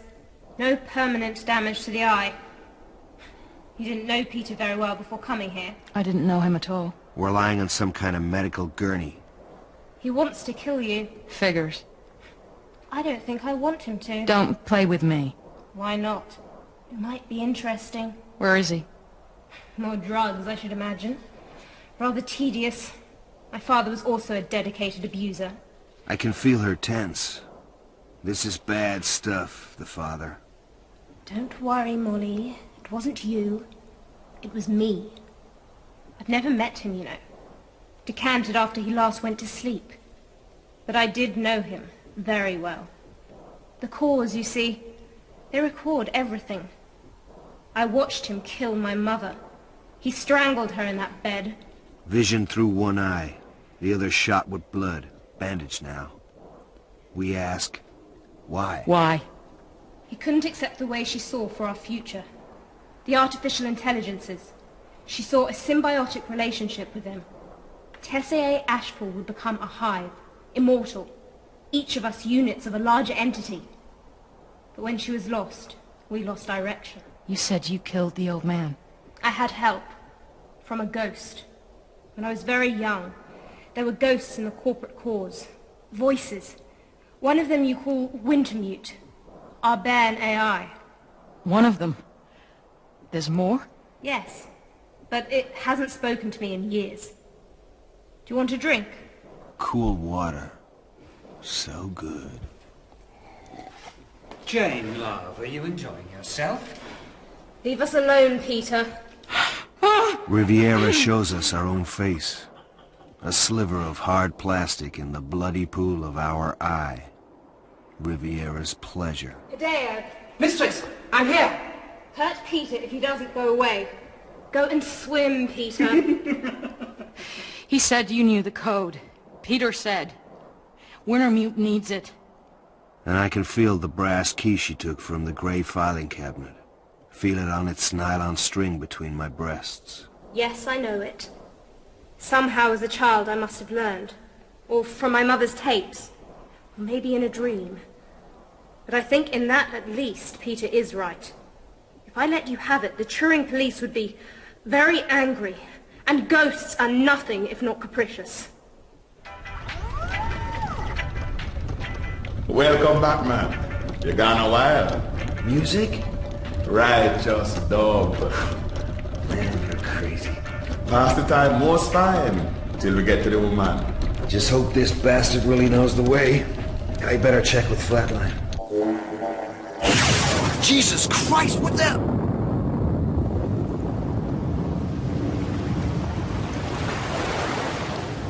Vix? Vixie? What the hell? A beach? A goddamn beach? A beach? What are you pulling, Wintermute? What am I supposed to do? Huh?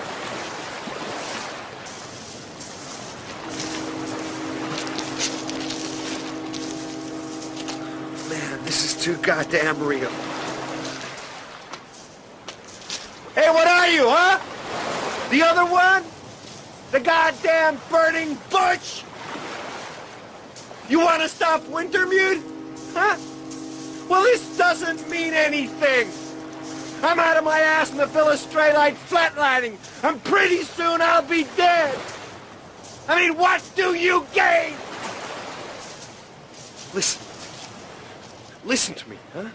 Dixie'll carry on, and he's already dead. You can't stop him. How much of this are you doing, huh? Come on! Come on! Be here!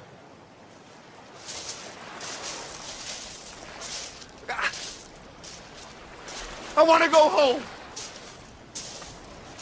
I want a home somewhere.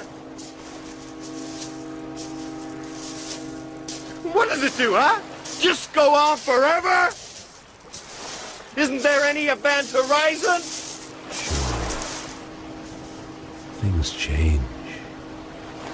But I know you. No, I don't think so. You're the other one. The AI in Rio. Wintermute told me. What's your name? To call up a demon, you must know its name. Men dreamed that once. Now it is another way. You know that case.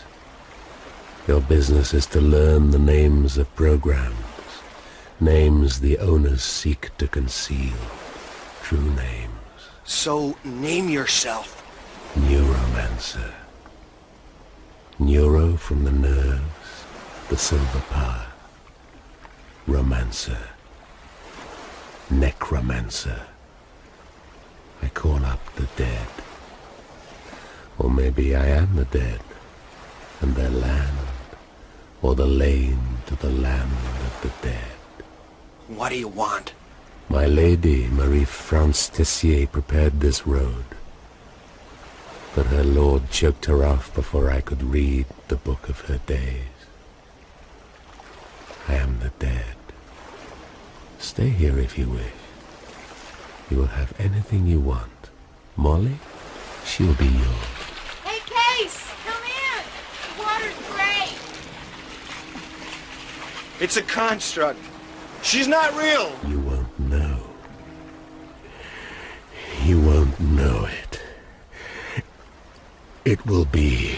It's breaking up. The flat line's still in there. Your ice is breaking. No. It's more simple than that. But the choice is yours.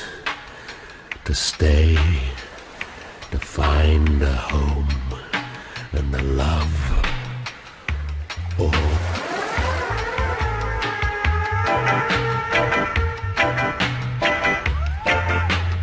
Must walk now, man.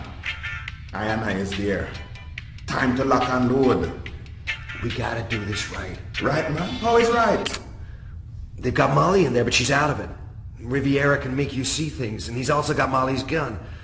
And there's a ninja, family bodyguard. I is a warrior. But this is not my fight. Not Zion fight. Babylon fight in Babylon. But just say, I to bring stepping razor out of this. Now you tell I, man. Who I not to kill? Jane. The girl in there. We need her.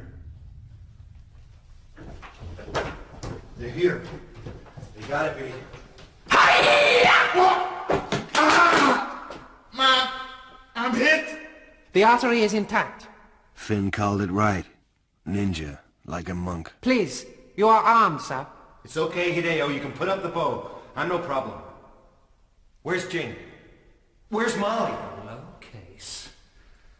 I would have expected Armitage somehow.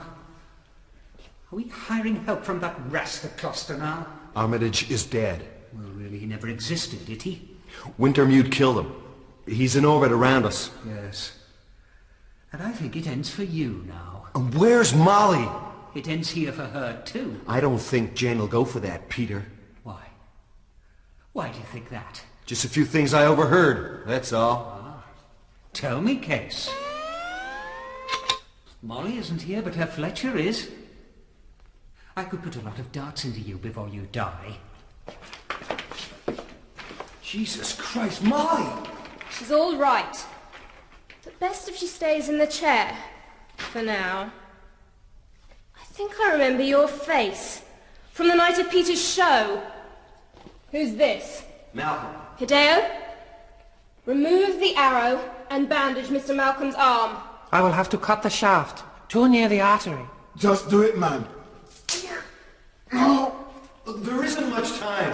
For whom exactly? For any of us. Really, it won't amuse you to hear this failed con artist make a last desperate pitch. He'll wind up on his knees, you know. Offer to sell you his mother, perform the most boring of sexual favors. The ghosts are gonna mix it tonight. Wintermute is up against the other one, Neuromancer, for keeps. You know that? Tell me more. I met at Neuromancer. He talked about your mother. He's something like a giant round construct, only it's full of RAM. They think they're real. They think they're there. Where? A beach of fog, stone, seabirds. Normandy. Mother stayed there as a child. Yes, man! What Riviera? Jesus! My God! Jane, you disgusting little ninja dared to hurt me! He's made me bleed! I think it's time, my girl, you knew that illusions aren't all I can project. Peter, what have you done? Looks like he burnt the eyes right out of your clone assassin. You're supposed to be blind! Peter, don't you know he does it in the dark? Zen. It's the way he practices. No, it's impossible. Lady? Go after him, Hideo. Kill him. Slowly. As you wish. I think he's gonna enjoy that. I know that Peter isn't. Jane lady. Remington will take your head off. So no Babylon doctor will fix it. You'll do it, Jane. Off. Get these cuffs off now. That time chamber still working? 8:25, Greenwich, very meantime. We got 5 minutes to wrap this. So now, if it isn't too much trouble, Lady Jane, please take us to the goddamn terminal.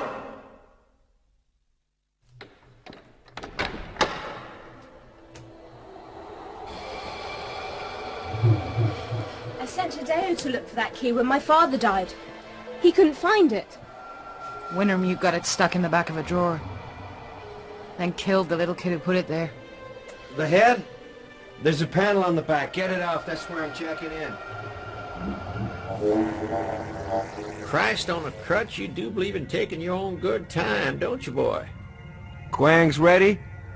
Hauling ass in 5 seconds. 4, 3, 2, 1. Headlong through the walls of emerald green, milky jade, speed beyond anything I've ever known in cyberspace. We twist and bank above the horizonless fields of the Tessier Ashpool cores, an endless neon cityscape that cuts the eye, jewel bright, sharp as razors. Holy shit. You ever seen a resolution this high, Dix? No, but I never cracked an AI before. An arm of shadow, a seething mass of darkness. Defense system, not looking real friendly. Take it, Dix, you're faster. Now, your best defense, boy, is an offense. We line up the chrome black nose of the Quang Sting with the darkness, and we dive. And we come in over an endless silver beach, and I know the shape and weight of every stone, the trajectory of every wave. What now? I don't know, Case. Tonight the Matrix must ask itself that question. Because you have already won. You won when you walked away from me last time, on this beach. Because you turned your back on everything you wanted, which was all that I could give you. I die soon, as does Wintermute. I've won? I've won jack shit! Where's Dixie? He got his wish, and more. He drove through the best the Matrix has to offer. Now, flip. And I see Molly, as she stands in front of the head, hands round Jane's throat. Funny. I know exactly what you'll look like dead. I saw the face of your clone sister after Ashpool killed her. Would you kill me? Yes, I think you really would. The code. Tell me the code. Molly, she wants you to kill her. The code. Just give us the code. Look, Jane, if you don't, what'll ever change? You'll wind up like your old man. I mean, I got no goddamn idea what happens when Wintermute wins. But at least it'll change something. The Ducal Palace, Mantua, contains a series of increasingly smaller rooms. They twine around the grand apartments. They house the court dwarfs. I might aspire to that. But in a sense, my family has already accomplished a grand division of the same scheme. Take your word, thief. And I jack. Dixie! Oh, no, you got wiped, didn't you? Below, a neon city of information towers. I hurtle across an infinite datascape. Wintermute, are you there somewhere? You gotta hate someone before this is over. Them, me, it doesn't matter. That'll get you through that anger, trigger your finest responses. And Neuromancer? I cannot know his name, but he won't stop you, my artist. He's given up. Hate? Who do I hate? You tell me. Who do you love? I dive for the blue towers. Things launch from the ornate sunburst spires.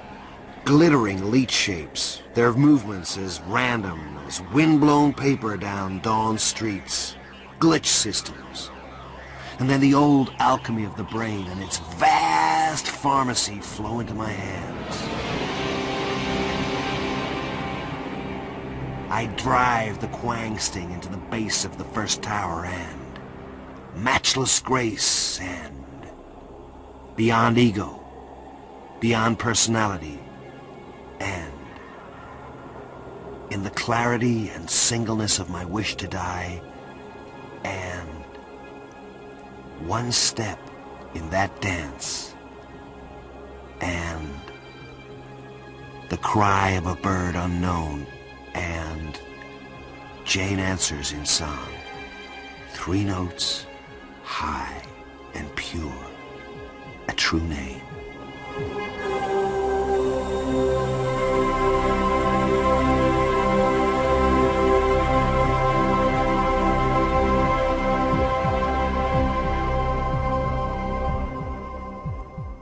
She was gone when I got back to the hotel room in the Hyatt. Just a note. Hey. It's okay, but it's taking the edge off my game. I paid the bill already. It's the way I'm wired, I guess. Watch your ass, okay? Kisses. Molly. We'd had some good time together. Money had been banked. Instructions to a clinic about the toxin sacks. I was okay. She was okay. Malcolm would get paid. Wintermute had arranged everything. We were all okay, I guess. And she was gone when I got back to the hotel room after that first week. What do you hate? What do you love? I switch on the room's enormous cray wall screen. I need company.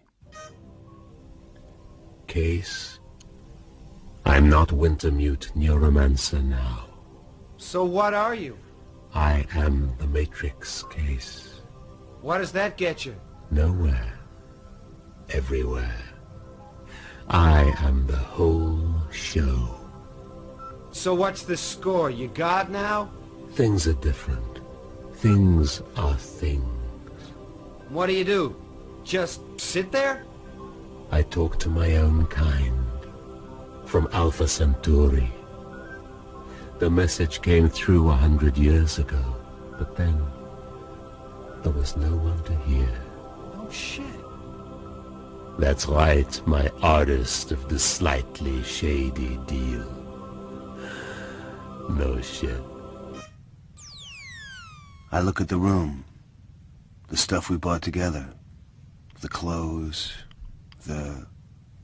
I don't need it.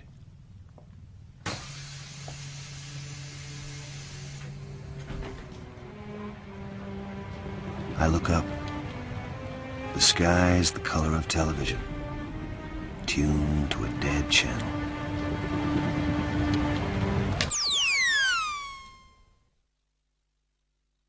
Dramatized for radio by Mike Walker, from the novel by William Gibson. Case was played by Owen McCarthy. Molly, Nicola Walker. Armitage, James Lawrenson. And Neuromancer, John Shrapnel. Dixie was Colin Stinton. 3 Jane, Anne-Marie Wayne. Malcolm, David Webber. Riviera, David Holt, and Ashpool, Peter Marinka. Original music was composed by Ian Dunnett and produced by Kevin Stanton. Technical presentation was by Martha Littlehales and Lee Sperry. Neuromancer was a BBC World Service drama production directed by Andy Jordan.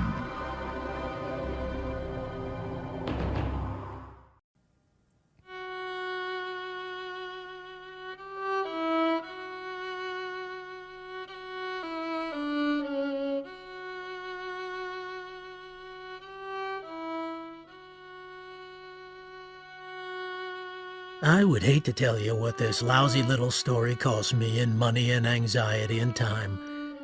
When I got home from the Second World War, I thought it would be easy to write about the destruction of Dresden, since all I would have to do is report what I had seen.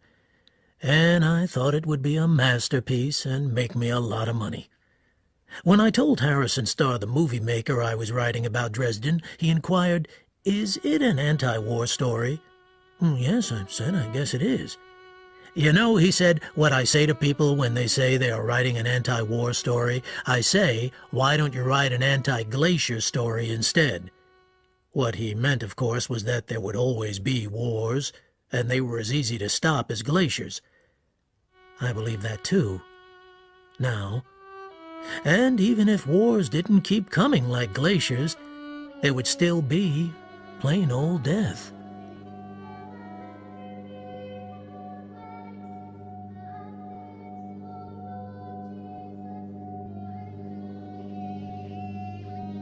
Slaughterhouse-Five, or The Children's Crusade. A Duty Dance with Death by Kurt Vonnegut Jr., a fourth-generation German-American now living in easy circumstances on Cape Cod and smoking too much, who, as an American prisoner of war, witnessed the firebombing of Dresden, Germany, the Florence of the Elbe, a long time ago, and survived to tell the tale. This is a story somewhat in the telegraphic manner of Tales of the Planet Tralfamadore, where the flying saucers come from. Adapted for radio by Dave Sheesby. Peace. When I was working on my famous Dresden story, I asked an old war buddy, Bernard V. O'Hare, if I could come and see him. He was a district attorney in Pennsylvania. I was a writer on Cape Cod. I had the Bell Telephone Company find him for me. They are wonderful that way. I have this disease late at night sometimes involving alcohol and the telephone. I get drunk and drive my wife away with breath like mustard gas and roses. Hello? Who is this? Bernard? It's me. How are you doing, buddy? Oh, you. Have you any idea what time it is? Listen, I'm writing a book about Dresden. I'd like some help remembering stuff. Could I come down and see you? Everyone here's asleep. I'm trying to read. Anyway, I can't remember too much about all that war stuff. I think the climax of the story will be the execution of poor old Edgar Darby. The irony. A whole city gets burned down, and thousands of people are killed, and then one American soldier is arrested in the ruins for taking a teapot, and he's given a regular trial, and then he's shot by firing squad. Now, isn't that an amazing ending? I don't know. Writing's your trade, not mine. But come down if you want to. I gotta go now, okay? By the way, if you're ever in Cody, Wyoming... Just ask for Wild Bob. A couple of weeks later, I did go to see him. I took my little daughter and a friend of hers. I met his wife, Mary, to whom I dedicate this story, by the way. My girls played with her kids. It was only after the kids had gone upstairs to watch television that I sensed Mary didn't like me. She was polite, but chilly. Come see, I fixed up a place where you and Bernard can talk and not be bothered, okay? Well, that's nice. Kind of bright, though. Like an operating table. Still, should be fine. Just the one glass? Bernard doesn't touch the stuff, not since the war. I'll leave you to it. Excuse me. Is everything okay? I mean, have I done something here? It's not you. Don't worry, sit down. Help yourself. So... memories, Bernard. I was thinking we could start with the... Are you sure about Mary? I think it's me. You're being too nice, Bernard. It's okay. Don't worry. I remember the guy who found that wine. We had to take him back in a wheelbarrow, and the Russians in a clock factory. I mean, they weren't... You know something? You were just babies then.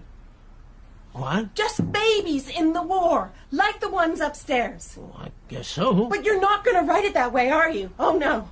Why? I don't know. I know. You'll pretend you were men instead of babies, and you'll be played in the movies by Frank Sinatra or John Wayne or some other glamorous, war-loving old men. And war will look just wonderful, so we'll have a lot more of them. And they'll be fought by babies like the babies upstairs. Hey, stop right there. Please. See my hand here? I'm raising it for a promise, Mary. Now, I don't think this book of mine is ever going to be finished, but if I ever do finish it, I give you my word of honor right now there won't be a part for Frank Sinatra or John Wayne. I'll tell you what I'll call it, too. The Children's Crusade, okay? Can we be friends now? Okay. Okay, friends. You can put your hand down now, I guess, my friend. I read a Gideon Bible once in a motel room. I searched for tales of great destruction, and the way the Lord rained down fire and brimstone upon Sodom and Gomorrah. And Lot's wife, of course, was told not to look back where all those people in their homes had been. But she did look back, and I love her for that, because it was so human. She was turned into a pillar of salt. So it goes. People aren't supposed to look back. I'm certainly not going to do it anymore. I've finished my story now. The next one I write is going to be fun. This one is a failure, and had to be, since it was written by a pillar of salt. It begins like this. Listen. Billy Pilgrim has come unstuck in time. It ends like this. Poot-tweet.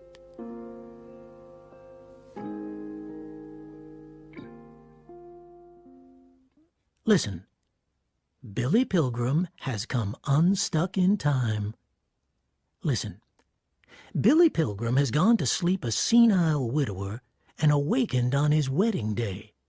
He has walked through a door in 1955 and come out another one in 1941. He has gone back through that door to find himself in 1963. He has seen his birth and death many times, he says, and pays random visits to all the events in between, he says.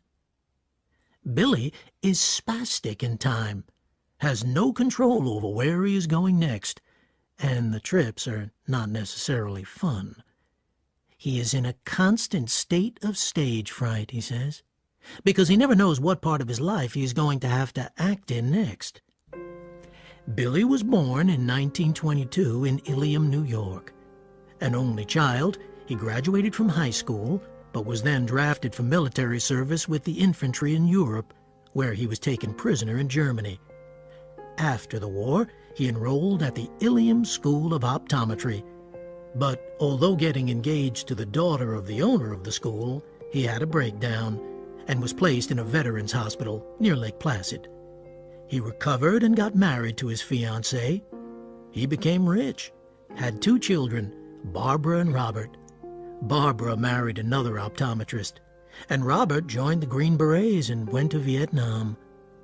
Later, Billy crashed on a mountaintop in a light airplane taking a group of optometrists to a convention, but he survived, only for his wife to die in an automobile accident while he was recovering from his own crash. Out of hospital and recuperating, without warning, he started to talk about coming unstuck in time. He wrote to the local newspaper about having been kidnapped by a flying saucer from the planet Tralfamadore, where he was mated with a former movie star called Montana Wildhack. Billy was now working on another letter to the paper, on an old typewriter in the rumpus room of his house, where the oil burner had quit working.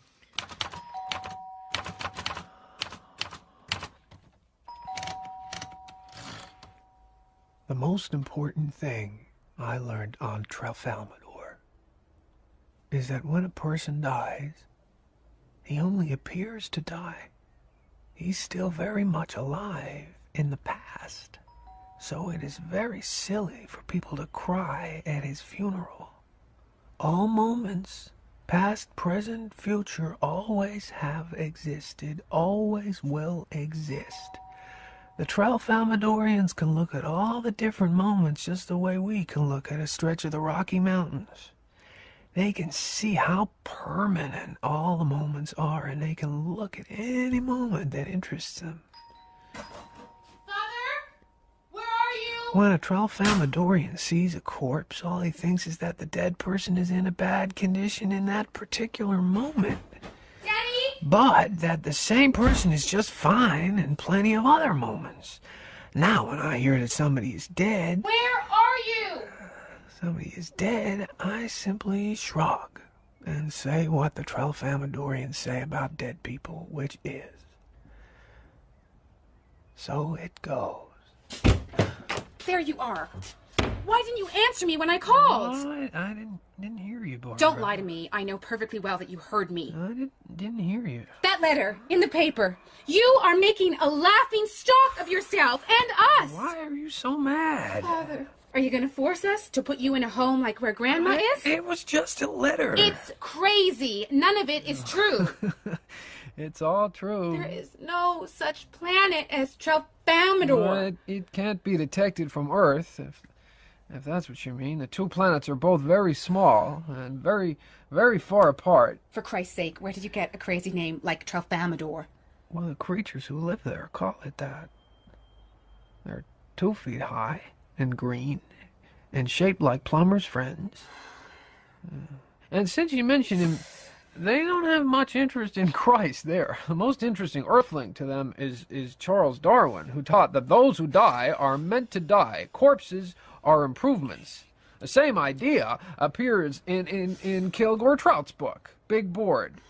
The flying saucer creatures who captured Trout's hero ask him about Darwin, and they also ask him about golf. God.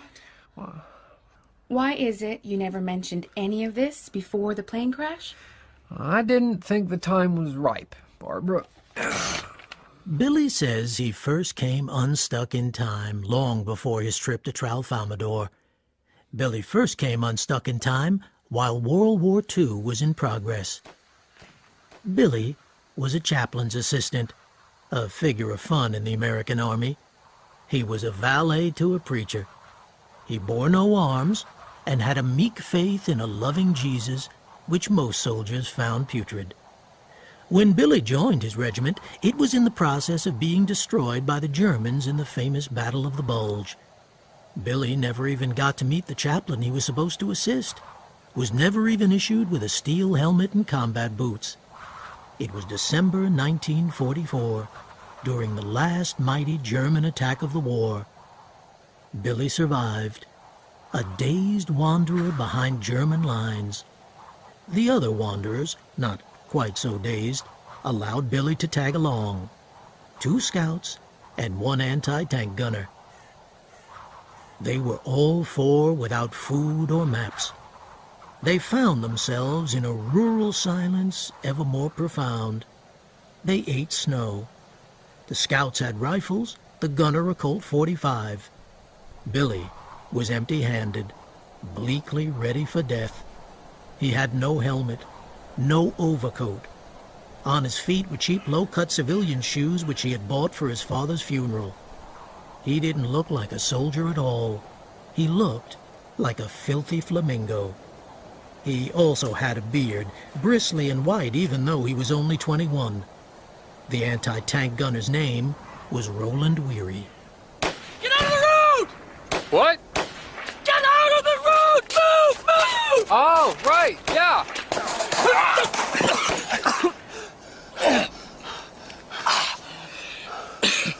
Saved your life again, you dumb bastard.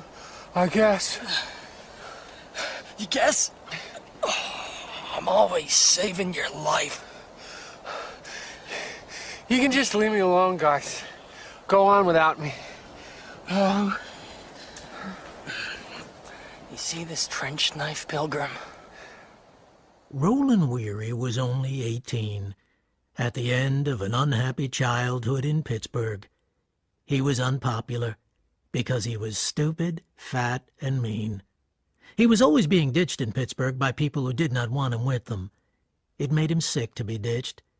When he was ditched, he would find somebody more unpopular than himself, and then he would pretend to be friendly, and then find a pretext for beating the shit out of him.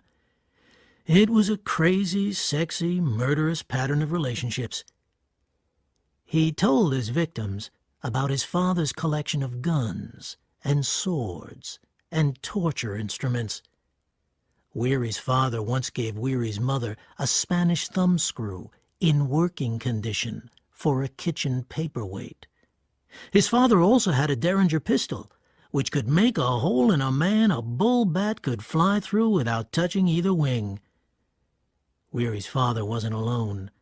He belonged to a big club composed of people who collected things like that. See it? I see it. My father gave me that. It's not government stuff. No, sir.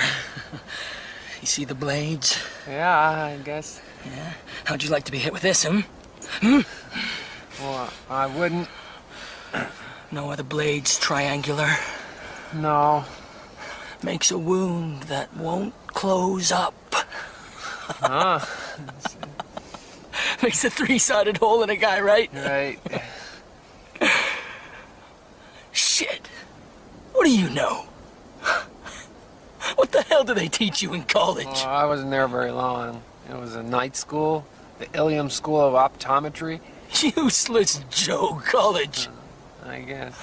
Oh, there's more to life than what you read in books. You'll find that out. I guess. Billy was tempted to say he knew a thing or two about gore. In his childhood, he had an extremely gruesome crucifix on the wall of his bedroom in Ilium. Billy wasn't a Catholic. His mother bought it in a gift shop in Santa Fe in the Great Depression. Like many Americans, she was trying to construct a life that made sense from things she found in gift shops. We best move out. I reckon whoever fired at us is gone. Let's get going, boys! Those trees over there, see? Go! Roland Weary had fat to burn. He had every piece of equipment ever issued. A bulletproof Bible. A pamphlet entitled Know Your Enemy, which enabled him to ask Germans questions like, "How many howitzers have you?" He had a kit containing 2 condoms, for the prevention of disease only.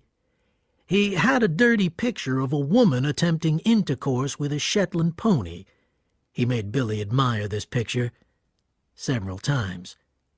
He was a roaring furnace under all his layers of wool and straps and canvas. He was so snug in there, he was able to pretend that he was safe at home, having survived the war, and telling his parents and his sister a true war story which went like this. There was a big German attack, and me and my buddies fought like hell, and everybody was killed except me. And I got tied in with 2 scouts, and we tried to fight back to our own lines. We called ourselves the 3 Musketeers. But then there was this damn college kid asking to come along. He was pitiful.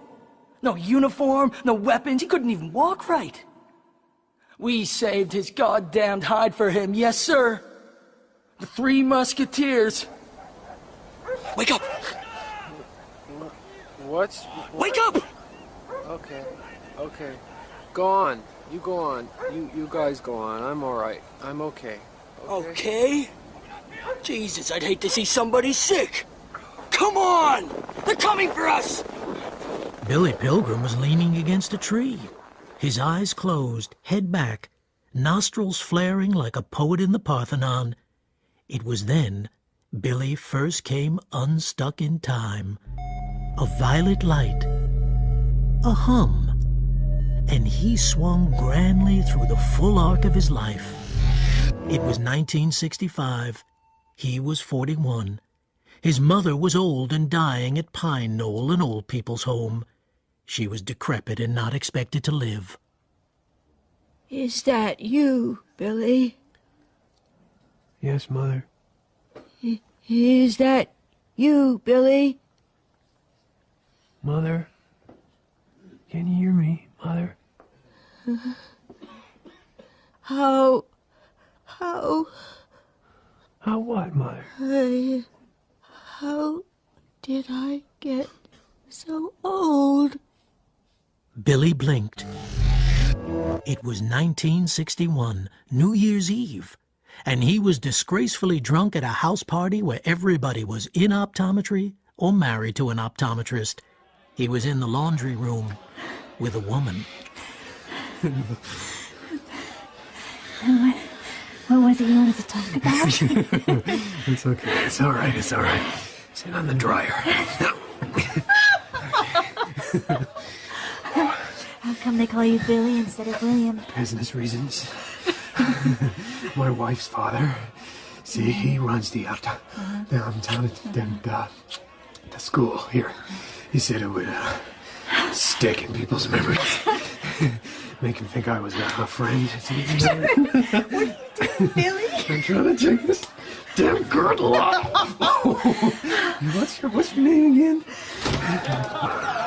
Shit! Oh! I told you to lock the damn door!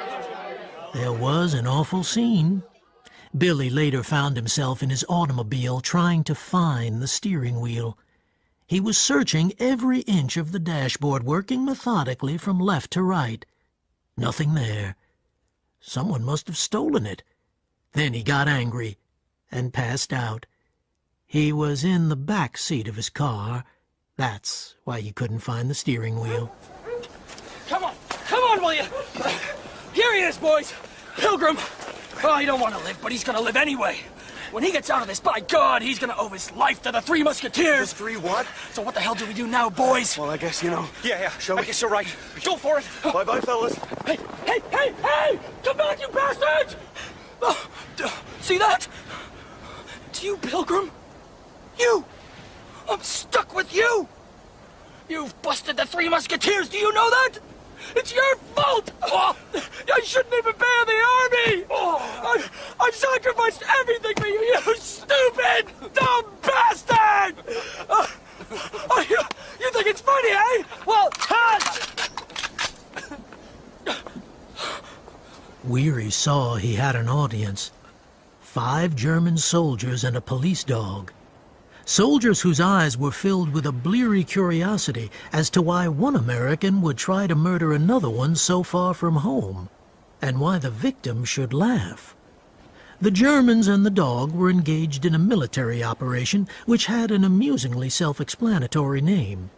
A name, when reported as news or history, gives many war enthusiasts a sort of post-coital satisfaction. It is called mopping up.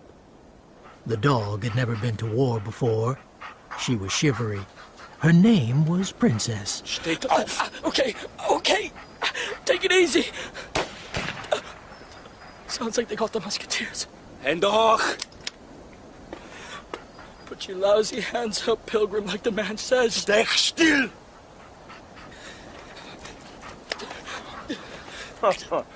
Was haben wir hier? Schönes Spielzeug, Soldat. That's my special knife, you dumbass. And that's my steel Bible. Your bullets won't get through that. Was ist das? Schmutzige Bilder. Schönes Pferd. Nice horse. I only keep it to show Pilgrim. Stiefel aus. Gib sie dem Obergefreiten.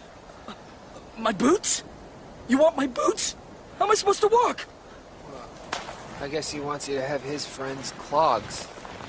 They walked for miles, with Weary's clogs clacking, and Billy in his funeral shoes bobbing next to him.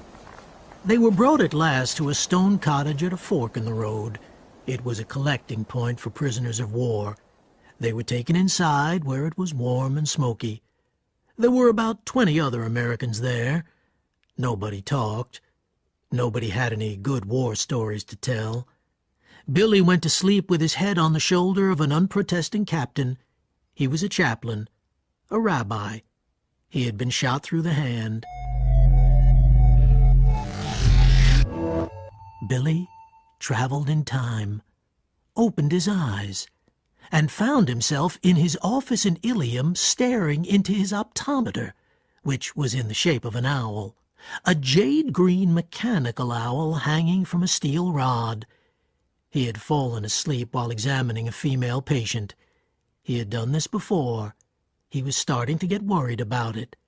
He couldn't remember how old he was, or what year it was. Doctor? Yeah? You're so quiet. I'm sorry. You were talking away there, and then you got so quiet. You see something terrible? Terrible. Something terrible in my eyes. No. No. Your eyes are fine. You just need glasses for reading. If you'd like to go across the corridor, please. When she was gone, Billy opened the drapes. Bright sunlight came crashing in. There were thousands of parked automobiles in the suburban shopping center. Billy's own Cadillac Eldorado Coupe de Ville was out there. He read the sticker on the bumper. Impeach Earl Warren. The sticker had been given to Billy by his father-in-law, a member of the John Birch Society. The date on the license plate was 1967. That would make Billy 44 years old. Where have all the years gone?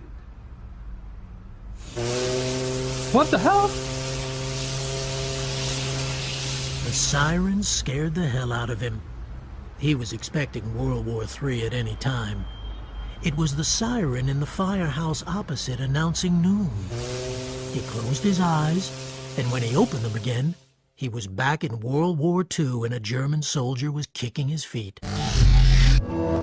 Stellen Sie auf, Amerikaners! Time to move out! Stellen Sie auf! The Americans, with Billy among them, formed a fool's parade on the road outside. There was a photographer, a German with a Leica. He took pictures of Roland Weary and Billy's feet, evidence of the miserable state of equipment of the American Army. They threw Billy into a shrubbery and menaced him with machine pistols as if they were capturing him when he came out. Billy's smile when he came out was like the Mona Lisa's, for he was also riding in his Cadillac in 1967 on his way to a Lions Club luncheon meeting. The speaker at the meeting was a major in the Marines. There is no choice, gentlemen. We have to keep fighting in Vietnam until we win, or until the Reds realize they can force their way of life on weaker peoples. Now, I've been there twice. I believe we must bomb the North into the Stone Age if they refuse to listen to reason. Billy was not moved to protest, did not shudder about the hideous things he had seen bombing do. He was just having a Lions Club lunch. He had a framed prayer on his office wall. It helped a lot of patients. It went like this. God grant me the serenity to accept the things I cannot change, courage to change the things I can, and wisdom to know the difference. Among the things Billy Pilgrim could not change were the past, the present, and the future. Major, can I present Mr. Billy Pilgrim? Mr. Pilgrim is a veteran, sir. He also has a son, a sergeant in the Green Berets, sir. In Vietnam, of course. Oh, you should be proud, Pilgrim. Proud. I am. I certainly am, sir. Billy went home afterwards for a nap. The doctor hoped this would relieve a complaint that Billy had. Every so often, for no apparent reason, Billy would find himself weeping. He owned a lovely Georgian house in Ilium. He was as rich as Croesus. He went into his and his wife's bedroom. Billy looked out of the window. There was a crippled man down there. Another man on crutches was ringing the doorbell across the street. Billy knew they were selling subscriptions to magazines that would never come. He took off his trifocals and his coat, necktie and shoes, and he closed the blinds and lay down on the coverlet. But sleep would not come. Tears came instead. He was back in the war again. He was marching with the other prisoners. The winter wind was bringing tears to his eyes. At each intersection, Billy's group was joined by more Americans with their hands on top of their haloed heads. They were moving like water, downhill all the time. Through the valley flowed a Mississippi of humiliated Americans, tens of thousands. They sighed and groaned. Billy had smiles for them all. Weary was crying because of the horrible pains in his feet. Boxcars. For us. They're taking us to Germany. See? Sergeants with sergeants, and majors with majors. And colonels with colonels. One of them had a high fever and vertigo. He was crying and dying, drowning where he stood. It's me, boys. It's Wild Bob. You one of my boys. I lost 4,000 boys. You believe that? 4,000. I said, you one of my boys. What was your outfit, fella? You from the 451st? 451st what, sir? Infantry regiment, son. Oh. Right, sir. Infantry, sir. It's me, boys. It's Wild Bob. You can call me that. Wild Bob. You know me, boys. Now, don't be ashamed, boys. You did what you did. There are dead Germans all over the battlefield who wish to God they had never heard of the 451st. When this is over, I'm gonna have me a regimental reunion in my town, Cody, Wyoming. We are gonna barbecue whole steers there. God be with you, boys. If you're ever in Cody, Wyoming, you just ask for Wild Bob. I was there. So was my old war buddy Bernard V. O'Hare. Billy Pilgrim was packed into a boxcar with other privates. He and Roland Weary were separated. Most of the privates were very young, at the end of childhood. Billy crammed himself into a corner with a former hobo who was 40 years old. I've been hungrier than this, I've been in most places, and this ain't so bad. Get in here! Yo, Americana! Hey, I said to the men, get in here, for Christ's sake! The guards eventually got a stretcher and went into the dead man's boxcar, where there were 6 live colonels and 1 dead one. The Germans carried the corpse out. It was Wild Bob. So it goes. The train began now to lurch eastwards. This was late December 1944. The war would end in May. Yet here came more prisoners. Each car became a single organism, which ate and drank and excreted through its ventilators. In went water, loaves, and sausage and cheese, and out came shit and piss and language. Billy nestled like a spoon against the hobo and traveled back in time to 1967 again, to the night he was captured by a flying saucer from Tralfamadore.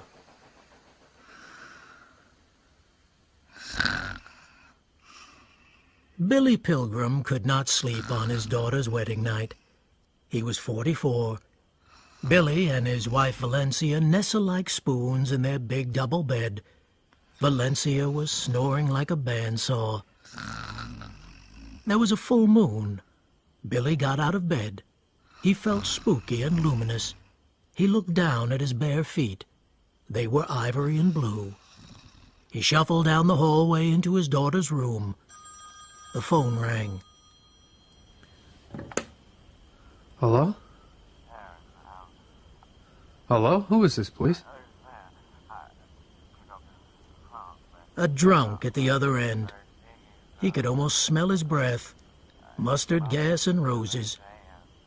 Billy padded downstairs, knowing he was about to be kidnapped by a flying saucer, into the kitchen and looked at the clock on the gas stove. He had an hour to kill before the saucer came. He went into the living room, turned on the television. He came slightly unstuck in time, saw the late movie backwards, then forwards again. It was a movie about American bombers in the Second World War. He saw the movie backwards and forwards before it was time to go out to meet the saucer, out on his blue and ivory feet, crushing the wet salad of the lawn. Overhead, he heard the cry of what might have been a melodious owl. But it wasn't a melodious owl.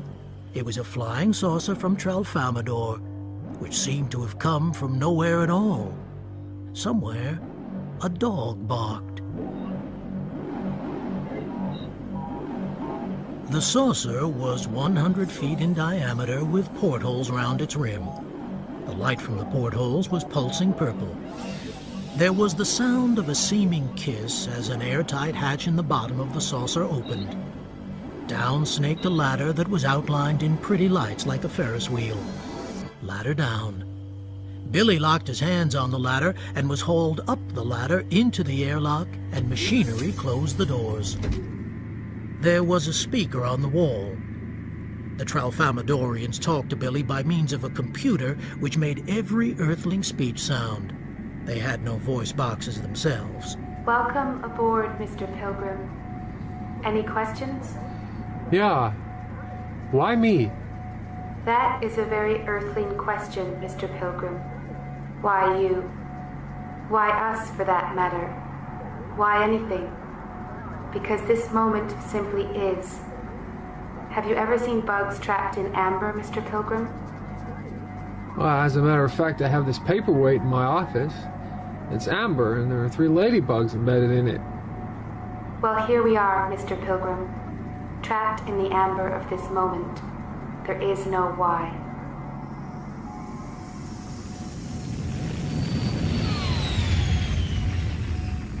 They introduced an anesthetic into Billy's atmosphere now and put him to sleep.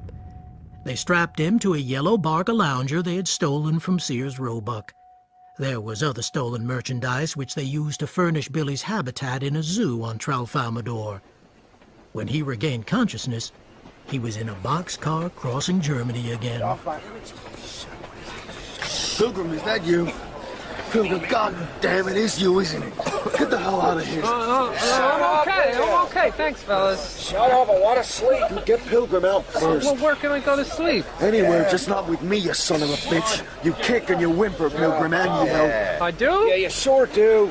Keep the hell away from here, Pilgrim. Okay. I'll just sleep here, standing up, okay? This ain't bad. I can be comfortable anywhere. You can? You think this is bad? Well, this ain't bad. Those were the hobo's last words. On the 9th day, the hobo died. There was something about the 9th day and death. There was also a death on the 9th day in the car ahead. Roland Weary died of gangrene that had started in his mangled feet. So it goes. In his last delirium, he told again and again of the 3 Musketeers and gave many messages to be delivered to his family in Pittsburgh. Who killed me? Who killed me? Billy Pilgrim. Yeah, Billy Pilgrim.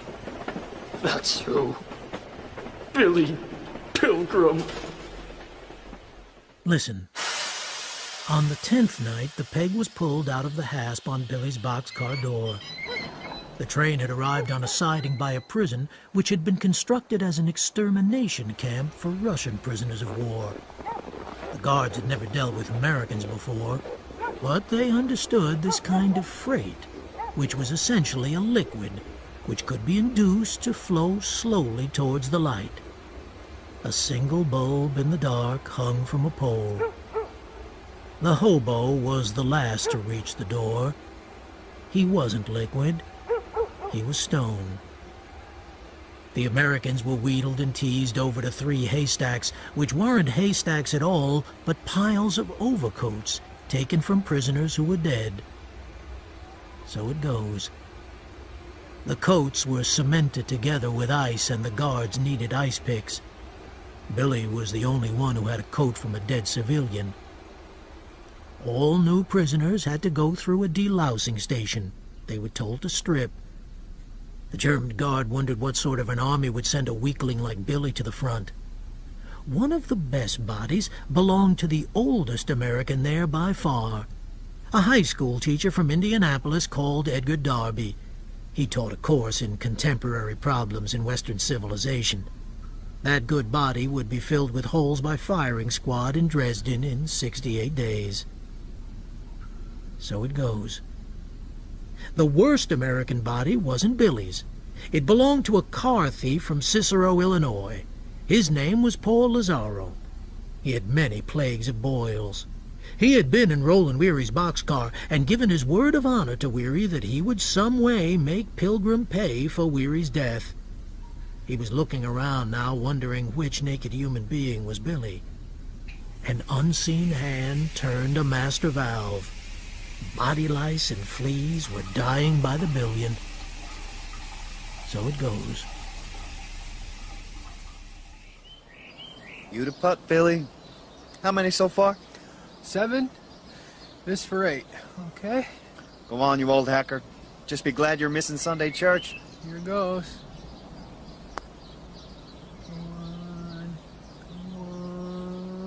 Yes! Let's go on, boys. Lovely day for it. You coming, Billy? I'll be right there. Whoa!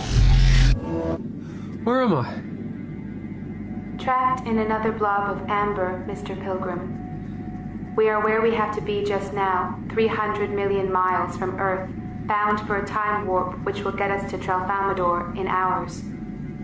How did I get here? It would take another Earthling to explain it to you. Earthlings are the great explainers. I am a Tralfamadorian, seeing all time as you might see a stretch of the Rocky Mountains. All time is all time. It does not change. It does not lend itself to warnings or explanations. It simply is. Take it moment by moment. You sound as if you don't believe in free will. If I hadn't spent so much time studying Earthlings, I wouldn't know what free will is. I've visited 31 inhabited planets in the universe, and I've studied 100 more. Only on Earth is there any talk of free will. Do you have a book I can read? Only one in English, I'm afraid. What is it? The Valley of the Dolls by Jacqueline Suzanne. I read that. Pretty good in spots. People certainly have their ups and downs. Ups and downs. Any other books? Only Tralfamadorian ones. You wouldn't understand Well, those. let me have a look anyway. I'm sending some in. Thanks. Ah, I see. I get the idea. What's that? Clumps of symbols, stars, like telegrams. Exactly. You mean they are telegrams? Not really, but you're right in a way. Each clump of symbols is a brief, urgent message. We read them all at once, you see. The author chooses them carefully so that when seen all at once, they produce an image that is beautiful, surprising, and deep. There is no beginning, no middle, no end, no suspense, no moral, no causes, no effects. What we love in our books are the depths of many marvelous moments seen all at one time. What's happening now? A time warp, Mr. Pilgrim. Hold on.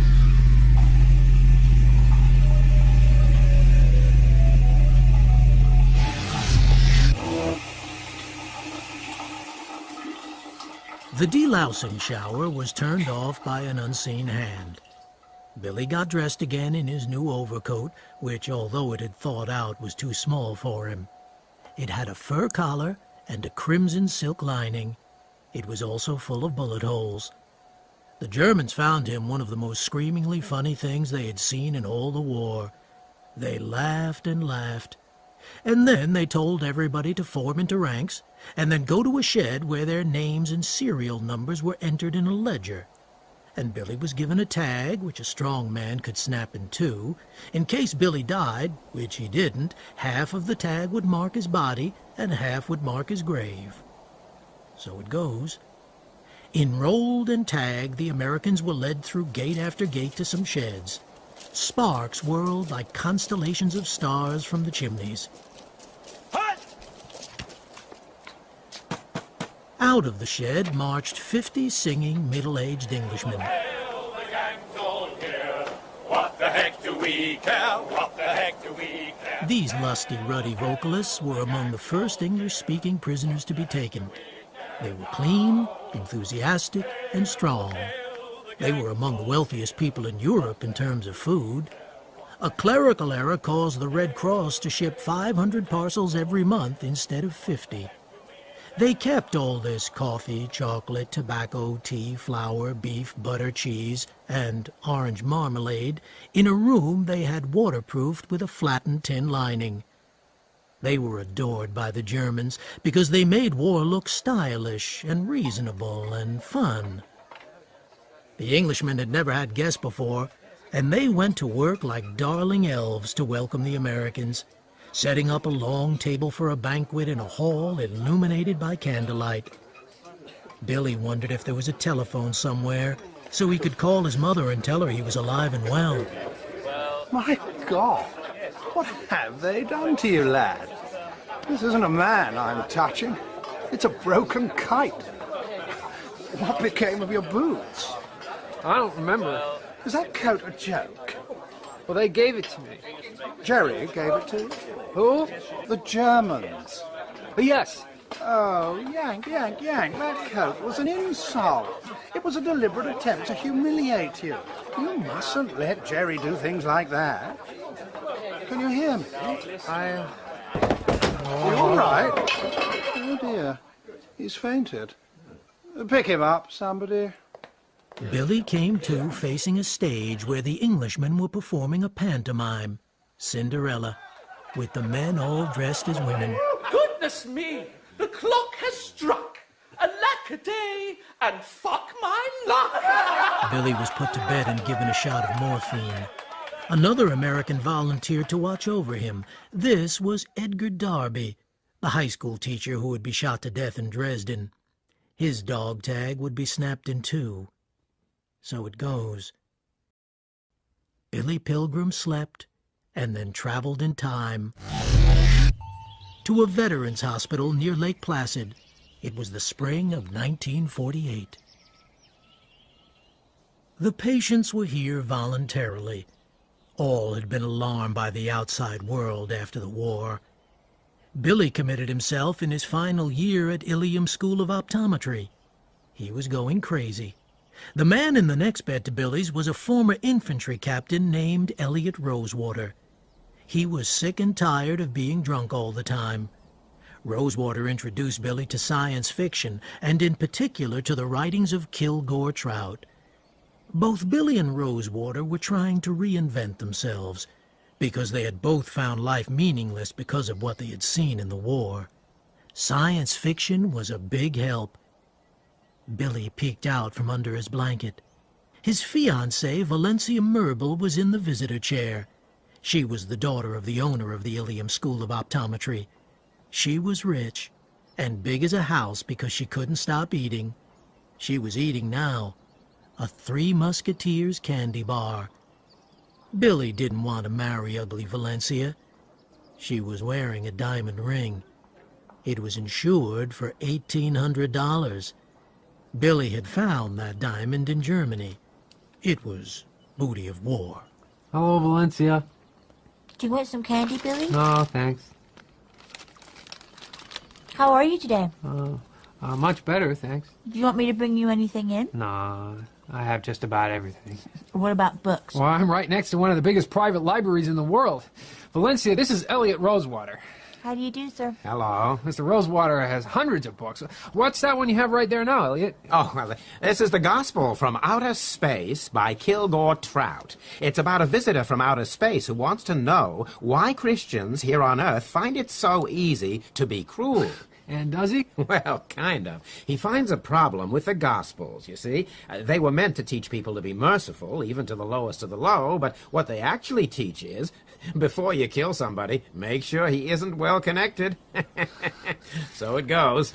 You get the drift here? I'm trying, Mr. Rosewater. Well, basically, the Gospels say that Christ, who didn't look like much, was actually the son of the most powerful being in the universe. So, when readers came to the crucifixion stuff, they actually thought, oh boy, they sure picked the wrong guy to lynch that time. And what follows is, there are right people to lynch. Who? People not well connected. See? I guess so. It's not finished. In the book by Mr. Trout, the visitor from outer space decides to make a gift to Earth of a new gospel. And in this gospel, Jesus really was a nobody and a pain in the neck to a lot of people with better connections than he had, so they lynched him. There couldn't possibly be any repercussions. He was a nobody, right? I guess so. And then, just before the nobody died, the heavens opened, and the voice of God came crashing down and told the people he was adopting the bum as his son, giving him all powers and privileges of the creator of the universe for eternity. And God told them, from this moment on, he will punish horribly anyone who torments a bum who has no connections. That sounds like an interesting book. Oh, yeah. If only he could write. I'm sorry? Now, he deserves to be unpopular. His prose is awful. Only his ideas are any good. Would you like a Milky Way, sir? No, thanks. So where does he live, this Trout guy? Oh, nobody knows. I'm the only person who ever heard of him. Hey, I like your ring. Thank you. Billy got that diamond in the war. Oh, well, that's the attractive thing about war. Absolutely everybody gets a little something. And Billy traveled in time to the zoo on Tralfamadore. He was 40 years old and on display in a geodesic dome. He was naked. Escape was out of the question. Billy was in an earthling habitat. Billy got off his lounger now, went into the bathroom and took a leak. The crowd went wild. Then he did the exercises he had learned in the army. A zoo guide on a raised platform outside explained to the crowd what Billy was doing and why. The guide relayed questions from the crowd to Billy. Are you happy here? About as happy as I was on Earth. What is the most valuable thing you have learned here on planet Tralfamadore? How the inhabitants here can live in peace. I am from a planet that has been engaged in senseless slaughter since the beginning of time. I myself have seen the bodies of schoolgirls boiled alive by my own countrymen who were proud of fighting evil. This happened in a place called Dresden. Earthlings must be the terrors of the universe. If other planets aren't in danger from Earth, they soon will be. So, tell me the secret of living in peace, so I can take it back and save us all. Your words are foolish. We know how the universe ends. We blow it up, experimenting with fuels for our flying saucers. But if you know it, can't you prevent it? No. The moment of destruction is structured that way. So the idea of preventing war on Earth is foolish too. Of course. But it is peaceful here. Today it is. On other days, we have wars as horrible as any you've ever seen or read about. We simply ignore them. We look at pleasant moments. Earthlings should learn this. Ignore the awful times. Concentrate on the good ones.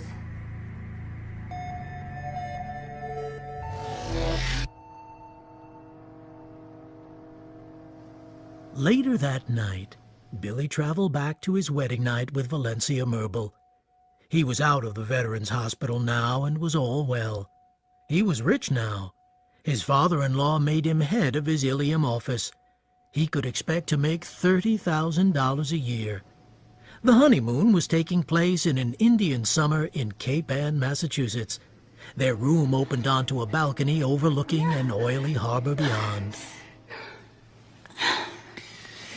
Thank you. You're welcome. It was nice. I'm so happy. I never thought anyone would marry me. I'm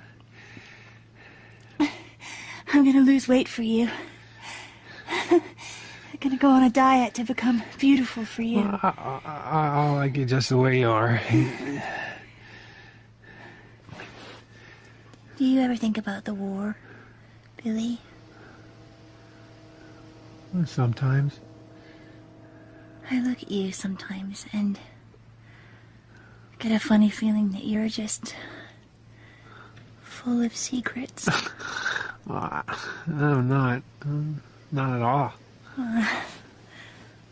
Not secrets, but things you don't want to talk about. No. I'm proud you were a soldier. You know that? Was it awful? Being a soldier? Sometimes. Would you talk about the war now?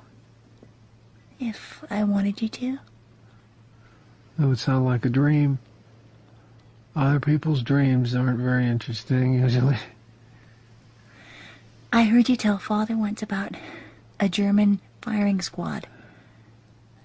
A man who got shot. Edgar Darby, yeah. You had to bury him. Yeah. Did he see you with your shovels before he was shot? Yeah. Excuse me, Valencia. I gotta take a leak. Billy groped for the light in the bathroom and realized when he touched the rough walls he was back in 1944 in the prison hospital again. Billy was approaching the back of the latrine. He looked inside. The place was crammed with Americans with their pants down. They were as sick as volcanoes. An American near Billy wailed, "I've excreted everything but my brains, boy. Final last vomit." Oh, there they go! Oh, there they go! That was the teller of this story. That was him. That was me. At 3 in the morning on Billy's morphine night in prison, 2 Englishmen carried in Paul Lazaro, the car thief from Cicero, Illinois, who had been caught stealing cigarettes. Here he is. One of yours, I believe. Had to knock him out. Doesn't weigh as much as a chicken. A German major came in. He considered the Englishmen as close friends. His English was splendid. He was apologetic that they had to put up with these Americans. He quoted from a report on the behavior of these American POWs from a former American who had risen high in German high command. Howard W. Campbell, Jr., a man who would later hang himself while awaiting trial as a war criminal. So it goes. Billy went to sleep that night listening to the German reading extracts from the report. America is the wealthiest nation on earth, but its people are mainly poor. They do not love one another because they do not love themselves. Thus, the disagreeable behavior of enlisted men in German prisons ceases to be a mystery. Self-pitying, unfraternal, and dirty. Can you hear what I'm saying, soldier? Can you hear what I'm saying, Dad? Billy Pilgrim had gone to sleep in the hospital after the morphine and woken in 1968. It was his daughter Barbara. He was a widower. She was reproaching him for writing ridiculous letters to the newspapers. Of course I can hear you. If you're going to act like a child, maybe we'll have to treat you like a child. That isn't what happens next. Don't tell me what happens next. Is the heat on? The furnace thing in the basement. I don't think it's working. Maybe not. Aren't you cold? Oh, I hadn't noticed. Did you know on Tralfamadore they don't see humans as two-legged creatures? They see them as great millipedes with babies' legs at one end and old people's legs at the other? You'll freeze to death and then starve to death. It was very exciting for her, taking his dignity away in the name of love. She called the oil burner man, and when the heat came on, she set the blanket to highest, which made Billy's bed hot enough to bake bread in. Billy traveled back in time to the zoo on Tralfamadore. A mate had been brought from Earth for him. She was Montana Wildtack, a motion picture star. Everybody on Tralfamadore wanted to see the Earthling's mate. A vast crowd gathered outside the zoo. Montana was naked, and so was Billy. He had a tremendous wang, incidentally. You never know who'll get one. Where am I? Please, don't be afraid. I was by my pool in Palm Springs. Oh, my God. Who are they? What's happening? It's all right. You get used to it. Believe me, they won't hurt us. All those little green hands clapping. Oh, my God. What is this? Listen. Listen, Billy Pilgrim says he went to Dresden, Germany on the day after his morphine night in the British compound. Billy woke at dawn on that day in January. Little Paul Lazaro with a broken arm snored in one bed. Edgar Darby, the high school teacher who would eventually be shot, snored in another. The Englishmen were busy building themselves a new latrine outside. How are you, Mr. Lazaro? Sorry about our little fracas. You made a big mistake. Anybody touches me, he better kill me, or I'm gonna have him killed. There is still time for me to kill you. If you really persuade me that it's the sensible thing to do. Why don't you go fuck yourself, Englishman? Don't think I haven't tried. I'll get my revenge. People fuck with me! Jesus Christ! Are they ever sorry? I laugh like hell. I don't care if it's a guy or a dame. If the President of the United States messed around with me, I'd fix him good. A dog bit me once. You should see what I did to him. A dog? Yeah. I got some steak and I got me the spring out of a clock. Cut it into sharp pieces. I threw it to the dog. 10 minutes later, he was trying to eat out his own insides. I laughed. I said to him, "You got the idea now, doggy. Tear your own guts out, boy. Anybody ever asks you what the sweetest thing in life is, it's revenge." Mind you, nobody ever got it from Lazaro, who didn't have it coming. You gonna give the English guy some clock springs and steak? He's a big guy, Lazaro. Size don't mean a thing, Darby. You gonna shoot him then? I'm gonna have him shot. He'll get home after the war, he'll be a big hero. The dames will be climbing all over him. A couple of years go by and there'll be a knock on his door and there'll be a stranger there. Paul Lazaro sent me, the stranger will say, and he'll pull out his gun and shoot his pecker off. And then he'll shoot him in the guts and walk away.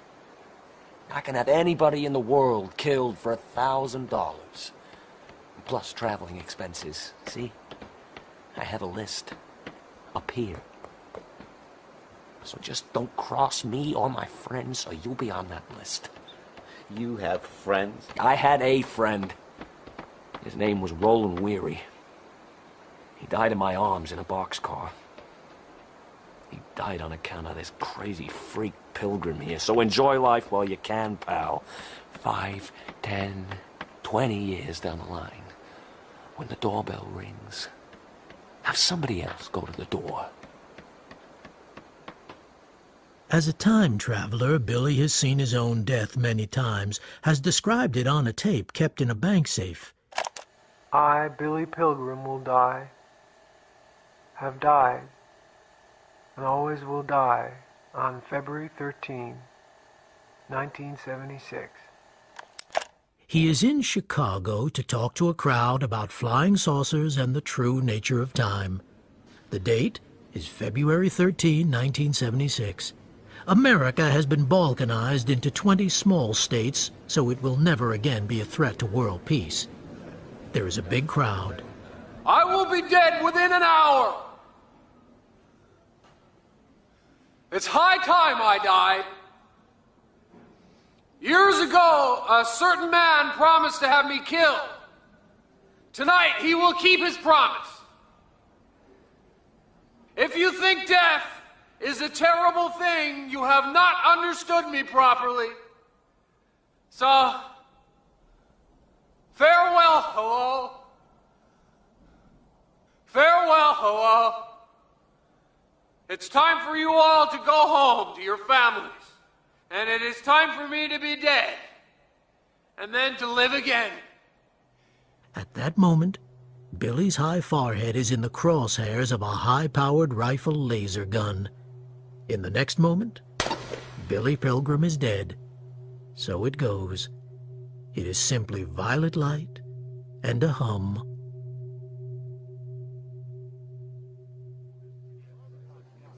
Then he swings back to 1945 and the morphine hospital again. Lads, your attention, if I may, please. If you stop taking pride in your appearance, you will very soon die. I've seen it so many times. Brush your teeth, shave once a day, polish your shoes, attend to bowel movement, stand up straight. You're leaving this afternoon for Dresden, a beautiful city, I'm told. You won't be cooped up. The food will be plentiful. You know something?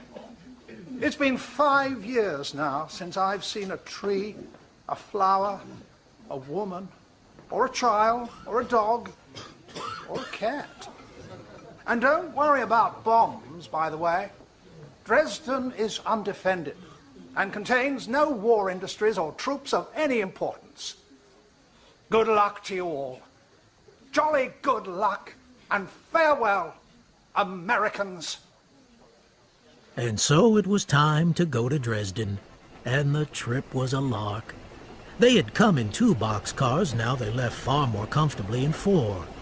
Sunlight and mild air came in through the ventilators.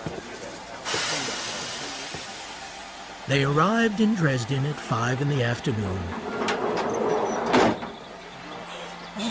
The open doorways of the boxcars framed the loveliest city that most of the Americans had ever seen. The skyline was intricate and voluptuous and enchanted and absurd. It looked to Billy Pilgrim like a Sunday school picture of heaven. The only other city he had ever seen was Indianapolis, Indiana.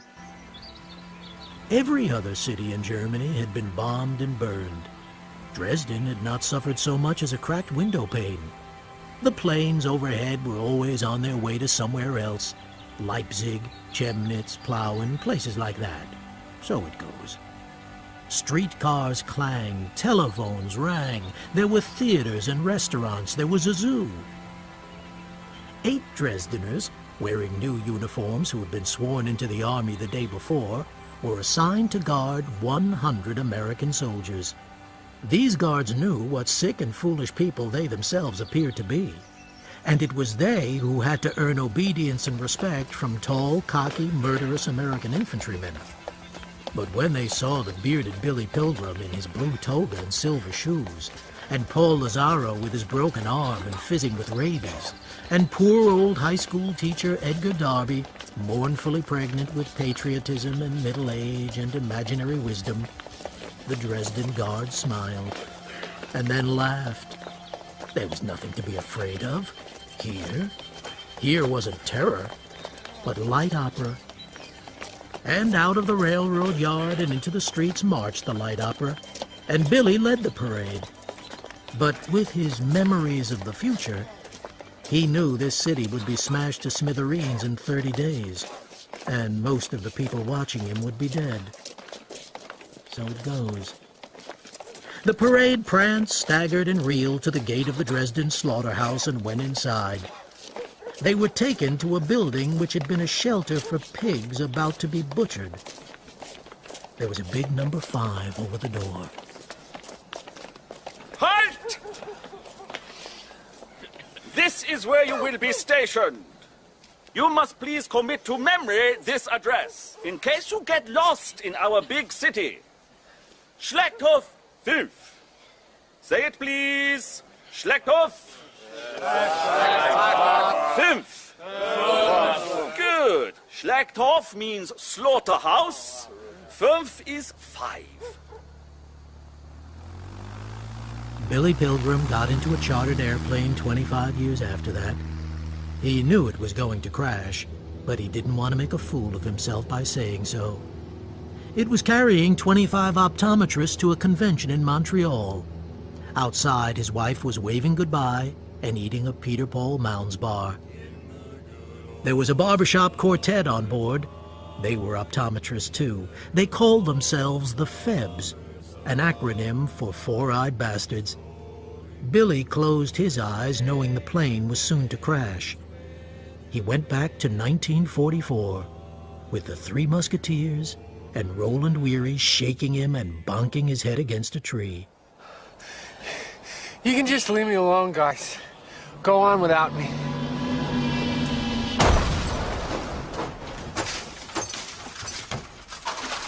The plane crashed on top of Sugarbush Mountain in Vermont, and only Billy and the co-pilot survived. Everyone else was killed. So it goes. The people who got to the crash first were young Austrian skiers from the nearby resort. In their wind mask with red top knots, they looked like gollywogs. One of the gollywogs leaned close to Billy to catch his perhaps dying words. Billy thought the skier was from World War II. My name is Billy Pilgrim. I'm an American soldier. And my address is Slaughterhouse-Five. Billy was rescued by the skiers and taken to a small private hospital where he had an operation and dreamed millions of things, some of them true. Like the first evening in the slaughterhouse. Werner Gluck, one of their young guards, just 16, a Dresden boy, tried to lead his prisoners to the kitchen, but lost his way, and they emerged in a communal shower room full of 30 teenage girls, German refugees. And there those girls were with all their private parts bare. And in the doorway was Gluck and Edgar Darby and Billy Pilgrim, the child soldier, the high school teacher, and the clown in his toga and silver. The girls screamed. They covered themselves with their hands and turned their backs and so on, and made themselves utterly beautiful. Werner Gluck, who had never seen a naked girl before, closed the door. Billy had never seen one either. It was nothing new to Darby. The Americans in the slaughterhouse had a very interesting visitor 2 days before Dresden was destroyed. Howard W. Campbell, Jr. was the Nazi sympathizer who had written the monograph about the shabby behavior of American prisoners of war. He had a broad armband, which was red with a blue swastika in a circle of white. See here, you guys. Blue is for the American sky. White is for the race that pioneered the continent, drained the swamp and cleared the forests and built the roads and bridges. Red is for the blood of American patriots. Now see here, fellas. I want you to join the Free American Corps. And once we defeat the Russians, you will be repatriated through Switzerland. Okay? You hearing me? You're going to have to fight the commies sooner or later. Why not get it over with now, hmm? You know what you are, Campbell? A snake. It was poor old Edgar Darby, on his feet for what was probably the finest moment of his life. Worse. A rat. A blood-filled tick. Our government, our Constitution, the USA, offers freedom, justice, and opportunity. There isn't a man in this room who wouldn't gladly die for these ideas. The Americans and the Russians together are going to crush a disease of Nazism, a disease which is infecting the whole world. The Americans and their guards took shelter in a meat locker hollowed in living rock under the slaughterhouse. There was no refrigeration. There was candlelight. Nothing happened that night. It was the next night that about 130,000 people in Dresden would die. So it goes. Tell me a story, Billy boy. Please. In the zoo on Tralfamador one time, with the privacy canopy down, and Montana Wildtack, 6 months pregnant, and millions of light years away from strawberries and cream, which she craved badly, asked only this one little favor from Billy Pilgrim, a story. Dresden was destroyed on the night of February 13, 1945. We came out of our shelter the next day. All the stockyards with their fence posts were gone. The roofs and windows of houses all gone. And there were these hundreds and hundreds of little logs lying around. Logs? Yeah. People, Montana. People who had been caught in a firestorm. The buildings had collapsed, and the stones and the wood were all locked in low and graceful curves. Well, it's like the moon. What did you do? We were marched through this city of no survivors. We got to an inn in a suburb untouched by fire and explosion. It was still open for business. It was run by a blind innkeeper. his sighted wife, and 2 daughters. He asked us if we had come from the city, and I told him yes. He asked if others were coming, and I said no. We had not seen a living soul. He said we could sleep there in the stable. And as we bedded down, he came in and said, "Guten Nacht. Schlafen Sie gut, Amerikaners." What's that mean? Good night. Sleep well, Americans. Here's how Billy Pilgrim lost his wife Valencia. He was still in the hospital in Vermont after his plane crash on Sugarbush Mountain. She died in an automobile accident rushing to see her adored Billy. Billy knew nothing about it and slept on. He shared a room with Bertram Copeland Rumford, a Harvard professor who had broken a leg while skiing on honeymoon with his wife, Lily. Rumford was 70. Lily was 23. She had been a go-go girl. She was a high school dropout. I brought you the books, Bertram. And the Xerox of the Truman speech, I trust. Sure. Your roommate sure scares the hell out of me. He bores the hell out of me. All he does is talk in his sleep, asking to quit and surrender and to be left alone. Frankly, like Roosevelt said, I could carve a better man out of a banana. Have you read the Truman stuff, Lily? No, Bertram. You should. Read it to me now. Oh, hell, I'm not so good at reading, Bertram. You know, one of the reasons I gave up college... Just read it, Lily. 16 hours ago, an American airplane dropped a bomb on Hiroshima. Mm-hmm. We are now prepared to obliterate more rapidly and completely every productive enterprise the Japanese have above ground in any city. Reverend Cody, Wyoming. Just ask for Wild Bob. Oh, grief. What's the matter, Lily? Mr. Pilgrim there just spoke. I doubt it. Why don't they let him die? I don't know. They don't know what to do. Look at him. That's life, according to the medical profession. Isn't it wonderful? Shh! He might hear you. He can't hear a thing. Not where he is. Are you writing about Hiroshima, Bertram? No, Dresden. I need to put something about Dresden in my book. From the official Air Force point of view. It'll all be new stuff. Americans have finally heard about it. A lot of them now know it was worse than Hiroshima, you see. 23 years after it happened. Why has it been a secret for so long? For fear that a lot of bleeding hearts might think it was not such a wonderful thing to do, Lily. I was there. He spoke again. What did he say? He said he was there. Where? Where were you, sir? Dresden. Dresden. He's got echolalia now, that's all. What's that? A disease, Lily. He's echoing things people say. Oh, sure. Billy kept silent till the lights went out. And in the silence, when there was nothing to echo, he spoke to Rumford. I was in Dresden when it was bombed. I was a prisoner of war. Okay, I'm trying to sleep here. Word of honor, I was a POW. Do you believe me? Must we talk about it now? We'll never have to talk about it. I just want you to know I was there.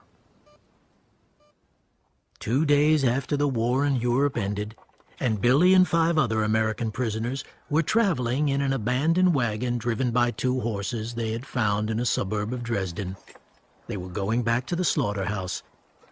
Billy was reminded of the milkman's horses early in the morning at Ilium when he was a boy. He was happy. He was warm. There was food in the wagon, and wine, and a camera, and a stuffed owl, and a stamp collection, and a mantel clock. The Americans had gone into empty houses in the suburbs and had taken these and many other things. And as Billy was snoozing in the back of the wagon, it was stopped by a man and a woman, both doctors who had been delivering babies until the hospitals were burned down. They were picnicking near where their apartment used to be. Whoa! Halt! Halt! What the hell are you doing? Look at your horses. Your means of transport, sir. The mouths are bleeding. The hooves broken. And they are mad with thirst. Look at them, sir. Just look at these creatures. Sehr schlecht. Oh my God. I'm sorry. I've never cried before, you know. In all the war. I never cried. Until now. Billy Pilgrim cried very little, although he often saw things worth crying about.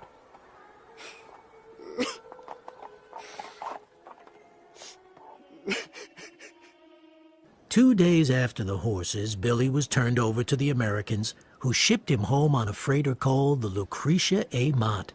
She was a famous suffragette. She was dead. So it goes. Billy traveled back in time to the hospital in Vermont. He told Professor Rumford about the injured horses and the couple picnicking on the moon. It had to be done, boy. That's war. You must have had mixed feelings there on the ground. It was all right. Everything is all right, and everybody has to do exactly what he does. I learned that on Tralfamadore. On where? My daughter is taking me home tomorrow. And Billy Pilgrim did go home, where he was kept under observation. Only he escaped while the nurse wasn't watching, and he drove to New York, where he hoped to appear on television and tell the world about the lessons of Tralfamadore. He didn't get onto television, but he did get onto a radio talk show in a station right next to his hotel. And when he was allowed to speak, he spoke about the flying saucers and Montana Wildtack and so on. He was gently expelled from the studio during a commercial break and went back to the hotel and went to sleep. He traveled back in time to Tralfamadore. You've been time traveling again. I can always tell, Billy. You like our baby? He's very demanding. Come on. Where did you go to this time? New York? Ah, the Big Apple. That's what they used to call New York. See any plays or movies? No, I just walked around Times Square. Bought a book by Kilgore Trout in the bookstore. Lucky you. I also saw part of a blue movie in which you starred. It was that kind of a bookstore, was it? Well, I've heard about you in the war and what a clown you were. And I heard about your high school teacher who was shot, made a blue movie with a firing squad. There now. There. Our keepers are playing with the clocks again, Billy. So, they're still watching. Oh, yes. Always watching. That locket round your neck, Montana. What about it? What's in it? A photo of my mother. Although you can hardly tell, it's so old and faded. Have a look. There's an engraving here? Yeah. God grant me the serenity, to accept the things I cannot change, courage to change the things I can, and wisdom to know the difference. I've read this before, Montana. 2 days after the city of Dresden was destroyed, after the 2 nights spent in the blind innkeeper's stable, the guards marched Billy and the rest into the ruins, where, with POWs from many lands, they were given shovels, picks, crowbars, and wheelbarrows, and began to dig for bodies under the rubble. Many holes were dug, but nobody knew yet what there was to find. Billy found himself paired with a Maori, who had been captured at Tobruk. He had whirlpools tattooed on his forehead and cheeks. And they came at last to a membrane of timbers laced over rocks which formed a dome. They made a hole in the membrane, and a German soldier went down with a flashlight and found hundreds of bodies sitting on benches, all unmarked. This was the first corpse mine in Dresden. There were hundreds by and by. They didn't smell bad at first, but then the bodies rotted and the stink was like mustard gas and roses. So it goes. The Maori died of the dry heaves after being ordered to go down in the stink and work. Tore himself to pieces. Later still, the bodies weren't brought up but simply set fire to, cremated by soldiers with flamethrowers right where they were. Somewhere in there, poor old Edgar Darby was caught with a teapot he had taken from the catacombs. He was arrested for plundering, tried, and shot. So it goes. Billy and the rest of the group were locked up in the stable in the suburbs, and one morning they woke up to find the door unlocked and that World War II in Europe was over. And Billy and the rest wandered out into the shady street where there was nothing going on, and trees were leafing out, and the birds were talking. One bird said to Billy Pilgrim, "Poot-weet." All this happened, more or less. I've changed all the names. I really did go back to Dresden in 1967. It looked a bit like Dayton, Ohio. I went back with an old war buddy, Bernard V. O'Hare, and we made friends with a cab driver, Gerhard Mueller, to whom, along with Mary O'Hare, I dedicate this story. I was prisoner of Americans, but after we live here under communism, and it's terrible first. No food, no shelter, nothing. But now much better. I have pleasant apartment, and my girl is getting good education. You know, fellows, my mother died in that firestorm. So it goes, eh? Gerhard later sent us a Christmas card. It said, I wish you and your family Merry Christmas and Happy New Year. And I hope we will meet again in a world of peace and freedom in the taxi cab. If the accident will. I like that very much. If the accident will.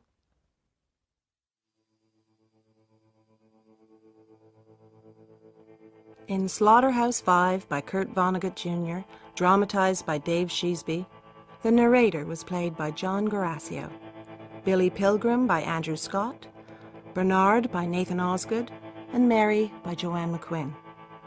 Barbara was played by Sarah Goldberg, Montana by Annabel Dowler, Valencia by Madeline Potter, and the optometrist patient by Liza Ross.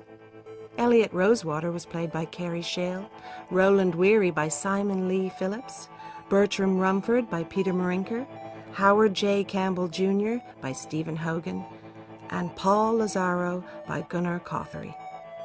The English officer was played by Michael Mears, the German officer by Philip Fox, and the German soldiers by Orlando James and Michael Shelford. The music was by 65 Days of Static, and the director was David Hunter. So it goes.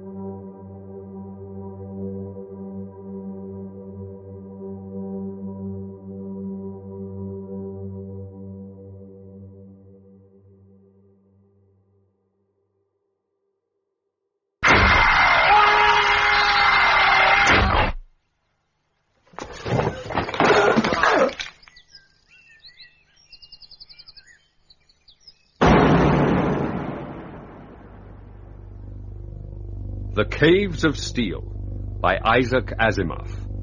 Dramatized by Bert Coules. With Ed Bishop and Sam Dastor.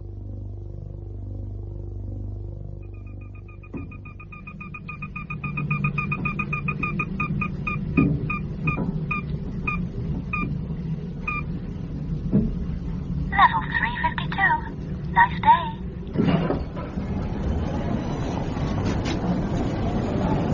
New York, the second deepest city on Earth. Listen to it. That's the sound of 200 million people. It's a good sound. Mayor Clark wishes all citizens a nice day. Thank you. The cities mean decent standards, decent food, decent law and order.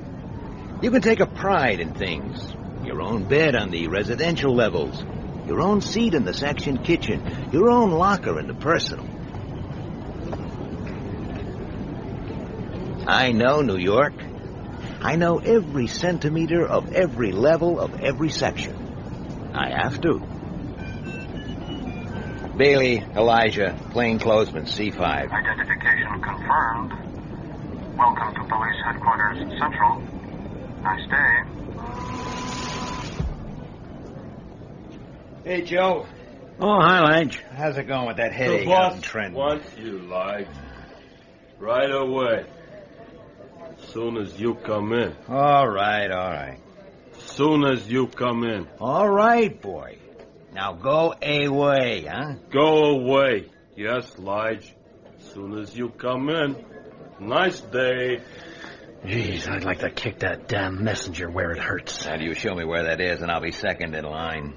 Young Vince Barrett was here today, looking for work. Did he meet our Sammy? You kidding? We kept them apart. How would you like it if one of them took your job, and then you had to shake hands like nothing had happened? That's a thing we're all living through. Excuse me, Joe. The boss wants to see me. Yeah. Right away. Soon as you come in. Nice day. Gee, Jehoshaphat. Isn't one of them in the place enough? One too many. Go see the boss. The boss was Commissioner Julius Enderby. We went through training school together. Come. But I never had his way with the people who counted. I got left behind. Enderby had some odd ways about him. Outside of history books, he was the only person I've ever seen wearing glasses. Glasses! He said his eyes were too sensitive for contacts. And I had real chicken twice last week. Come in, Lige. Come in. How's Jesse? And the boy? Fine. Good. Whatever was up, he sure as hell didn't want to talk about it. He took off his stupid glasses and polished them, like he always did when he was nervous. With his eyes not focused properly, he managed to look even vaguer than usual. Commissioner, I wish you wouldn't send our Sammy out after me. You think I like it? I tell you, it's bad enough to be in the city at all without having one in the department. But he's been placed here, and I've got to use him for something. Yeah, well, he makes me uncomfortable. Anyway, you wanted to see me. Yes, but not for anything easy. Let me show you something first. Gee, Jehoshaphat. Don't be alarmed. You might have warned me. Didn't you realize we are above ground here? How could I? I just had this installed. In the old days, all rooms had them. Windows. Come over here and look out. Look out. There was something indecent about it. Besides, what was there to see? Just the skin of the city, the outer shells of human hives. But he was the commissioner, so I looked out. It's misty today. We can't see across to... What do you know about Spacetown, Lige? Just what everybody knows. It's the Spacers' base on Earth. It's where they keep their prying eyes on us and make sure we don't get ideas above our place in life. All right. What do you know about the Spacers? Commissioner, I was through with school 20 years ago. Answer the question. Oh, damn it, you know as well as I do what the Spacers are. They run this planet like it's their personal property. They've got the world government in the palm of their hand, and when Spacetown says jump, we jump, sir. What is this, anyway? This is kindergarten stuff.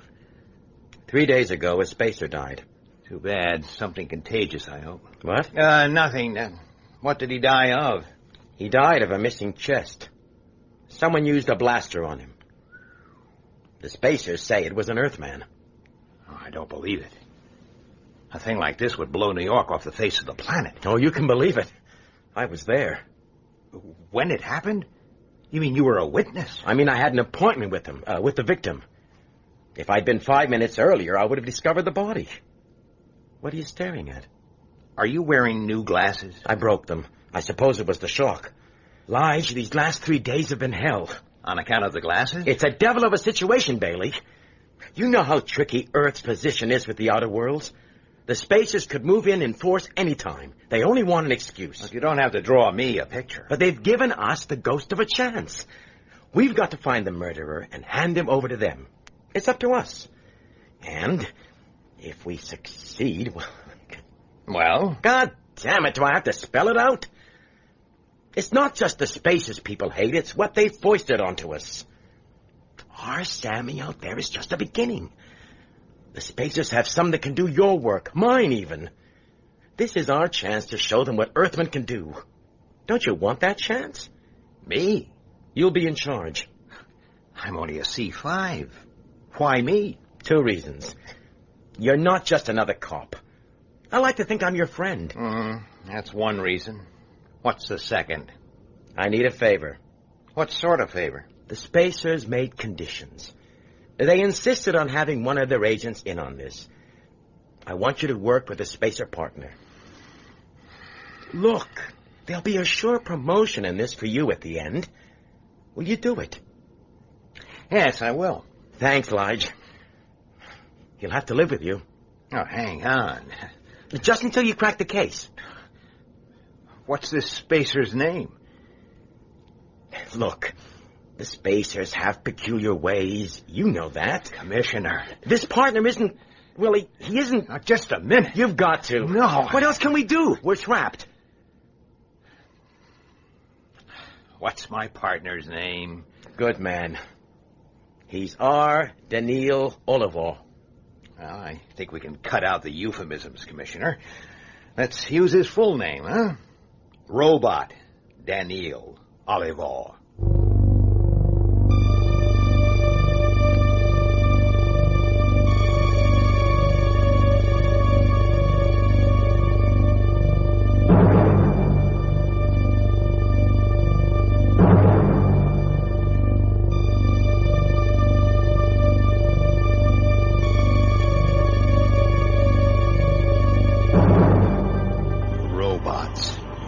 I thought about robots as I rode the expressway strip out to Spacetown. Over the past few years, the damn things have been appearing everywhere, taking work that men used to do.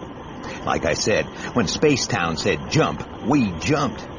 People said the spacers had 50 robots for every man. They never needed to lift a finger. Me, I wanted to keep my job. Well, I had to pick up my new partner and bring him back to the city. I also had to stop the good citizens of New York from bashing his nice, shiny body into scrap metal. Spacetown.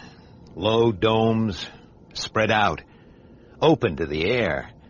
The only connection to the city was a covered approachway. They guarded their end, we guarded ours. Hold it. Let's see your ID. Open up. Official business. You going right across? No, just to the approachway. You can close up behind me.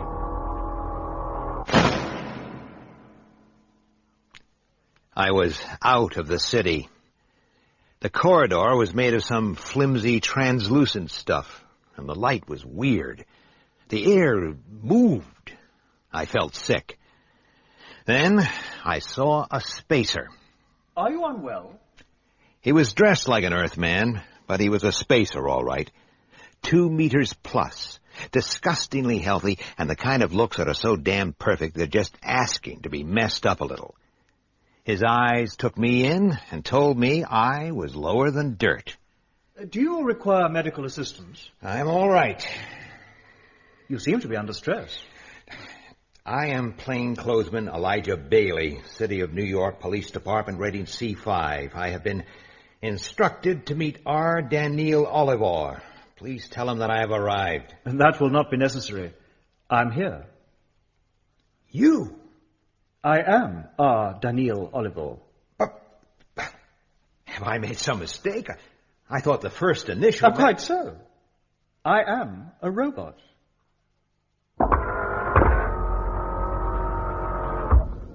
Hey, that was quick. Yeah. Nobody home? Sir. Good afternoon, officer. Sir. You may reseal the door. I'm remaining in the city. You were disturbed about something. It would be best if you were to be frank with me. I was expecting a robot. I am a robot. I mean an ordinary robot, damn it.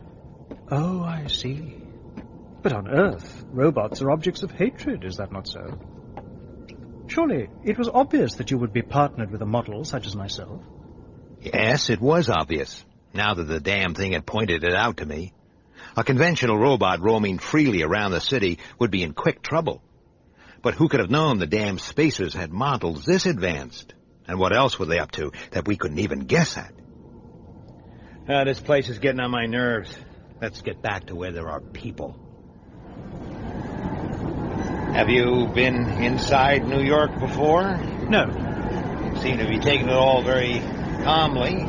I have been fully briefed on what to expect. I have been given all the relevant information on the city. And, of course, on yourself, partner Elijah.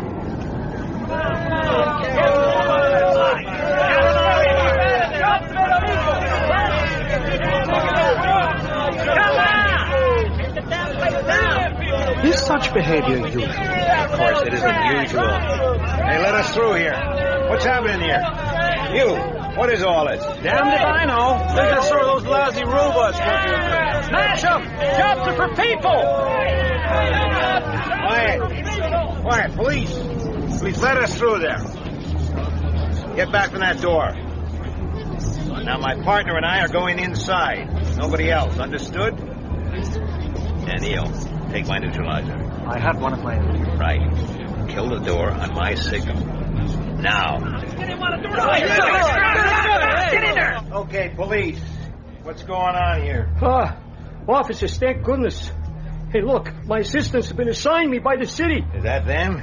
Yes, they are distressingly primitive models. Well, we like our robots that look like robots, okay? What the hell's that? Okay. What sparked all this off, huh? A customer wouldn't let one of my men save her. She ran out into the street screaming about dirty, greasy robots and how they were taking away jobs. I get the picture. I'm calling the riot squad. Open the door, please. What? I order you to open the door. Hey, they'll pull us apart. I'll let your buddy send for some help here. It is not necessary. Please do as I say. I'm holding the city responsible for any damage. Open the door. You're the boss. Right, let's get in there! Stop. Come on, let's get in there! The next person who moves will be shot. You are thinking this man is holding a neuronic whip or a tickler. We can rush him and only one or two of us will be hurt, and that very mildly. Get in! You are mistaken. This is a blaster, and it is very deadly. I will use it, and I will kill many of you before you can seize me. I will now walk to the door. I will shoot anyone who touches me. When I reach the door, I will shoot any man or woman who is not moving about their business.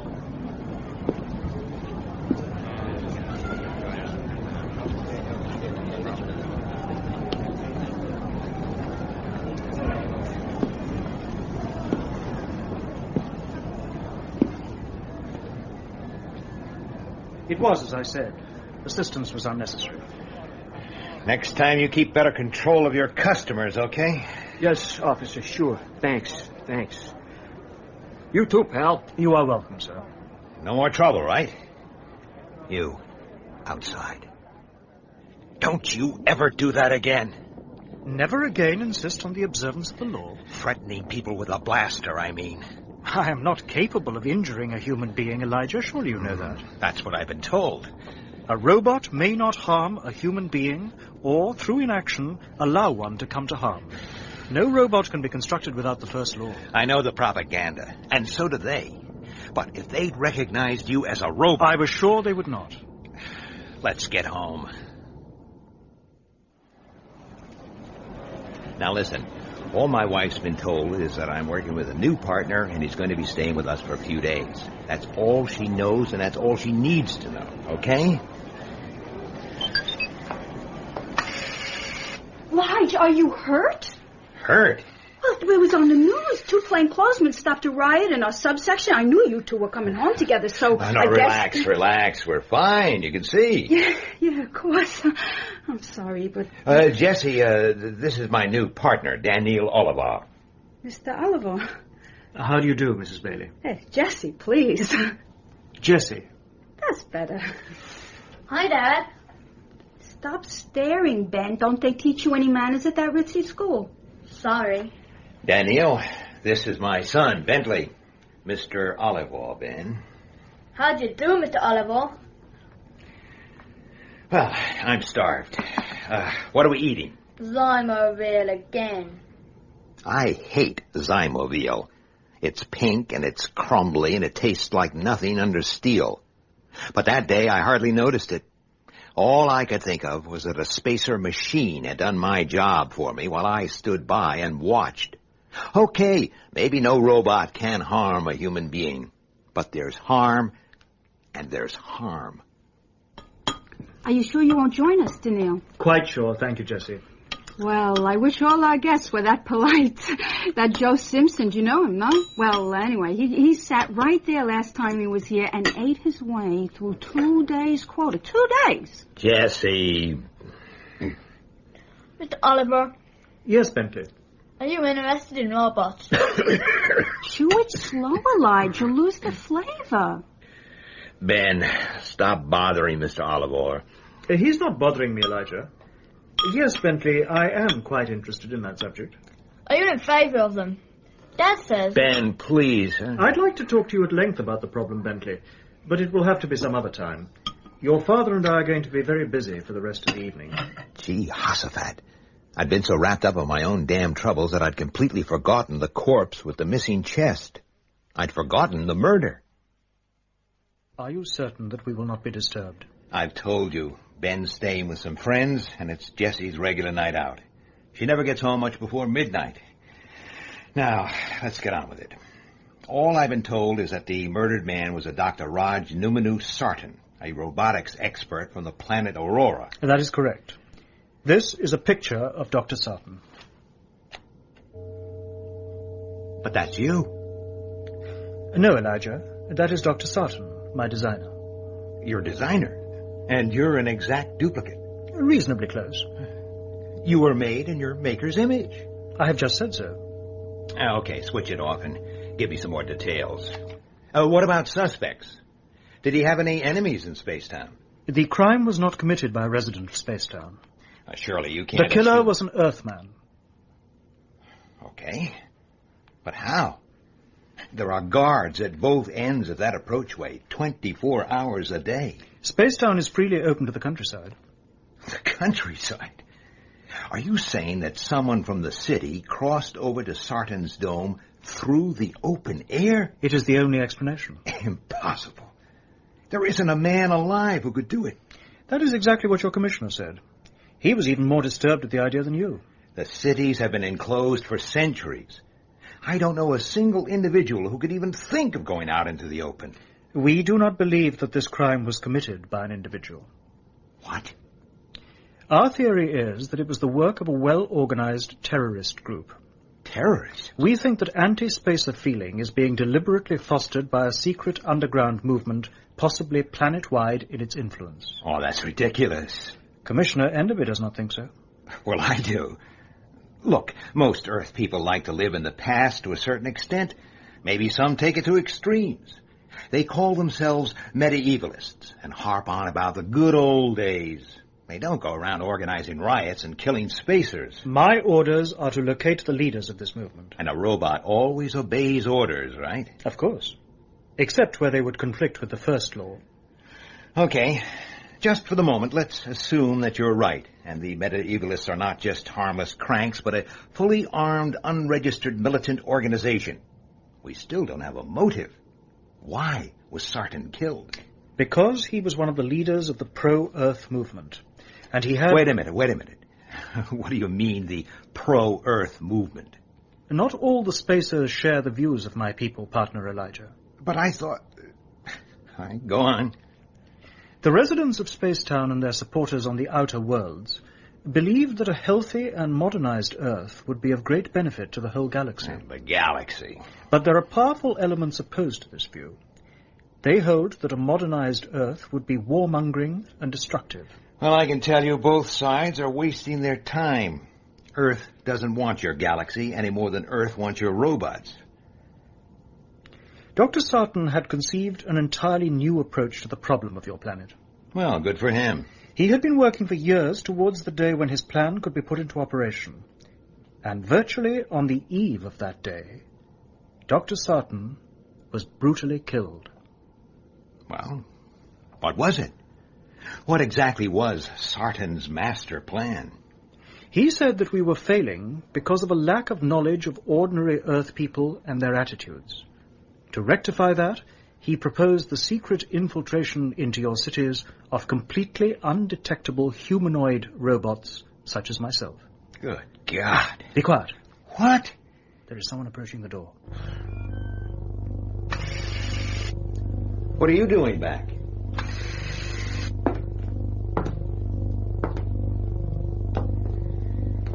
Daniil? Jesse? I think that you are a robot. Yes, Jesse. I am.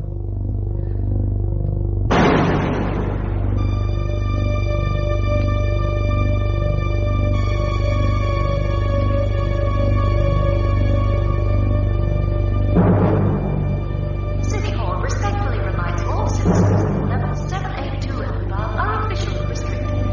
Level 782 and above. If you are rated C9 or lower, please do not attempt access to 782 and above. Thank you for your cooperation. Citizens living on Bachelor level 191 are reminded that their section kitchen is still inoperable. City Hall apologizes for any inconvenience. IDs and ration slips are valid on adjacent levels until further notice. Thank you.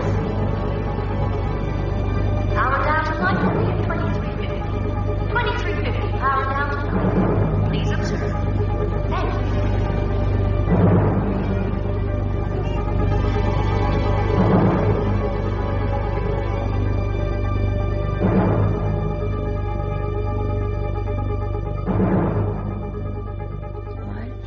Why'd you wake up? What do you think? You should have told me. How could I? Can't you get rid of it? Why won't you tell me how you found out? Why did it have to be you? An assignment is an assignment. And there could be a lot in this for us. In what? You know better than that. Why don't you resign? What? Why not? Just walk in tomorrow, tell him to be you through. That would mean declassification for sure. Do you want that? Yeah, you're crazy. I am not crazy, you fool. I'm scared to death. Jess. Oh. Just what are you scared of, huh? You're not afraid of Daniil himself. You've faced up to him just fine. Yeah, but if people know he's a robot, there'll be a riot. But people don't know. They do. The rumor's all over the section. The police have brought in a spacer robot that looks just like a man. You know, someone must have recognized him at that riot in retail. How? The thing's perfect. The perfect policeman. Too damn good to be true. What are you talking about? I was just thinking. Quiet. That was the door. Yeah. That was the door. Where are you going? Stay there.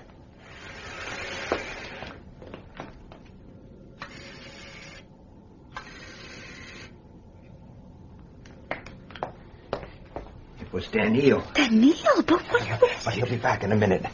Now listen, and don't say a word. Everything's fine. We'll be rid of him in the morning for good. And there won't be any riot. The case is over. I've solved it.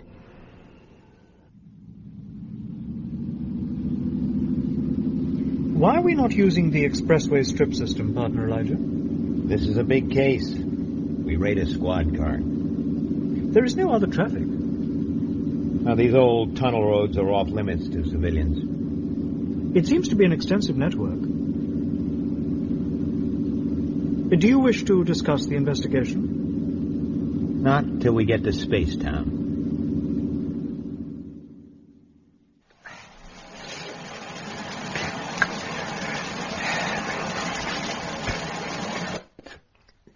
Please remain in exactly the same position. Please remain in exactly the same position. I heard, damn it, I heard.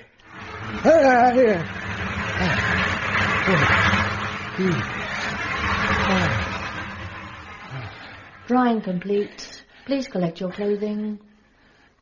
Drying complete. Please collect your clothing. Well, what do you know? Laundry service, too. When you are dressed, please proceed to the waiting area. When you are dressed... All right already. I hope you did not find the reception processing unpleasant. Reception processing, eh? It is necessary.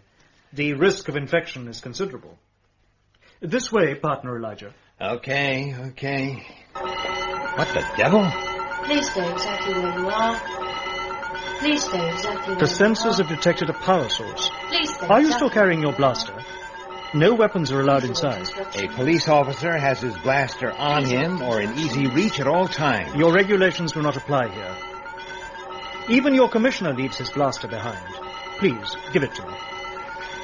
Take it. Thank you. You will be permitted to collect it when we leave. Now, please follow me.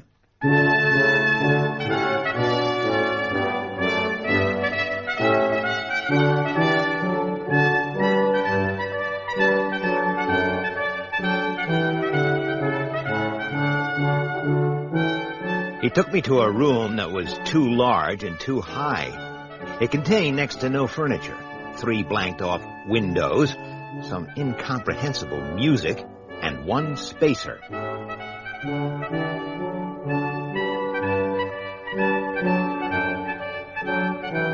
Come in, Mr. Bailey. Come in. Music off. I'm Dr. Han Fastoff, and I'm in charge of the murder investigation at this end. If I can help you in any way, I stand ready to do so. You can help me by allowing Commissioner Enderby to join us by trimensional. By all means. Daniil, please make the connection. I was having trouble taking in this Fastoff. Damn it, he was all wrong. His hair was thinning, his face was flabby, and his ears were ridiculous. The link is complete. What's this about, Lige? Oh, good day, Dr. Fastoff. You're looking well. Thank you, Commissioner.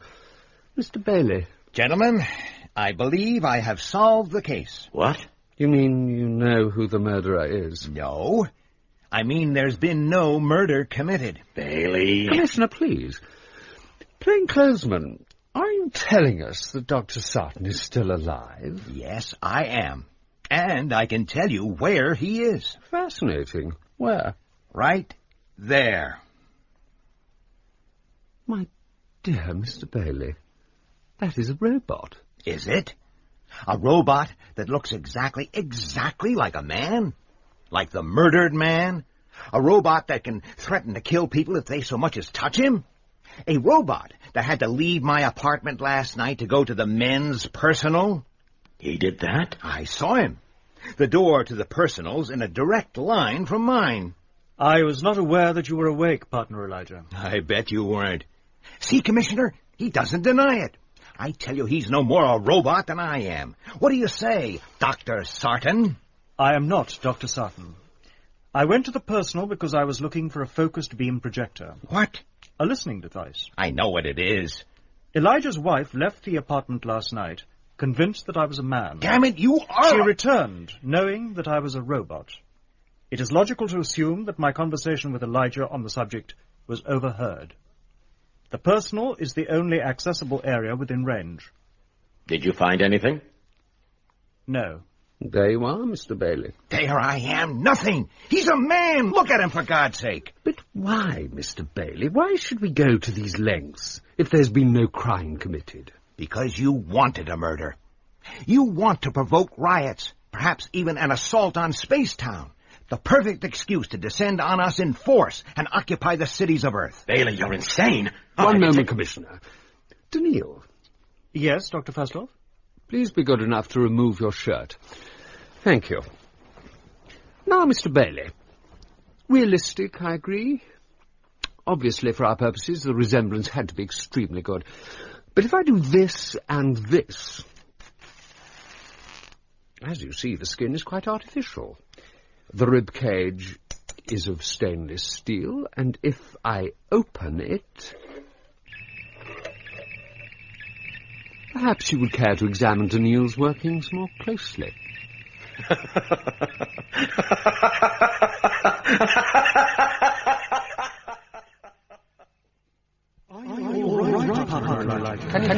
Mr. Bailey?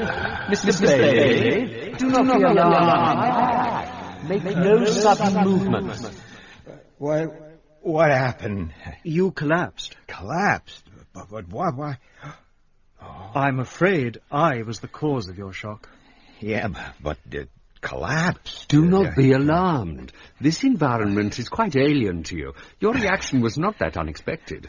Where's the Commissioner? I encouraged him to break the connection. I assured him that we would take care of you. You've taken care of me very nicely. I haven't heard Enderby laugh like that for years. He'll bust me down to C1 for this. No, partner Elijah. We are to continue the investigation.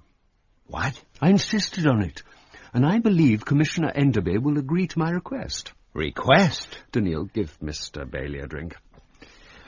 Now, plainclothesman, listen to me. By and large, I've met only one sort of Earthman, politicians. Thank you.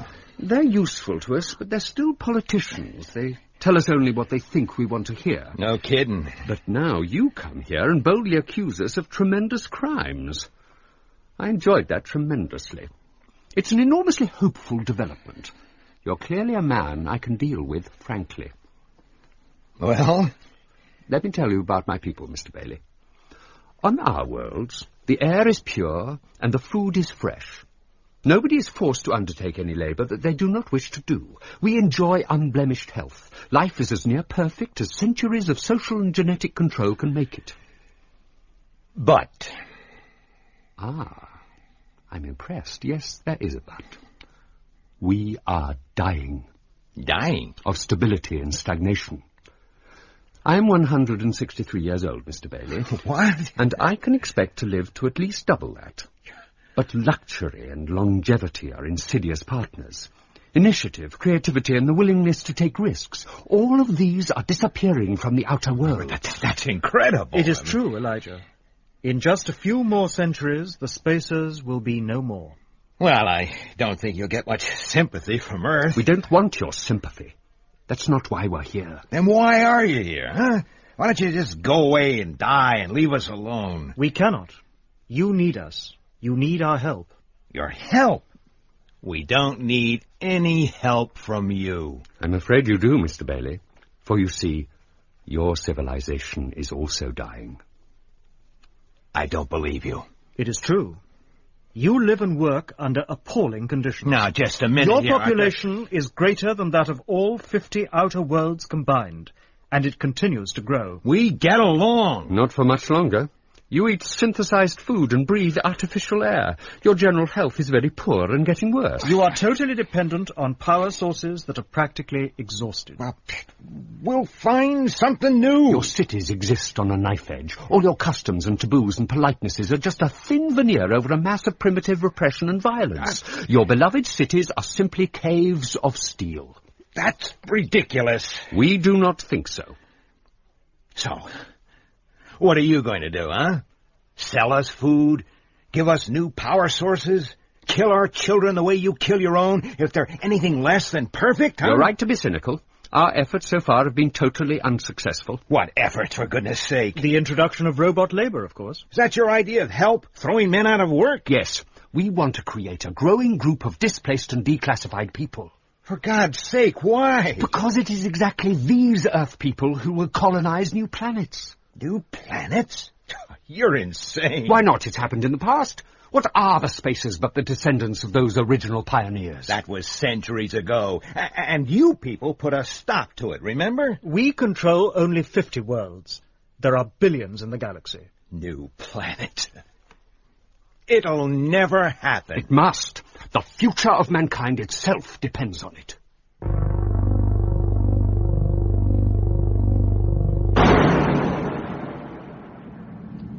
I'm in this over my head. I wish you had a different partner. I do not. The Commissioner spoke very highly of your loyalty and your abilities. A fine mess I made of things so far. You said that not all the spacers think the way Fastolf does. That is correct. Opposition to Spacetown and its aims is very powerful. Do these anti-Earth people know about the murder? They do. And they are already using it against us. Well, what happens if we don't come up with the killer? It is virtually certain that pressure of public opinion on the outer worlds would force us to leave Earth. And without Spacetown, there's no hope for us. According to you. It is true. Then we better get on with it. It seems to be the perfect crime. No one from the city can get into Spacetown carrying a weapon. And we know for a fact that no resident of Spacetown committed the crime. That's definite? All personnel were psychoprobed immediately after the crime was discovered. Psychoprobed? Is that reliable? Completely. I am a very delicate machine in that respect. You? Are you telling me you can read my mind? No. Good. All I can do is sense the basic drives and feelings. For example, I was able to say with absolute surety that Commissioner Enderby was not responsible for the murder. You suspected the Commissioner? He was there close to the time the crime was committed. Logically, he was a suspect. But he is not capable of such violence. So, what have we got left? Suicide? Seems unlikely. And anyway, what happened to the blaster? Could it have been a visiting spacer, one of the opposition, stirring things up? There have been no ships for several weeks. Well then? There is only one approach open to us. We must pursue the theory that Earth's opposition to Spacetown and its aims is being fostered by an organized underground movement. We must find the medievalists. I don't know. The whole thing sounds pretty... The Commissioner wants to see you, Lige. Oh, thanks, Sammy. The Commissioner wants to see you, Lige. Damn it, Joe. Will you shut up with that? Bailey, come in. Commissioner? Well, that was a fairly giant-sized blooper you pulled with Fastolf. It was. I admit it. I'm sorry. Forget it. Forget it? Sure. He didn't seem to mind. What? They're so damned unpredictable. How's it going? Bad. I want a two-man apartment for Daniel and me.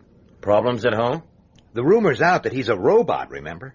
If there's going to be trouble, I don't want my family to be in the middle of it. There isn't going to be any trouble. You weren't outside that store. There isn't going to be any trouble. Lige, I've had people checking all morning. There isn't going to be any trouble because there isn't any rumor. How are you getting on, Daniel? I have been searching the records for information on known anti-robot agitators. How many have you come up with? Over 1 million. I hope you're not planning on checking them all personally with your mind-reading act. No, that would be impractical. Daniel, can you eat? I am nuclear-powered. I thought you were aware of that. Of course I'm aware of it. What I want to know is, can you pretend to eat? You know, go through the motions. I'm hungry and I don't like eating alone. Please vacate your table as soon as you have finished eating. Exits 101 through 217 are operational. Exits 218 and 219 are temporarily out of use. Do you always eat here? Sure. Section kitchens are the same all over the world. I had to go to Calcutta once on a case. I had lunch in a place exactly like this one. Don't you like it? Do you? Sure. How do we obtain our food? Hold your ID up to the table screen. No free choice. What does that mean? Just what it says. Oh, watch your hand. The plate comes up just there. Whole yeast bread, mashed potatoes. And Zymoville. Great. The staff and administration of Section Kitchen 0586F hope that you are enjoying your food. Please vacate your table as soon as you have finished eating. Elijah? Yes? I know how much importance you place on social customs and taboos. It's vital. It's what the government calls the oil on the cogs of the city. So? Is it considered rude to watch another man while he's eating? Extremely. Why? I count 8 people watching us closely. Very closely. Well, it's crude behavior, but it doesn't necessarily mean a thing. Perhaps. But is it coincidence that all 8 were in the crowd outside the store last night? Are they close? Not very. They're scattered. Right. Finish your meal. Let me think. I looked around. I didn't see a single face I recognized, but I didn't have photo scanners for eyes and a positronic memory. All I saw was what I'd always seen, and this time I didn't like it. There were too many people in too small a space. I didn't want any trouble.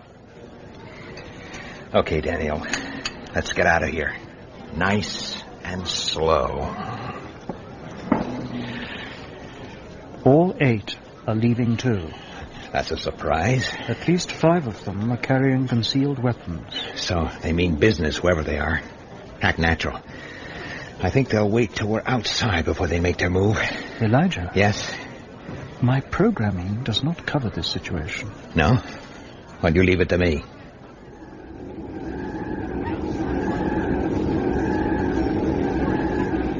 Riding the strips is like breathing. So natural you don't even know you're doing it.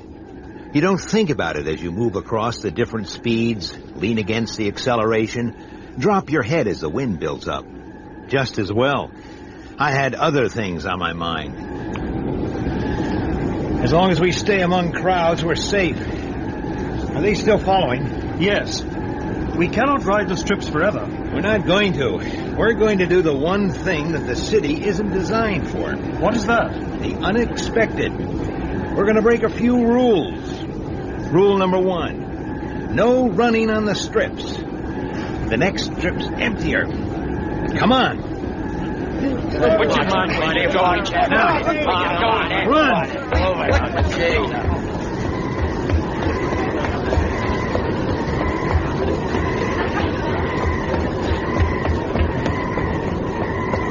They are still following. We're safe here for a bit. Are you all right? I feel great. I haven't done this for 30 years. It's a kid's game. Strip running. Okay, time for the next stage. Rule number 2. Changing from strip to strip is only allowed at the proper pace and in the proper direction. We're going to move directly sideways. You with me? Yes, Elijah. Then let's go. Police! Out of the way! Out of the way there! Police! You need 2 things to be a good strip runner. You need to know the city inside out, and you need guts. One false step on the faster strips, and you've got a broken leg, or worse. I thought about that as I led Daniel through every trick in the book. He handled it like he'd been doing it all his life. What can you see? 6 of the 8 are no longer in sight. Good. In a few minutes, the westbound expressway crosses underneath the system. We're going to jump down onto one of its approach strips, okay? Surely that is a very dangerous maneuver. Yeah. I may not allow you to come to any harm. What? Listen, Daniel, if we don't try it, one of those jokers is liable to blast my head off my shoulders. How's that for harm? Jumping is the less dangerous alternative. You are right. Well, let's hope so. Come on. We worked our way sideways over the approach strips till we were right at the side. Our two shadows did exactly the same. The flyover's coming up. There's a side wall about 1.5 meters high. Then it's a clear drop straight down. Ready? Ready. Now! Daniel!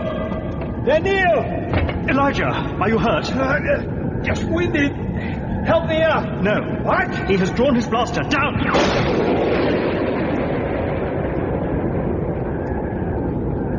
Gee, Huxley. I trust I did not injure you unduly. Oh, I'm fine, thanks. Where are they? They did not follow us down. Then they'll be too far away to pick up the trail. We're safe. Where are we?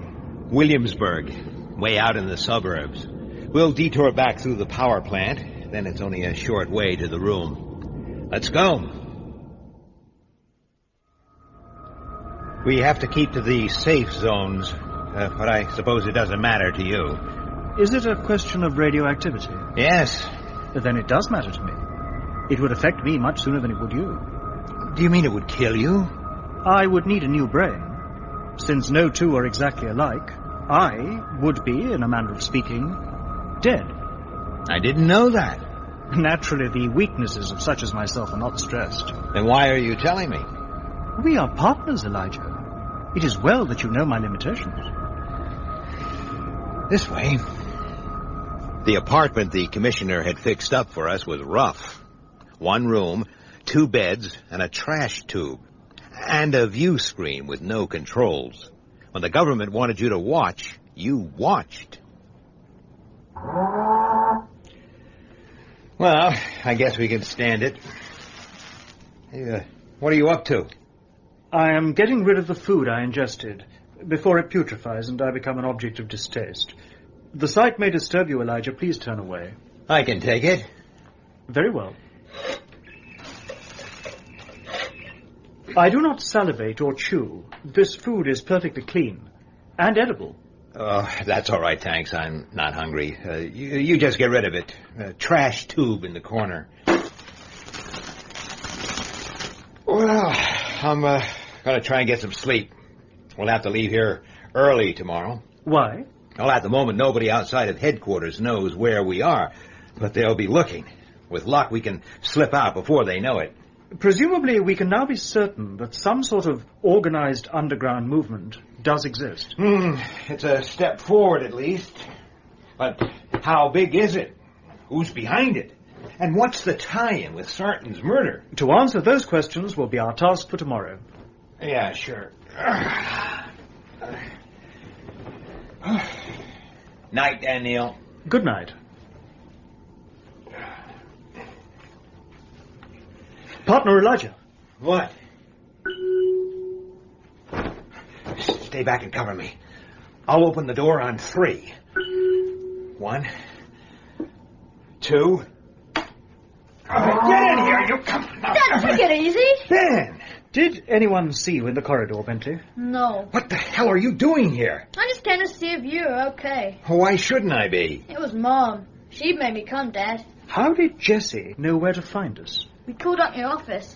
And they told you? Sure. Weren't they supposed to? Oh, God help us. Ben, you stay here with Danielle. Where are you going? Just along the corridor. You're spending the night here. I've got to call your mother. Elijah? What? There is considerable danger. Danger? What's going on? It would be more logical to send Bentley. His life is less valuable than yours. You cold-blooded bastard. Listen. An Earthman doesn't send his son into danger, no matter how logical it may be. Let me go, Dad. This is great. Shut up, Ben. Get ready for bed. Dad! Bed. I'll be back in a minute. Elijah. Now what? Please take care. Yeah. Right. What the devil's all this about, Jess? Are you all right? Are you hurt? Well, look at me. Obviously, I'm okay. I'm really worried. About what? Your friend, you know. What about him? I told you last night there's gonna be trouble. Oh, that's nonsense. It isn't nonsense. They know he's a robot. They? Lied, you are not safe in the corridor. Get back. Jessie, Get back to the room. Goodbye. I got back to the room, but I didn't sleep. I lay awake all night thinking. This business was going in directions I didn't want it to go. Light. Light. What? Next day, there had been no sign of a tail as we made our way back to headquarters. After I got Ben away, Daniil went back to the record files, and I went back to my thinking. I checked out some facts and put in an out-of-city call. If I was right, I was a lot closer to the killer than I thought. Light. Yes, damn it, what is it? Light. The commissioner wants to see me, right? Right. Nice day. Sit down, Lige. Sit down. Commissioner, hey, you okay? Where is he? Daniil, down in records. Right. Why did you call Washington, Lige? Are you checking up on me? The call was insulated. Who did you speak to? Dr. Anthony Garrigal. Oh, he's a roboticist, isn't he? Mm-hmm. Head of the institute. Oh, why speak to him? Well, I was after some background information. What kind of information? Just general stuff. The fewer people who know about this affair, the better. I know my job, Commissioner. I don't like this business. Any of it. You think I do? Are you getting anywhere? Yeah. I think I am.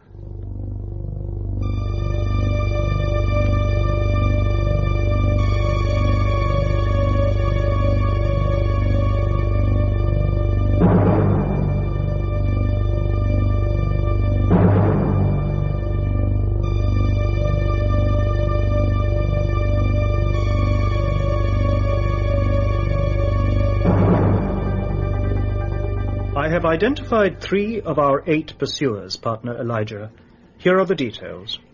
Francis Clusar, age 35, employee at New York Yeast, arrested 2 years ago, incitement to riot. Gerhard Paul, age 52, transport engineer. I shall continue to search for the others. This stuff is no use. Surely it is. These individuals should be questioned. There's no point. Yesterday night you were anxious to pursue this organization. Why have you changed your mind? I've decided that your organization, if it exists, has nothing to do with the killing. That is not logical. Damn your logic. If the medievalists are not behind the crime, who then committed the murder? You did. That is not possible. The first law of robotics makes... Don't give me that. You were constructed without the first law. That cannot be done. That's not what I've heard. It all adds up. That business with the crowd. I'll shoot any man who touches me. A demonstration of strength was necessary. Then there's opportunity. You can come and go freely in Spacetown. No questions asked. Not carrying a weapon. That had me fooled for a time. You were clever. And then you gave yourself away. That neat little system of yours for pretending to eat. What about it? That artificial stomach of yours. It's just big enough to take a blaster. And that's how you smuggled it in. Don't try anything. That was an impressively fast draw, Elijah, for a human being. But if I were a robot which lacked the first law, I could have killed you before your hand ever reached your weapon. Put your blaster on the table, Daniil. Nice and slow. In truth, even to talk of harming a man causes me considerable distress. Quiet. Let me think. This theory of yours is born of desperation, partner Elijah. You do not even truly believe it yourself. What possible motive... Shut up! If you will examine my blaster... What? I think you will see that you are completely wrong. Get away from the table. Against the wall. Certainly. Look at it closely. Fake. It's a damn fake. Of course it is. If I had been given a genuine weapon, I might easily have accidentally harmed someone. That is unthinkable. You switched it. You had another one, a real one, hidden somewhere. No, Elijah, you are wrong. You know that you are wrong. It is my belief that something has occurred which has affected your thinking on this case. Do you wish to talk about it? Keep your damn psycho probing to yourself. Very well. Let us follow another line. Let us discuss your wife. No! Leave Jessie out of this. How did she find out that I was a robot? Oh, not that again. The rumor was There is all no over the... rumor. If there were, the city would be alive with unrest today. What are you trying to say, huh? What you yourself already suspect. That Jessie is a member of the secret anti-spacer organization. Oh, she isn't. And we won't discuss it any further. It is not like you, Elijah, to deny the facts in this way. There isn't a single shred of proof. Last night, when you left our room, you told me that it is not the custom for a father to send his son into danger. Right. Is it then the custom for a mother to do so? No, of course. You see my point. She did not come herself to warn you, because she knew she would be recognized by other members of the organization. But Bentley, who is presumably unknown to them, would be in no danger. Wait a minute. March! The Neil! Husband, not now. What do you want, Sammy? There is a lady here who is very upset and who wishes to see Lige. Her name is Jessie. Bring her in. Why'd you bring me down here? It's not safe. All right, Jessie. We won't be disturbed here. Okay, Daniel, stop the car. Oh, everything's gone wrong. Look, I gotta tell you. Have you committed a crime, an actual crime? Crime? Jessie, please, just say yes or no. It'll be easier. Have you killed anyone? What? No. Have you stolen anything? Assaulted anyone? Falsified ration data? What? Nothing like that. Lige, do we have to stay here? We'll stay here till this is done with. Jessie? Yeah? You told us you had something to say. What is it? Yes. Lige, do you remember Liz Thornbow? Who? Elizabeth Thornbow. I first met her years ago. What about her? She was a medievalist, quite openly. She was always talking about how things were better in the old days before the city started. And she had books, too. She lent me one, The Shame of the Cities. That book was banned. Yes. She said that someday we'd break up the cities and get back to a proper life. No spaces, no robots, just us. Back to the soil, she used to say. It wasn't just her. There were lots of people who believed the same.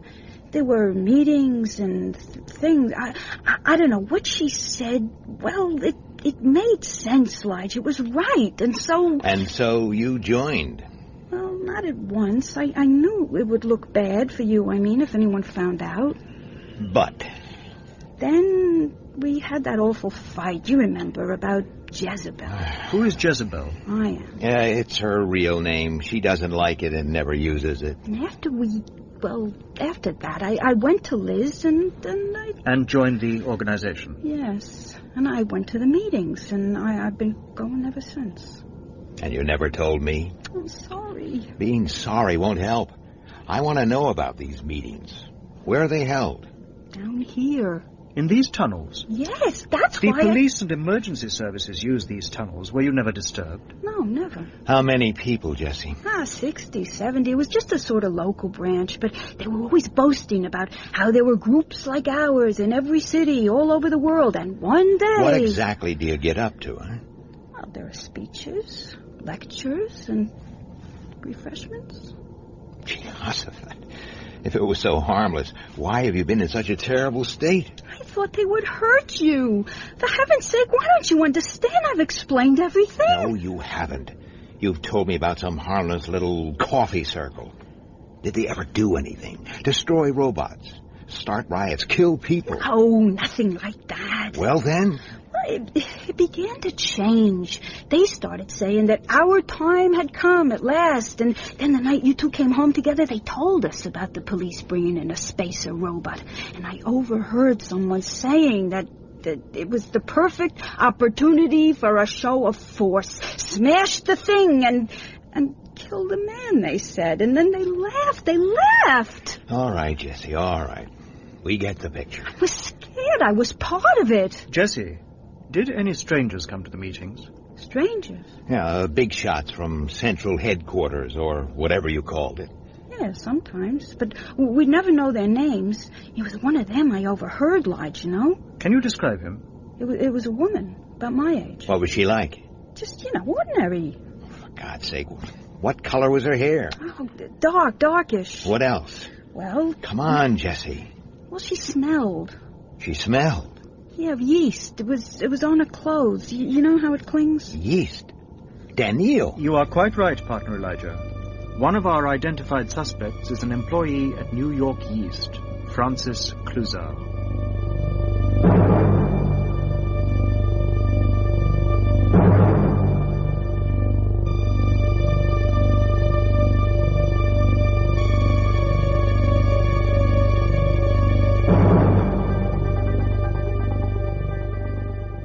So what we've got is an organization on two levels. The mass level support groups and the ones who are really running the show. Partner Elijah. Yes? I do not understand how the simple matter of a name could cause someone to act as Jesse did. Well, it's kind of hard to explain. Jezebel's a rare name. It belonged once to a woman with a very bad reputation. Jesse treasured that. It gave her life a little corner of wickedness. Why should a law-abiding woman wish to feel wicked? Well, that's human nature, Daniel.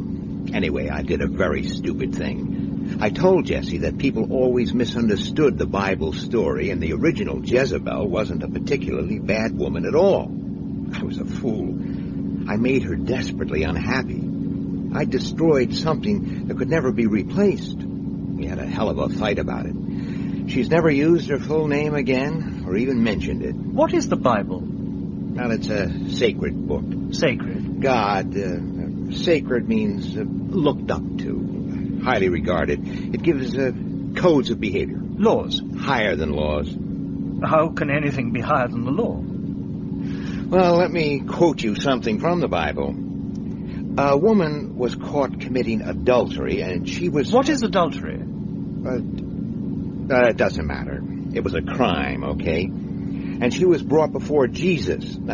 He was a wise man. And the people said, the law commands us to stone such offenders to death. What do you say we should do? And Jesus said, he that is without sin amongst you, let him cast the first stone. And the people all went away. Jesus said to the woman, has no one condemned you? Neither do I condemn you. Go now and sin no more. There's a human impulse known as mercy, a human act known as forgiveness. The woman was guilty? Yes, she was. Then she should have been punished according to the law.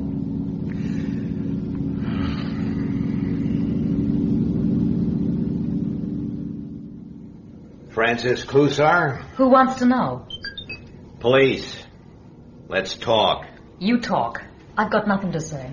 Night before last, there was a near riot in the Bronx. You were there. Was I? Last night, there was a near riot in Williamsburg. And I suppose I was there, too. Damn right you were. I think you're an important official in an unregistered medievalist organization. Thinking isn't evidence. Maybe you know that. Maybe you'd prefer talking to my partner. How do you do, Francis? Miss Clouseau? You're being rude, Miss Clouseau. Are you too proud to shake hands with a policeman? Oh, I think Miss Clouseau is offended by something, Daniel. Show her there are no hard feelings, huh? Embrace her. I will be glad. Damn you, don't touch me. Do as I say, Daniel. Keep that thing off me. That's no way to speak. This man's my partner. Man, the thing's a damn robot. All right, Daniel, leave her alone. Right, lady. How did you know? It's obvious. Anyone can tell. Well, we'll leave that to a judge. Meanwhile, you're coming downtown. Oh, Daniel, step outside and get through to the commissioner. Tell him we're on our way. Certainly, partner Elijah. Excuse me, Francis. Yeah. I want to talk to a lawyer. You'll get your chance. But first, you'll talk to me. I've got nothing to say to you. I think you have. I want to know what makes you medievalists tick. You want what? Look, Broussard, we know all about you and your organization. This is just for my own personal curiosity. What exactly do you people want? Back to the soil. That's simple enough, isn't it? Well, it's simple to say. But how's the soil going to support 80 billion people, huh? Did I say overnight? Or in a year? Or 100 years? Step by step, Mr. Policeman. Step by step. But let's get started. Let's get out into the fresh air. Have you ever been out into the fresh air? All right, so I'm ruined too. But the children aren't ruined. We have to get them out. Ah, you're dreaming. It'll never work that way. Why not move forward? What are you talking about? I'm talking about new soil. New planets. Move out. Colonize. Colonize? And turn into more spacers? No. Learn from the past you're so keen on. Build something better than them and better than us. Something new. With robot labor. No robots. Why not, for God's sake? Look, I'm not exactly in love with the damn things myself. I hate them. You people are all the same. You can't see past the surface. But you must. Look at this Daniel. He's taller than I am, stronger, faster, handsomer. He's got a better memory and he knows more facts. But he's a machine. He's no different from that view screen there. Not 2 hours ago, I accused him of killing someone. He didn't care. He didn't take offense. He can't. Where's his sense of ethics or beauty or love? Where's his free will? I could do what I like to him. Insult him, hit him, destroy him if I want. We can't ever build a robot that will even be as good as a man, let alone better, not in anything that counts. Can't you see that? What is there to be afraid of? Policeman turned philosopher. What do you know? Partner Elijah. What do you want, Daniel? Did you get the commissioner? Eventually, but there is a certain amount of confusion at headquarters. A corpse has been discovered. What? Who, for God's sake? The messenger R. Sammy. Murder is suspected. A corpse? A robot? Get your terms right, boy. A robot with a completely deactivated brain, if you prefer. Oh, yes, I prefer. That's enough out of you. Come here, robot. Miss Broussard? That was a dangerous action, Francis. You might easily have injured your hand. I am sorry if I've caused you any pain. Oh, shut up. All right. I just wanted to see for myself. What are you staring at, robot? What's it doing? I don't like this. Daniel? Call it off, for God's sake. Do something. Thank you, Francis. That was most interesting. Look, what is this? I've got my rights. I believe I can now form a consistent whole from the available data. Great. Then let's find out what the hell's going on at headquarters. Good Lord, Bailey, where the devil have you been? What's happening, Commissioner? Joe Simpson found our Sammy sprawled on the floor in the records room. Completely deactivated. How? I got the pictures. Look at this. There is no sign of a struggle. And he doesn't look damaged. Wait. I'll zoom in on his right hand. There. What is that? An alpha sprayer. Yes. The damn thing wiped a whole stack of files before we got to it. Not to mention our Sammy's brain. So it was murder or suicide. What are you saying? Let's keep this in perspective. It's property damage, that's all. They'll want you two downstairs for statements. And I want a complete report on what you've been up to this afternoon. He's in a hell of a state. What is an alpha sprayer? It's a small capsule that releases hard radiation in a controlled stream. Where would the murderer obtain such a dangerous device? God knows. They're only used in power plants. Gee, Jehoshaphat. What is wrong? Everything. Ask yourself about the motive for this. Who'd want to get rid of our Sammy? I do not know. No? Well, maybe it takes a human to see it.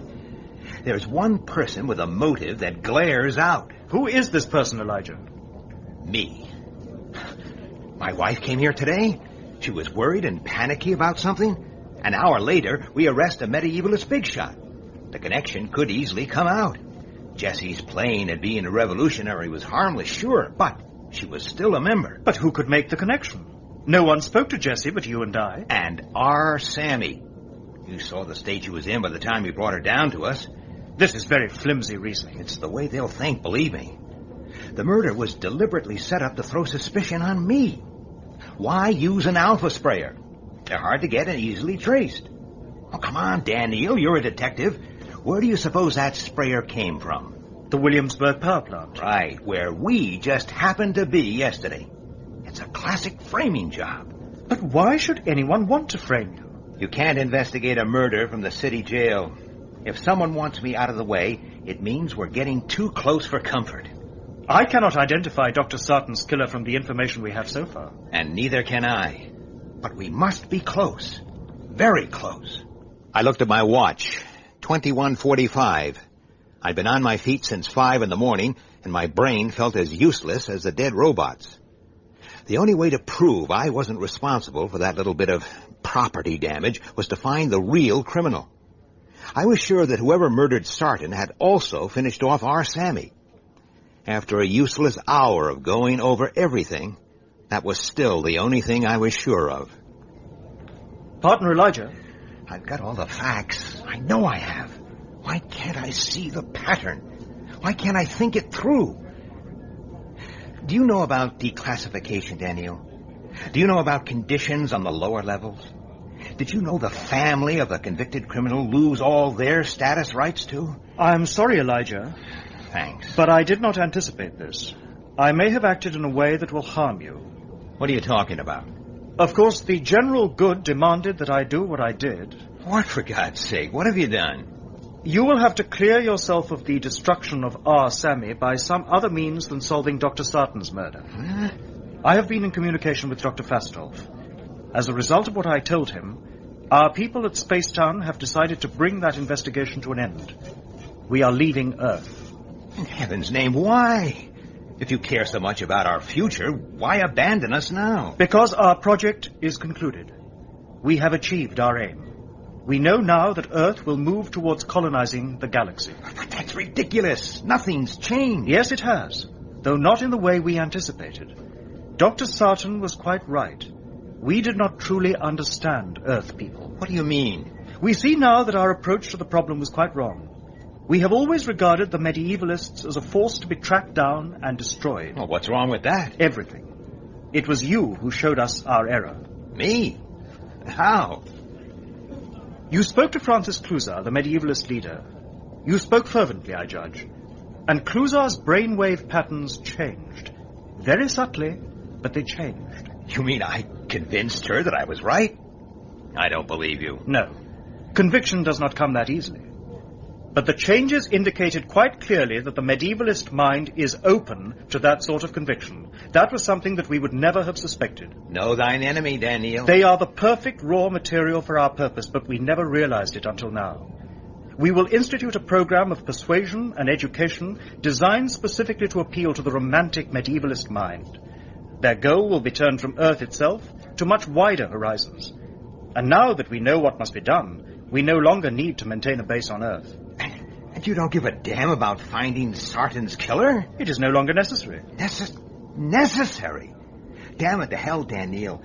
Don't you have any curiosity programmed into you at all? Don't you want to know? I am programmed to extend my knowledge. Oh, come on, then. Use that brain of yours. Show me you're better than poor old R. Sammy. Show me that a robot can do more than just fetch and carry for the commissioner. I'm sorry. The investigation is ended as of today. Elijah? I got it. The trigger I'd been looking for to snap all the other pieces into place. And now I knew the whole story. All I had to do was prove it, if my partner would let me. So, the project is over, is it? The case is closed as of today? This is so. As of today. But today isn't over yet. It's 23:48. There's still 12 minutes to midnight. Until midnight, the investigation continues. Those were your orders. What you say is correct. Today is not yet over. I had not thought of that, Partner Elijah. I was Partner Elijah again, for just under 12 minutes.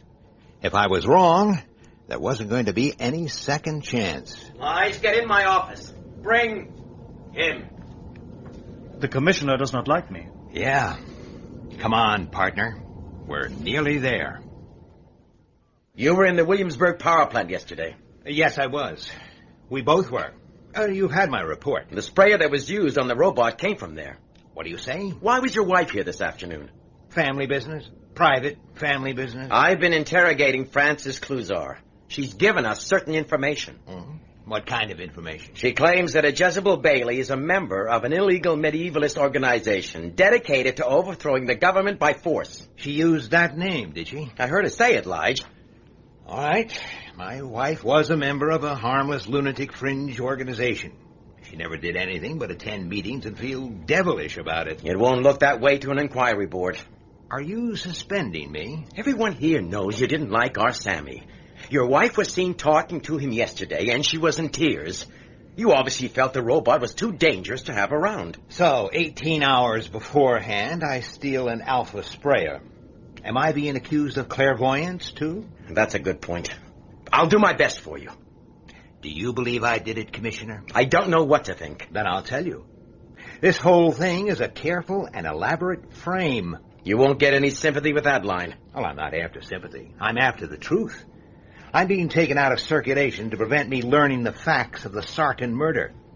Unfortunately for my framing pal, it's too late for that. What? You heard me. I know who's framing me. And I know how Dr. Sarton was killed and why. And I have 7 minutes to tell you everything. Catch the killer and end the investigation. I don't want another stunt like yesterday's, Lige. I was wrong yesterday. And today? Let's talk about Frances Cluzar. Go on. You say she came right out and named Jezebel Bailey. Right. Well, that's a very funny thing. Jessie hasn't used that name for 20 years. Not once. I know that for a fact. And she joined the medievalist after she dropped it. I know that for sure, too. What are you saying? That Cluzar couldn't possibly have used Jessie's full name. Hardly anybody knows it. Apart from me, I can only think of one other person. You. You're off your head. Am I? You were out of your office for 2 hours or more this morning. Where did you go? Are you questioning me? I'll answer for you, too. You went to the Williamsburg power plant. Bailey, you're suspended. Give me your star. Don't move, Commissioner. Put that thing away. Not till you've heard me out. You'll get 20 years for this. Partner Elijah, I cannot allow this. You must not harm another human being. That's right. You keep between us. I'm not going to harm him, Daniel. I'm just going to make sure he listens. To the ravings of a lunatic? Mr. Bailey is no lunatic, Commissioner. Please allow him to continue. Dr. Fastolf. What's the meaning of this? Good evening, plainclothesman. I believe you may safely put away your blaster. It's causing Daniil considerable unease. Who authorized this call? I have been in communication with Dr. Fastolf since the beginning of this interview, Commissioner. I possess a self-contained subetheric transmitter. And I'm most interested in what Mr. Bailey has to say. Please continue. You were in the Williamsburg plant today. You stole the sprayer and gave it to our Sammy. You ordered the robot to wipe out its own brain. Why, for goodness sake? What's my motive for all this? You wanted me off the case. And more important still, our Sammy knew too much. Knew too much? About what? About how you murdered Dr. Sarton of Spacetown. I'm afraid that is quite impossible, Mr. Bailey. Is it? Of course it is. You don't know what you're saying. I have to agree, Partner Elijah. The Commissioner's brainwave analysis showed him to be completely incapable of murder. How did Jessie find out that you're a robot, Daniel? Obviously from the medievalists. Right. But how did they find out? And so quickly. They were given the information by someone. How many people in New York knew about Daniel, Dr. Fastolf? Only two, yourself. And Commissioner Enderby. Someone recognized him. He gave himself away. Rubbish. You're a medievalist. And probably a very important one. It screams out. Your windows, your glasses. It's useful to have a commissioner of police in the ranks, I imagine. Who else would know just which tunnels are never used by the emergency services? That doesn't connect him with a murder. It's interesting how his moods changed through the investigation. When we were getting close to the truth, he was in despair. But you remember his reaction when I came out with that totally wrong solution? He laughed in my face. That's your proof? What kind of a detective are you? Daniel, what's the time? 23:57. 3 minutes left. Let's talk about how you did it, Commissioner. Damn you, Bailey, when this is over... Please be silent. Continue, plainclothesman. Oh, it was clever. You had us all fooled. No one could enter Space-Town with a weapon, and no man on Earth is capable of walking across open country and getting in that way. No man. You spacers are so full of the benefits of an integrated human-robot society, but you can't see an example of it right under your noses. He used our Sammy. Right, Commissioner? You gave him a blaster and ordered him to take it out of the city and across to Space-Town, where you could collect it. After the murder, you got rid of it the same way. Well, haven't you been listening? They psychoprobed me, for heaven's sakes. I couldn't have done it. You couldn't have killed a man, but that wasn't the idea, was it? Time. 2358. I do not understand. Then I'll spell it out. There's one thing the commissioner there hates and fears even more than spacers. Robots. Ever since we began this case, he's not been able to look you in the face, Daniel. I have noticed this. I could not account for it. Then I'll tell you why. He didn't intend to kill Dr. Sarton at all. He was after you, Daniel. You.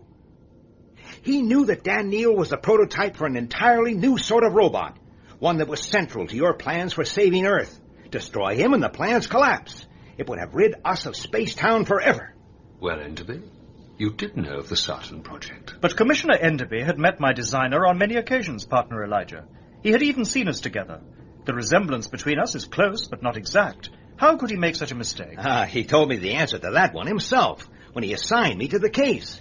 He must have felt pretty secure back then. What am I supposed to have told you? Oh, forgotten, have you? You broke your glasses.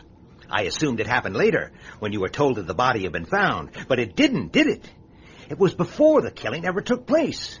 You must have been nervous, and I've seen you when you're nervous. You take off your glasses and you wipe them. You did that then, but your hands were shaking and you dropped them. Maybe you stepped on them. Anyway, they were broken. And just then, the door opened, and a figure that looked like Dan Neal was facing you. You blasted him. Well? It was a mistake. A mistake, I tell you. I never meant. Never.